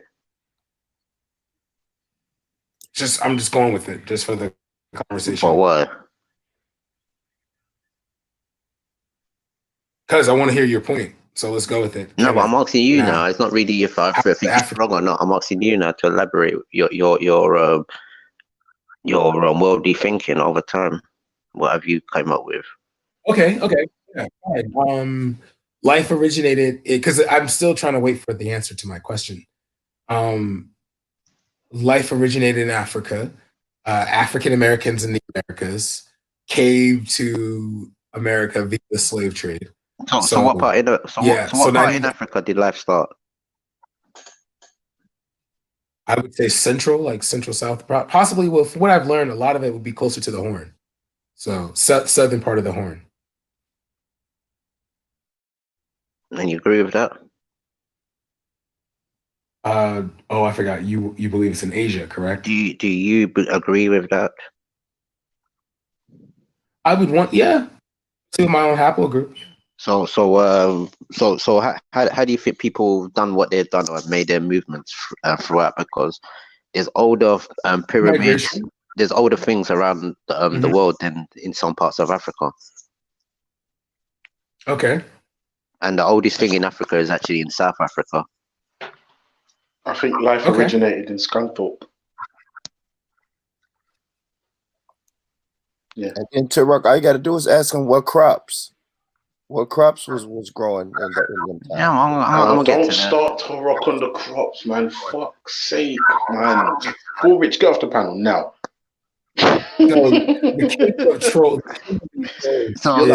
Bro, Born Rich, you're dead to me now. So like this, you're finished. So what do you think was the first language, Brad? Sanskrit. And that was developed by Africans. And was that developed by Africans? Yeah, I would say yeah. It was developed by because we were all over the world, black people. Well, you said life started in Africa. Yeah, it started with Africans. Africa was the whole world at a time when Pangaea, that's what it was, Pangaea. So Africans in those areas, what you're saying, are the first people. They don't write in Mandinka. Pangaea. Yeah, because Pangaea. So they don't write in Mandinka, but Mandinka ain't Sanskrit. And the Mende did too. So go ahead. Now, wrong, please. I said Mandinka writing and symbols are older than Sanskrit, and Mandinka is its own thing. It's not Sanskrit. Okay, so what kind of time frame are you talking but now about, I need you to with the Mandinka? You have to ask Brad. But it's your claim, though. I'm asking Brad. We'll say how much? Sorry, say it again. BC. We'll say 2500 BC. Okay. I said 2500. Okay. Tora, what about the Mandinka? Are they older than that? Well, we're going by Brad's theory now. Oh, but you said Mandinka though. Yeah. No. Wait. So Tora, Mandinka writing. Wait, time out. Are you only putting out a theory? Mandinka writing. So I said I'm talking about language. I said to him, what do you think was the first language? And he said Sanskrit. And I'm saying the people who you're talking about, who were the first people, they won't speak Sanskrit, they speak Mandinka, and they still speak Mandinka to this day.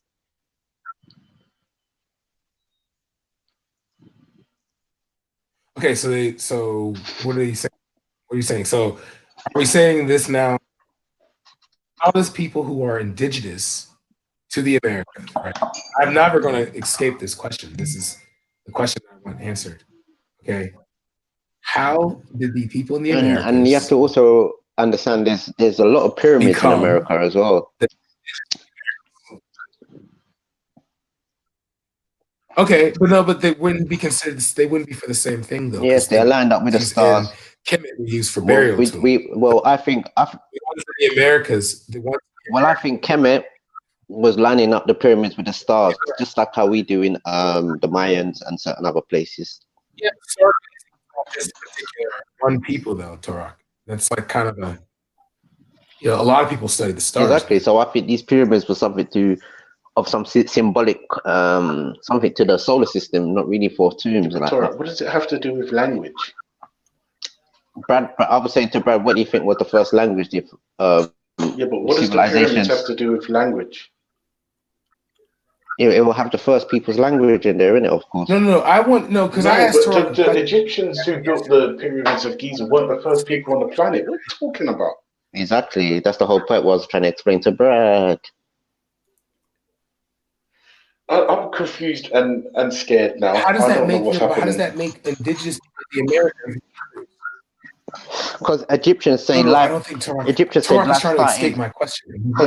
Egyptians will tell you that life started up the Nile. So if you know that where the start of the Victoria Falls is on the Nile, that's like in places like Uganda and all them type of regions and all them places. What does the Egyptians have to do with people in the Americas as declaring themselves as Israelites, Moors, and indigenous. How does that prove? Because you subscribe to two of these theories. You are an Israelite, but you are also indigenous. You have to understand the language, what people are saying when they say more. They're talking about black European people.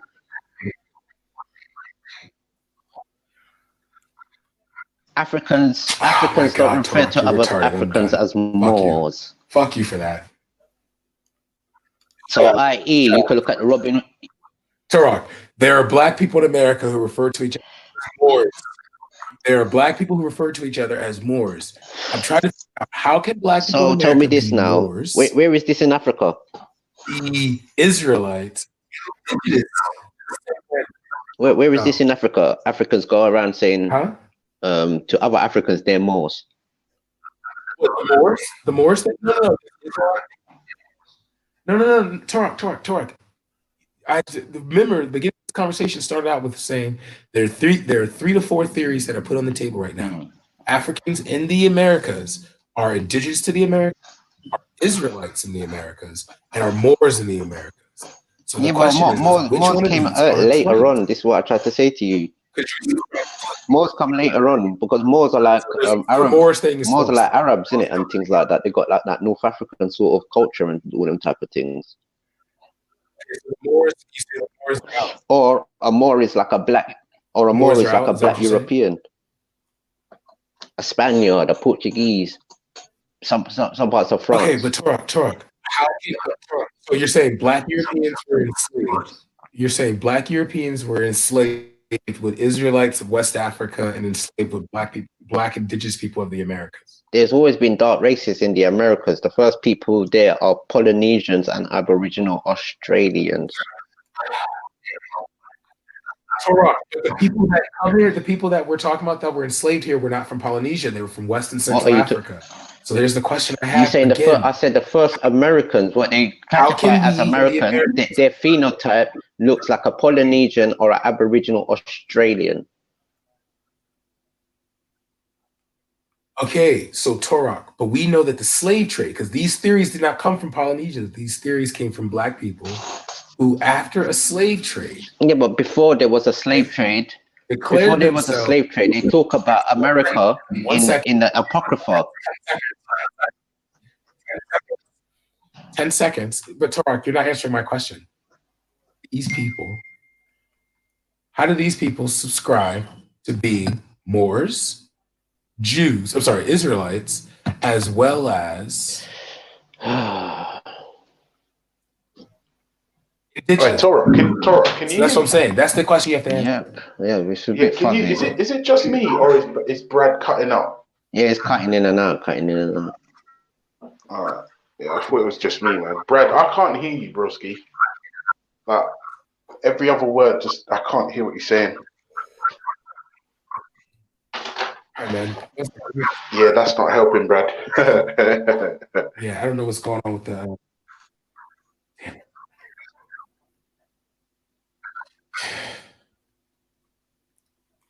So, if you was to have children, no, allow it, Naifa, please, allow it. No, please. Allow what to? Allow it. No, come on, Turok. It's open time. Naifa, I'm not in it with you. Please allow it. Wait, what am I allowing to? I allow it. I'm not in it. I'm not looking at argument with you. I'm not looking at allowing to. What am I allowing? You can talk to the other people. I'm not looking at argument with you right now. So hold on a minute. Why am I looking at an argument to? I think I'm not in it. I'm not in it. All right, pum, no problem, man. Talk to the man. You call me whatever you like. Yes, we're not in it.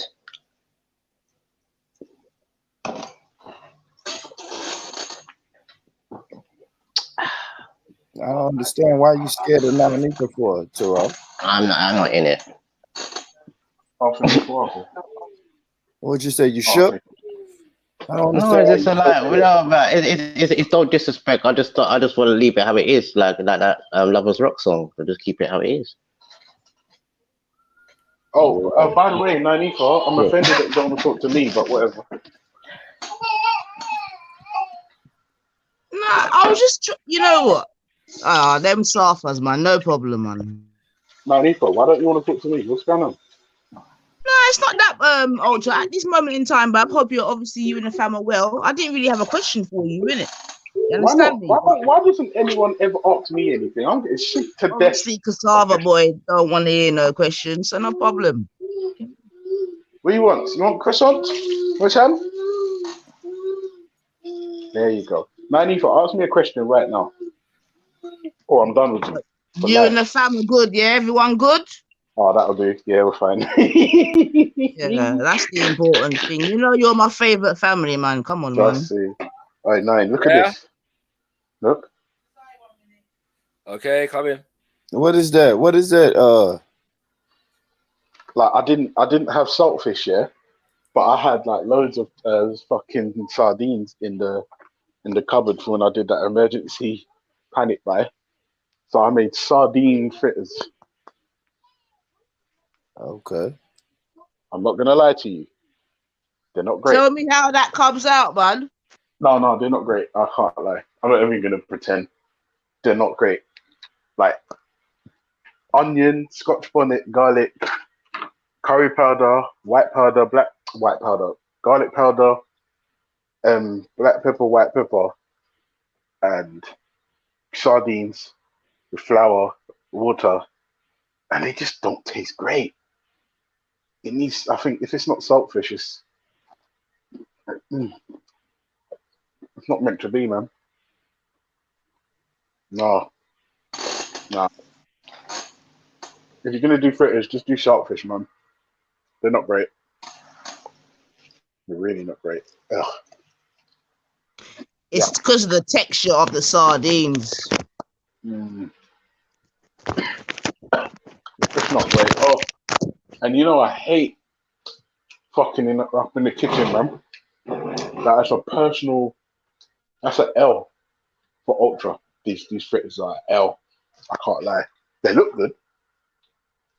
Right consistency. I did do some callaloo and saltfish actually this week. Very nice. I can't even lie. Now, Nico, ask me a personal question, please. A personal question. Yeah. A personal question. Shakira, ask me one too. And Born Rich. And Toro. Have you got a big bumper? Yes. I got a big man booty. Jeez. Because I had a little video on my channel, man. Maybe you could have been one of them, man, there. I ain't seen. The last one I saw was a little girl singing with her dad in the car. Yeah, I had a little video for the man them. It's after us listened to the man them, you know what I'm saying? How they was worshipping the bumper and that. I thought it's only fair that we can get a little worship too, you know what I mean? Yeah. So I put some I'm not fine gonna lie to you. black I got asses this, on. No, man. Stop that. What's up, boy? Yeah, what's up, sis? Nobody wants to see that. What's up, man? So we say what's good for the goose can't be good for the gander, no? I don't know. I don't understand what that would do for a woman. Why you want to see a man's ass for? Now look at that. You get.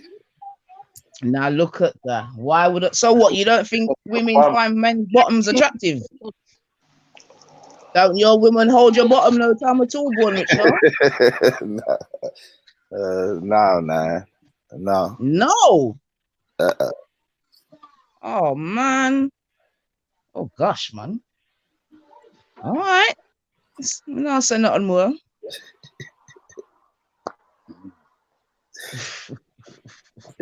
What's your inside leg measurement, Ultra? I don't know what that means, but I'm 32 long, 38 waist, 8 inches in the middle. 8 inches in the middle. What do you mean in the middle? I don't understand. I've never. Oh, you've never measured trousers before? Never mind. No, I didn't know that the middle had a measurement. Didn't you? That's a shame. Trust me. So your middle measurement anyway. You know what? It don't matter, man.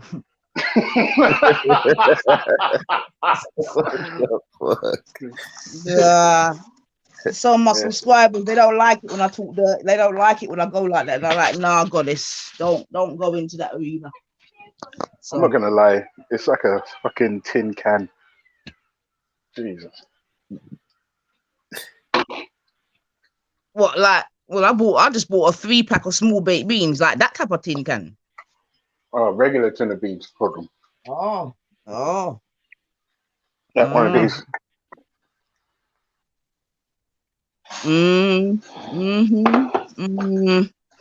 All right, say nothing, man. What the fuck?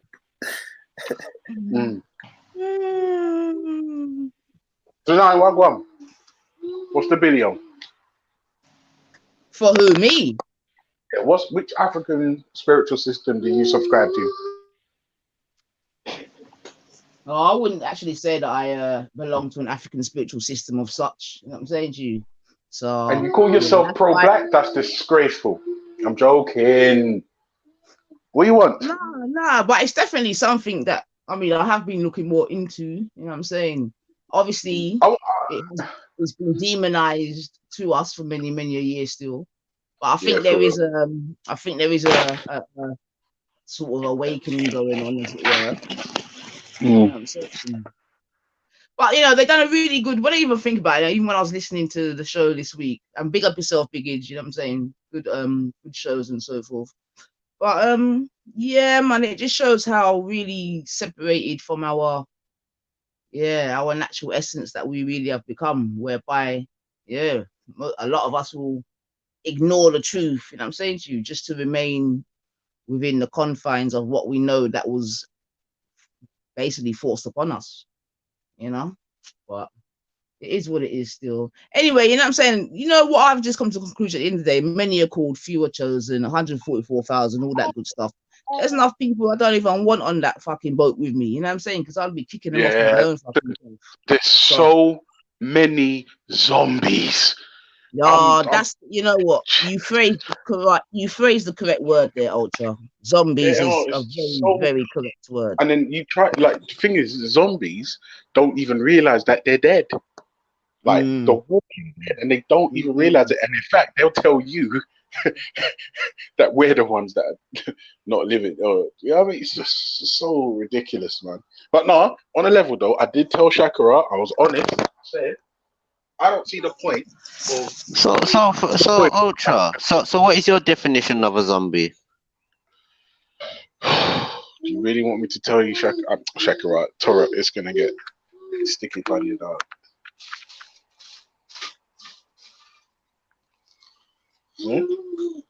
Oh, Torah. Yeah. Remember to tell you. Yeah. No, but a real one. I want an honest one. All right, hold on. 1 second.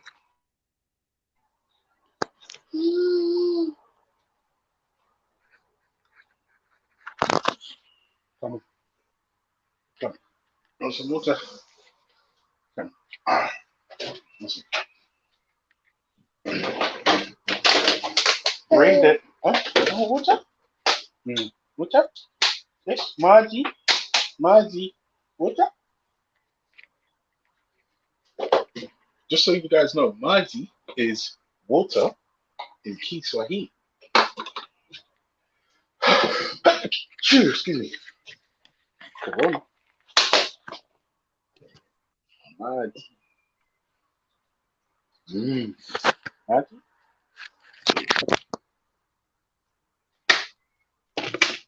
Someone needs to go in the bath. You go in the bath? Yes?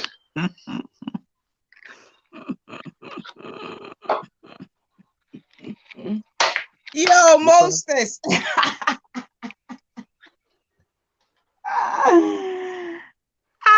Say nothing, Moses. Say nothing.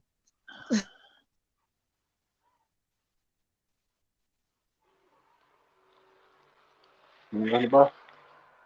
Yes? I'm just going in the bath. Respect all Massive and crew. Yes. Yes, I share my brother. Big up, all forget big up, and smile up, all forget smile up. You know what I mean? Yeah, big up, Born Rich. Yeah, what's good, my brother? Hey, greetings. I'm blessed to be can't complain, you know? Can't complain. So, Shakara, do you know anything about the Muslim Brotherhood in Africa? I think I'll tell you why. I was waiting really for Esau to. I really went to ask that question, but I just wondered if you know about it. I know. I think I'll tell you. What's the discussion point that you want? He just wants Do a you man think to they're teach him, Shakara. Do you think they're anti-African?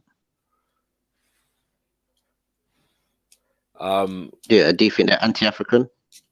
From my understanding, they're very hostile towards African spiritual retentions, even if they come in the veil of Islam. So, Yeah, sorry, Shakara, just quickly, yeah. I'm not gonna lie to you, and I told you this before. Personally, I don't see the point in picking up an African spiritual system right now. However, I do like wholeheartedly believe, as it is inherently us, it's something that we should indeed learn about, know about, investigate. But I'm not gonna lie to you, it'd be difficult to move me off this atheism square. However, the deification the deification of nature makes sense to me. Like if there's an ancient people, like I said, who understood the significance of seasons, then and they understood that the crops lived at a certain time of year and the crops died a certain time of year, and they adjusted their lives accordingly. And because of when the crops rose up out of the earth, they deified the sun and demonized the snow and the darkness. I get it. It makes sense to me. But my thing is the magic and the other stuff. It's just like yeah. But if I was gonna pick up any religion, it would be probably be based in an African spiritual system, because it's like, well, I say this. Let's deify. Yeah. Sorry, go on. I'll say this to you: there are some people who are African spiritualists who would actually sympathize a lot with some of what you're saying. The reality is, however, that we're kind of picking up from where we left off, if that makes sense. Like who knows what the thing would look like had it not been for colonialism? Do you know what I'm saying? So yeah, there are some people that are suggesting that we need to rely less on certain things and rely more on certain concepts within the thing, and that's the reality, So yeah, it's all a progression, it's all an evolution, isn't it? Yeah, no, I hear that. Don't you think that with all the sort of information that we have now at our fingertips, where people can kind of now disprove lies that have been told to us? Mm-hmm. That's why I think that the word that Ultra used in terms of zombie is so appropriate, because like my frustration is that when certain things are absolutely true now, you with me, and you'll still ignore it. Like what do you think? What's going on there, Shakira?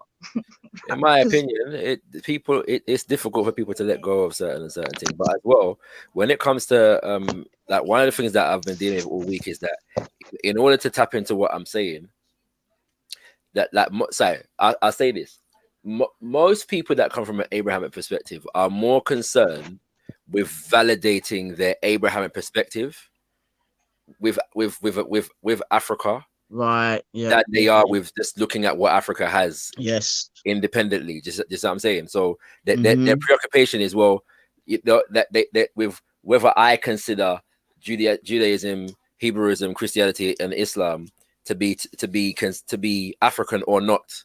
You see what I'm saying? Well, let's say for argument's sake that I did, yeah. What does that say for the rest of the traditions? You know what I'm saying?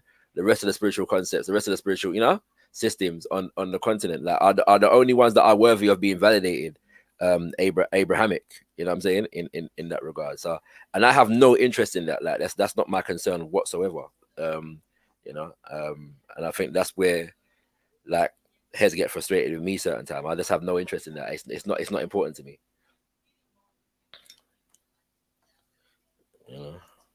Yeah, I So hear you you, don't think Bab. I these hear you, things? man.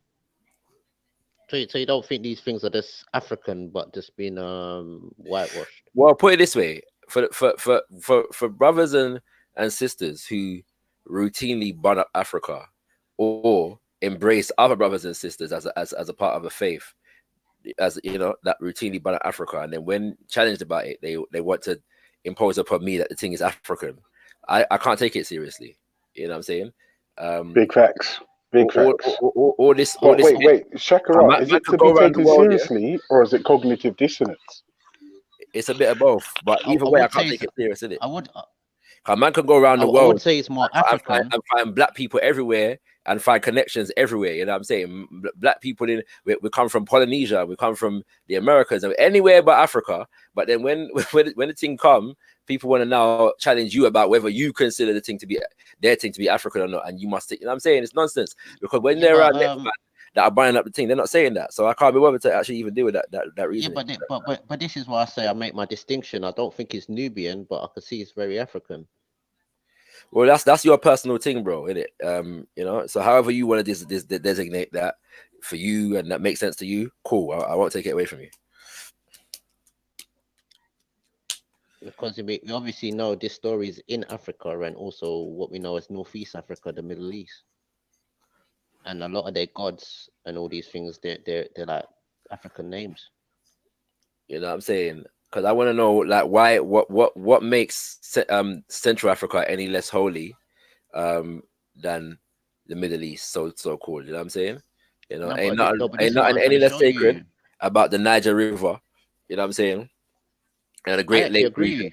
You know, and Southern Africa, but no one ain't trying to validate their thing according to these things. You see what I'm saying? No, but Right? this is what I tried to say to you earlier. I actually agree with what you're saying. It's more of an African concept that's been pushed onto Nubian people.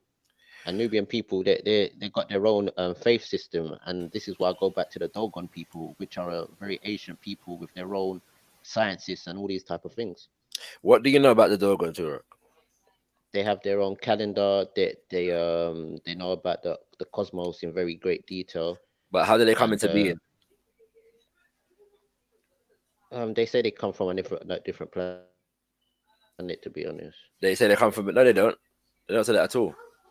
They say they come from Sirius. Braha, where you going? Come, sit down. What did I say? They talk about Sirius B. Yeah, but that don't mean they come from a different planet, bro. That's not the Dogon. Don't say they come from a different planet. You said where did they come from? You said I said they link their ancestry to that Sirius B, which could they don't be link what their we know as ancestry maybe. to Sirius B. That's a mischaracterization. They don't link their ancestry to Sirius B. So yeah, but some people then all right. Then if you want to go that route, some people say they might have come from the east. So that is a part of their history. They say they come from the Sudan. Mm-hmm. No. I said they came from the east, so I think there could be a lost tribe of the east that's in West Africa. Everyone says that when they say the east, the only east that they're usually concerned with is no, mostly they're concerned with so-called Israel and Arabia, and that's what I'm saying. So like when it comes to that, like if for those who that's important to you, I let them have it. You know what I'm saying? But no, but I said that they also claim the heritage to be from outer space. Braha, why are you playing with a nappy? Come here. Come, it's food time. You have to eat. Come here. Big up, brother Moore. What you say? I say, unfortunately, I have to agree with you on the fact that the majority of Abrahamic people are myopic on the concept of how their religion exists in relation to others. You know what I'm saying? Yeah, you know.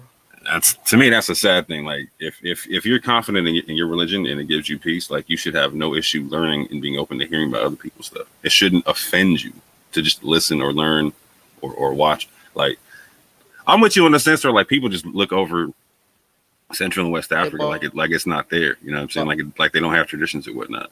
You know what I'm saying? Or and this is the cold part. People don't. No. Go ahead, Tarot. No, but my point was that these people claim a lineage or some sort of creation from a planet called Sirius B, which could also link back. What's the source to for your what a lot of information, these people Tura? talk about, like Sumerians and all. What's the source for your information, I've Tura? seen loads of documentaries. That it was a French man that done a documentary, like any other thing where we get to see black things. You probably saw the same thing as me. Yeah, but they don't say that they come from the Sirius B, bro. That's not the case. So where did they say they come from? They are part of so they come from Sudan area. They were part of them migrated from the Sudan area, and then they were part of those. Yeah. Oh, sorry. Yeah, they come from. They were part of a group of people that were big up in the Mali Empire. Yeah, but when the Ghana Empire. But they refused to convert. Yeah, to the Islam thing. So they migrated at different points over the period of a couple hundred years, and so they're actually the conglomeration of different groups of people, beginning with those that migrated from the Mali Empire after the fall of Ghana, and other people along their travels to where they are at the moment. Yeah, so that's their actual history. Not to say that you're wrong. Not to say that you're wrong, but these people are the only people that was somehow kept themselves to themselves. No, but they're not. That's the point. They're That's the whole point. They're not the only ones, bro. Yes, they did. They kept themselves to themselves. They're not the only ones, though, bro. Have you ever heard of the Kuba? I heard of them. And the Mossi? Yeah, but that's them. The Dogons themselves, they tell you that they came either from the eastern region, or other people claim that they're a lost tribe out of Egypt and all that things. I'm not trying to link it to nothing Abrahamic or at the moment or at all. But what I'm saying to you is that but a lot of these, even the Abrahamic faiths, they still go back to what we talk back to Anunnakis and all these types of things, like extraterrestrials coming down, whether they look at them as angels or flying machines and all these type of things. A lot of all these indigenous tribes, even Hold on, Turok, before we go any further, did aliens build the pyramids? Yes or no? It's not about if aliens built a pyramid. It's the type of Fuck's sake, he's saying yes without saying yes. No, the point is though, Turok, that do you know how many? Do you know that there are many so-called tribes in West Africa that have oral histories linking them to the East? It's not just the Dogon. I didn't say all of them. I said it's not just the Dogon. No, but that's what some people say. I'm not saying it's true, but I'm saying the most what they're talking about is like they got allegiance to something what they call a planetary system called Sirius B. I don't know what else they hold allegiance to on Earth, but they definitely hold some sort of allegiance to that planetary solar system. All right, so I'll tell you what you do. Yeah? If you find the source of your information and post it in the private chat, and I'll have a look at it. Okay. So tell me this: the Dogos don't talk about that star called Sirius. Yes, they do. Apparently, they charted its course, and these kinds of things. But all this other stuff is some new age movement type extrapolation. It's not their. This is not their history. What else do they say about this star then? What else do they say about Sirius B? To be honest, I'm not an expert on the Dogon philosophy. I know what I know, but yeah, a lot of the stuff around them is mythological and extrapolations from some of their scientific knowledge, yeah, or their astrological knowledge, yeah, that has been embellished upon over time. You know what I'm saying? So yeah, there's real history and then there's legend in it. Is the point I'm making. That if I wanted to go look into their history without the embellishment, Chakra, where would I go? The authoritative text on the Dogon is called the Pearl Fox. It's actually written by two French boy, but they lived among the Dogon, and like all the elders that they learned from are listed. You can see their pictures and so on and so forth. Nice. Okay. What was the name of that book? It's called the Pearl Fox. And Pearl also, Fox. Okay. Pale Fox. Pale. PALE. And also, sorry, a book that I haven't read. One sec. A book that I haven't read, but apparently it does a good treatise of the Dogon philosophy. Is it Foundations of African Thought by? One second. Let me just make sure I got the right title, book title. Yeah, but it's talking about the dog star. and the silver wolf stars and all them type of things. That's the creation story. What I'm talking about with Sirius B. Sirius B is supposed to be a wolf star planet. Yeah. So So Foundations of African Thought. If you Google that, it's by an author called Chukwunyele Kamalu, but the book is hard to get. Thank you very much. But apparently he does a good job So, in that. can I ask the man them on the panel, obviously except Turok, what do the man them, yeah, like what's the right word? What value, yeah, do we find in continually looking back, basically? Like, how is that?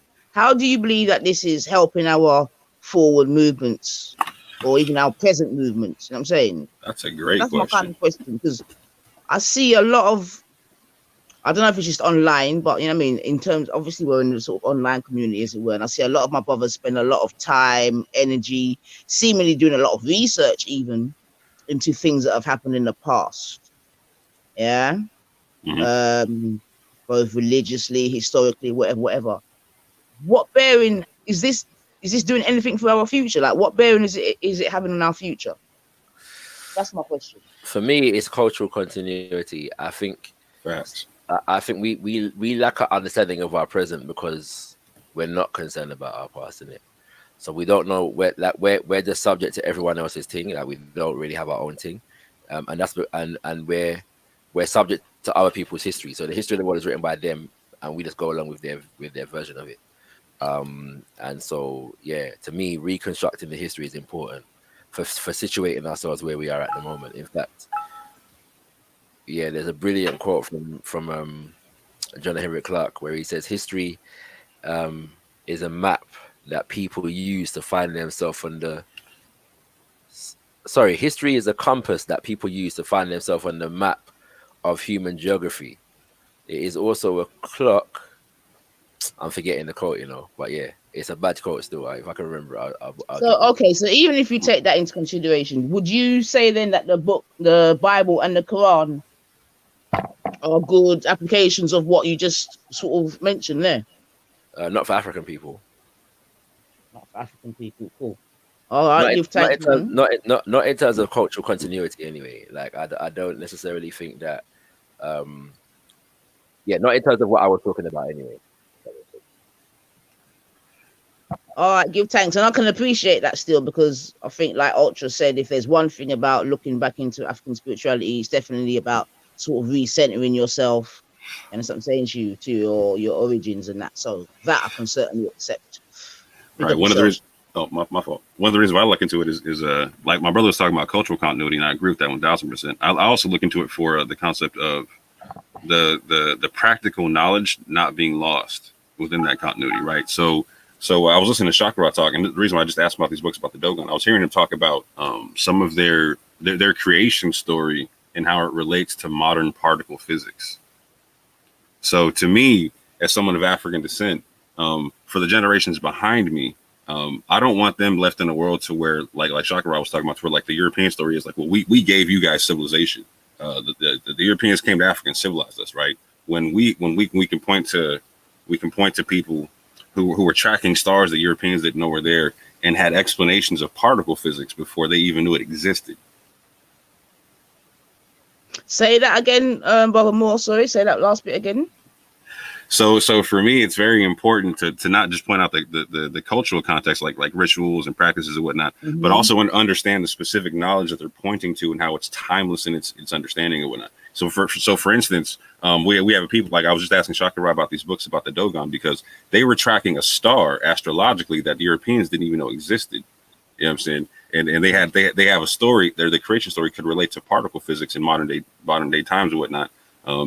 And that's a story that existed before Europeans even knew particle physics existed, etc. Right? So you, at one point you were talking about like a school, like a after school that deals with like African information and whatnot, right? So I would love to be so I studied this stuff so I can potentially take it to a spot like that. I'm like, okay, kids, when they're talking about physics, etc., whatnot, this isn't a new thing. This is something we've always had around us, etc., whatnot. We were telling stories like this to explain it, etc., whatnot. These are your stories that explain this, right? And so it can keep their mind African, so to speak, and keep it from being invaded from external thoughts that make them think that they're less than. In fact, it can also give them information to where they can go deeper into the science potentially than what your current Europeans are, because it's like, hey, since we've done this before, go check out the depth of the story right quick. Go figure out the kernel of truth in the story right quick. I agree. I totally agree. Okay. But are you suggesting that they can get that from the Bible and the Quran, or are those other outside sources? Not if they separate them from African traditions. So if I come at the Quran, like, so I'm a Quranist and I'm a Karaite when it comes to the Bible, when it comes to the Quran and whatnot. Meaning I just I go from the text. I don't go from the traditions and whatnot, right?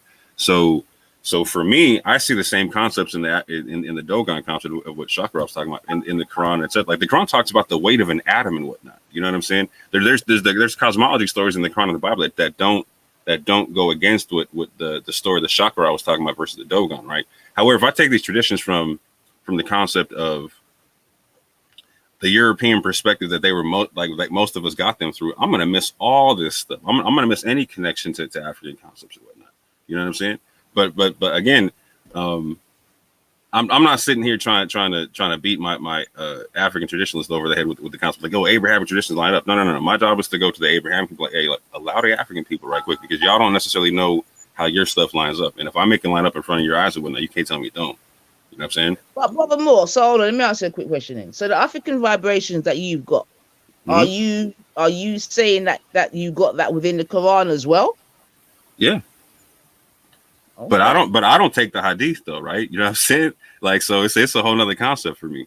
Like, so when I read the Quran, I don't see that God just gave the truth to one group of people. It literally says in the pre-exist, it says that there's prophets sent to every nation speaking their own language, and that they have their own narration. It says that they have their own hadith, right? It says in the pre-existence in Surah 3 ayah 85 that Allah gave the same basic truth to all of them and told them that it would confirm each other. You know what I'm saying? So do you believe that Muhammad is a representation of your people? Which people? Like you talking about like hereditarily? You just said that is it that the Most High said he's going to send a messenger to all people, yeah? Is that what you just said? That every nation, every individual people, right, gets their own prophet speaking their own language, right? So, for instance, hold on, real quick, just to clarify. So, I'm not going to go to like someone who speaks a West African language with an Arabic book saying this is your prophetic book, right? That's not even what the Quran says to do with it. You know what I'm saying? The Quran says they go compare the concepts and whatnot, right? So I'm not going to go to West African and talk about some Arabic stuff. I'm going to go try to figure out. Like, so I was telling Chakra like the basic concept. Oh, wait, 1 second. Go ahead. So even if I just take it from the statement you said that, whereby, in summary, every different nation is going to get their own prophet, yeah? Is that what you were saying? Okay. So the question I'm asking you then is that, do you believe that what Prophet Muhammad or the nation that Prophet Muhammad represents is your nation? As to why you subscribe to it? No, that has nothing. It's not a national thing for me, not the Quran.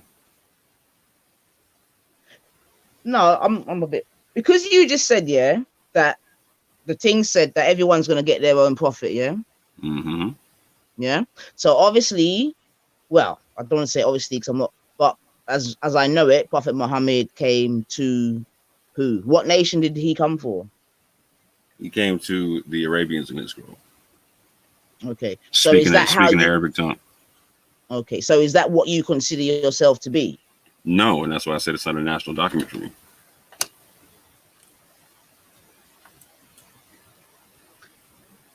That's why you said what, sorry, Brother Moore? I said no, and that's why I don't consider it a national document for me. Now, on another hand, hold on. You mean it's not a national document, you mean? No, not for me. But on the other hand, for instance, I am North African Jewish, right? So I do take the Torah for me as an individual as a national document, right?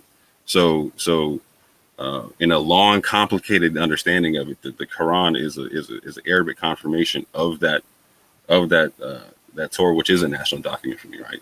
But that Quran stipulates that there's a universal truth that is sent to everybody, right, in their own language, right, and that I should be able to take the Torah and the Quran, rule between the two, and be able to see the universal truth, right, that's sent out to everybody.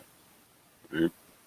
So I don't see this as a concept of it dominates over. For me, the mercy that the Quran says that it brings and the Torah, etc., is the fact that I can judge between the two, see the basic universal truths between them, and be able to apply those universal truths everywhere I go. And be like I was telling Shakira, for instance, that the baseline for being a Muslim within the Quran is the concept of you believe that there's one God. You don't associate, or one reality, for instance, right? You don't associate equals with it, and you don't you recommend from amongst yourselves to be equal with the one God. So we were having a conversation about Oludumare and whatnot, and I was saying like, yeah, you could see Oludumare in a tree, but you wouldn't say a tree is all of Oludumare. You could see Oludumare in a person, but you wouldn't say a person is all of Oludumare. He agreed with the concept. And I was like, based upon that one thing right there, if I came at you like and didn't know your language from West Africa, right, and all I knew was the Arabic of the Quran, etc., whatnot, like if I'm reading for what it says in the Quran, I would have to stop and be obligated to be like, okay, well, I got to check out your tradition. Like your tradition sounds like it lines up with the basic concept. Like, so I wouldn't be going against my man on that. Like I'd be like, okay, we got the same tradition, and let it be what it is. He could call it what he wants to call it. I could call mine what I want to call it, but it's the same concept. Under your way, under me mine. But then again, I also admit, like, I have a very unique concept of Islam. So it is what it is on that. Yeah, I hear you, Bab. I think you probably have a few similarities with Brother Isa still. But yeah, big up yourself still. Give thanks for the answer.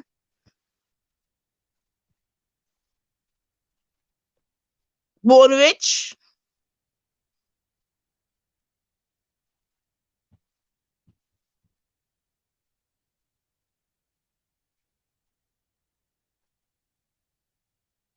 So okay.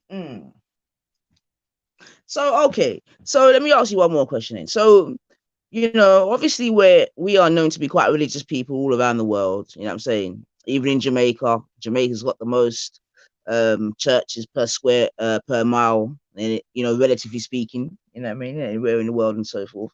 So do you see that all this sort of I don't know what to say, like really, I don't want to say really, you know, our commitment to religion, are you seeing that it's, you know, taking us in a forward movement,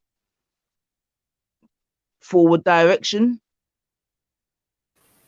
See, all this energy and power and money, and you know what I'm saying, that we're giving to one god or another, one church or another, one mosque or another, etc., etc. Right. Are we happy with the return? That's a fantastic question. Like, so me, I come from a very specific sect of Islam where Garvey is seen as a prophet, you know, on some Garveyism type concepts and whatnot. If whatever religion you're practicing, if you're not going back home with it in some way, shape, or form, if it's not arming you to go back home with that concept, like he talked about seeing God, like, so he talked about, like, for instance, that he dealt with the God of Jacob, but he also talked about the concept of dealing with the God of Ethiopia, like seeing it through the lens of Ethiopia, right? And that basically, like, God should be like some kind of, you should see God, you should see yourself in God, right? You should let God look like you, etc., whatnot, right? So if we're not doing that, like my man Reggie came on the other day talking about that his Christianity does not deal with identity politics, right? Like, to me, that doesn't make any sense, because like Shakira was talking about the concept of, well, there's a white Jesus, so with inherently within the Christianity you deal with, there is some identity politics, like how you try to pretend like it's not there. You know what I'm saying? So if your religion is doing that to you, I'm saying, nah, you should probably put the book down, or whatever you're practicing down, right? But if it's bringing you back home in some way, shape, or form, even if it's incremental, I think that's a positive step from wherever you're at now.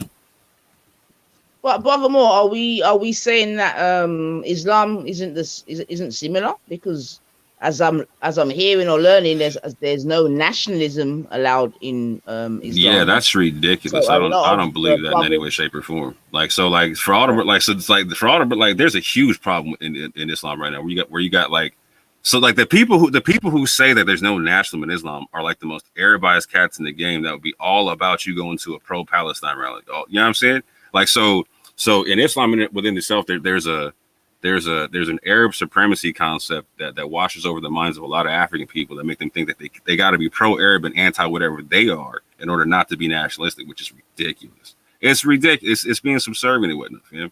Like, Nah, the Quran stipulates that we were made out of many nations and tribes to know each other, right? And that the most righteous of us is going to be the one that's most connected to Allah, basically, right? And so this concept of not being made into nations is crazy. The Quran says we are. The Quran says we're made into nations and tribes to know each other, right? So and not only that, I'm supposed to take home first, right? You know what I'm saying? So it specifically teaches nationalism. It's against the concept of supremacy, right? So you're supposed to be for your nation. You're supposed to help out your nation. You're supposed to build up your nation. You're supposed to, you know what I'm saying? Like it's ridiculous to think otherwise. Because if not, then all you're saying is like I'm supposed to just I'm supposed to like not build up my nation, but build up Arabia in some way, shape, or form. Because otherwise, well, from what I hear from yourself, Brother Moore, all I could say is that your thing is definitely different than what a lot of the young brothers over here are dealing with. Because to how I see it, seemingly once they do become Muslim, they actually they definitely give up their ancestry, definitely. And then they will tell you that there's no national. And then when you sort of question them, well, you know what I'm saying? Why are you just going to give up your, you know what I mean, your history like that? They're going to tell you that there's no nationalism in Islam. But then funny enough, when I ask other brothers, like maybe of Pakistani descent and so forth, yeah, they're pushing their flag high. Yep. So, yeah. You know what I'm saying to you? So again, I don't know about that particular exchange, especially when it comes to the Afro-Caribbeans. Right. As I read the Quran, it should be turning you into like Malcolm X. It should be making you more nationalistic, not less nationalistic. As long as you're not, it should not turn you into a supremacist, right? And that's the big and the issue is, like I'm saying, the people who are saying that you should not be nationalist, there's some way, shape, or form. If you talk to them, they've been absorbed into Arab supremacy in some way, shape, or form. They're espousing and don't even recognize it, or they do, which is even more dangerous. Yeah, I mean that makes sense to me still, Brother Moore, to be fair, because obviously it could be argued that he was an extreme case, but I'm sure we all know about Zachariah, etc., etc., etc. So for me, that was like, wow. But that's a good caricature, though, in the sense where like there's some truth to that. Like that brings it out to the forefront, like how it really looks. A caricature is not the full picture. It's like an embellishment of the picture, right? But like it embellishes something that's actually there. Like so, it's putting like you can see the Arabization concept, right? Because like again, there's no like. My man Khalid, Somali brother, running his channel, right? He's catching all kind of hell right now because he's talking about pro-Somali stuff, right? Pro-Somali, like getting Somalians together, stop bickering, stop fighting, get on the same page. And he's getting called a nationalist, like he's a supremacist. No, it's okay to be a nationalist, bruh. Like that's your people. What, you supposed to let people come through, mess up your country, divide your stuff, let your people get all messed up? No, bruh. What are you talking about? The Quran stipulates I'm supposed to stand for justice, even against myself. How am I how am I gonna let some people come through and mess up my people's stuff? Like, don't make no sense. It's not supremacy. Like Khalid's not being a supremacist. He's being a nationalist, right? More, this is why you're dangerous, because if I listen to you long enough, there's a chance I might have to convert. But no, hear what I'm saying, seriously, yeah. What makes you so rational and everyone else just seems to be a fucking zombie? So my story of how I came to Islam is completely different. So I didn't grow up Muslim. Like I literally I did not grow up Muslim in any way, shape, or form. I had a Quran sitting on my shelf for 10 years that a Sri Lankan homie gave me that I did not crack open because I thought it was going to tell me about chopping off heads and molesting children and whatnot, right? And then through a whole nother venue of going through another my first intro to Islam was a nationalist form. It was the Moorish Science Temple of America, and it pointed me towards the Quran. I cracked that Quran that I had on my shelf for 10 years. I was shocked because I found out that pretty much everything I thought that was going to be messed up in that thing was in the Hadith. And I was like, oh, okay, this book's completely different by itself. So let me just read it for what it is in itself, and let me see what the book says. And when I found out do with Hadith at all, not in terms of jurisprudence, they're not scripture. They're not something that's seen as part of the message and whatnot. Right? Do you know what's funny, Orthodox Moore? Do you know what's funny about that? I ask this question all the time, normally to Salafis, right? Mm-hmm. Like the Quran, obviously, I don't personally believe it, but I'm asking them what they believe, right? And I say to them, the Quran, according to you, is directly from the creators, the creators' words. It was revealed to the prophet, and here it is, right? Mhm. And I say to them, my next question then says, do the hadith meet that same criteria? And they tell me no. And then I say, well, what the fuck?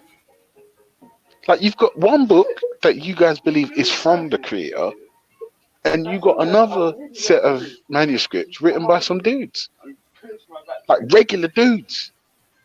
Like, huh? Yeah. Huh? Yep. Huh? And it gets so convoluted, Ultra, that they end up taking hadith that don't even go back to the prophet. But they're like, no, it's got this Sahih chain of narration. Like, cool, you got a game of telephone with records. I got you. I'm with that. I'm with that. But one of the biggest issues in Islam, for instance, right, is that what was the age of Aisha between the Sunnis and the Shias, right? She's either 6 or 9, or she's like 17 to whatever, 18, right? Yeah, of course. So when you go back to the hadith that talk about her age, it doesn't even go back to the prophet. They all go back to Aisha talking. They are so it doesn't even make sense. If you take the tradition for what they say, like, we want to take the sayings of the prophet, cool, I got you. So how about you just drop all the stuff? Like, you don't even mean it, because you take sayings that don't even go back to the prophet, so supposedly, but since they have a so-called Sahih chain of narration, you take it. But like you said, it's not like you. They agree that it's not scripture. So what the fuck? And this is the thing I don't get, right?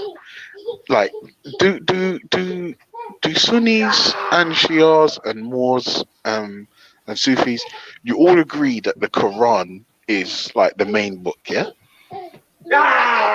For the most part, yeah.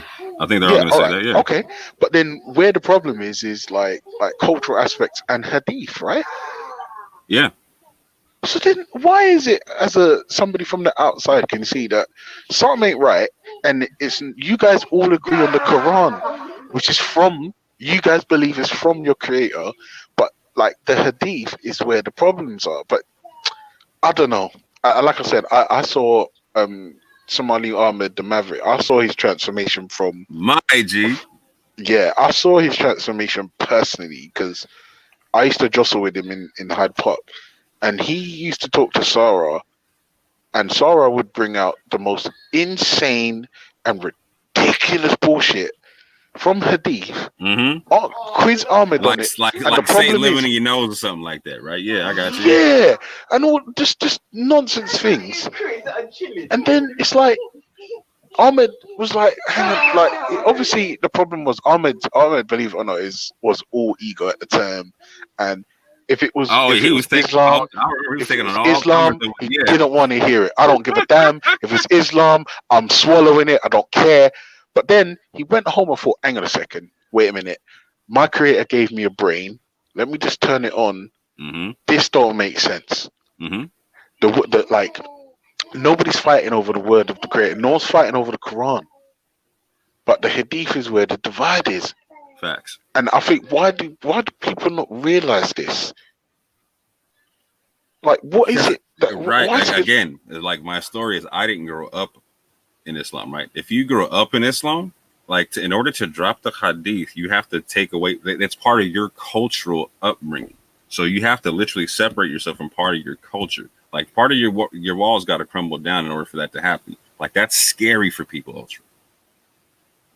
That's mad. Like, I can allow my family that understanding, because I've been through it myself and other things, right? So I know what it's like to just let things go like that. It's a big deal. Like, so if let's say I'm a Shia or a Sunni, right, and I drop the hadith, you understand? Like, I'm not talking to my family no more on a lot of stuff, right? Like, I'm like a whole bunch of, like, so how many people may talk fear on Somali Ahmed, the you know, said the Somali Maverick, just for upholding the Quran? Yeah, see, for me, I won't lie to you. For me, it's insanity to tell another Muslim that because they hold the word of God, the Quran, over everything, takfir. To me, it's nonsensical. Like, yeah, it makes me look at the Muslims a whole different way. Like, whoa, word. Like, I'm like, the moment I saw that, I ain't gonna lie, bro, like, I almost had to put the buck down. I was like, y'all making this thing look way too crazy. Like, your man, like, Ahmed saying, like, just hold the book, read the book, and then think about it. And they're like, no, don't think about it. He's like, huh? No, but that's it. See, zombies. Hashtag zombies, Hey, and they this is what don't this even realize right. they're dead. This is what Sarai used to call God book followers, but they're not even following the God book no more. Like they're following the word of another dude talking about the God book. Like I'm like, yo, that's crazy. Like, whoa. Like so how like so you'll see more often than not that me and Ahmed will get on the panel and start talking about the Quran, right? And the Muslims they're like, well, where does it say that? Like we have to keep citing the verses to them, but they can run on and on and on about hadith. I'm like, yo, that's crazy. That's crazy. And do you know what? For me, it's nuts, man. It's nuts. Like, imagine this, right? Obviously, you know, I don't believe none of it, but you guys do, and you believe Allah is the creator of things, of everything, seen, unseen. Yeah, outside of your creation, can do anything. Blah blah blah.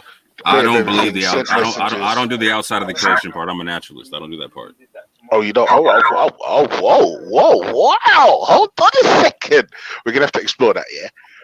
Right. We're gonna circle back to that because before you go to wait 1 second, sorry. Before you go to Ultra, I just wanted to bother more to answer the question in terms of does he think that it's adding value? You know, is it taking the people them somewhere? Again, if it takes them back home, it does add value. If it takes them away from home, it's definitely a negative. When you say takes them home, you're talking about to Africa. Yeah, like in conceptually as well. Like so, if my Islam right, so as we've established, okay. So as we've established that you're definitely a one-off in that respect, and most of them, like I said, give up their thing. Would your answer be yes or no? It's still yes and no. Like so I can only give my answer to this. Like my answer is like so if your Islam is making you look at Shaka Ra like he's a kafir, like then no, you're all crazy. But if your Islam is making there's many Muslims who got no issue building with Shaka Ra, right? So it's not hurting them. It's you know what I'm saying? It's a help to them. If their Islam can make them like have a conversation with Shaka Ra and be on a cool level, like this is your tradition, this is my tradition, but I'm not beefing with you on it, like and trying to understand, like that's a good thing, sis. Okay, cool. So Shakira, what would you say, Bab? Would you say that you know that our I keep forgetting the right word, you know, our commitment to these religions, do you think it's is it traveling, is it giving us some distance travel, as it were? Is it taking us somewhere? For the most part, put it this way, I don't discount the black. I don't discount. Sorry, mute up, please, Brad. Mute up, please, Brad. My bad. Yeah, sorry. Yeah, I don't discount. I'm a process oriented person in it, so I don't discount the black centered expressions that have come with from our brothers and sisters in quote unquote Abrahamic religions, and I also don't discount the Africanized expressions. Yeah, but I think the case can be made that for the most part, our adherence to Abrahamic religions has not brought us to a sense of self. Yeah, in that regard, for the most part, and again, that's not discounting the exceptions, but I'd say that for the most part, most of us get into the religions with the perspective of those who have taught it to us, and that usually is not bringing us to ourselves. It's taking us away from ourselves. You know what I'm saying? Was the sister's question just about Africa or Abrahamic traditions, or was it about religion in general? Because I thought it was about a religion in general. That's a good point. Forgive me. If I broaden that out, I'd say the same thing. A lot of people, even in the name of getting away from religion, just end up in the New Age movement, or they end up in India and China. Some people, even with regards to African spirituality, end up in India and China, and are trying to make it Buddhism and Hinduism and all kind of different thing. And there's nothing wrong, you know what I'm saying, with any of these traditions. It's just that the extent to which it serves us culturally and politically, I question significantly. So yeah, You know what I'm saying? But as well, like I mean, because I've spent the week trying like explaining certain thing, and man have said to me, you know, I need to pick one, when I've been dealing with the unified expressions of African spirituality, and it's funny to me that like I've had people actually research, you know, things, to present to me this week, and I find it very interesting that even if ones and ones are confused by the concept of African spirituality as a unified expression, you know, of African indigenous spiritual systems, that normally when I'm speaking to them, like I would name what I'm talking about. So I'd say Kemet, you know, or Medjuneta. I'd say Ifa, you know what I'm saying, and or Orisha, you know. I'd say Komena, or you know, I'd say Akom for the Akan. I'd read from the Bakongo or whatever. Like if I'm using a terminology from a people group or a concept, I'd name the concept and the people group, yeah. And I just find it very interesting that when people have research, like gone on the Google to come to man, they've only ever done it, in relation to child killing and human sacrifice, the negative aspects and cannibalism. Nobody thought. Well, let me do a quick Google search for Orisha. Man went to Madagascar. I was Right, like, yo, he didn't even stay on the continent. I was like, yo. Right. You know what I'm saying? Like, so I'm like, yo, like, it's funny to me. So wait like, a minute, wait, Shakara, are we just discounting cannibalism as a no in all circumstances? No, I'm not doing that at all. What I'm saying is that it's interesting to me, that when people decided to do a Google, they didn't Google Oh no, Amenora, they just bring up the right? negative aspects of the thing. They didn't do Shanga. They didn't. I've spoke to all these things. They never Googled Orunmila. Right? Just what I'm saying. You know what I'm saying? None of that was ever Googled. Nobody ever Googled Ashe. You know what I'm saying? Or Medjuneta. Nobody ever Googled that. Right? What they Googled Shaka gave out a free class this week. Y'all don't even understand. My notebook is filled. You dig? Like I'm like, I owe my man some money right now. You know, I owe him some pee right quick. You know what I'm saying? 'Cause like, yo, he gave out a class, bro. For real, I appreciate you and give thanks for all the knowledge you dropped, bro. For real, because I learned a lot, man. For real. I'm humbled. You know what I'm saying? But it's just that, and then man come back to me and say, you know, like it was confusing and that, which I get. Like if that's an honest an honest assessment, then cool. But I'm saying, but some people when Hez was bringing me that stuff, they were all about that stuff. But with everything else, so I'm just pointing out the contradiction in it. I'm not even complaining. It's just a reality. Do you know what the funny thing is, Shaka? I'm not gonna lie. I feel like I said to you, I've said it to you like 3 times now. But the reason why you've got an uphill struggle is because you're dealing with zombies now, bro. Like they like when you say certain things, they won't be able to get their mind into a space where they'll be able to actually understand. They like it's I've heard conversations you've had with certain people, and it was actually making me hate my own species, because it was like, oh my god, are these the types of people I'm having to share this planet with? It's just So what are you saying, Ultra? Is this when cannibalism is justified? Can we eat yeah, the no, zombies? listen, I'm not even gonna lie to you. Let me tell you something straight up and down. You see this cannibalism thing, and oh no, mustn't do it. Man, fuck all of you. Let me tell you something. Anyone that's seen the Walking Dead, right? If we was in a post-apocalyptic scenario, I would fuck up any man and chow on his ribs. Yeah, I don't care. I don't care. I don't care. Like, hear what I'm saying?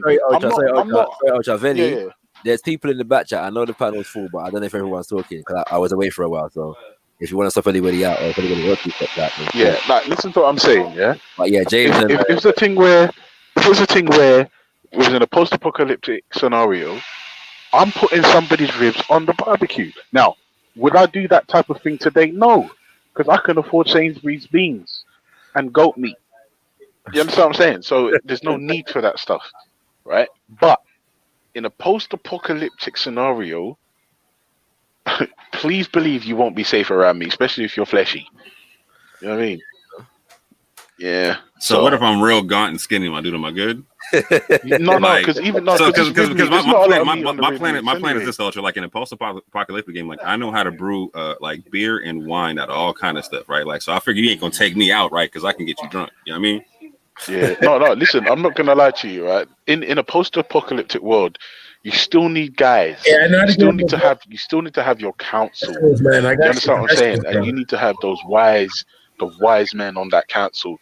I would be responsible for the cooking, and you wouldn't be able to do without me because I'm cooking up those delicacies. We could be a pair. Like you got the meals. I got the beverage. You know what I'm saying? You can't take us out. You feel me? This is what I'm saying. All we need is guns, and that's it. We're all right.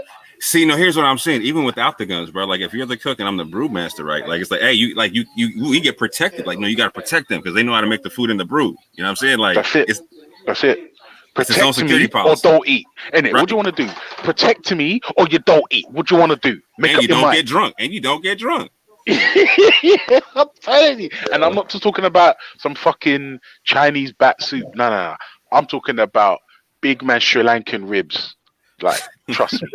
And I'm not talking about like some jailhouse pruning. I'm talking about some good stuff I can make out of all kind of wild stuff, my G. Yeah, bro. Trust me. Listen.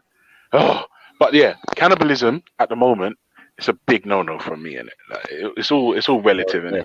But you know what? I'm not gonna lie though. I don't think I could eat up all the fluffies them still, you know.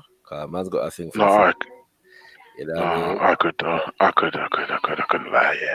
Nah, man, the fluffy I would I only eat zombies, you dig? Only eat the zombies are gotta go. Yeah, the zombies are gotta go. And I mean the human zombies, not the Walking Dead, but the human brain dead morons. They're the ones that gotta go. The people that need the bleach bottle to say don't drink, they're the first ones to go. They're the first ones to go. Yeah, I'm coming through like the queen with the katana, you dig? Yeah, I'm telling you. Michonne, man. Oh yeah, she's the coldest, trust me. She is the coldest. He was the coldest until she jumped into bed with Rick. Oh my days, right, bro.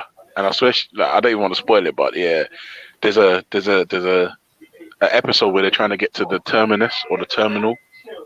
Like it was that bit there. I'm up to date. I'm up to date still with that one there still. Oh, what, all of it, or what? Like, yeah, I'm up to date. They're not releasing. I'm on the last series, man, and I can't get through it anymore. It's just I can't. Right, gentlemen, excuse me. I'm gonna be leaving now, yeah, because I know. Nine. Bless up, sis. Yeah, you know, don't want the man to start getting upset. But just one more question for Brother Moore still.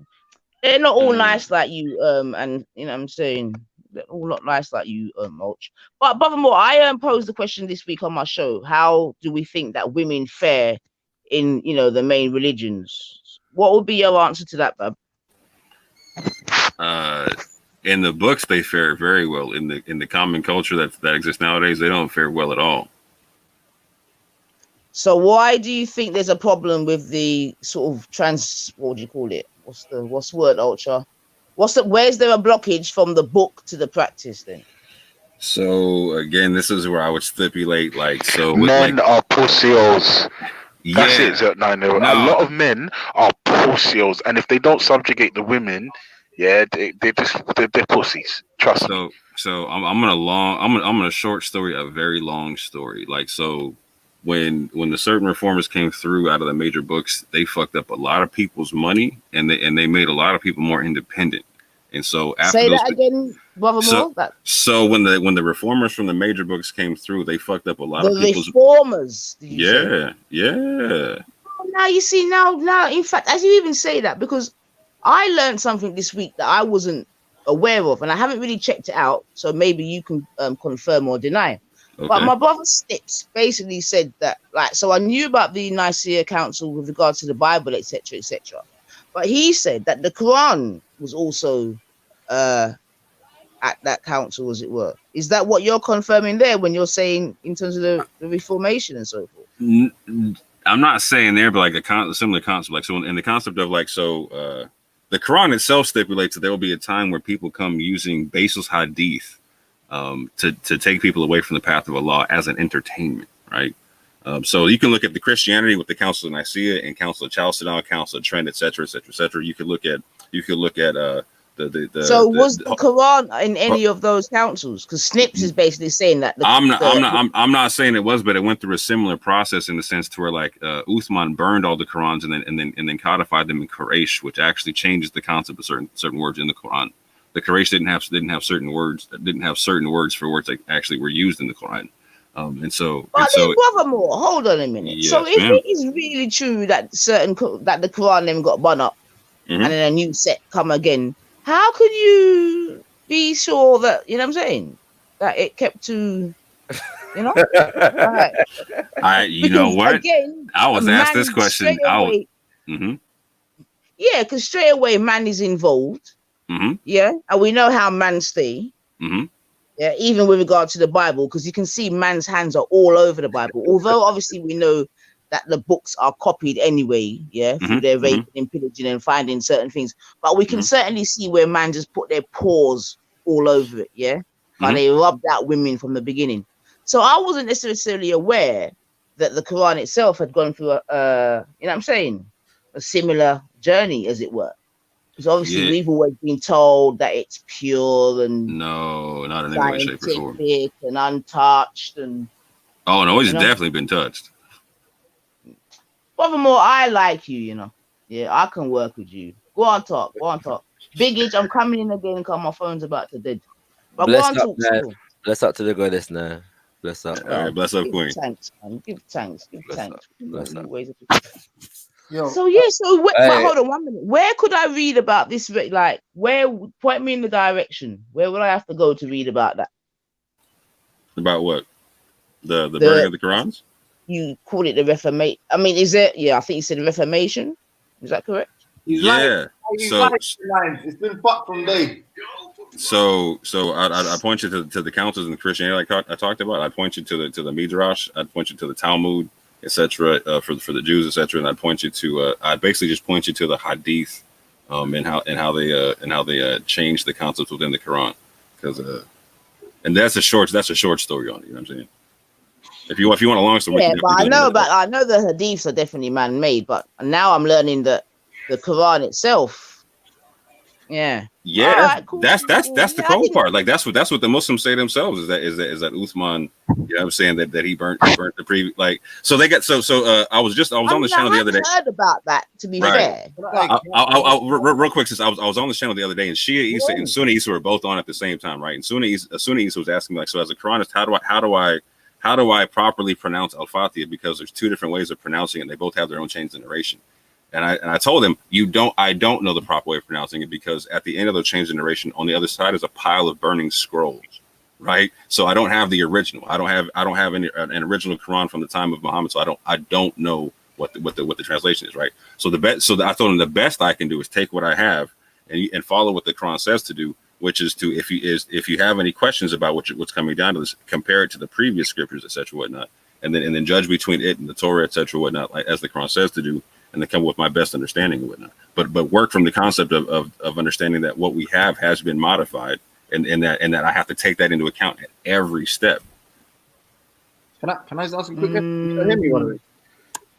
Do you think there was 1 minute and then I'm done talk? Do you think there was any women involved? Yeah, I can hear you, James. One more. Do you think there was any women involved in the modification? I think that there were women who were politically pressured to be forced to be involved, because there's a lot that goes there's a lot that goes around this concept of Aisha in the Hadith concept, right? And she ends up being the source of a lot of so-called consternation between the so-called split and whatnot.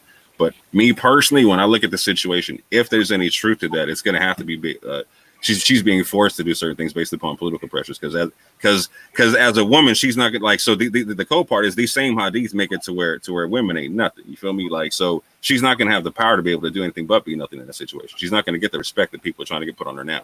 You know, it's not even about that. It's obviously not even about that. So then even with what you're saying now, Bab, isn't it can we not safely say that the Quran is also a political book? just like the Bible. It has to be in a sense, right? There's politics within it. In terms of like Yeah, so government, are in we terms of how to saying that? govern it, in terms of how to govern it, So govern are we saying people, that etc. politics is of the Most High? Is that what we're doing now? When we say politics, what do you mean by that? Just so I'm clear. What we just agreed upon. No, so what do we just agree upon? Let me be clear. That the Quran, and I would also insert the Bible, has political foundations.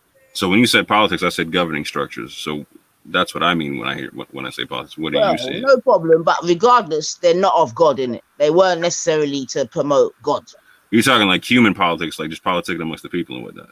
Well, we can only talk about human politics because we are all human in it. So no matter how much we talk about, God, this, that, and the other, everything operates on. I had to specify because within both books there is a concept of heavenly governance. So I just had to. Yeah, I understand. So I appreciate you walking with me on that one, so I can understand what you're saying. For me personally, I say no. However, I say that they were used definitely as the foundation for human politics. So for instance, you can see after the death of the prophet, etc. You can see where, for instance, more expansion happened after his death than during his lifetime, right? Like during his lifetime, he wasn't moved around too far. Like after his death, a lot happened in his name. You know what I'm saying? A lot went down. A lot of people died. Brother Orthodox Mod, let me ask you a question, yeah? Because I keep again, it's always the zombies that keep saying this stupid shit, right? What do you think? Huh? Huh? Can you hear me? Yeah. But you sound a bit tinny though. It's strange. I might fucking do that, bro. Listen, before we go further. Wait, James, your audio is not great, broski. It's really not. More just left. Huh? You just more with me. What do you mean? He's right there, bro. He's next to Shakara. What are you talking about? 9 ether left. Samurai. He's the samurai. Is that samurai? What is that? Yeah. Samurai. Oh, okay. Sorry, more. I thought you left. I'll chat about it. James, your audio. James, you need to sort out your audio, bro. You either need to come to your mic or get close to your modem. I don't know what it is. No, not brother. It's a laptop, isn't it? It's on the home. Brother Moore, Orthodox. No. Don't steal my opportunity to grandstand, man. Listen, more. Hold on. Ultra had a question for me. He's my favorite. Yeah, I had a question. Hold on. Yeah, I got. And to be fair, James, hold on. And your audio's really crappy, James. What about now? Because my question. No. Actually, your audio's a lot better, but I still don't want you to talk. Listen, my thing's pressure. Yeah? Pressure. Go. Cool. So the pressure is, yeah. All right. So some Sunnis believe, yeah, that there's hadith that abrogate the Quran, and their logic is this: if the Prophet said it, yeah, and the people that are conveying the message that the Prophet said, it's the same as saying the Quran, except it came after the Quran. So, i.e., a message from God, right? Yeah, anything, any role. If I'm the arbitrator in any role, yeah, then it's ultimately going to be from God that I'm speaking. I'm not going to be speaking from my own perspective, yeah. So if you are saying that you take the Quran but you reject the Hadith, we started this discussion, we never finished it, innit? Then how are you going to guarantee that they lied about the Hadith but they told the truth about the Quran?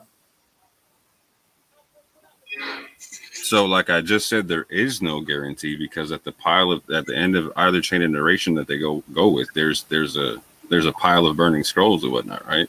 So I want to be honest right at the outset. Like I told, I don't know if you heard the conversation between me and Sunni Issa when he came on or whatnot, but like it basically came down like he's like, so what you do is you go from the Quran and work backwards. I said yes. You know what I'm saying? I try to I verify things from that direction or whatnot. I don't come to the concept of anything true in the Quran is true because there's a chain of narration and it goes back to the prophet. That's basically what she used to say. He's like, or Sunni used to say. He's like, so the prophet said it, so I take it as true. The generations go back to the prophet, so I just take it all as true. Like, no, to me, I can't do that. You know what I'm saying? That doesn't make logical sense to me. You do. So, like I said, I go from the Quran and I work backwards. I try to verify what the Quran says via like. So, for instance, if there's a reading in the Quran that seems like it doesn't fit or doesn't make sense, right? Like I also look at the concept like, so when the Quran was originally written down, it didn't have diacritic marks to it, right?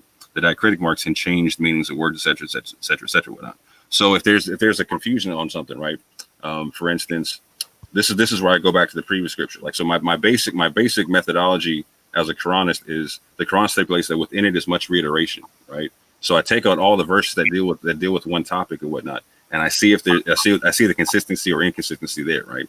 If I see something as an inconsistency, the first thing I do is I go jump on the word and see if the word is being used correctly or incorrectly in the translation or whatnot, right? And so to double check that concept, the Quran stipulates that if I have any doubts about what's coming down, to go to the previous scripture. It stipulates that it's an Arabic confirmation of the Torah that came down to Moses and whatnot, right? That came down in Hebrew and whatnot. Arabic and Hebrew are hold on real quick. I'm almost done. Arabic and Hebrew are sister languages and whatnot. So typically, if they're the 9 times out of 10, I'm gonna find a clarification within the Hebrew of the Torah as to what's going on in If you find inconsistency, go ahead. So I can understand. So if you find an inconsistency, Mm-hmm. you, number one, can ascertain whether or not whatever is the word of God, for example, right?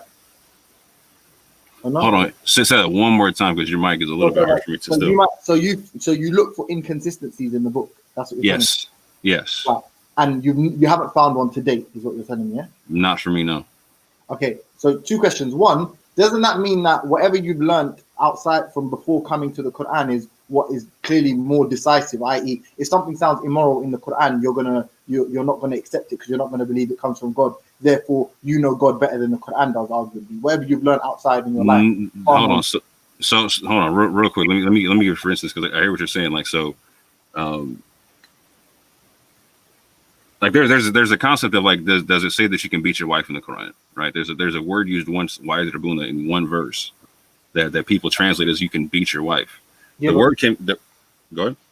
No, I was just saying the general principle, just so we don't get bogged down. I'm saying you think that you've developed in your own mind a criteria which makes sure that it's not going to be some message delivered by pagans. In your mind, you're like, no, because I've verified this, therefore I know it came from God. That's your statement.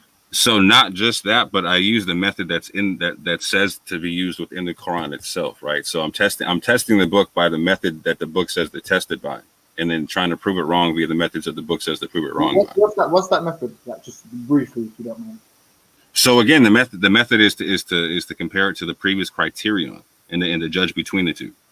And the previous criterion would be the Torah of Moses and whatnot, and it says that it's in Arabic. So there's linguistic confirmations between the two.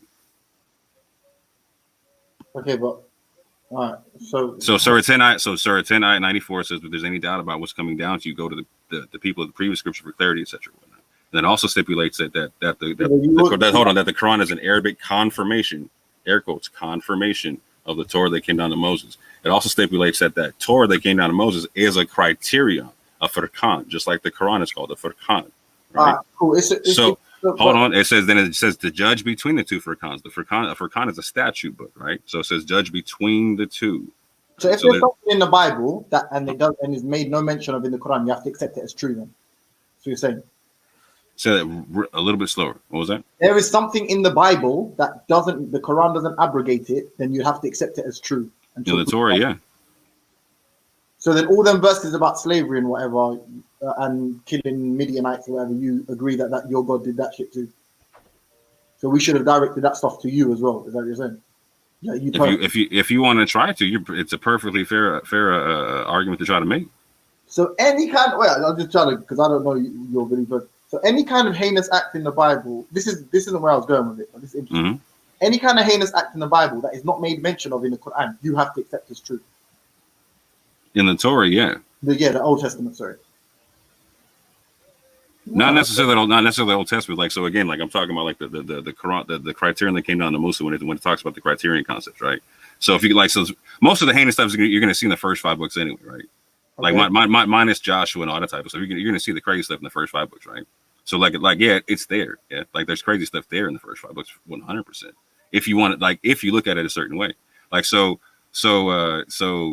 if we had long conversations about the slavery concepts and whatnot, like in Exodus 21 and the slavery concepts in the Quran and whatnot, we're going to get into a real linguistic conversation and whatnot, and we're going to get into what hold on real quick. We're going to get into what these words look like with and without the diacritic marks and whatnot, because that makes a whole difference right there. The biggest difference in the world, because a lot of people don't understand that when these traditions are written down, that they were written without the diacritic marks. I hear you got emphasis on this diacritic marks, but the reality is this, right? Is a lot of people practice the religion differently to you. So yeah, you got 2 options here. Let's be clear. A lot of people practice hold on, real quick. Let's be clear. A lot of people practice the religion different from each other, period. I know, but that's what I'm trying to say. So your God, the all-knowing, the omniscient one, sent down a message to be interpreted by a multitude of different ways, and you yourself concede that it may have been perverted somewhat, and it may not have been. No, it was obviously perverted, bro. Yeah, right. So let me just. That's why you got people disagreeing on a whole bunch of multitude of things. Yeah, but you're essentially practicing. Not only is it your own religion, but whatever has led you up until this point, unless you were raised culturally a Muslim and all of your morals you can trace directly to Islam, you're generally practicing. I was not raised culturally Muslim. I'm just going to assume your name's James as well, right? No, my name is Tyvon. That's the name my father gave me. MashaAllah, it's a nice name. Yeah? But what I'm saying is, I love that name. Thank you. Figure. So you're practicing whatever brought you to this point. Mm-hmm. Is really what distinguishes you amongst Muslims. So the fact that you're 100%, because I got there from a point of rationalism, and I deal with rationalist schools. I deal with rational. You never needed God then. Think about it. He's out here from up high on the Mount Olympus, sending all type of haywire fucking cross. You know what I mean? Everyone's getting the wrong message left, right, and center. This one, nothing's been preserved, nothing's pure. This one's got crackpot book stories. Okay. And you're just here, the standalone good person, because you didn't actually need these bullshit books not bullshit books, but these books to give you your identity or your morality. Ooh, let me tell you even further, right? Because let me further confirm what you're talking about, B, in the sense in one half, because I got to reject it on another half, but I confirm it halfway. Why? So before I even picked up the Quran, I was an atheist for a good number of years, yeah, and so I was studying quantum physics and science and whatnot. And because I rejected the concept of an external God, it doesn't make sense to me. Like, because if there's an external God and I'm alive, then what the hell is that? It doesn't make sense. Like, how am I animate with and there's a God outside of that? It doesn't make any sense to me, right? So I ran into quantum physics and whatnot before I ran into the Quran and whatnot. And so. Quantum physics completely changed my concepts of religions and whatnot, because I started seeing how they connected to religion, like 1 through Buddhism, and then 2 through and then the sense of interconnectivity and whatnot. And then I was like, oh, you know what? That sounds very similar to a Christian principle that I grew up with, which was love thy neighbor as thyself or whatnot. Because there's for instance, there's a concept in quantum physics called entanglement and whatnot, to where two particles can experience the same experience at the same time, being at opposite ends of the universe, and but being affected by the same inner concept. And so I was like, oh, that sounds a lot like the whole love your neighbor as yourself concept. Like, it's almost like loving your neighbor as if they are yourself. Like, that makes sense to me, right? So I came when I picked up the books again. I had a concept for, like, when I was trying to disprove them. I started off with, I was like, you know what? I can see if you look at them from a rational perspective, like, or you try to rationalize the concept, like, you can shake certain things out. So I can see where people are losing the deep truths. So a Christian might not accept the fact that there could be something in their Bible that could even touch quantum physics. A Muslim might not be able to accept something in the Quran that could even touch quantum physics. But at the same point in time, I like, one thing that I knew about the Quran before I picked up is it said something about the weight of an atom in there, which was curious to me, because I was like, oh, that wasn't even known, the concept that an atom could have a weight at the time, that there was an atom and it had a weight. You know what I'm saying?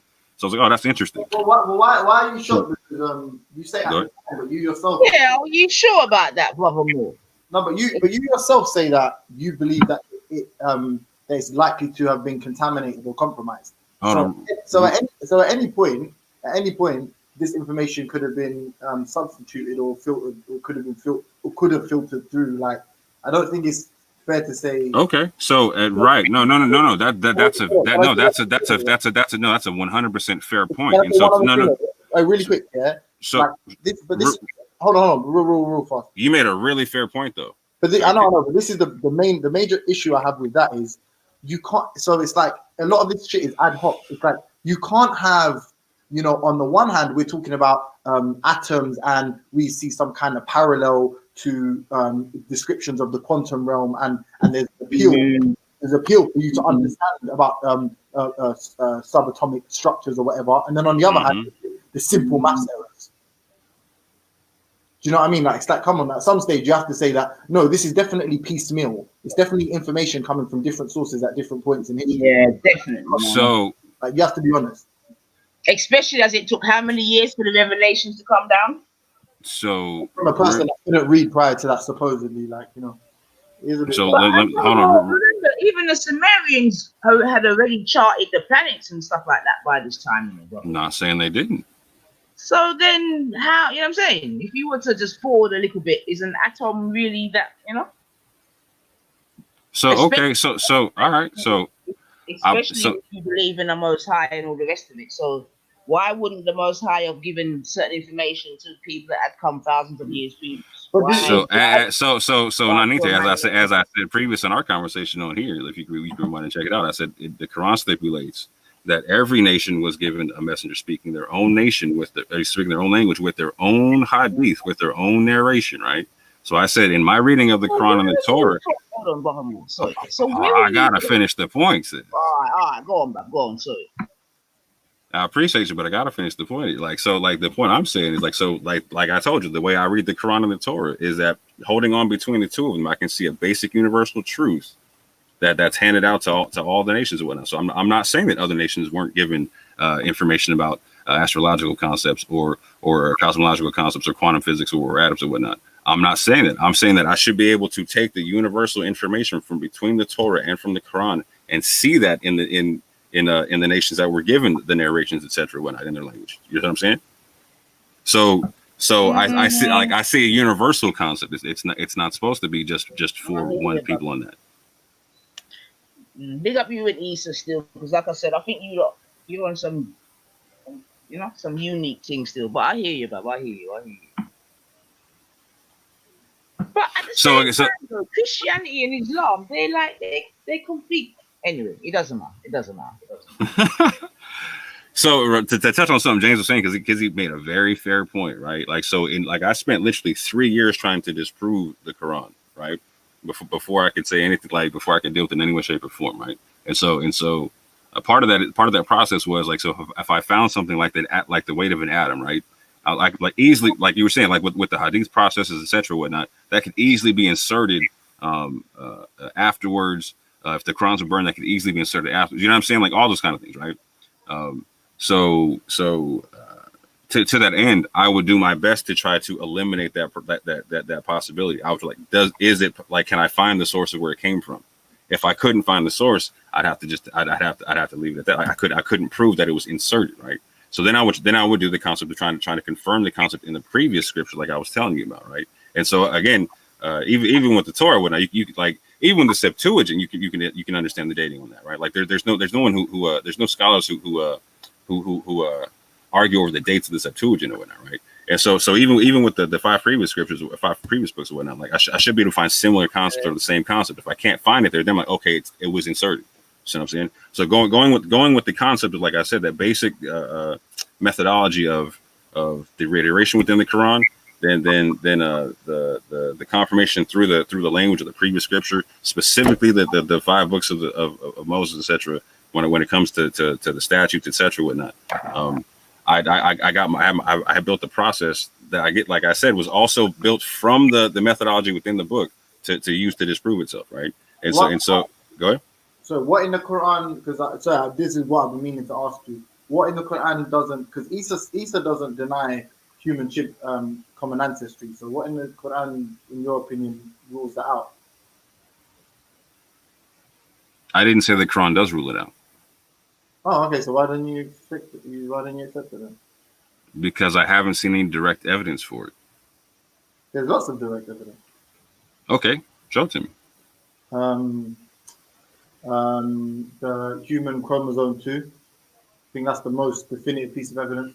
There's also, like I told you, the amino acid sequence. How we code for proteins. Apparently, like the probability. I'd have to look that one up. But human chromosome 2 is a pretty simple one. I don't think it's like 100. Like nothing is 100% in that. Obviously, until you get the actual common ancestor, right? So you could do the one, but it's beyond a shadow of a doubt at this stage, and that's why it's a consensus. I'm not saying this. I don't know what you actually do for profession, but do you work in all, like, do you study genetics, or do you work in genetics at all? I study genetics, and I study this human evolutionary concept very, very sincerely, right? But so the reason I ask that is all geneticists. I don't think there is any geneticists that deny human chimp common ancestry. So anybody in the field, I think it's without a shadow. I think people would argue it's a fact. Based upon what? So, for an example, would be the human chromosome 2, isn't it? The fact that there's an extra chromosome in chimps and humans, and the fact that the only way it would be possible for them to be our relative, or for us to have deviated at some point or diverged at some point in history, there would be a fusion. One of our chromosomes would be fused, right? And apparently that is true. Show me. What do you mean, show you? Show me what you're talking about. Show me that we have a chromosome that chimps have. Hold on, just double check this, because I'm playing Street Fighter now and getting my ass kicked. Have you never? You said you studied this, right? So you never come across this? Because I said it to you when we were speaking, but I thought it was a gene. It's a chromosome, right? You haven't come across this. Because it also answers your other question you're asking as well about the nucleobase base pairs. I apologize. And the fact that, because they've got the extra chromosome, they have extra. But to do a like-for-like comparison, a simpler way of ascertaining. Because also, by the way, if you map, when you map a whole genetic code, you can just compare sequences. But obviously, like at different sequences, I looked up an article about what you were talking about, and you're correct. 98% is a favorable sample size. So from right. So at certain points, you could argue that humans and chimps are 99.9% similar. If you knock off 18% of their genetic, their genome, and 25% of ours. Or a better way of describing that is, or picking a favorable sample size. So right. So they knocked it down to 2.4 billion base pairs. You know what I'm saying? So yeah. It wouldn't. Even with that, they were taking ones that were like backwards and forwards that weren't direct, but like they had the same sequence. One would just be like forwards, one would be backwards, and they was like, that's close enough. So I think the lowest in the article I read. So because the article, it almost sounded like it echoed what you were saying.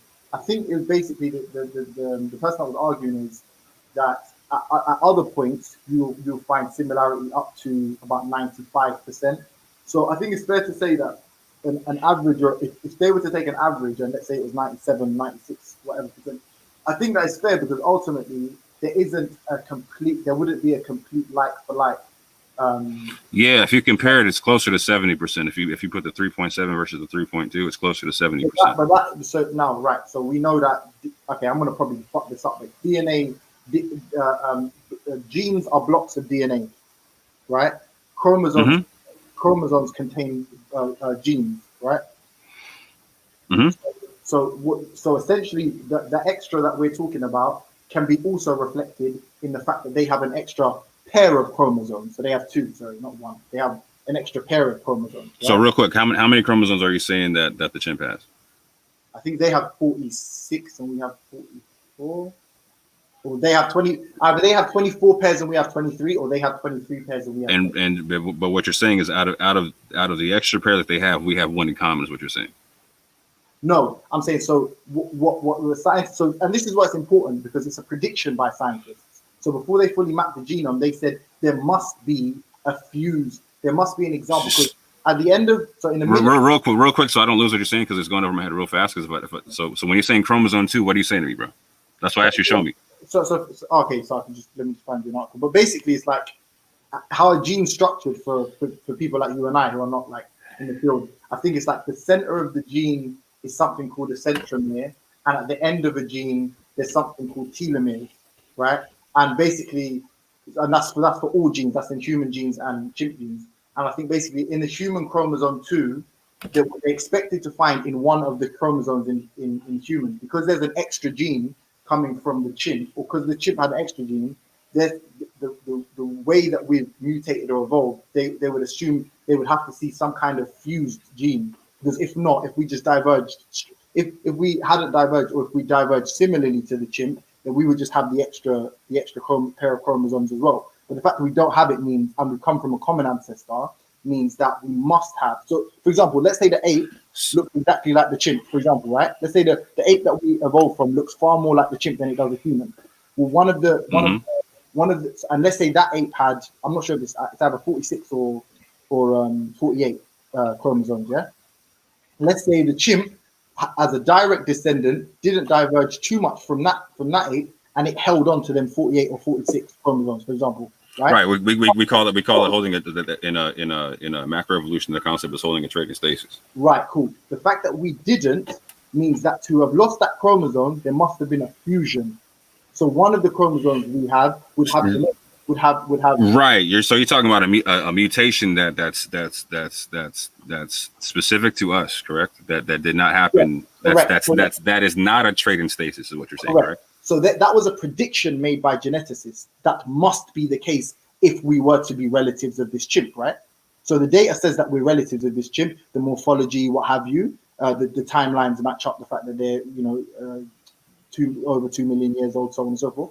But this is a prediction that scientists made, and we could only know it once you fully map the human genome and the chimp genome, right? So let me see if I understand what you're saying real quick. Just I gotta make sure I'm not losing you in what you're saying. Okay. So are you saying that we have this mutation and the chimp has the mutation, or that the chimp does not have the mutation? The chimp doesn't. It's not about mutation. Forget mutation for a moment. It's a fusion of. It's a fusion of. Right, but hold on. Right. So but the fusing, the process in of itself was the mutation, correct? Yeah, you could argue that. I'm not. It would have to be. I'm not qualified. Yeah, so obviously, like in the crude sense, yeah, and unsophisticated. It would be a change. Like, so again, so we're talking about a change, right? That's not. Hold on, bro. We're talking about a change. That's not a characterization, a trait in stasis, right? No, I'm not. I'm being reluctant to, because I'm not saying you're wrong at all. It's just because I understand that SMP is code for mutations, which are alleles, isn't it? So that the alleles would be what you described as right. Let's just keep it real simple, right? Like, so if I'm changing from, like, so if there's a new trait that I'm espousing that my previous ancestors do not have, let's just for real short, just for the people, just call that a mutation, right? Whether it's completely right or completely wrong, if we're wrong on it, cool, forgive us all, family. We're just trying to keep it simple for the family. You know what I'm saying? Like, so I'm talking about, like, so are you saying that this fusing, this, for how I understand, this fusing of the chromosomes would have to be a mutation, because it's not a trait in stasis that I can find with other ancestors or the chimp, correct? Yeah, I mean, we don't have the common ancestor, but yeah, I would agree with you. That doesn't sound wrong. Human chromosome 2. I'm just googling it now. I'm on my laptop now. Chromosome 2 is one thing we people normally have. So just so I understand your point, like, because this is where I'm actually getting confused. So if we hold a trait that's not in stasis with the common ancestor or with the chimp, how are you saying it connects us to either one? No, okay. So now the traits are the genes. The genes are within the chromosome. The chromosome. They're saying that if having the fused chromosome is also a trait, though. You understand that? Okay. Yeah. For argument's sake, I understand it. Yeah. Okay. Cool. Yeah, I accept that. So, for example, if the common ancestor has, because we don't have the common ancestor, right? This is the problem. So, if we're to be agreed. So this is the hypothesis. I guarantee you, the hypothesis is when we find the common ancestor now, it's more likely that common ancestor has Is it 23 or 24 base pairs? I can't remember. It's 20 pairs of chromosomes. It's one of the two of those, right? So it has the larger number. Let's just say, Hold on. That's a big difference, right? Like, so like that's the whole point. Like, so it either we have a trait in stasis with them, or it's not in stasis. That's the whole point. Hold on. If they have a different amount of chromosome pairs than what we have, then the chromosome's not held in stasis. No. Chimpanzees have. Are you talking about the common ancestors? Talking about chimpanzees? Yeah. Okay, chimpanzees have more. They have one more pair than us. No, I agree. And so does every other the previous answers that you're talking about, correct? Now, see, this I'm not so because I remember when I come right. So okay, I got you. Go ahead. I'm sorry. The common ancestor. So the prediction would 100% be that it does. Right? That's logical. Because you're saying that the common ancestor does, the chimp, our relative, does, and yes, we've mutated somewhat. Yeah. So that would be the speculative position, 100%, and it's more likely or not to be true.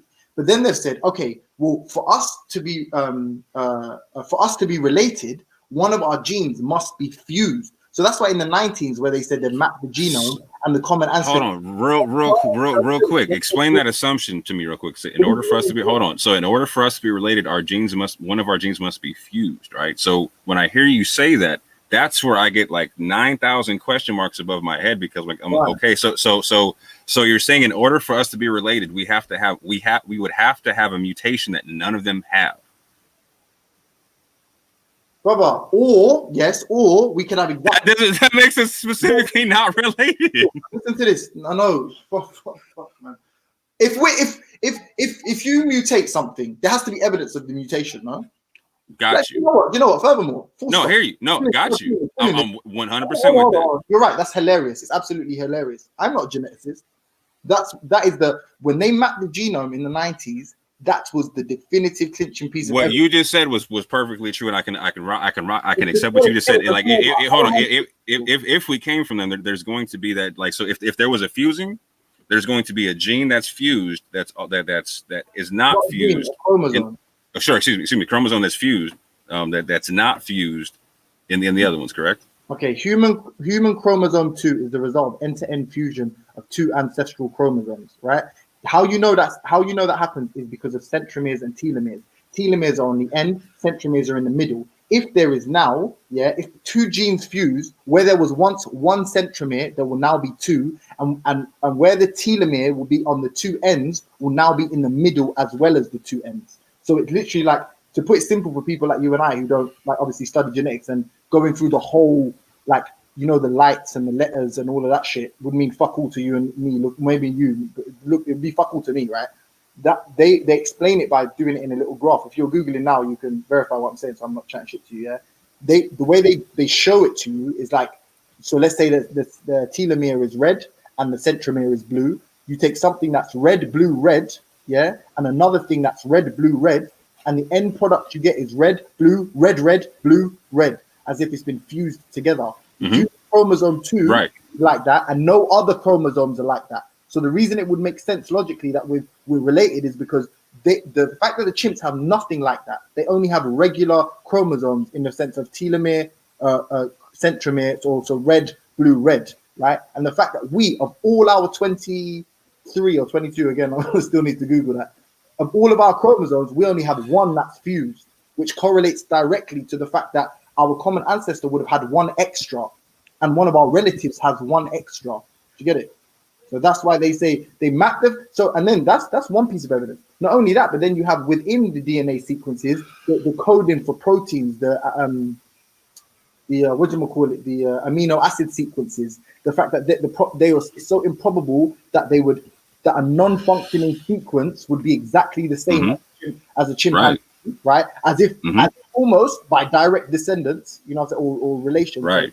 And then the actual mapping of the genome, where the genes themselves are identical to 95, between 95 and 100. They're not. Okay, so then there's literally there's a documentary in which there's a guy who they're standing by a board of the map genome, which has the full DNA. Right, and again, it's based upon the assumption of getting the favorable sample size with chopping down the 3.7 billion base pairs and 3.2 billion base pairs down to 2.4 billion base pairs to get that favorable sample size. but you know what? That's illogical anyway. Because imagine a comparison with any other. So the way you ascertain all organic material has a genetic coding. Yeah? So you could compare any genetics and not derive a higher percentage than chimps. So the fact that chimps in any which way you cut and splice it will have the highest similarity, and you believe in evolution, why would you not believe that chimps are related to us? Because I haven't. So again, so that to be hold on. So I'll let you speak right there. So you can let me speak for a little while. Yeah. Cool. So at the very beginning of this, you asked that same question. I said, because I've seen no direct evidence. Everything you just said, you admit out your own mouth, was speculative and a guess, right? So what I asked for the other day was a direct genetic test, right? Not a comparison, right? Because the comparison had a favorable sample size, like you just admitted happened, right? Explain it. No, I've explained it a million times already. I'll do it one more time. I'll do it one more time. Like, so a Neanderthal, right, has 3.7 billion base pairs. You know what I'm saying? A chimp has 3.7 billion base pairs, right? We have 3.2 billion base pairs, right? You're gonna say it's based upon the fusing of the two chromosomes, right? We have hold on. We have Bruh, I literally just said I'll let you talk for a minute. No, but I'm explaining because we have one less. So what do you do you know what a chromosome is? Yeah. So I just said you talk for a minute. You don't let me talk. You asked me a question, and I'm trying to give you an answer thoroughly. Is that cool? Yeah. I mean, you said. So you said you looked at the study that I showed you, right? And it showed you. No, I looked at a study. Sorry, I looked at a study. I'm not going to cut you off, but I looked at a study. Okay, cool. But real quick, you saw that it had the concept of that favorable sample size, right? Yeah. I'm explaining what that favorable sample size was. So again, they saw that there was 3.7 billion base pairs on the chimp, 3.2 on us, a 500 million base pair difference, right? Yeah. And so instead of making it like an equal number of like 3.2 and 3.2, which is even again you shouldn't do because that's not a direct analysis, right? It's not a direct comparison, right? They trimmed it down to 2.4 billion base pairs, and from that 2.4 billion base pairs, they got that 98 point whatever percent number that made it 1.23% different, right? Only within that 2.4 billion base pairs. Even within that 2.4 billion base pairs, it wasn't a direct lineup because they were taking information that was, for instance, like so you have the alphabet A, B, C, D, E, F, G, etc. Right? Imagine if you have the same letters just in the opposite order, starting from Z, right? You feel what I'm saying? They would take the alphabet going in the right direction, the alphabet going in the opposite direction, and still count that even within the 2.4 billion base pairs. Yeah. Okay. So it's still not a direct line for line comparison. So again, in the studies that I did try to show you, the actual direct comparison genetically is 70% in comparison. So what I did, so hold on. So real quick. So what I want to see is two things, right? Two things specifically. A direct genetic test, right? Which is what? Which is what? No, but just stop. Right. Real quick. So I got you. So you know what? You take the. Are we talking to the audience? Because if we're talking to each other, I want to understand what you understand. You want to understand what I understand, right? So when you're saying that, when they test genetically for anything, it is always going to be a comparison. You know the little lights on the machine that correlate to letters. Yeah, that's how you. So when you map something fully, so you map, because we're not talking about is one chimp your cousin, is one chimp your brother, right? We're talking about is this whole race or this species or this subspecies related to this subspecies based on the fact that if you and I are humans, we're going to have more similar DNA to any other species. So my DNA is always going to be more. So right. So you're talking about similarities, right? And so what I'm talking about is lineage. Do you understand? There is no common ancestor. Do you not understand that? Right. Hence, I'm saying there's no direct evidence yet. Hence, I don't accept the concept. You won't accept it. So this is what I'm saying. If you're saying that there's no common ancestor, you ask me why don't I accept there's a common ancestor? There's a big question mark over my head. You understand that, right? Yeah, right. This is the arrogance. I'm confused as to why you accept one and you're telling me that there isn't one. All right, hold on. Please. Why do you accept one and there isn't one? This is I can understand you saying it's possible that we have one. That makes logical sense. But saying that there is one and there's no direct evidence makes no sense to me. That's all I'm saying, bro. This is what I'm saying. There is direct evidence. You're not a geneticist. The consensus among all geneticists from the point of a full mapping of a human and chimp genome is X. And yet you know better because you read an article that said if you compare 3.7 because other geneticists said hold on 3.7 nuclear base pairs to 3.2 million, and if you did a like for like comparison on every nuclear base pair, there would be a distortion in the percentage. No shit, Sherlock. Drastically. Are you listening? Drastically. Listen to what you're saying. Listen to the word. How are we 98? How are we 98% like a chimp? But you got to destroy 18% of the genome and 25% of ours. One quarter of our genome, bruh. Okay, 1/4 of ours. Can you listen to this 1 second? Emily, you got 3.7 of something. You've got 3.2 of something. How do you do a like for like comparison of it? Are you not going to be 5 short? Are you not going to be 500 or 5 billion short? Of course you are. So the logic is what? The logic is you. One of these is not like the other is the logic, bro. God, bro. And but the answer to that. So I would agree with you. So again, I'm gonna finish answering the question that you can't let me give. Right? I'm still gonna give it. So you're gonna hold tight real quick, okay? Cool. So the other thing I need to see is a list of traits that we hold in stasis to the common ancestor that makes us so again, in order for us to be in the family of Homo, we have to share traits in stasis that make us Homo. So I'm asking to see the traits in stasis that make us such, because the original assumption was not based off of anything genetic. It was based off of something anatomical, which got disproved, and it did not change. The base assumption never got changed from it. The base assumption was that I'm not Homo though. Yeah, I'm with that. So the base assumption was that because Lucy supposedly walked bipedally, that had to be our original common ancestor because of that trait, right? And so science has been working to the assumption, trying to prove from this point back to there that we're related to a Lucy, right? However, they found out that, you know what, she wasn't bipedal. So it's not based on, it didn't start off being based off genetics, and it's not based off genetics now, bro. That's why you're doing comparisons and not direct lineage studies. So hold on.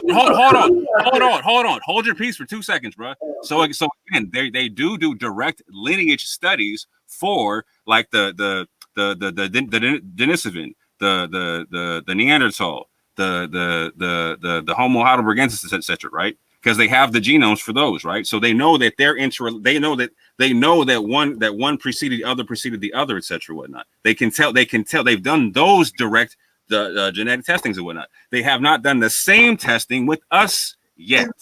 So all I'm saying is, I need to see that same testing, and I need to see I need to see the list of traits in stasis. Hold on, because when I compare the traits in stasis, we have a lot that they don't. And you can't see, and there's no observation.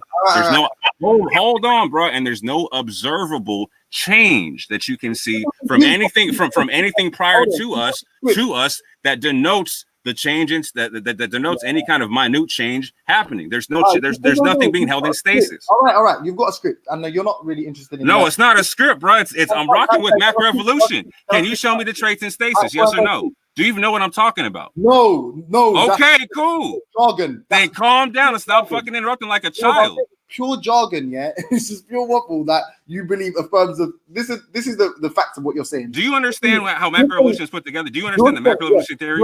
Hold on, please. Do you understand the macroevolutionary theory? No. Can I speak? It's a yes/no question. I said no about 10 times. Okay, then why are you interrupting me all the time? This guy doesn't want to learn. James Jones, no matter what you tell him, his mind is made up already. From the moment he started the conversation, he already made his mind. He's just making you work for no reason. Well gone. All right, please. Thank you. Yeah. You're talking about genetic. So when you're talking about human chimp common ancestry, yeah, you're talking about genetics that prove that we share the common ancestor. Then you're talking about lineages. People are not arguing Denisovans would have existed the same time as Homo sapiens. Neanderthalensis would have existed the same time as Homo sapiens. You're not even understanding the argument, man. I'm saying that there's two different sets of testing being done. James, there's two different sets of testing being done, James. And I'm telling you directly that the test being done to compare Denisovans to Neanderthals is not the same test being done to compare us to them. James, it's that simple. So when you show me the same testing being done, I'll accept it. When I do this, you lose your mind, but you think it's very. I don't mind interruptions. I'm happy with you doing them, but you lose your mind when I do it. Okay, cool. So you're talking about genetic. So it sounds cool. It sounds like a great idea, but you're not geneticist, and nor am I, right? So when you're talking about genetic comparisons, genetic lineage, we're not saying chimps were our fucking fathers or our ancestors. No, you're saying we have a common ancestor which you cannot identify. Remember, have every time I did this, you got upset. I'm not going to get upset with you once. Yeah, cool. You can continue interrupting me whenever you want. Keep going. I'm going to. I promise you, I will. No problem. No problem. So you're talking about. Let me see a genetic lineage test for what? A chimp? They're not your lineage. No, bro. I'm talking about the ones we have on record, right? We have the genome. We have the genome. We have the full genome for the Denisovans, the full genome for the Neanderthal, and the full genome for the Heidelbergensis. We don't know for a fact that Heidelbergensis was our ancestor. We don't know that for a fact. So we don't know that it's a direct lineage. It might be a relative. So why not do the direct lineage testing like they do with the other ones? Hold on. We don't know. So now let me ask you a question. You say direct lineage testing. You say genetic comparison. Explain the two processes. Go. Are they the same test? Explain the two processes, because you seem to think that's very important that there's a difference. So explain them to us. 100%. So this is exactly what I did the other day when you were on the panel, bro. So you take the DNA genome, right, from the Denisovan, the DNA genome from the Neanderthal, the DNA genome from the Heidelbergensis, right, and they do direct genetic testing to see so which one came before which one, right, so that they know the order, etc. They know which one evolved from which, right. So I'm saying, all they got to do is do the same test with us to see, do we evolve from any one of those? Right? Do we evolve from any one of those? First of all, yes. Hold on. With a chimp, is that what you should do? No, I bro, what are you deaf? No, what are you deaf? I literally just said Denisovan. I literally just said Neanderthal, and literally just said Heidelbergensis, right? How do you do that with a chimp? So you said I'm not talking about a chimp. You're talking about a chimp.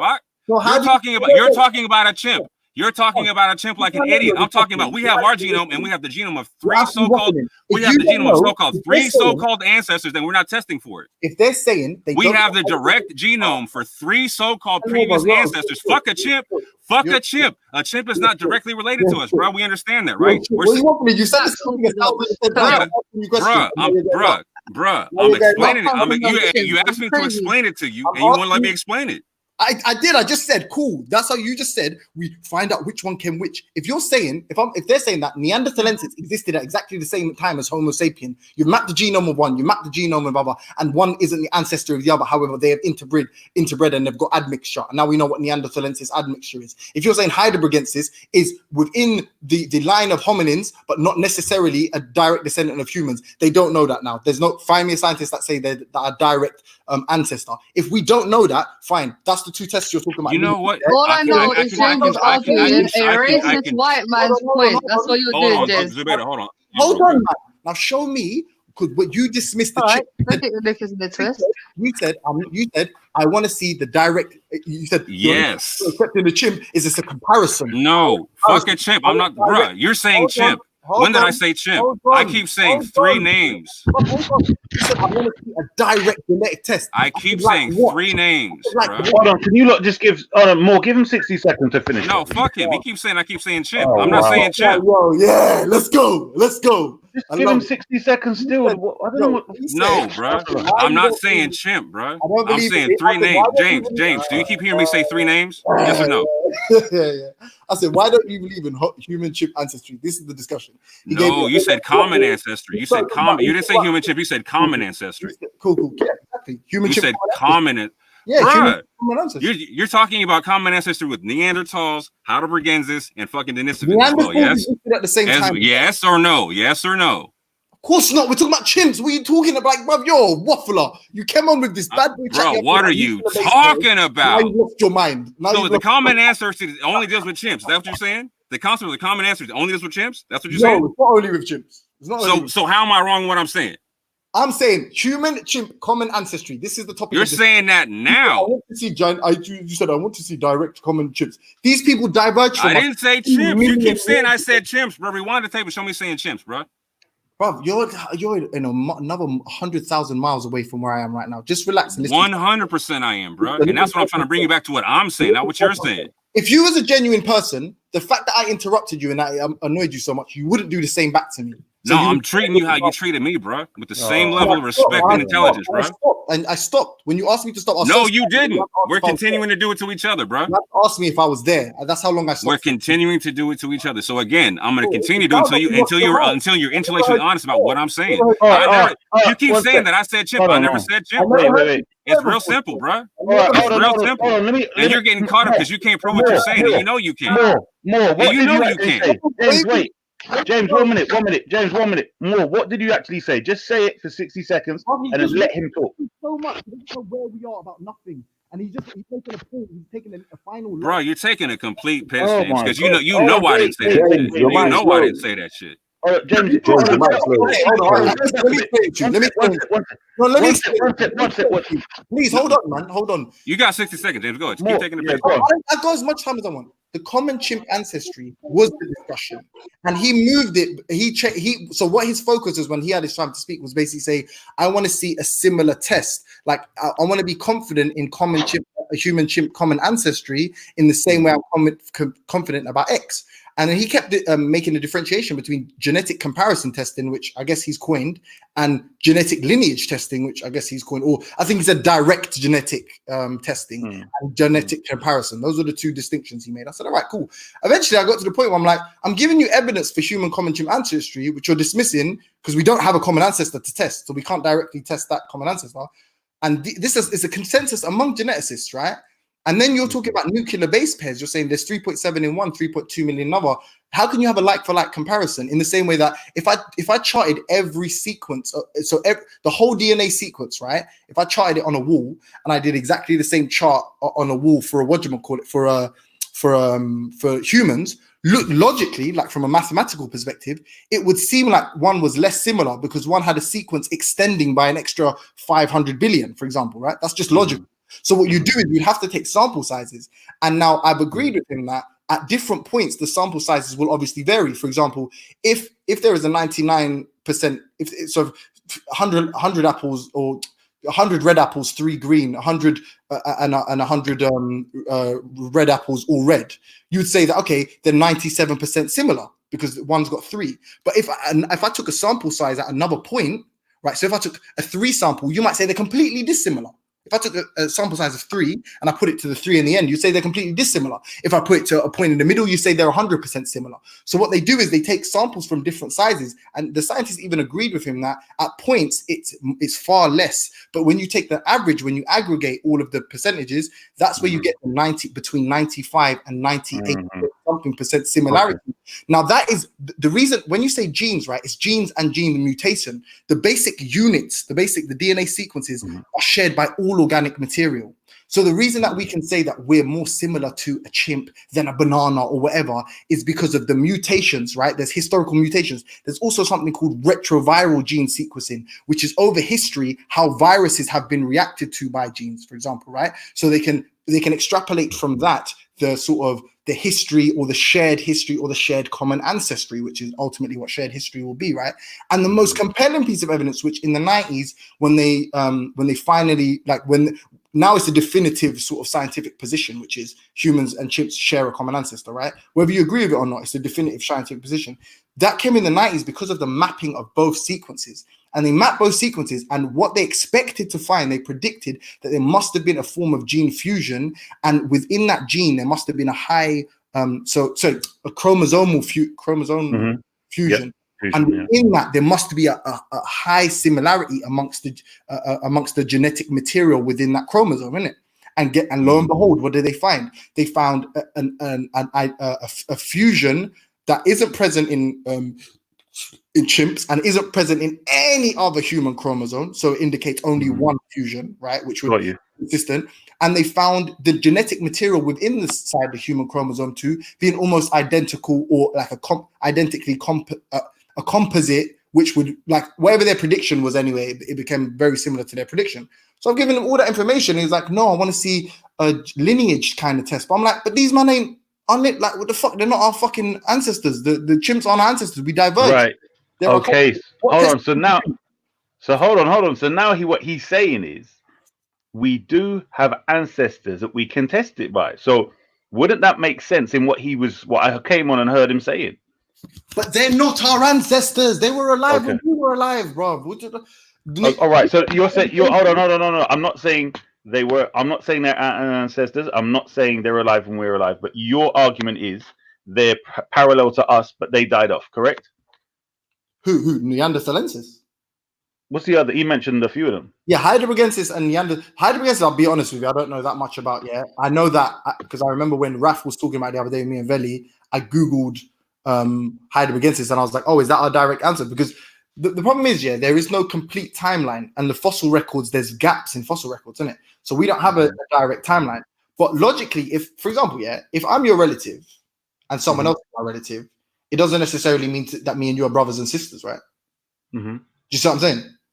But hold on, let me just put this though. Diverge differently. But there are humans walking around with Neanderthal genes though. Yeah, because the admixture. Because humans, because humans existed at the same time as Neanderthals, not because right.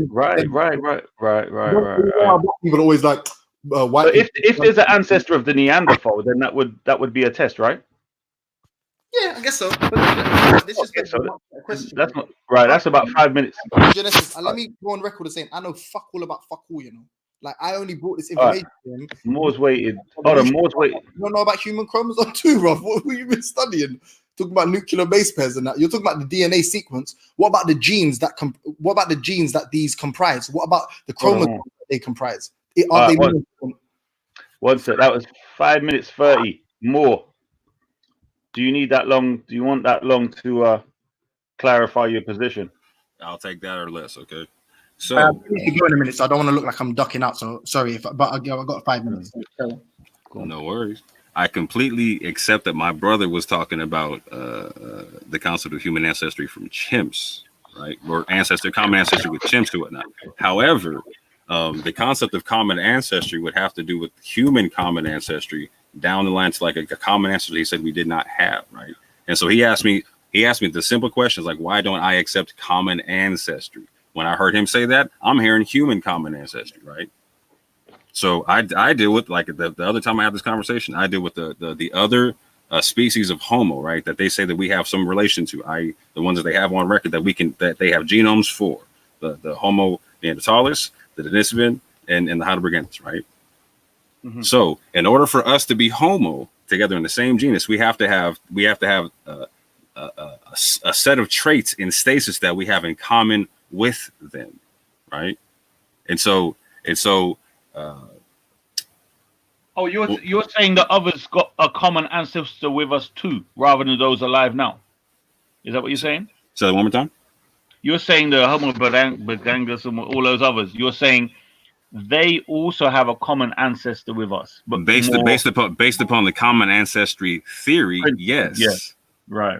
Got you. That's what they say, and that's also makes us part of the same family. That's why they don't put us in. That's why they don't put us with like the Panthropus boisei and all them other type of things. There, like they keep us in specific. When they put us in the Homo genus, they keep us in a specific branch on the tree, right? Mm-hmm. So I'm saying within that branch, there's minute other branches that we're supposedly related to, right? They have three of them that they have the full genome for, right? Mm-hmm. And so with those three, I'm saying that they've done direct genetic link testing to see which one came before the other and which one evolved from the other, and scientists got that information on record, right? However, so they've done comparison testings when it comes to the base pairs in the genome, but not the same direct testing that they've done with the so-called ancient ancestors as to how they relate. So what I'm saying, for me, in order for me to accept, again, I accept, like I said at the outset, I accept that the information points to a possibility of a common ancestor. I have not seen the direct evidence, i.e. the common ancestor, their genome, and how our genome matches up to theirs, right? That's simple, right? And what I'm saying is when I compare our traits to the ones to what we have on deck right now with the Neanderthal, with the Denisovan, with the Heidelbergensis, there's certain traits that we don't share that they have, and vice versa, that I still need to see some evidence for in terms of us losing traits and gaining other ones that they don't have. For instance, like all three of them that I just mentioned, they have curved finger bones that we don't have, that are still, that all scientists still say are that's complete consensus are climbing adaptations that we don't have, and bone density that's way denser than ours. That makes for a more robust structure that we don't currently have and whatnot. On top of other features on our side that they don't have.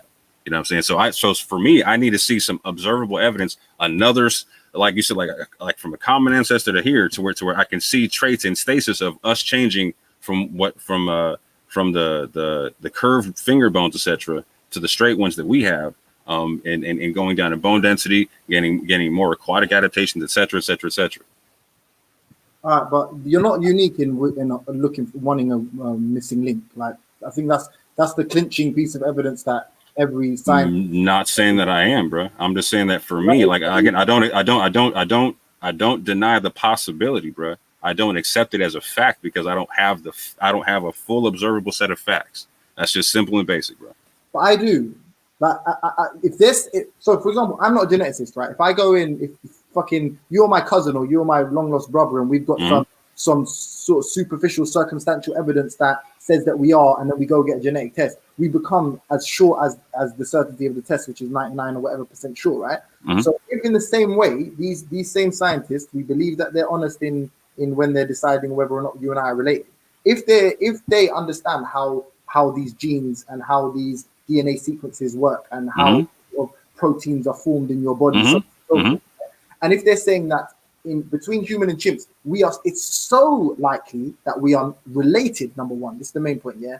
So forget common ancestors. It's so likely that we are cousins in that sense, yeah. That there is information, there is amino acid sequences, yeah, that I guess code for the proteins. That there's amino acid sequences that are not functional in the sense that the specific sequence itself doesn't necessarily, like, it is not going to be functional or dysfunctional, if that makes sense.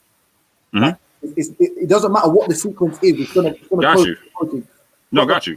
The fact that it is identical can only prove one, a coincidence that's about 1 in 1 trillion to the power of a trillion, or 2 that we got it because we're related and they're passed, and the chromosomes were passed from parent to whatchamacallit, to ancestor, like from the common ancestor to both of us. That's the only 2 options. One, which is almost impossible, near impossible. It's not impossible, but near impossible. There's other options. No, that's literally those are the 2, because you're saying it's coincidental. It's only ever going to be coincidental, isn't it? Why else would it be? It's never Well, so again, so the sequences are meant to do specific functions, correct? No, this is what I'm trying to say. This specific thing, the quote, and again, right. I'm taking it on faith because I myself cannot decipher this information. I'm not a geneticist. Right. So let's slow it down real quick then. So we're both not geneticists, right? So let's just keep it real stupid simple for the people, okay? So gene expressions, right? The DNA information are meant to express genes to do a specific function, correct? Right. So like if you and I are going to if we have teeth, like the genetic expression for teeth enamel are going to have a few different functions or a few different sets of them. It's gonna break down when they express like the density of the enamel, the size of our teeth, all them type of things there, like the shape and all that type of. Okay, but when they say gene expression, they mean in relation to silencing, right? So like it's more that genes, that the genes that are expressed and the genes that are silent. Like you have 2 twins that have exactly the same, let's say, genetic DNA, right? They've got exactly the same DNA. However, the fact that environmental factors will affect them differently is you'll see, when they say you'll see some genes expressed, it means to say that the inverse would be it's actually the right. Other twin are silenced. If that makes sense. Right. Hold on. Okay. Let me say it like this. Okay. So scientists are currently saying that our nervous system evolved from like lobsters, or there's similarity to it to where lobsters come from. That they have an aspect of their nervous system that we have. Therefore, they said there was millions of years of etc. You know what I'm saying, of evolution to where like, and they did testing to where like they were able to put like lobsters in a situation to where like they were giving lobsters Prozac. You know what I'm saying? They reacted the same way that we acted to Prozac. So they were talking like, yeah, the way that the nerve centers in their nervous system function very similar to us, right? And so there's two ways to explain. There's a few ways to explain that, a possibility of that. One is that we evolved from them, right? And there's a few others, but I'll take it to another extent to where nature as a coder is an efficient coder, to where when it finds something that works a certain kind of way, it might not go past. It might not deviate too much, or when it finds a function for something, it might keep it similar. It might not change it too much, but it'll keep it similar. And I mean it like this, to where like so you and I have teeth. There's a bunch of animals on the planet that have teeth, you know what I'm saying? But they're of different shapes, sizes, etc., whatnot, densities, all the type of stuff. But the concept of the enamel that's between them, again, it's not going to be different in its coding as to what enamel is. But in terms of how, like, the other things that go into like how it's expressed, that's going to change, right? That's combinations of genes. So like. No, right, exactly, right. But that's a beautiful point you raised, because one of the reasons they're saying that we share such similarity with chimps is the alleles. In the same way that, listen, this great is the what? Hold on, say that one more time. The alleles, the mutations. Yeah. Okay, gotcha. The retroviral mutations, all the repeated sequences. You know, there is genes that code for absolutely nothing in your body, right? They're dysfunctional genes, and they do absolutely nothing. And there's repeated sequences that can. So there's deletions. So, like, when you say a like for like comparison, a lot of what you have to compare is actually what is relevant, because we have billions of genes that are absolutely, for all intents and purposes, useful, that are dysfunctional, that don't code. No, got you. No, 100%. The only real purpose they serve in this regard is proving that. So, in the instance of, you could say that a whole chromosome was deleted. Now, that would, so if they didn't find the fused gene, that would prove that we weren't related to the chimps. But it would cast a lot of doubt over it. It's like, okay, Neanderthals have the same amount of chromosomes as a chimp. This one has the same amount of chromosomes as a chimp. How come we don't have the same chromosomes as a chimp or whatever? And then you're like, we don't even have, there's not even a fusion. It's like literally completely one minus. Someone might argue there's a whole bunch of deletions that's gone on, or there's some kind of virus. God knows what they would hypothesize. But they're literally saying that if it were to be true, this is what we would find. And lo and behold, they found it. It isn't even an argument amongst any real geneticist or any biologist, I would imagine. This isn't even an argument. But you want to exist in this penumbra because, for what reason, I do not know. But if we all did evolve from something, you said you agree with macroevolution. No, I said I agree with microevolution, that I don't confirm macroevolution. Oh, sorry, I apologize. But so, for example, like when you said what you said about the lobster, I don't know about the exact sort of trajectory of evolution, but I know it's very likely that we have evolved, like vertebrates or whatever, or land mammals. We evolved from aquatic creature, like some kind of aquatic life, right? I think, well, again, all geneticists would agree on that. That's a consensus from my understanding. I would say it's possible that the information points in that direction, but I can't say I know it as a fact because it hasn't been proven for a 100% observable fact. It's not our field. Like, even I would agree with you. I can't tell you 1,000,000% because I don't even understand how they're not, bro. That's literally all I'm saying. I'm just being real specific about it. Okay, but let's be honest. There is some kind of ulterior motivation here, because you're not being honest. I'm giving you facts, and you're like, yeah, maybe not. They swear by that. They would say that is the most definitive piece of information. Bruh, hold on. I'm being 100% honest as to what I would need to accept it as a 100% fact. And you're saying no, you need less than that in order to, like, you're saying that you're not being honest because you won't accept it as 100% fact without being a fact. I'm like, no, that's being consistent. Brother, you're asking for a missing link. Like, I'm not asking for anything. So check this out, right? I'm not sitting here like saying that atheists need to prove human evolution anywhere, right? Every time I've had this conversation, someone asked me what I thought on something, right? Yeah, you see what I'm saying? Yeah, I asked you. You're right. Right. So I'm not out here pounding the table like, no, you were wrong for teaching this. And said the only thing I'm gonna say, bro, is like I would advise my brothers just to not say it's a fact or talk about it as a fact if it's not a fact. That's all. Like I appreciate you when you say we don't have the common answers to cool. I'm with that. I appreciate that.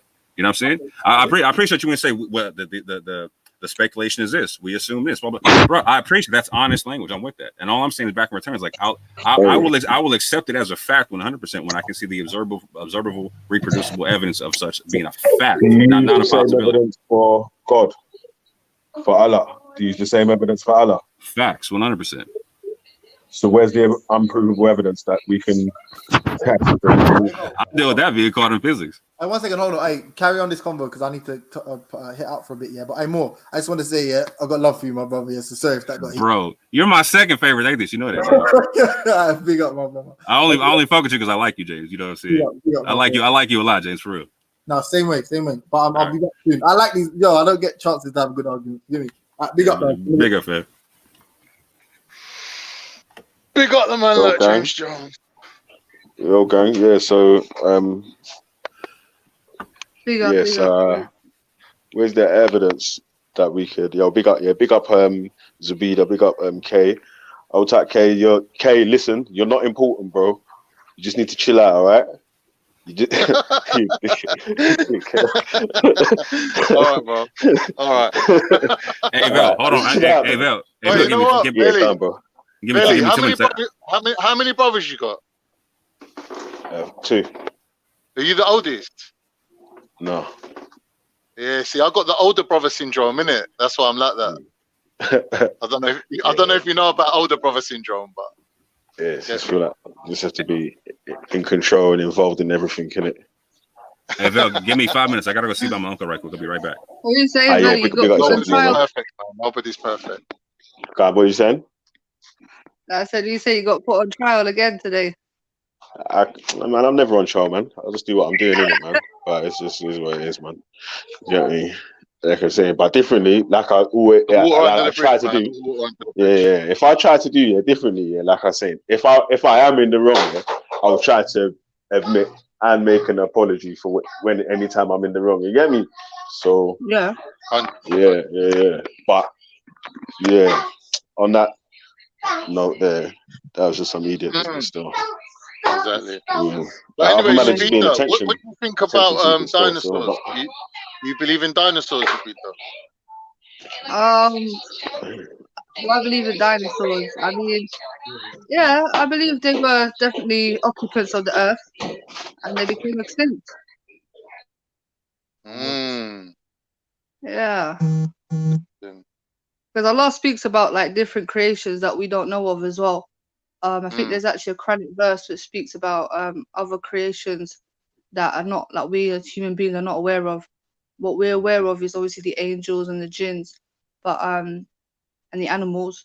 But like if you go by the Bible date of like the earth and how old it is and all that, they will tell you that the dinosaur thing's all made up, that it's all planted evidence and the earth ain't that old. And do you know what I mean? Do you get what I mean? There is like some people that think that.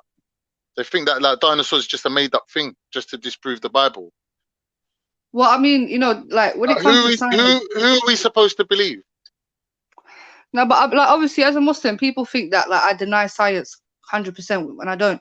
Like, you know, as a Muslim, I'm promoted to believe in science. And obviously we can see, you know, from archaeological expeditions that there's so many bones and fossils that obviously are from like, dinosaurs. According to science, humans have been dated to what, 200,000 years? Right. I'm sure that's the number. Like, someone correct me if I'm wrong. But in the Bible, it says that the world just goes back, what, 6,000 years? So how? See, this is the thing, yeah, because like from the Quran, like, you know, like with Adam and Eve, apparently, like from my understanding, there was an earth, right? There was an earth already, because that's where they were sent to, innit? Like, and they were obviously occupants of heaven first, and that's where they were supposed to remain. And then obviously when they disobeyed God, they got sent down to earth. So that's where I believe there was already things going on earth. So like Adam and Eve. So when Adam and Eve's children have wives and that, it's from the people that's already here. Yeah, that's humans. But prior to humans coming on Earth, we believe that the Earth was occupied by jinns, because it speaks about jinns roaming, you know, spreading fitna on the Earth and causing wars and stuff like that. So there was things happening on Earth before humans, and even science confirms that before there were actual humans on Earth, there was animals that were occupying the Earth, and you know, things like that. So, and listen, keep up the convo, yeah. I'll be back in a sec, yeah. I just gotta quickly do something, yeah. But I'll be back in a sec, though, still. Yeah, big up everyone on the panel, yeah. Don't go starting no fight, yeah. I never start trouble, man. Come on. I'm joking, man. all I gotta say about that, yeah, is like, you know, like certain man, yeah, like I don't know, like if they're Muslim or not in it, but like see during Ramadan and that, like like you know, you just gotta hold it down for the sake of Ramadan. Like just allow it. If you're like, you know, on the deen and you're speaking about Islam, like, you know, Ramadan's a time where you just don't argue in it. So, you know, it's just mad within the I second never day, argue certain man are anyway. just a bit, I never argue with excited. anyone. No, Yeah, I'm man, not it is speaking what it about is, you. man. Have you seen me get excited? Just carry on the convo right, with this guy, man, because it was a good convo still, and it's far from any other convos, isn't it? So, Yeah, man. But yeah. yeah, fine, man. There's Mm. like there's All right, so stuff no, that you gotta research about cool. like the prophets and that. Like I'm reading a book about the stories of the prophet, and you know, starting with Adam and Eve, and you know, Noah, and But you know that our, like, not being funny, but our Adam and Eve is different from their Adam and Eve. You know that, right? I think the stories are different. So like in the Bible, it says that Eve was the one that tempted. That's why, you know. So Eve kind of gets the whole blame for eating off the fruit. Yeah, the whole blame. Yeah, She gets that in the Christian version, but in I our think there's like a version, Christian like principle, it's like not like that you know, at all. In our version, yeah, like the Adam and sin of man is like blamed on the woman. Tried to poison Muhammad. Sorry, sis? Was it not a woman that tried to poison Muhammad? I'm learning. Yeah, no, she actually did poison him. Yeah, so there you go, isn't it? So two sides of the same coin. That was a No, I don't the know. point is, no, the point is, yeah, we're speaking about, hold on, Kanye, we're speaking about Adam and Eve, and the Bible's narrative is that it was Eve that was the one that tempted Adam, and she's the one that basically, it was because of her that we were sent out of paradise. But Islamically, we don't believe that. You believe that, Zabeda? I don't believe the Bible's narrative. I believe what the Quran says, where what's the it was Quran? both of them. The Quran says that Adam and Eve gave up their life to be normal humans so we can live. No, Khan, that's not the case, bro. No. Basically, what happened is Allah created Adam, yeah? And he didn't just like, obviously, first, you know, we believe he created him out of clay, and he was just put there on a podium for some days. 1 minute. If Adam and Eve never ate the apple, they wouldn't have died, didn't it? They wouldn't have lived a normal Can I finish? Let me explain to you, bro. So like I said, Adam was created, you know, Allah breathed his spirit into him and he became alive, right? Allah taught him all the names of the things on earth, you know. It's a long run up, man. That's a long run up. No, because this is what you have to, let me just finish, Khan. Why do you always do this?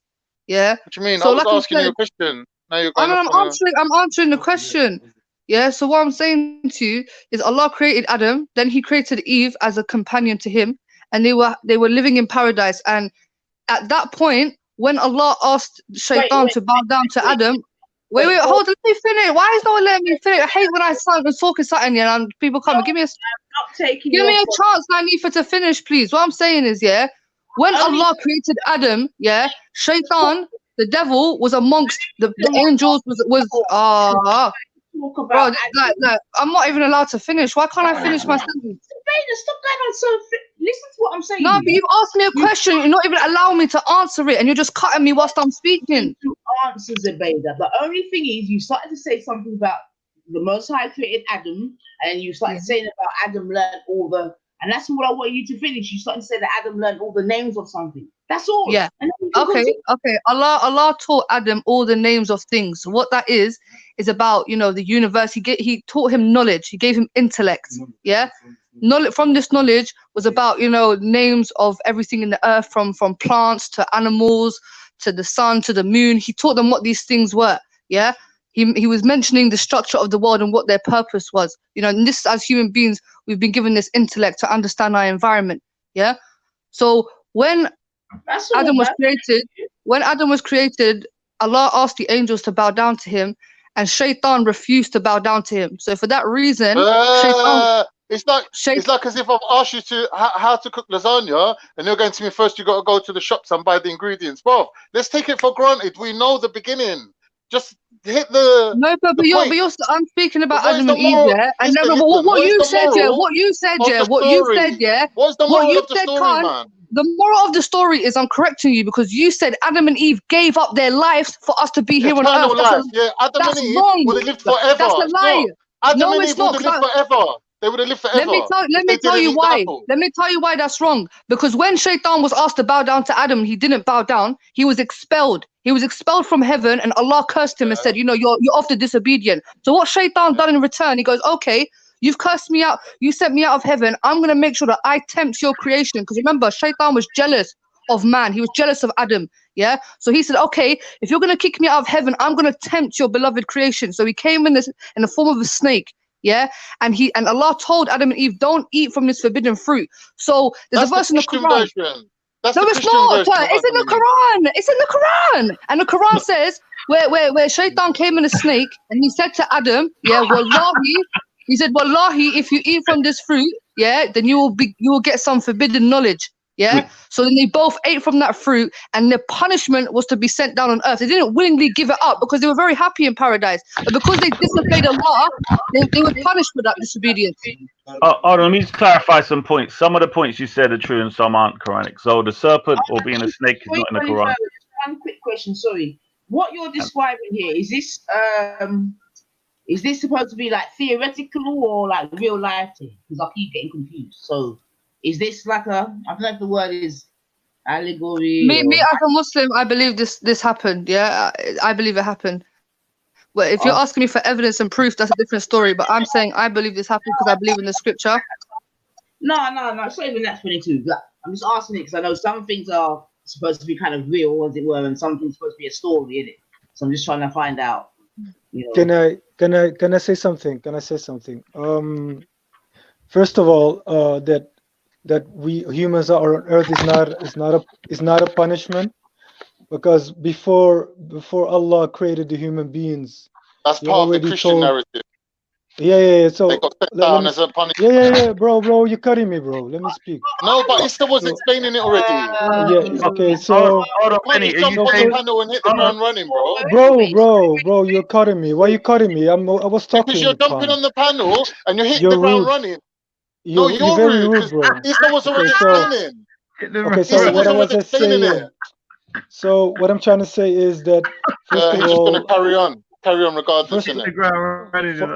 First of all, that we are on earth is not a punishment, because that was the plan of God from the beginning, when he said to the angels that he will create a Khalifa on earth before he created Adam. Not create. Yeah, place. Yeah. But if Adam and Eve didn't disobey Allah, would they still be in heaven? No, because Allah is all knowledgeable. So the plan was already from the beginning, from the get-go, that we human beings will be of course tested on I agree, earth. but the reason why they were sent on earth is because they disobeyed Allah. Yeah, that's not the big picture. A big picture. So you missed the message. The message is that Adam was ready to make just quote the Quran and then go from there, innit? Rather than quote the Quran. No. What I have to explain, bro. So if you explain, no, quote and then explain. Where did you get the method from? The first thing is you quote the Quran, then you explain.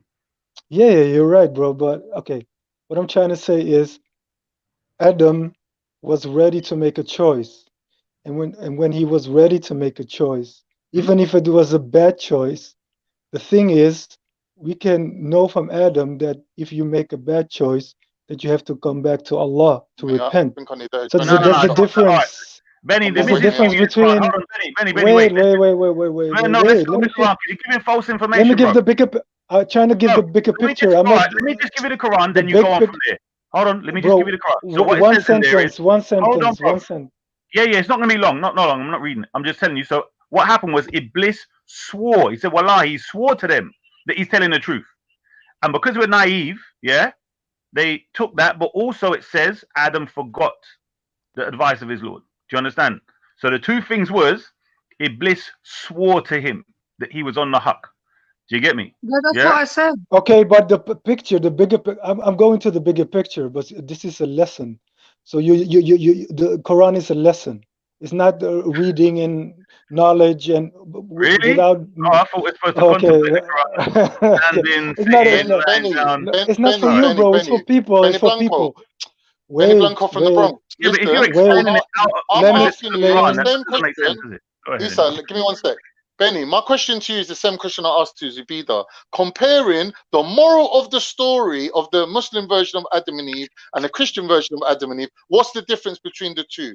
Okay, I Done. will tell you. I will tell you. I'll show you. I That's don't need what to know That's about what. from the beginning of Bro, it's creation. not for you, bro. You're already a Muslim, I'm the so one it's who not asked for the you. question, bro. You're jumping on No, the but bandwagon of But then Benny, you have everything Benny, going to Benny, on. seek can I just knowledge, ask Benny? bro. Yeah, Khan Seek said, yeah, knowledge. You're already a Khan said, yeah, Muslim, that bro. Adam and Eve willingly gave up their But we're position not here in trying to paradise convert to come people. here. I'm not here for you, bro. I'm not here for you. I'm here for the Hey, go do non-Muslims. What dawah you and stick talking with about? Paula then, bro. Allow it, Whoa, innit? bro. Benny, then you're Whoa, gonna have to bro. wait. Brothers, I'm they're not not here to for argue, you. man. They're not here to argue. Okay. It's just general I don't know conversation. where we go. Easy, Okay, easy, Bro, family, family, family, Nanifa. we family, got easy. 4 Muslim, we got 5 Muslims and a Rasta. Who are you here for? Who are you here for then, bro? So, Bro, we got 5 Everyone, calm Muslims and a down, man. Rasta. Calm down. I think it's not that deep, bro. Come on. okay, Look at this so guy. the moral Benny, of the Benny, story. Benny, Okay, Benny, have so you the eaten yet, Benny? Benny, wait, have you yeah, eaten yet? okay, so the moral of the story Benny, is. have you eaten yet? Can I say my moral of the No, story no, for no, the no. Because if you're non-Muslims? hungry, then you're not listening. You might not be listening. If it, no, Okay, seriously, some people get okay, so ignorant when they ain't eating. So if you, I beg okay, you. okay, Can okay. I was someone not finished. I was not finished with the big picture. we won't So the finish and you big. jump in. What's wrong with you? Hello, brothers and sisters. Come on, guys. One at can a one time. of you just He's getting read beyond the the joke. verses, please? You So are? I want to finish my big. I want to finish my big picture. Benny, So the Benny, you moral. jumped in and you want to finish, but you didn't let us finish. Is that what you're saying, Benny? No, I just took over. That's it. No, you've Oh, Okay, been kicking off I agree now. with. I think it was Asa that made a good point. Yeah. I think it was Khan that said, in fact, that it's not being a punishment because Allah already decreed for mankind to be on earth. And I'll give you a verse, Nanifa. I'll give you a verse, Nanifa. You asked for a verse, yeah. It says here, yeah. It says here, yeah. Remember when your Lord said to the angels, "Verily, I'm going to place mankind, generations after generations on earth." So Allah already made it clear that there will be, you know, like the brother said, Khalifa and No, it's people not that will. Eve's fault, is it? You can't blame Eve for that, can you? No, but that's what the Christians do. We don't do that as Muslims. Christians say that. Right. Yeah, in the Quran it says both of them was equally committed the sin, Adam and Eve. But in the Christian narrative, Okay. it's Eve's fault. Okay. Yep. Now I'll give the lesson. Now I'll give the lesson. So you know the narrative. Benny's coming This back is the deep in lesson. Ramadan. Okay. And now this is the lesson for people. And this is really speaking to. Wait. Let me finish. Let me finish the Benny, lesson. Let me there's a give the non-Muslim on lesson. the panel. She's asking you questions, bruv. So you can teach the Yeah, I non-Muslims. will. But I want to finish the lesson. So especially for the non-Muslims, is She is a you non-Muslim. can and she's sin. asking you a Wait, question. bro. Let me talk. Just Wow. let Benny finish Let quickly. me finish. Let me finish. Let me give you the lesson. Especially Give for me the the non-Muslims. light. Can't stop. So what I'm trying to say is, I know it's funny. I know it's funny. I know Islam is funny to you. I know. Khan's So not even fasting, so you don't understand anyway. I don't understand. Okay, so what I'm trying to say is that, look, you have the Sunnah of Adam and you have the Sunnah of Satan and Iblis. They both slipped. They both made a mistake. They both sinned. They both disobeyed against the Almighty. But the difference is that Adam, this is the lesson of the story, is the difference is that Adam, when he made a mistake, when he disobeyed God, he took responsibility. He blamed himself and he turned back to God and he asked for forgiveness and asked for mercy, and God forgave him. But Iblis, he blamed God. He was arrogant to admit his responsibility. So that's the lesson. If you slip, if you make a mistake, first of all, take responsibility and you can turn back to God, because God is merciful and forgiving, and he will forgive you if you sincerely repent. And that's the biggest lesson of this story. That's the lesson. What about Eve? Same thing for her as well. I'm done. Same thing for her. What? MashaAllah, bro. Thank you for She your committed a mistake and she repented. In the Quran, they're both treated as equal people. Yeah, they both committed the act. There is no blame on one another. But as for the Bible, it clearly puts the onus on Eve. So a lot of Christians blame Eve for the sin of man. It says in the Bible that it was Adam that fell first, and it's like in the Bible they both like. I understand like the concept of what Christians say, but in terms of what the Bible actually says, like so it says that Adam was the one that fell in the New Testament, right? And also says that They both were punished, right? That Eve got punished with childbearing, and that Adam was cursed with tilling the ground.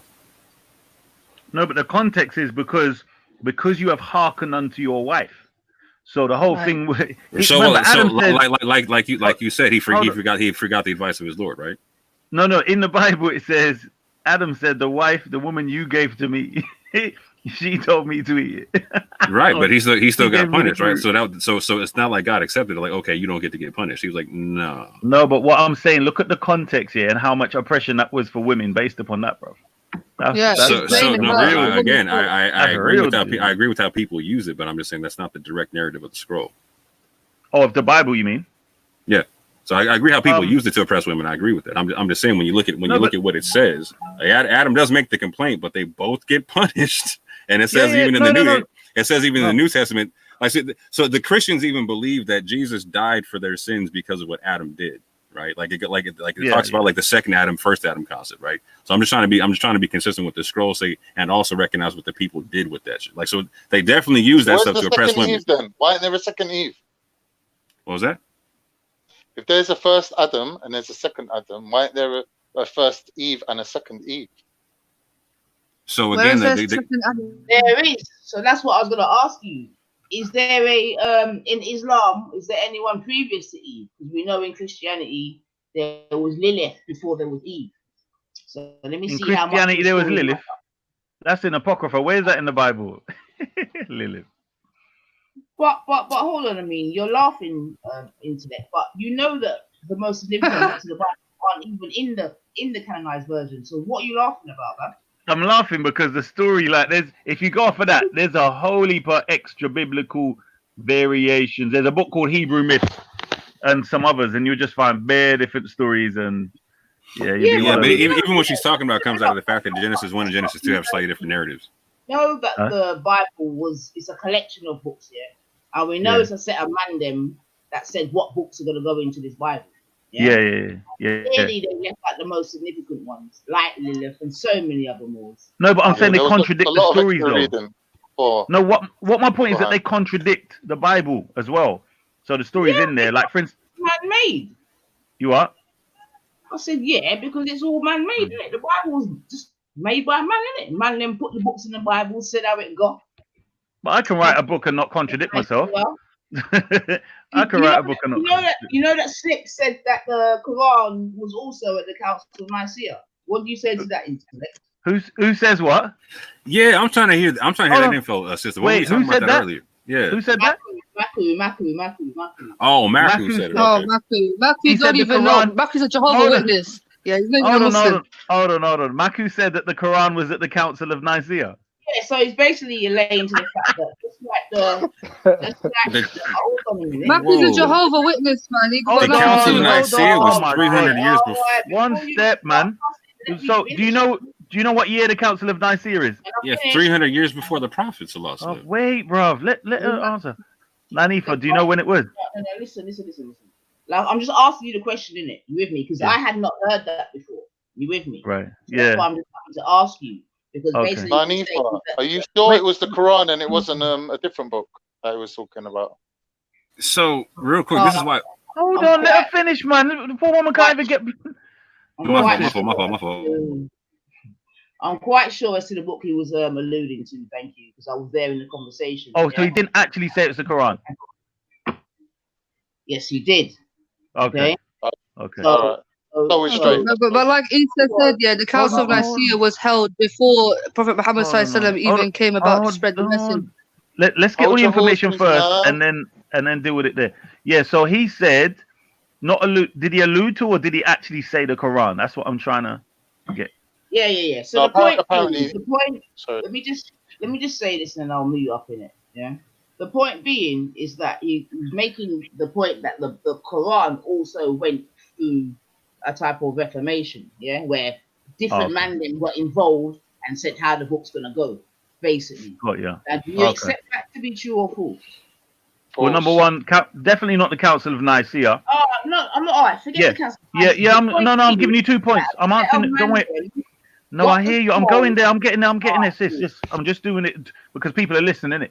So I have to clarify the 2 main points. Number one, definitely not a Council of Nicaea. Number 2, in relation to the compilation and people getting involved. So a must-have is a what you call basically a collection of the pages to make a book. Yeah. So each person. So for instance, if you were there, you could write your own. Yeah. If you wrote your own, that's called your must-have. So some people literally wrote their own by themselves, and others were several people involved. So there was someone in charge, Zayd ibn Thabit, and he collected the one that Abu Bakr and Aisha and Uthman sort of used. So, I mean, I don't know how you would put that in the way that you're saying it of a council. Well, I mean, for myself, because yeah. I wasn't aware of that, innit? So for myself, I understood, amongst other things, that the Bible had gone through that sort of, I don't know, purging, as it were. Then, you know what I mean? You know, so we just put that to the side one time. So I was Yeah. quite surprised to hear, you know what I'm saying? That the No, Quran, but here's the difference though. That you can never do. Let me show you something. You could never have the same kind of comparison because nobody's saying that you're recite. Number one, you've got a school of memorization. So as you see throughout the world, they've got children going there from 5 years old and even younger, sitting there reciting for an hour every day, right? And writing and so on. So not only listen, that, it's, my only you're doing point it that I was 5 times. making, because it's not even that. My only point that I was making, is that I wasn't aware. You understand what I'm saying to Okay. you? That so Okay. many fingers had got onto the Quran similar to the Bible, really. You know, But just that, the way but there how we isn't though. learn it. Yeah, but there isn't. But there isn't. That's what I said to you. So if That's not really true, though, is it? Like, But Nanifa, Right. do you understand the Council of Nicaea? Do you know why the Council of Nicaea was held and what the environment was at the time? I've got a small understanding, like 22. But regardless, do you know what I'm saying? That's what I'm saying. That both of the books are political, isn't it? Like, to me, they're just No, political. but but it's the not the Bible was same. changed though, and it was changed based on a particular narrative. With the Quran, we believe that it's been well preserved, nothing's been I added or know what changed. you You know, we think believe. about. I understand what you believe, 22, but the facts obviously are different, innit? So Well, like what he says, like there's like Sunni many, said, so no, Zubair, just real one quick. point, yeah. Now Just I one point, yeah. There's many, they've actually found old Qurans, yeah, dating at least to 600, 800 years ago and brought current Qurans, and they're exactly the same. As for the Can I say Bible, something? there's so many different, Bibles and narratives, and Council of Nicaea is what changed that, and it's very important to understand that. In order to understand Christianity today, you have to understand the Council of Nicaea. Nanifa, can I say something? Nanifa, Nanifa, you have to understand, right? When it comes to the Quran, Nanifa, why are you laughing, Khan? I don't understand you. Why are you laughing? It's It's the way not you just funny. going Nanifa, Nanifa. Bruv, you're the one that said you're a cloud and you want to cover her, man. What are you talking about? Okay, let me. Can y'all help me understand something? I was talking. Go on, man. Hey, You Benny, started I was quoting some talking. corny I was poetry in the talking. chat, bruv. Leave it out. Okay, let me speak Me to and her the Nanifa. same age. Why are you getting jealous for? Okay, let me speak. Let me give you some. Let me give you some information. Nanifa, listen very carefully. This is very important because many people miss this information, and they get confused. When it comes to the Quran, the primary method of preservation of making sure that it's not corrupted is by oral tradition, is by memorization. So by memorization, that's the primary method. So in the secondary method is writing. So even though And how would you can, prove that, Benny? Benny, how would you prove that? okay, let me just finish my point for Nanifa, and then you don't have to argue against me, bro. I just want to make a point against Nanifa why the Quran. In a better way, and then you come along and you give your, your Okay, you can level. explain it better. You can explain it better after me. Then. You can explain it better. So what I'm trying to say to Nanifa is that the primary method of preservation of when it comes to the Quran is oral transmission, memorization. Even though they say a goat ate the Quran or Uthman burned the Quran, that's writing. That's secondary. So Nanifa, now you understand the point that why we say we have a powerful But also method Tajweed of is an preservation. important way that the Quran has been memorized, because the way we recite it, Bismillah ar-Rahman ar-Rahim, and these things is because it's said in a specific rhythm which we call Tajweed. That's why it's very easy to memorize. You got young children, even my son who's only 5 years old, he knows the Surah Al-Fatiha because of the sort of repetition and you know the way that it is the rhyming, that's the word, sorry, the rhyming of the words, very easy to memorize. That's the question. That's the question. Like, so what recitation of Al-Fatiha does he say? This is what Sunni has brought to me about the two different narrations or two different recitations of Al-Fatiha that both have a chain of narration. So which one do you go with? Whatever one you want, bro. Both, because it was confirmed by the Prophet sallallahu alaihi wasallam. How could they both be right? Yeah, because that's because easy. the Prophet confirmed it. That's right. The Prophet confirmed it. What they're saying is what they're saying is that in among the Arabs already, it was accepted that you could recite things in different ways, right? So long as you did not alter the genuine principle or meaning of what you were expressing. Do you get me? Notwithstanding. So why is there a fight? Okay, so why do people even fight over that? Sorry, let me just finish this bit. Notwithstanding the fact that there were different dialects as well, where some would actually pronounce it differently, and it would be different meanings. So they would literally have different words or different meanings attributed to the same words. So that's where certain ones were, nope, we're not going. What the meaning you had to that word is different to what this came down as. Do you get what I'm saying? Okay, so just so I'm clear, so as long as my pronunciation doesn't change the meaning of the word, all is well. In other words, you know, like because you have to look, you can't use English as the example. You got to use Arabic. I'm talking about just with Arabic. I'm saying when you've got Maliki Yawmiddin and Maliki Yawmiddin, these, you know, most people outside or coming from English would not know the difference. Do you get what I'm saying? So in Arabic speakers, you would know the difference if you're listening carefully. Do you get what I'm saying? So, but one means owner and one means king. Yeah. Now a king is an owner, isn't it? Don't disagree on the concept, right? But at the same point in time, there's also arguments as to how there's even so here. Let me clarify. So people who argue over that pronunciation are incorrect to argue over based upon what you're saying.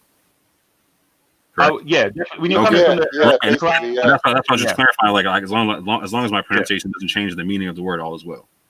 But the words may be different, but I'm saying because they come number one from the root word, and number two, it's like saying two names like Rahman and Rahim.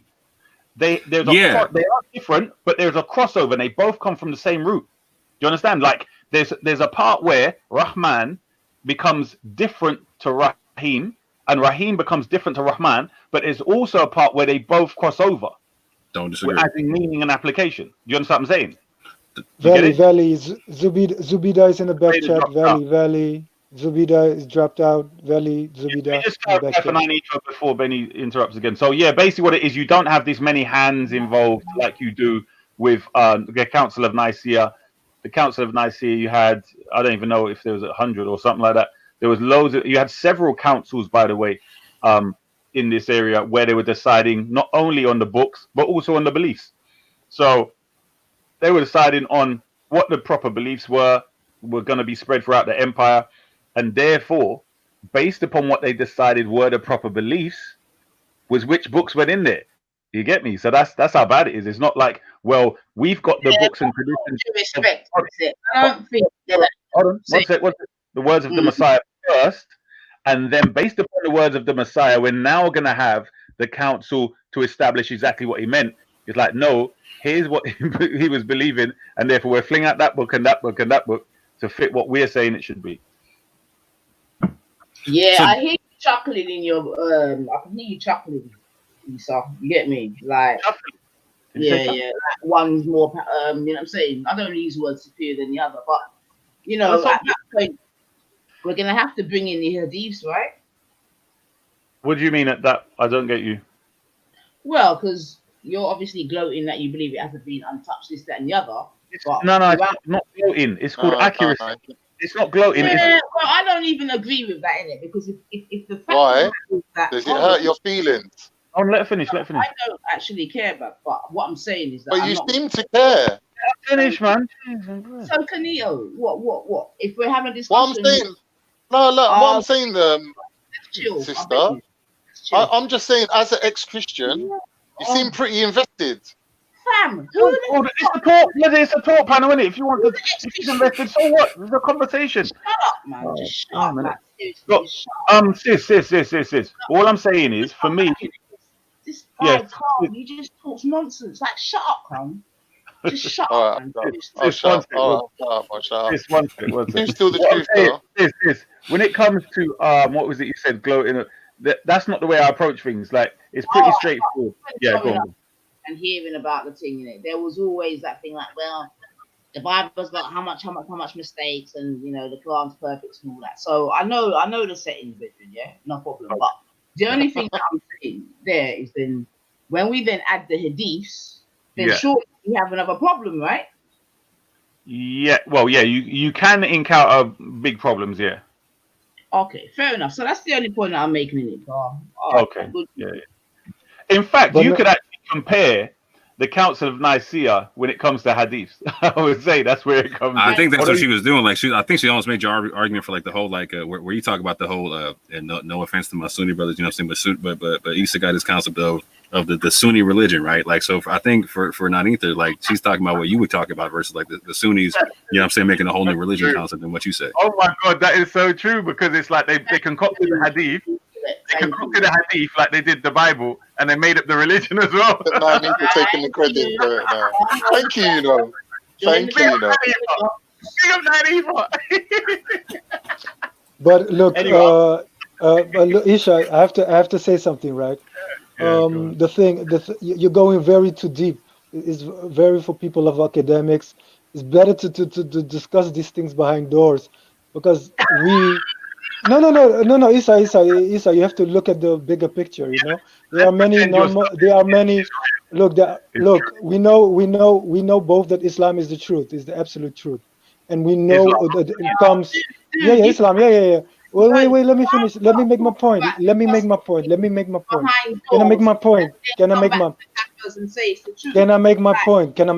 I want to make my point. Let me.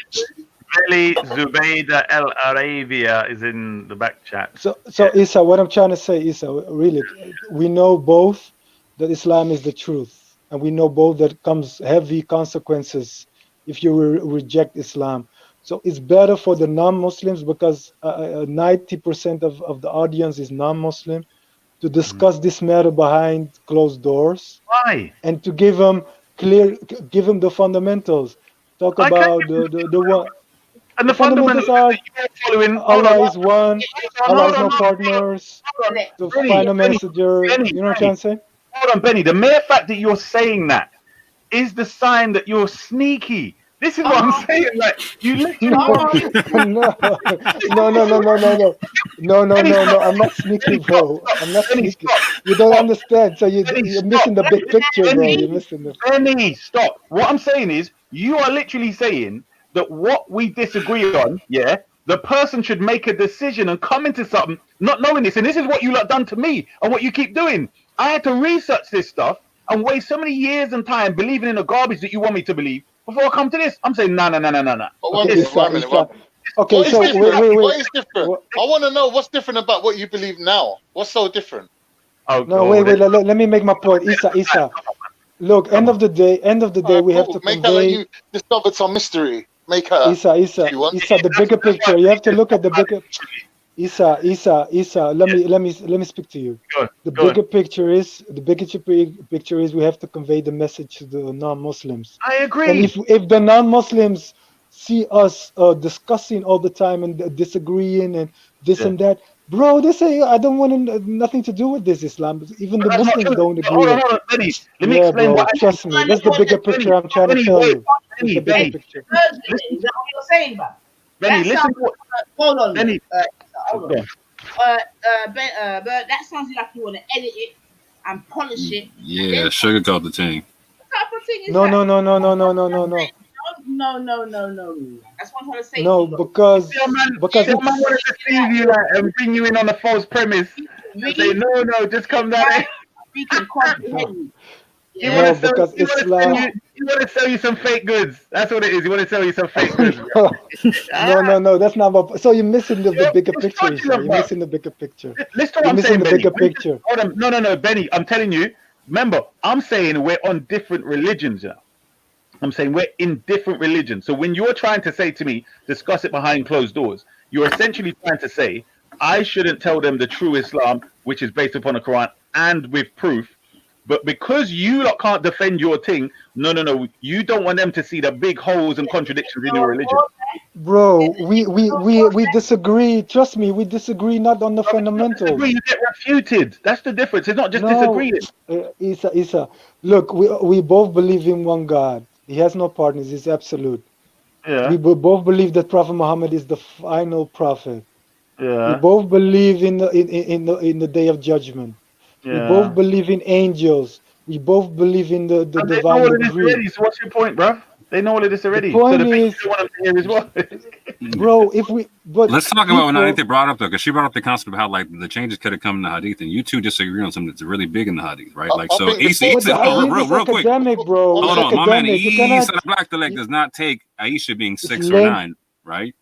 Yeah. Okay, no problem. That's a big. Bro, that's not a big. fundamental. That's not a fundamental in Islam, bro. That's not fundamental. Can anyone hear me? Not Before but we that's cut a off hold Benny, on. yeah, That's we a should give him change in the some division that the homework sister's talking about, and right? some personal growth things there, Benny. Yeah, with this hit the ground running ideology that you seem to be running with, look how it's got you into trouble. You're trying to make an allegiance with someone who's basically declaring himself your out and out enemy. No, and no, you're I'm hitting not the trying to ground make running, allegiance. trying to hold I'm Issa's trying to hand say and run down the road, but Issa no, don't want to run that's not down what the I'm road with doing. you. Wait. That's what I'm trying to say is that what he's discussing is going too deep. He's going to hadith and everything. That's for academics, bro. It's not for lame people. It's not for most of the people here are lame people, are just simple people. Maybe people were trying to find the truth, trying to find the One purpose. thing they wouldn't understand. Tell us something they wouldn't understand that would confuse them. Bro, hadith is complex, bro. Hadith, if you go into hadith, is complicated. No, stop. Benny, listen to the question and just answer the question. Yeah? What things could we discuss that they would be all complexed about, that they couldn't understand? Tell us. Yeah, to come to conclusion if a hadith is correct or is false, that's a complex study, bro. It's not for lame people. It's not for lame people. Wait, how do you? So I'm asking you now. What is the process they use to authenticate a hadith? And that's a deep question. It's a deep, complex question. Bro, do you know the answer or not?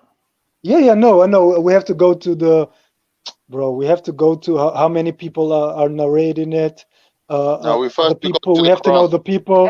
We have to know the people. We have to know the people. A good memory. Are they trustworthy? Good character. We have to know the circumstance. When was this said? We have to know why is it said, against whom it was said. Is it specific? Is it general? All those things come in. It's a big baggage, bro. It's not complex, bro. You cannot come. Hold on. Has that been done in your religion? Have they already done that? Yeah, the people who studied for many years have come to certain conclusions. Right. Yeah. So therefore, you don't need to do it again, then, do you? Yeah, but if you're gonna discuss this upon lame people, they will confuse. They'll be confused, bro, because it's complex matter. Benny, I want you to listen to what I'm saying. Yeah. I have to go pray, bro. I have to go pray.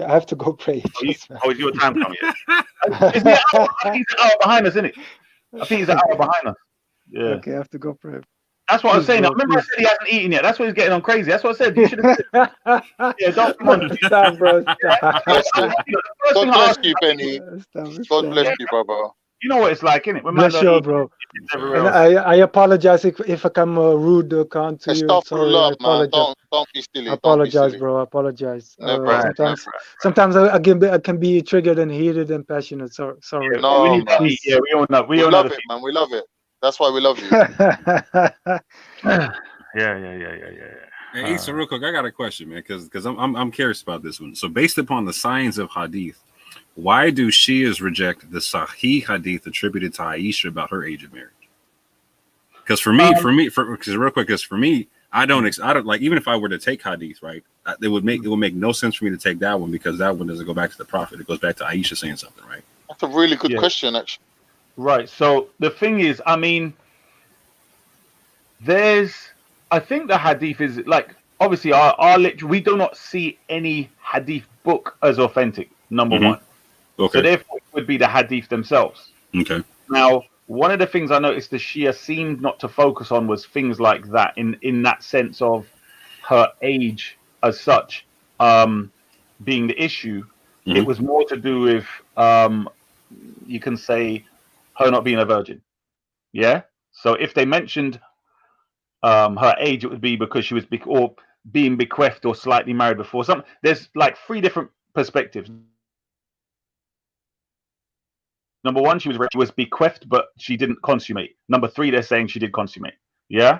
So from those perspectives, I think you've got 2 among the Shia, all 3, I think, among the Shia, because some do accept that she was that age. Yeah, I ran into one that said she was 69. I was like, yo. But this is what I'm saying. The problem is you find what's happened. Remember, they had to do taqiyya and pretend to be Sunnis.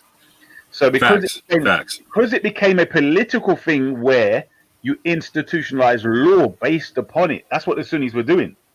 You get what I'm saying? And that's why I brought it up. Exactly. That's why I brought it up. So this is where now, when Iran became a Shia nation after being Sunni, many people got married. Many Sunnis and Shias got married based upon the Sunni law of 9. Do you understand? So it's not so easy to just switch it up now. When there was incentive, there was this incentive to believe it in a certain way. No, maybe, but I'm saying, imagine somebody coming along and saying, you know what, that was haram, and then your great scholar, his mum was 9. Do you get me? So then you're saying, well, that marriage wasn't haram, wasn't halal. I'm just saying someone could buy that. Do you get what I'm saying? I'm just making a point of all these different things that I have looked at, and I'm kind of like, they've kind of like left it like, if we say this, I think imagine like me and Benny, it's like Benny said, no, let's discuss that in the back. You get me? And I'm thinking they must have said, right, let's come out and diss Aisha for her age. Like, okay, but how old is your mum?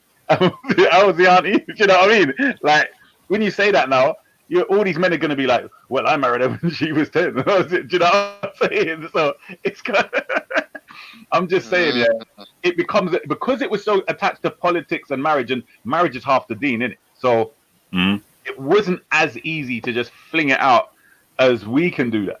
Do you get what I'm saying? Right, and that's why I keep bringing that one back up. That's a big deal if you saying it's half the deen, bro. Because like you got people nowadays, like I hate it when people bring me situations from like Yemen, etc., where like there's kids that are being killed via just having the marriage process consummated because they're too young to physically be able to accommodate an adult man. You know what I'm saying? Like that breaks me up. You know what I'm saying? Because there's gonna be some fundamental. Yeah, there's going to be some fundamentalist. Yeah. Listen to what I'm saying. This alone, just think of the mentality of the collective. Because we're not talking about 2 people. We're talking about the parents on one side, the parents on the other, the cousins, the sisters, the brothers. Just think how the whole community must be mashed up to see a little girl like that with a man. Right. And then she's going to die. Right. Listen to what I'm saying. This is why I keep saying the converts need to just take this thing and roll with it and leave these lot behind. Because seriously, they're mashed to pieces. Do you get what I'm saying? But at the same point in time, in the mind of a dude who would do something like that, he's looking back at a hadith that doesn't even go back to the Prophet sallallahu alaihi wasallam. You feel me? That's what I'm trying to understand. No. Oh, you're missing that. Let me explain that, bruv. It has nothing. What you have to remember is it's the scholarship institution. So it doesn't matter what the hadith says or doesn't say. So and so scholar said. And this is it. So they're living their lives with laws institutionalized in the community. Remember, they were doing that before. Right. No, I'm with that. But I'm saying even the laws from the scholars are based around that. The basic concept I'm saying is it goes back to hadith that's not even of the Prophet. Brother, are you not getting the point? If Aisha said this, yeah, in their tradition, why would she lie about that? Do you see what I'm saying? No. So here's what I'm saying. Like, so if I talk to a Sunni, right, I'm like, they'll tell me I take the hadith because I take because it came from the messenger, right? Like you obey Allah, obey the messenger, and it takes what he gives you, right? And so for me, when I hear this concept of the Aisha hadith, it makes 0 sense to me because it did not come from the messenger, right? Let me not come across as being dumb, yeah. But apart from this hadith, are all the other hadith narrations of what the actual Prophet himself, sallallahu alaihi wasallam, said and did? No, this is my whole point. What you're not getting more is that the hadith which says allegedly the best of people are my generation, then the generation after them, then the generation after them. So what they use that for is to say that whatever is narrated, because the Sahaba to them are already validated, and they wouldn't lie according to them, they wouldn't lie on the Prophet. So therefore, it's equivalent to, and this is where they fall. This is where now they fall to pieces. Oh, So you see, okay, let me explain to you why okay. Quranism came about, because without saying it, companions are at the level of the Prophet in infallibility. Right, got you. Right. Because that's what Abraham and Nazim was talking about. He didn't deal with the concept of consensus because he felt that the Sahaba were fallible. Well, got you. I appreciate you for clearing that up for me. I didn't understand that. I appreciate that.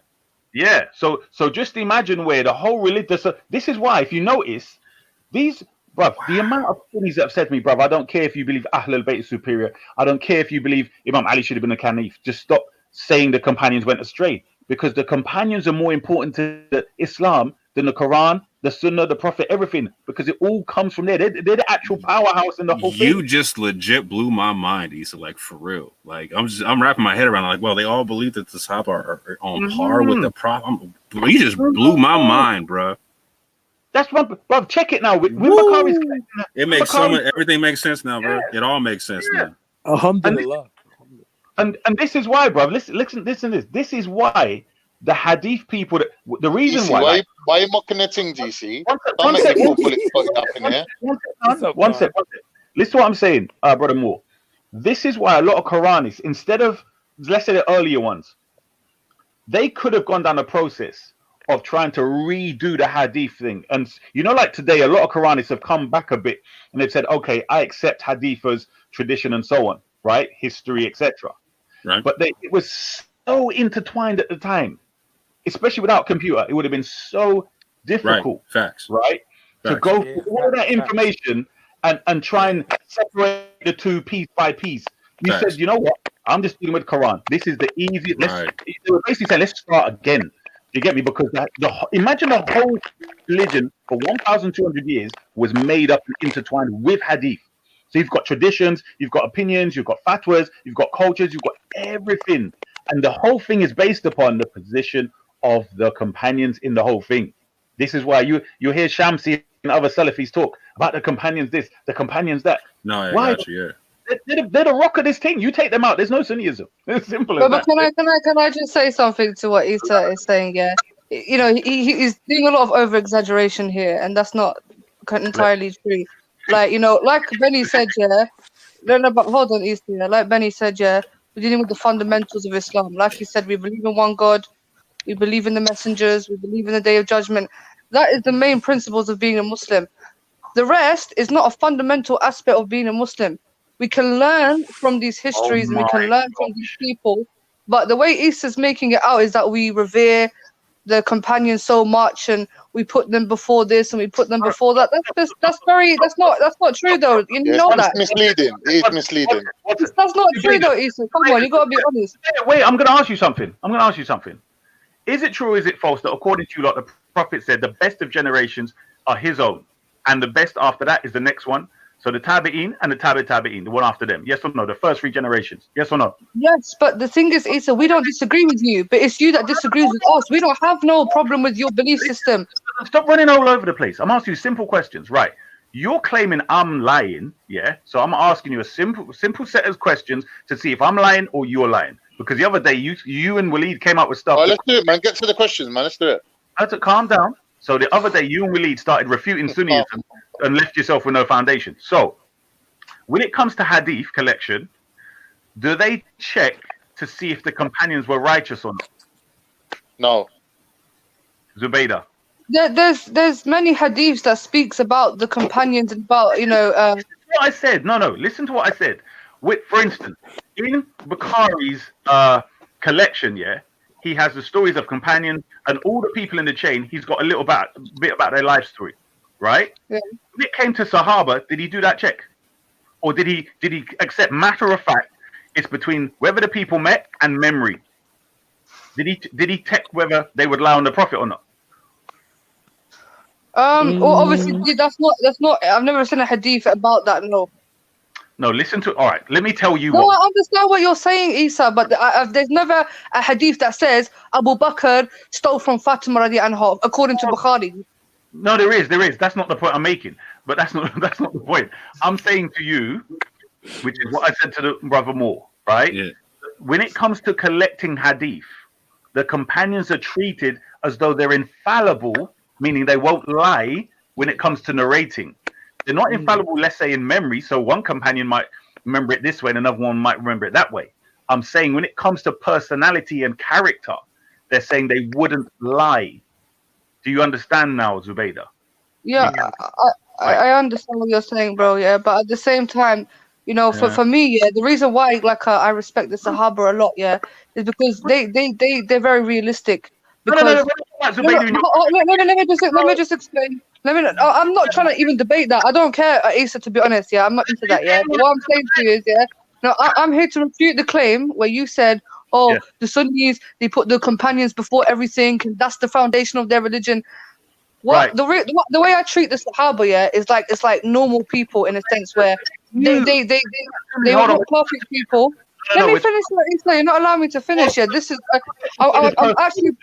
I'm talking to More. Yeah.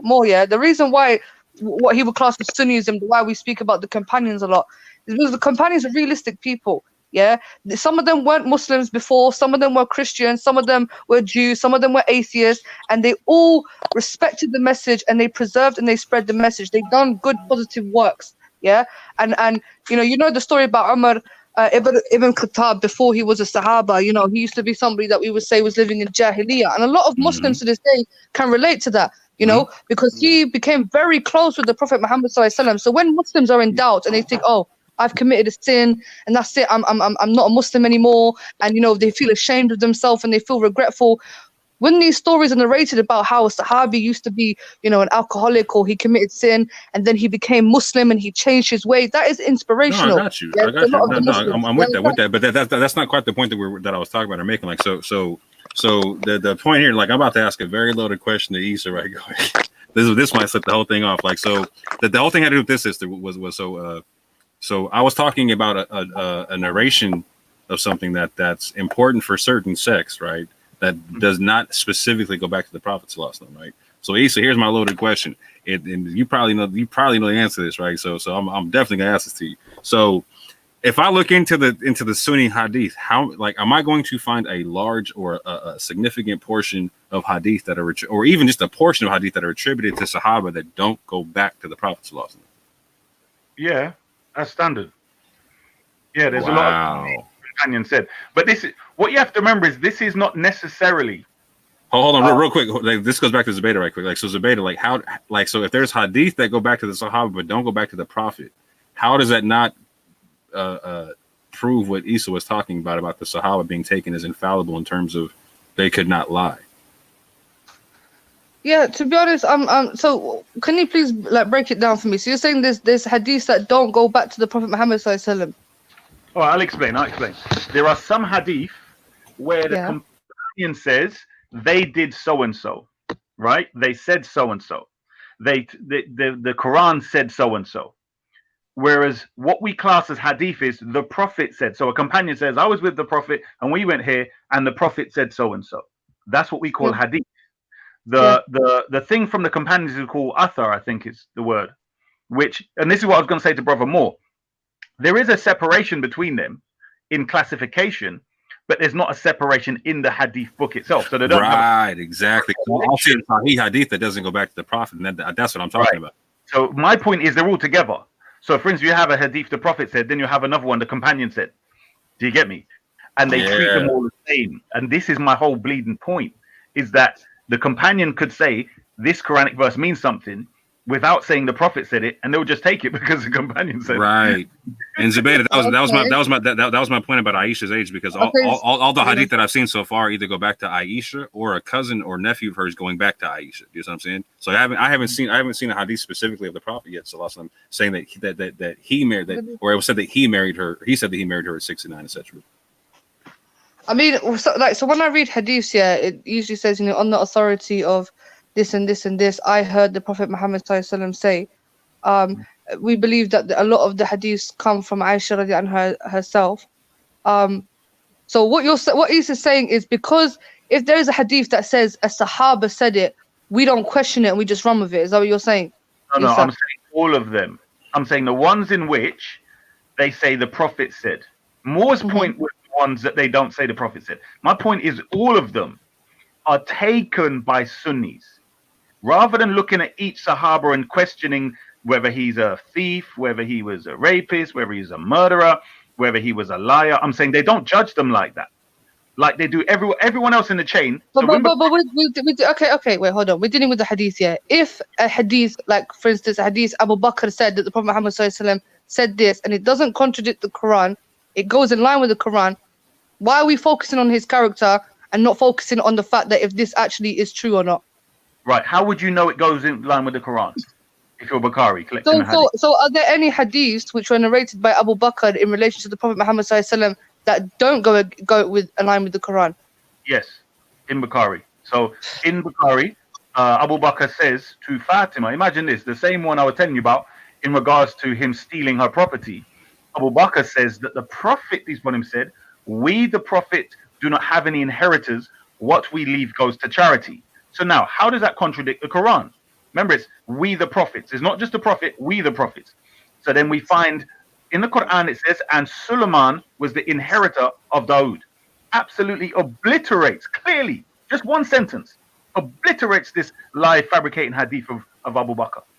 And it's supposed to be But you know, I was actually having a conversation with someone about this specific thing. I'm not going to mention their name, but they broke it down to me. I didn't realize that's what you were speaking about at the time. But this thing about inheritance, yeah, and about the Prophet Muhammad ﷺ, and you believe that it should have gone directly to Fatima radi anha, but instead there's another narrative that should have been gone to charity.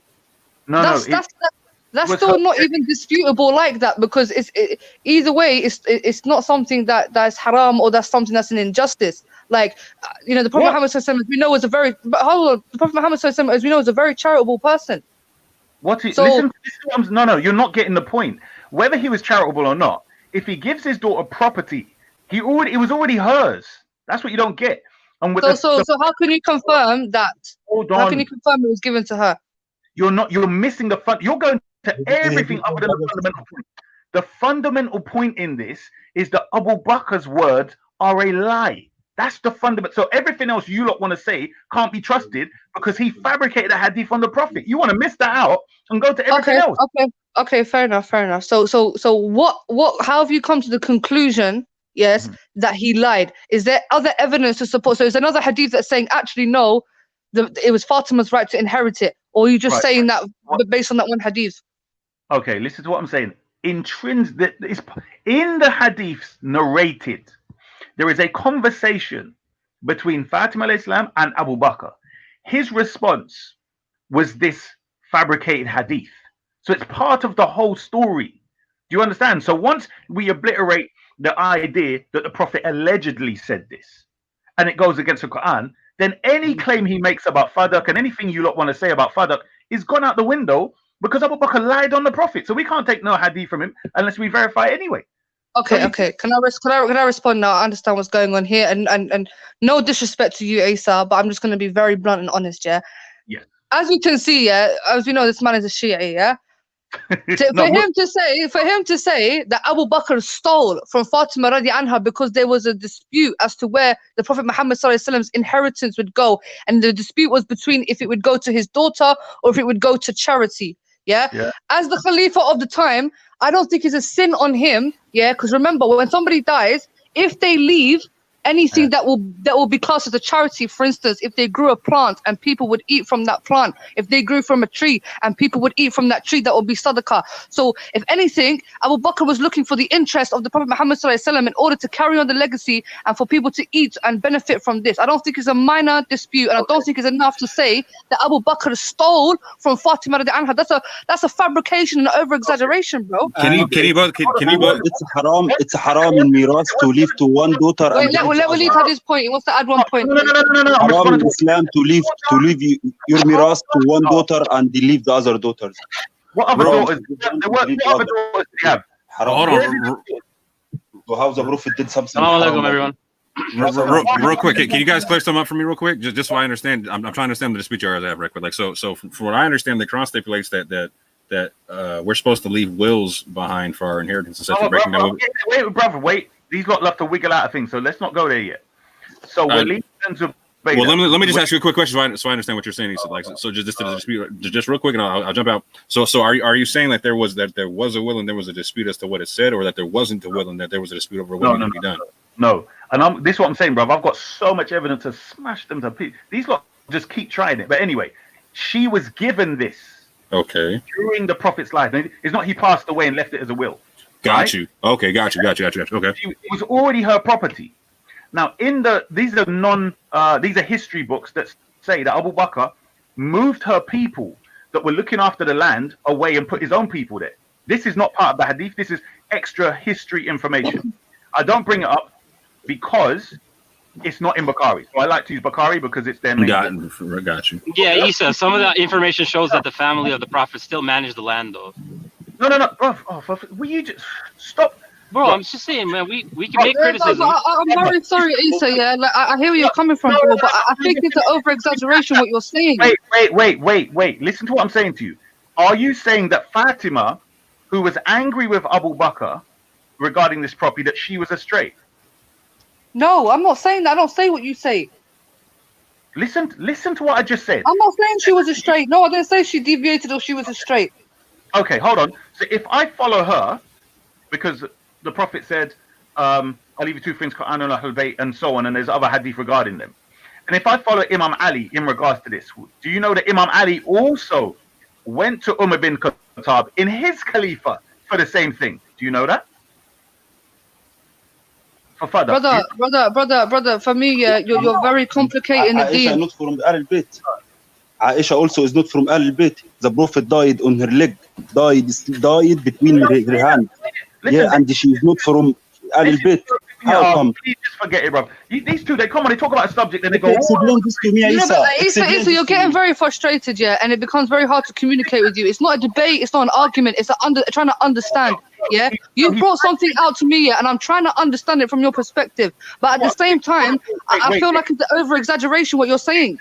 Wait, listen to what I'm saying to you. Telling me Aisha is she Ahl al-Bayt? Telling me Aisha did he die on her legs? What the hell has that got to do with Abu Bakr's hadith lying against the Quran and on the Prophet? That's what we're talking about. This is the crux of it. Once we know that Abu Bakr contradicted the Quran, then everything's out the window for you. Where you coming? You keep coming back with all kind of things, but the whole thing's gone. I'm asking questions. I don't know, brother. Yo, hold on, Waleed was just asking something. Let Waleed. Waleed, what was your question? I said to him, Aisha, the Prophet died on her between her hand. So how come she is not from Ahlul Bayt? So this is the Prophet said so many hadiths. Why he didn't warn us from Aisha? Do you think the Prophet will leave his ummah confused by Aisha? And he said everything and about Ahlul Bayt and told us about Ahlul Bayt, but he didn't warn us about Aisha if Aisha was wrong. He chose to die in her house between her hand.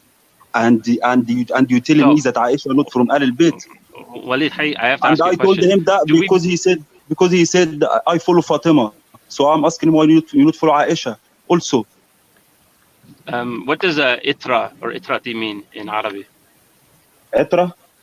Yeah. Yeah, you talk about itratahu. No, like basically when the Prophet spoke about leaving the Ahl al-Bayt, his household, I believe the term was itra or itrati, is basically his essence, so his actual blood. And there's also a reference to a verse in the Quran about the cloak and about the purified family that was underneath it. And specifically, the wives were not part of this. So yes, generally you could say that they were part of the Ahl al-Bayt, but they're not part of the Ahl al-Bayt in this understanding. Do you understand what I mean? I love Ahl al-Bayt, but my prophet is Muhammad. He is a prophet. He is my prophet, my messenger. The message came only to him. Allah chose only him to give him the message. Bro, this guy his family maybe will do right and will do wrong. Even the Prophet said in one hadith, if Fatima stole, I will cut her hand. So this shows you that no one from his family is ma'soom, that he will never do any sin. Actually, in the Quran, there's reference. The only one is ma'soom, that he will never do any mistakes. The Prophet, the only one who should follow the Prophet. That's it. Hassan, you've come in here and given Waleed a stage to talk. Waleed can never ever stick to the subject. His head is all over the place. This is why it's better to speak to Zubaydah.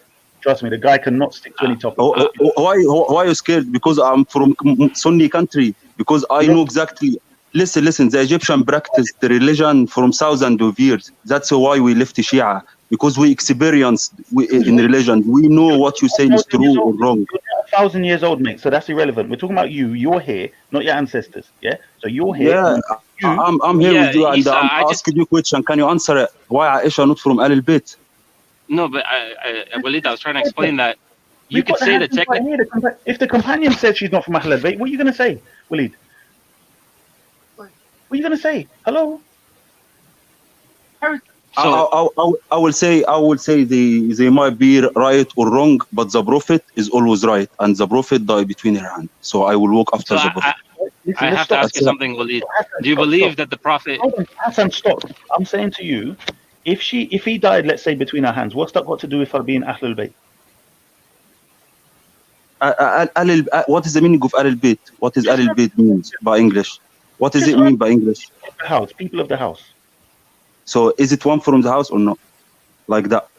When she is his wife, the Prophet chose her house to die in. Just listen. Hold on. So you're saying that if he dies in her house, she's a person of his house, correct? That's what you're saying, yes? Yeah, she and Fatima and Ali and Hussein and everyone from his family, because Al Bayt by Arabic means by English everyone from his family living in this house. You know what, this is just get Zubaydah, bro. Seriously, I'm saying the companion. Let me say one thing, yeah. Isa, yeah, your wife, yeah. Would you class a part of your Ahlul Bayt? Let's say I do. How does that mean anything? Yes, Zubaydah, I explained this a little bit earlier, This is Zubaydah. the point, bro. Like even from in tradition, yeah, your wife is part of your family, regardless. Zubaydah, listen to what I'm saying to you. Listen to what I'm saying to you. I'm not saying in general a wife can be considered so, but you lot are saying she's part of the Prophet's Ahlul Bayt. And I'm saying if that's already been clarified, in which the Prophet limited his Ahlul Bayt to be Fatima, Ali, Hassan, Hussein, alayhi salam, if he's already done that, then who are you to come and start adding people to it? Do you understand my point? It's already dealt with. And the thing is, you don't want to go astray from the point of Abu Bakr. Again, let's stick to that point. If Abu Bakr narrates her hadith, he lyingly and falsely attributes a hadith to the Prophet, can we trust him when he narrates hadiths? Yes or no? Can you talk about the hadith say that the Prophet said that this land should go to charity? No. No, it wasn't like that. No. Stop. The hadith says, Abu Bakr said, the Prophet said, we, meaning the prophets, do not have any inheritors. What we leave goes to charity. It says Fatima remained angry with him for 6 months, and she died angry with him, and Imam Ali buried her at night and did not invite Abu Bakr. Yeah. Okay. Just so you guys know, Zubaydah and Walid, there have been Sunni scholars that have said that Abu Bakr was wrong about this. No, but, I mean, it's not like there is a good intention behind it by leaving the property of the Prophet Muhammad ﷺ for charity. I don't think it's a major thing in a sense. But no one said. But can I just answer Hassan's question? Yeah, just Hassan. Yeah, is it majorly wrong for Abu Bakr wanting the Prophet for people? You can't take someone's property and say you're going to give it to charity. Wait. Go on again. Who got buried at night, bruv? The daughter of the Prophet. The daughter of the. This is how bad it was. Yeah. These Sunnis, this is how bad it was. The daughter of the Prophet, who's known as the leading lady of heaven, was buried at night. So these lot didn't come. That's what I'm saying. These lot won't tell you this stuff. Like some coronavirus settings, like no one did it to see you off. No, like purposely because she didn't want these people there at her burial, or to know where she was buried. She didn't want them there. She didn't want them there. Yeah. She didn't want them to come. But like I said, and there's hadith that says whoever angers Fatima angers me. Like Walid said, none of these people are Ma'soom. Have you not noticed that? No matter what you say, right, all they're doing is coming back. They're not sitting and thinking, you know what, that actually changes something. They're not sincere at all, blood. To be honest, Asa, there's not one argument that you have brought which made me think, maybe he's possibly right. I think it's just it's an over-exaggeration.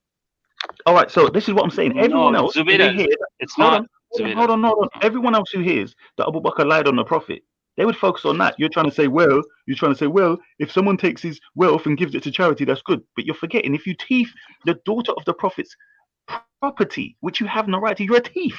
And if you lie on the prophet, you're a liar. You're forgetting How all do of you that. know he lied? How do you know he lied? We don't know if it's true, but how do you know it's a lie? It's a lie. Look, yo, hold on. Walid, Allah Zubida, Allah Isa, gonna hold judge on. Abu Bakr in this. I'll tell you Guys. again. The Quran says that Suleiman was an inheritor to Dawood. So you can't say we, the prophets, and the Quran, which is the criteria, says that Solomon was an inheritor of David. Yeah, but the Quran didn't say Fatima is inheritance of Muhammad. Listen, you dummy, listen to what I'm saying to you. If the hadith says that the prophet said, okay, it's a lying hadith, I'm saying the hadith is wrong. This is what I'm saying. This guy's got no brains. Let's Zubaydah understood it. He did it.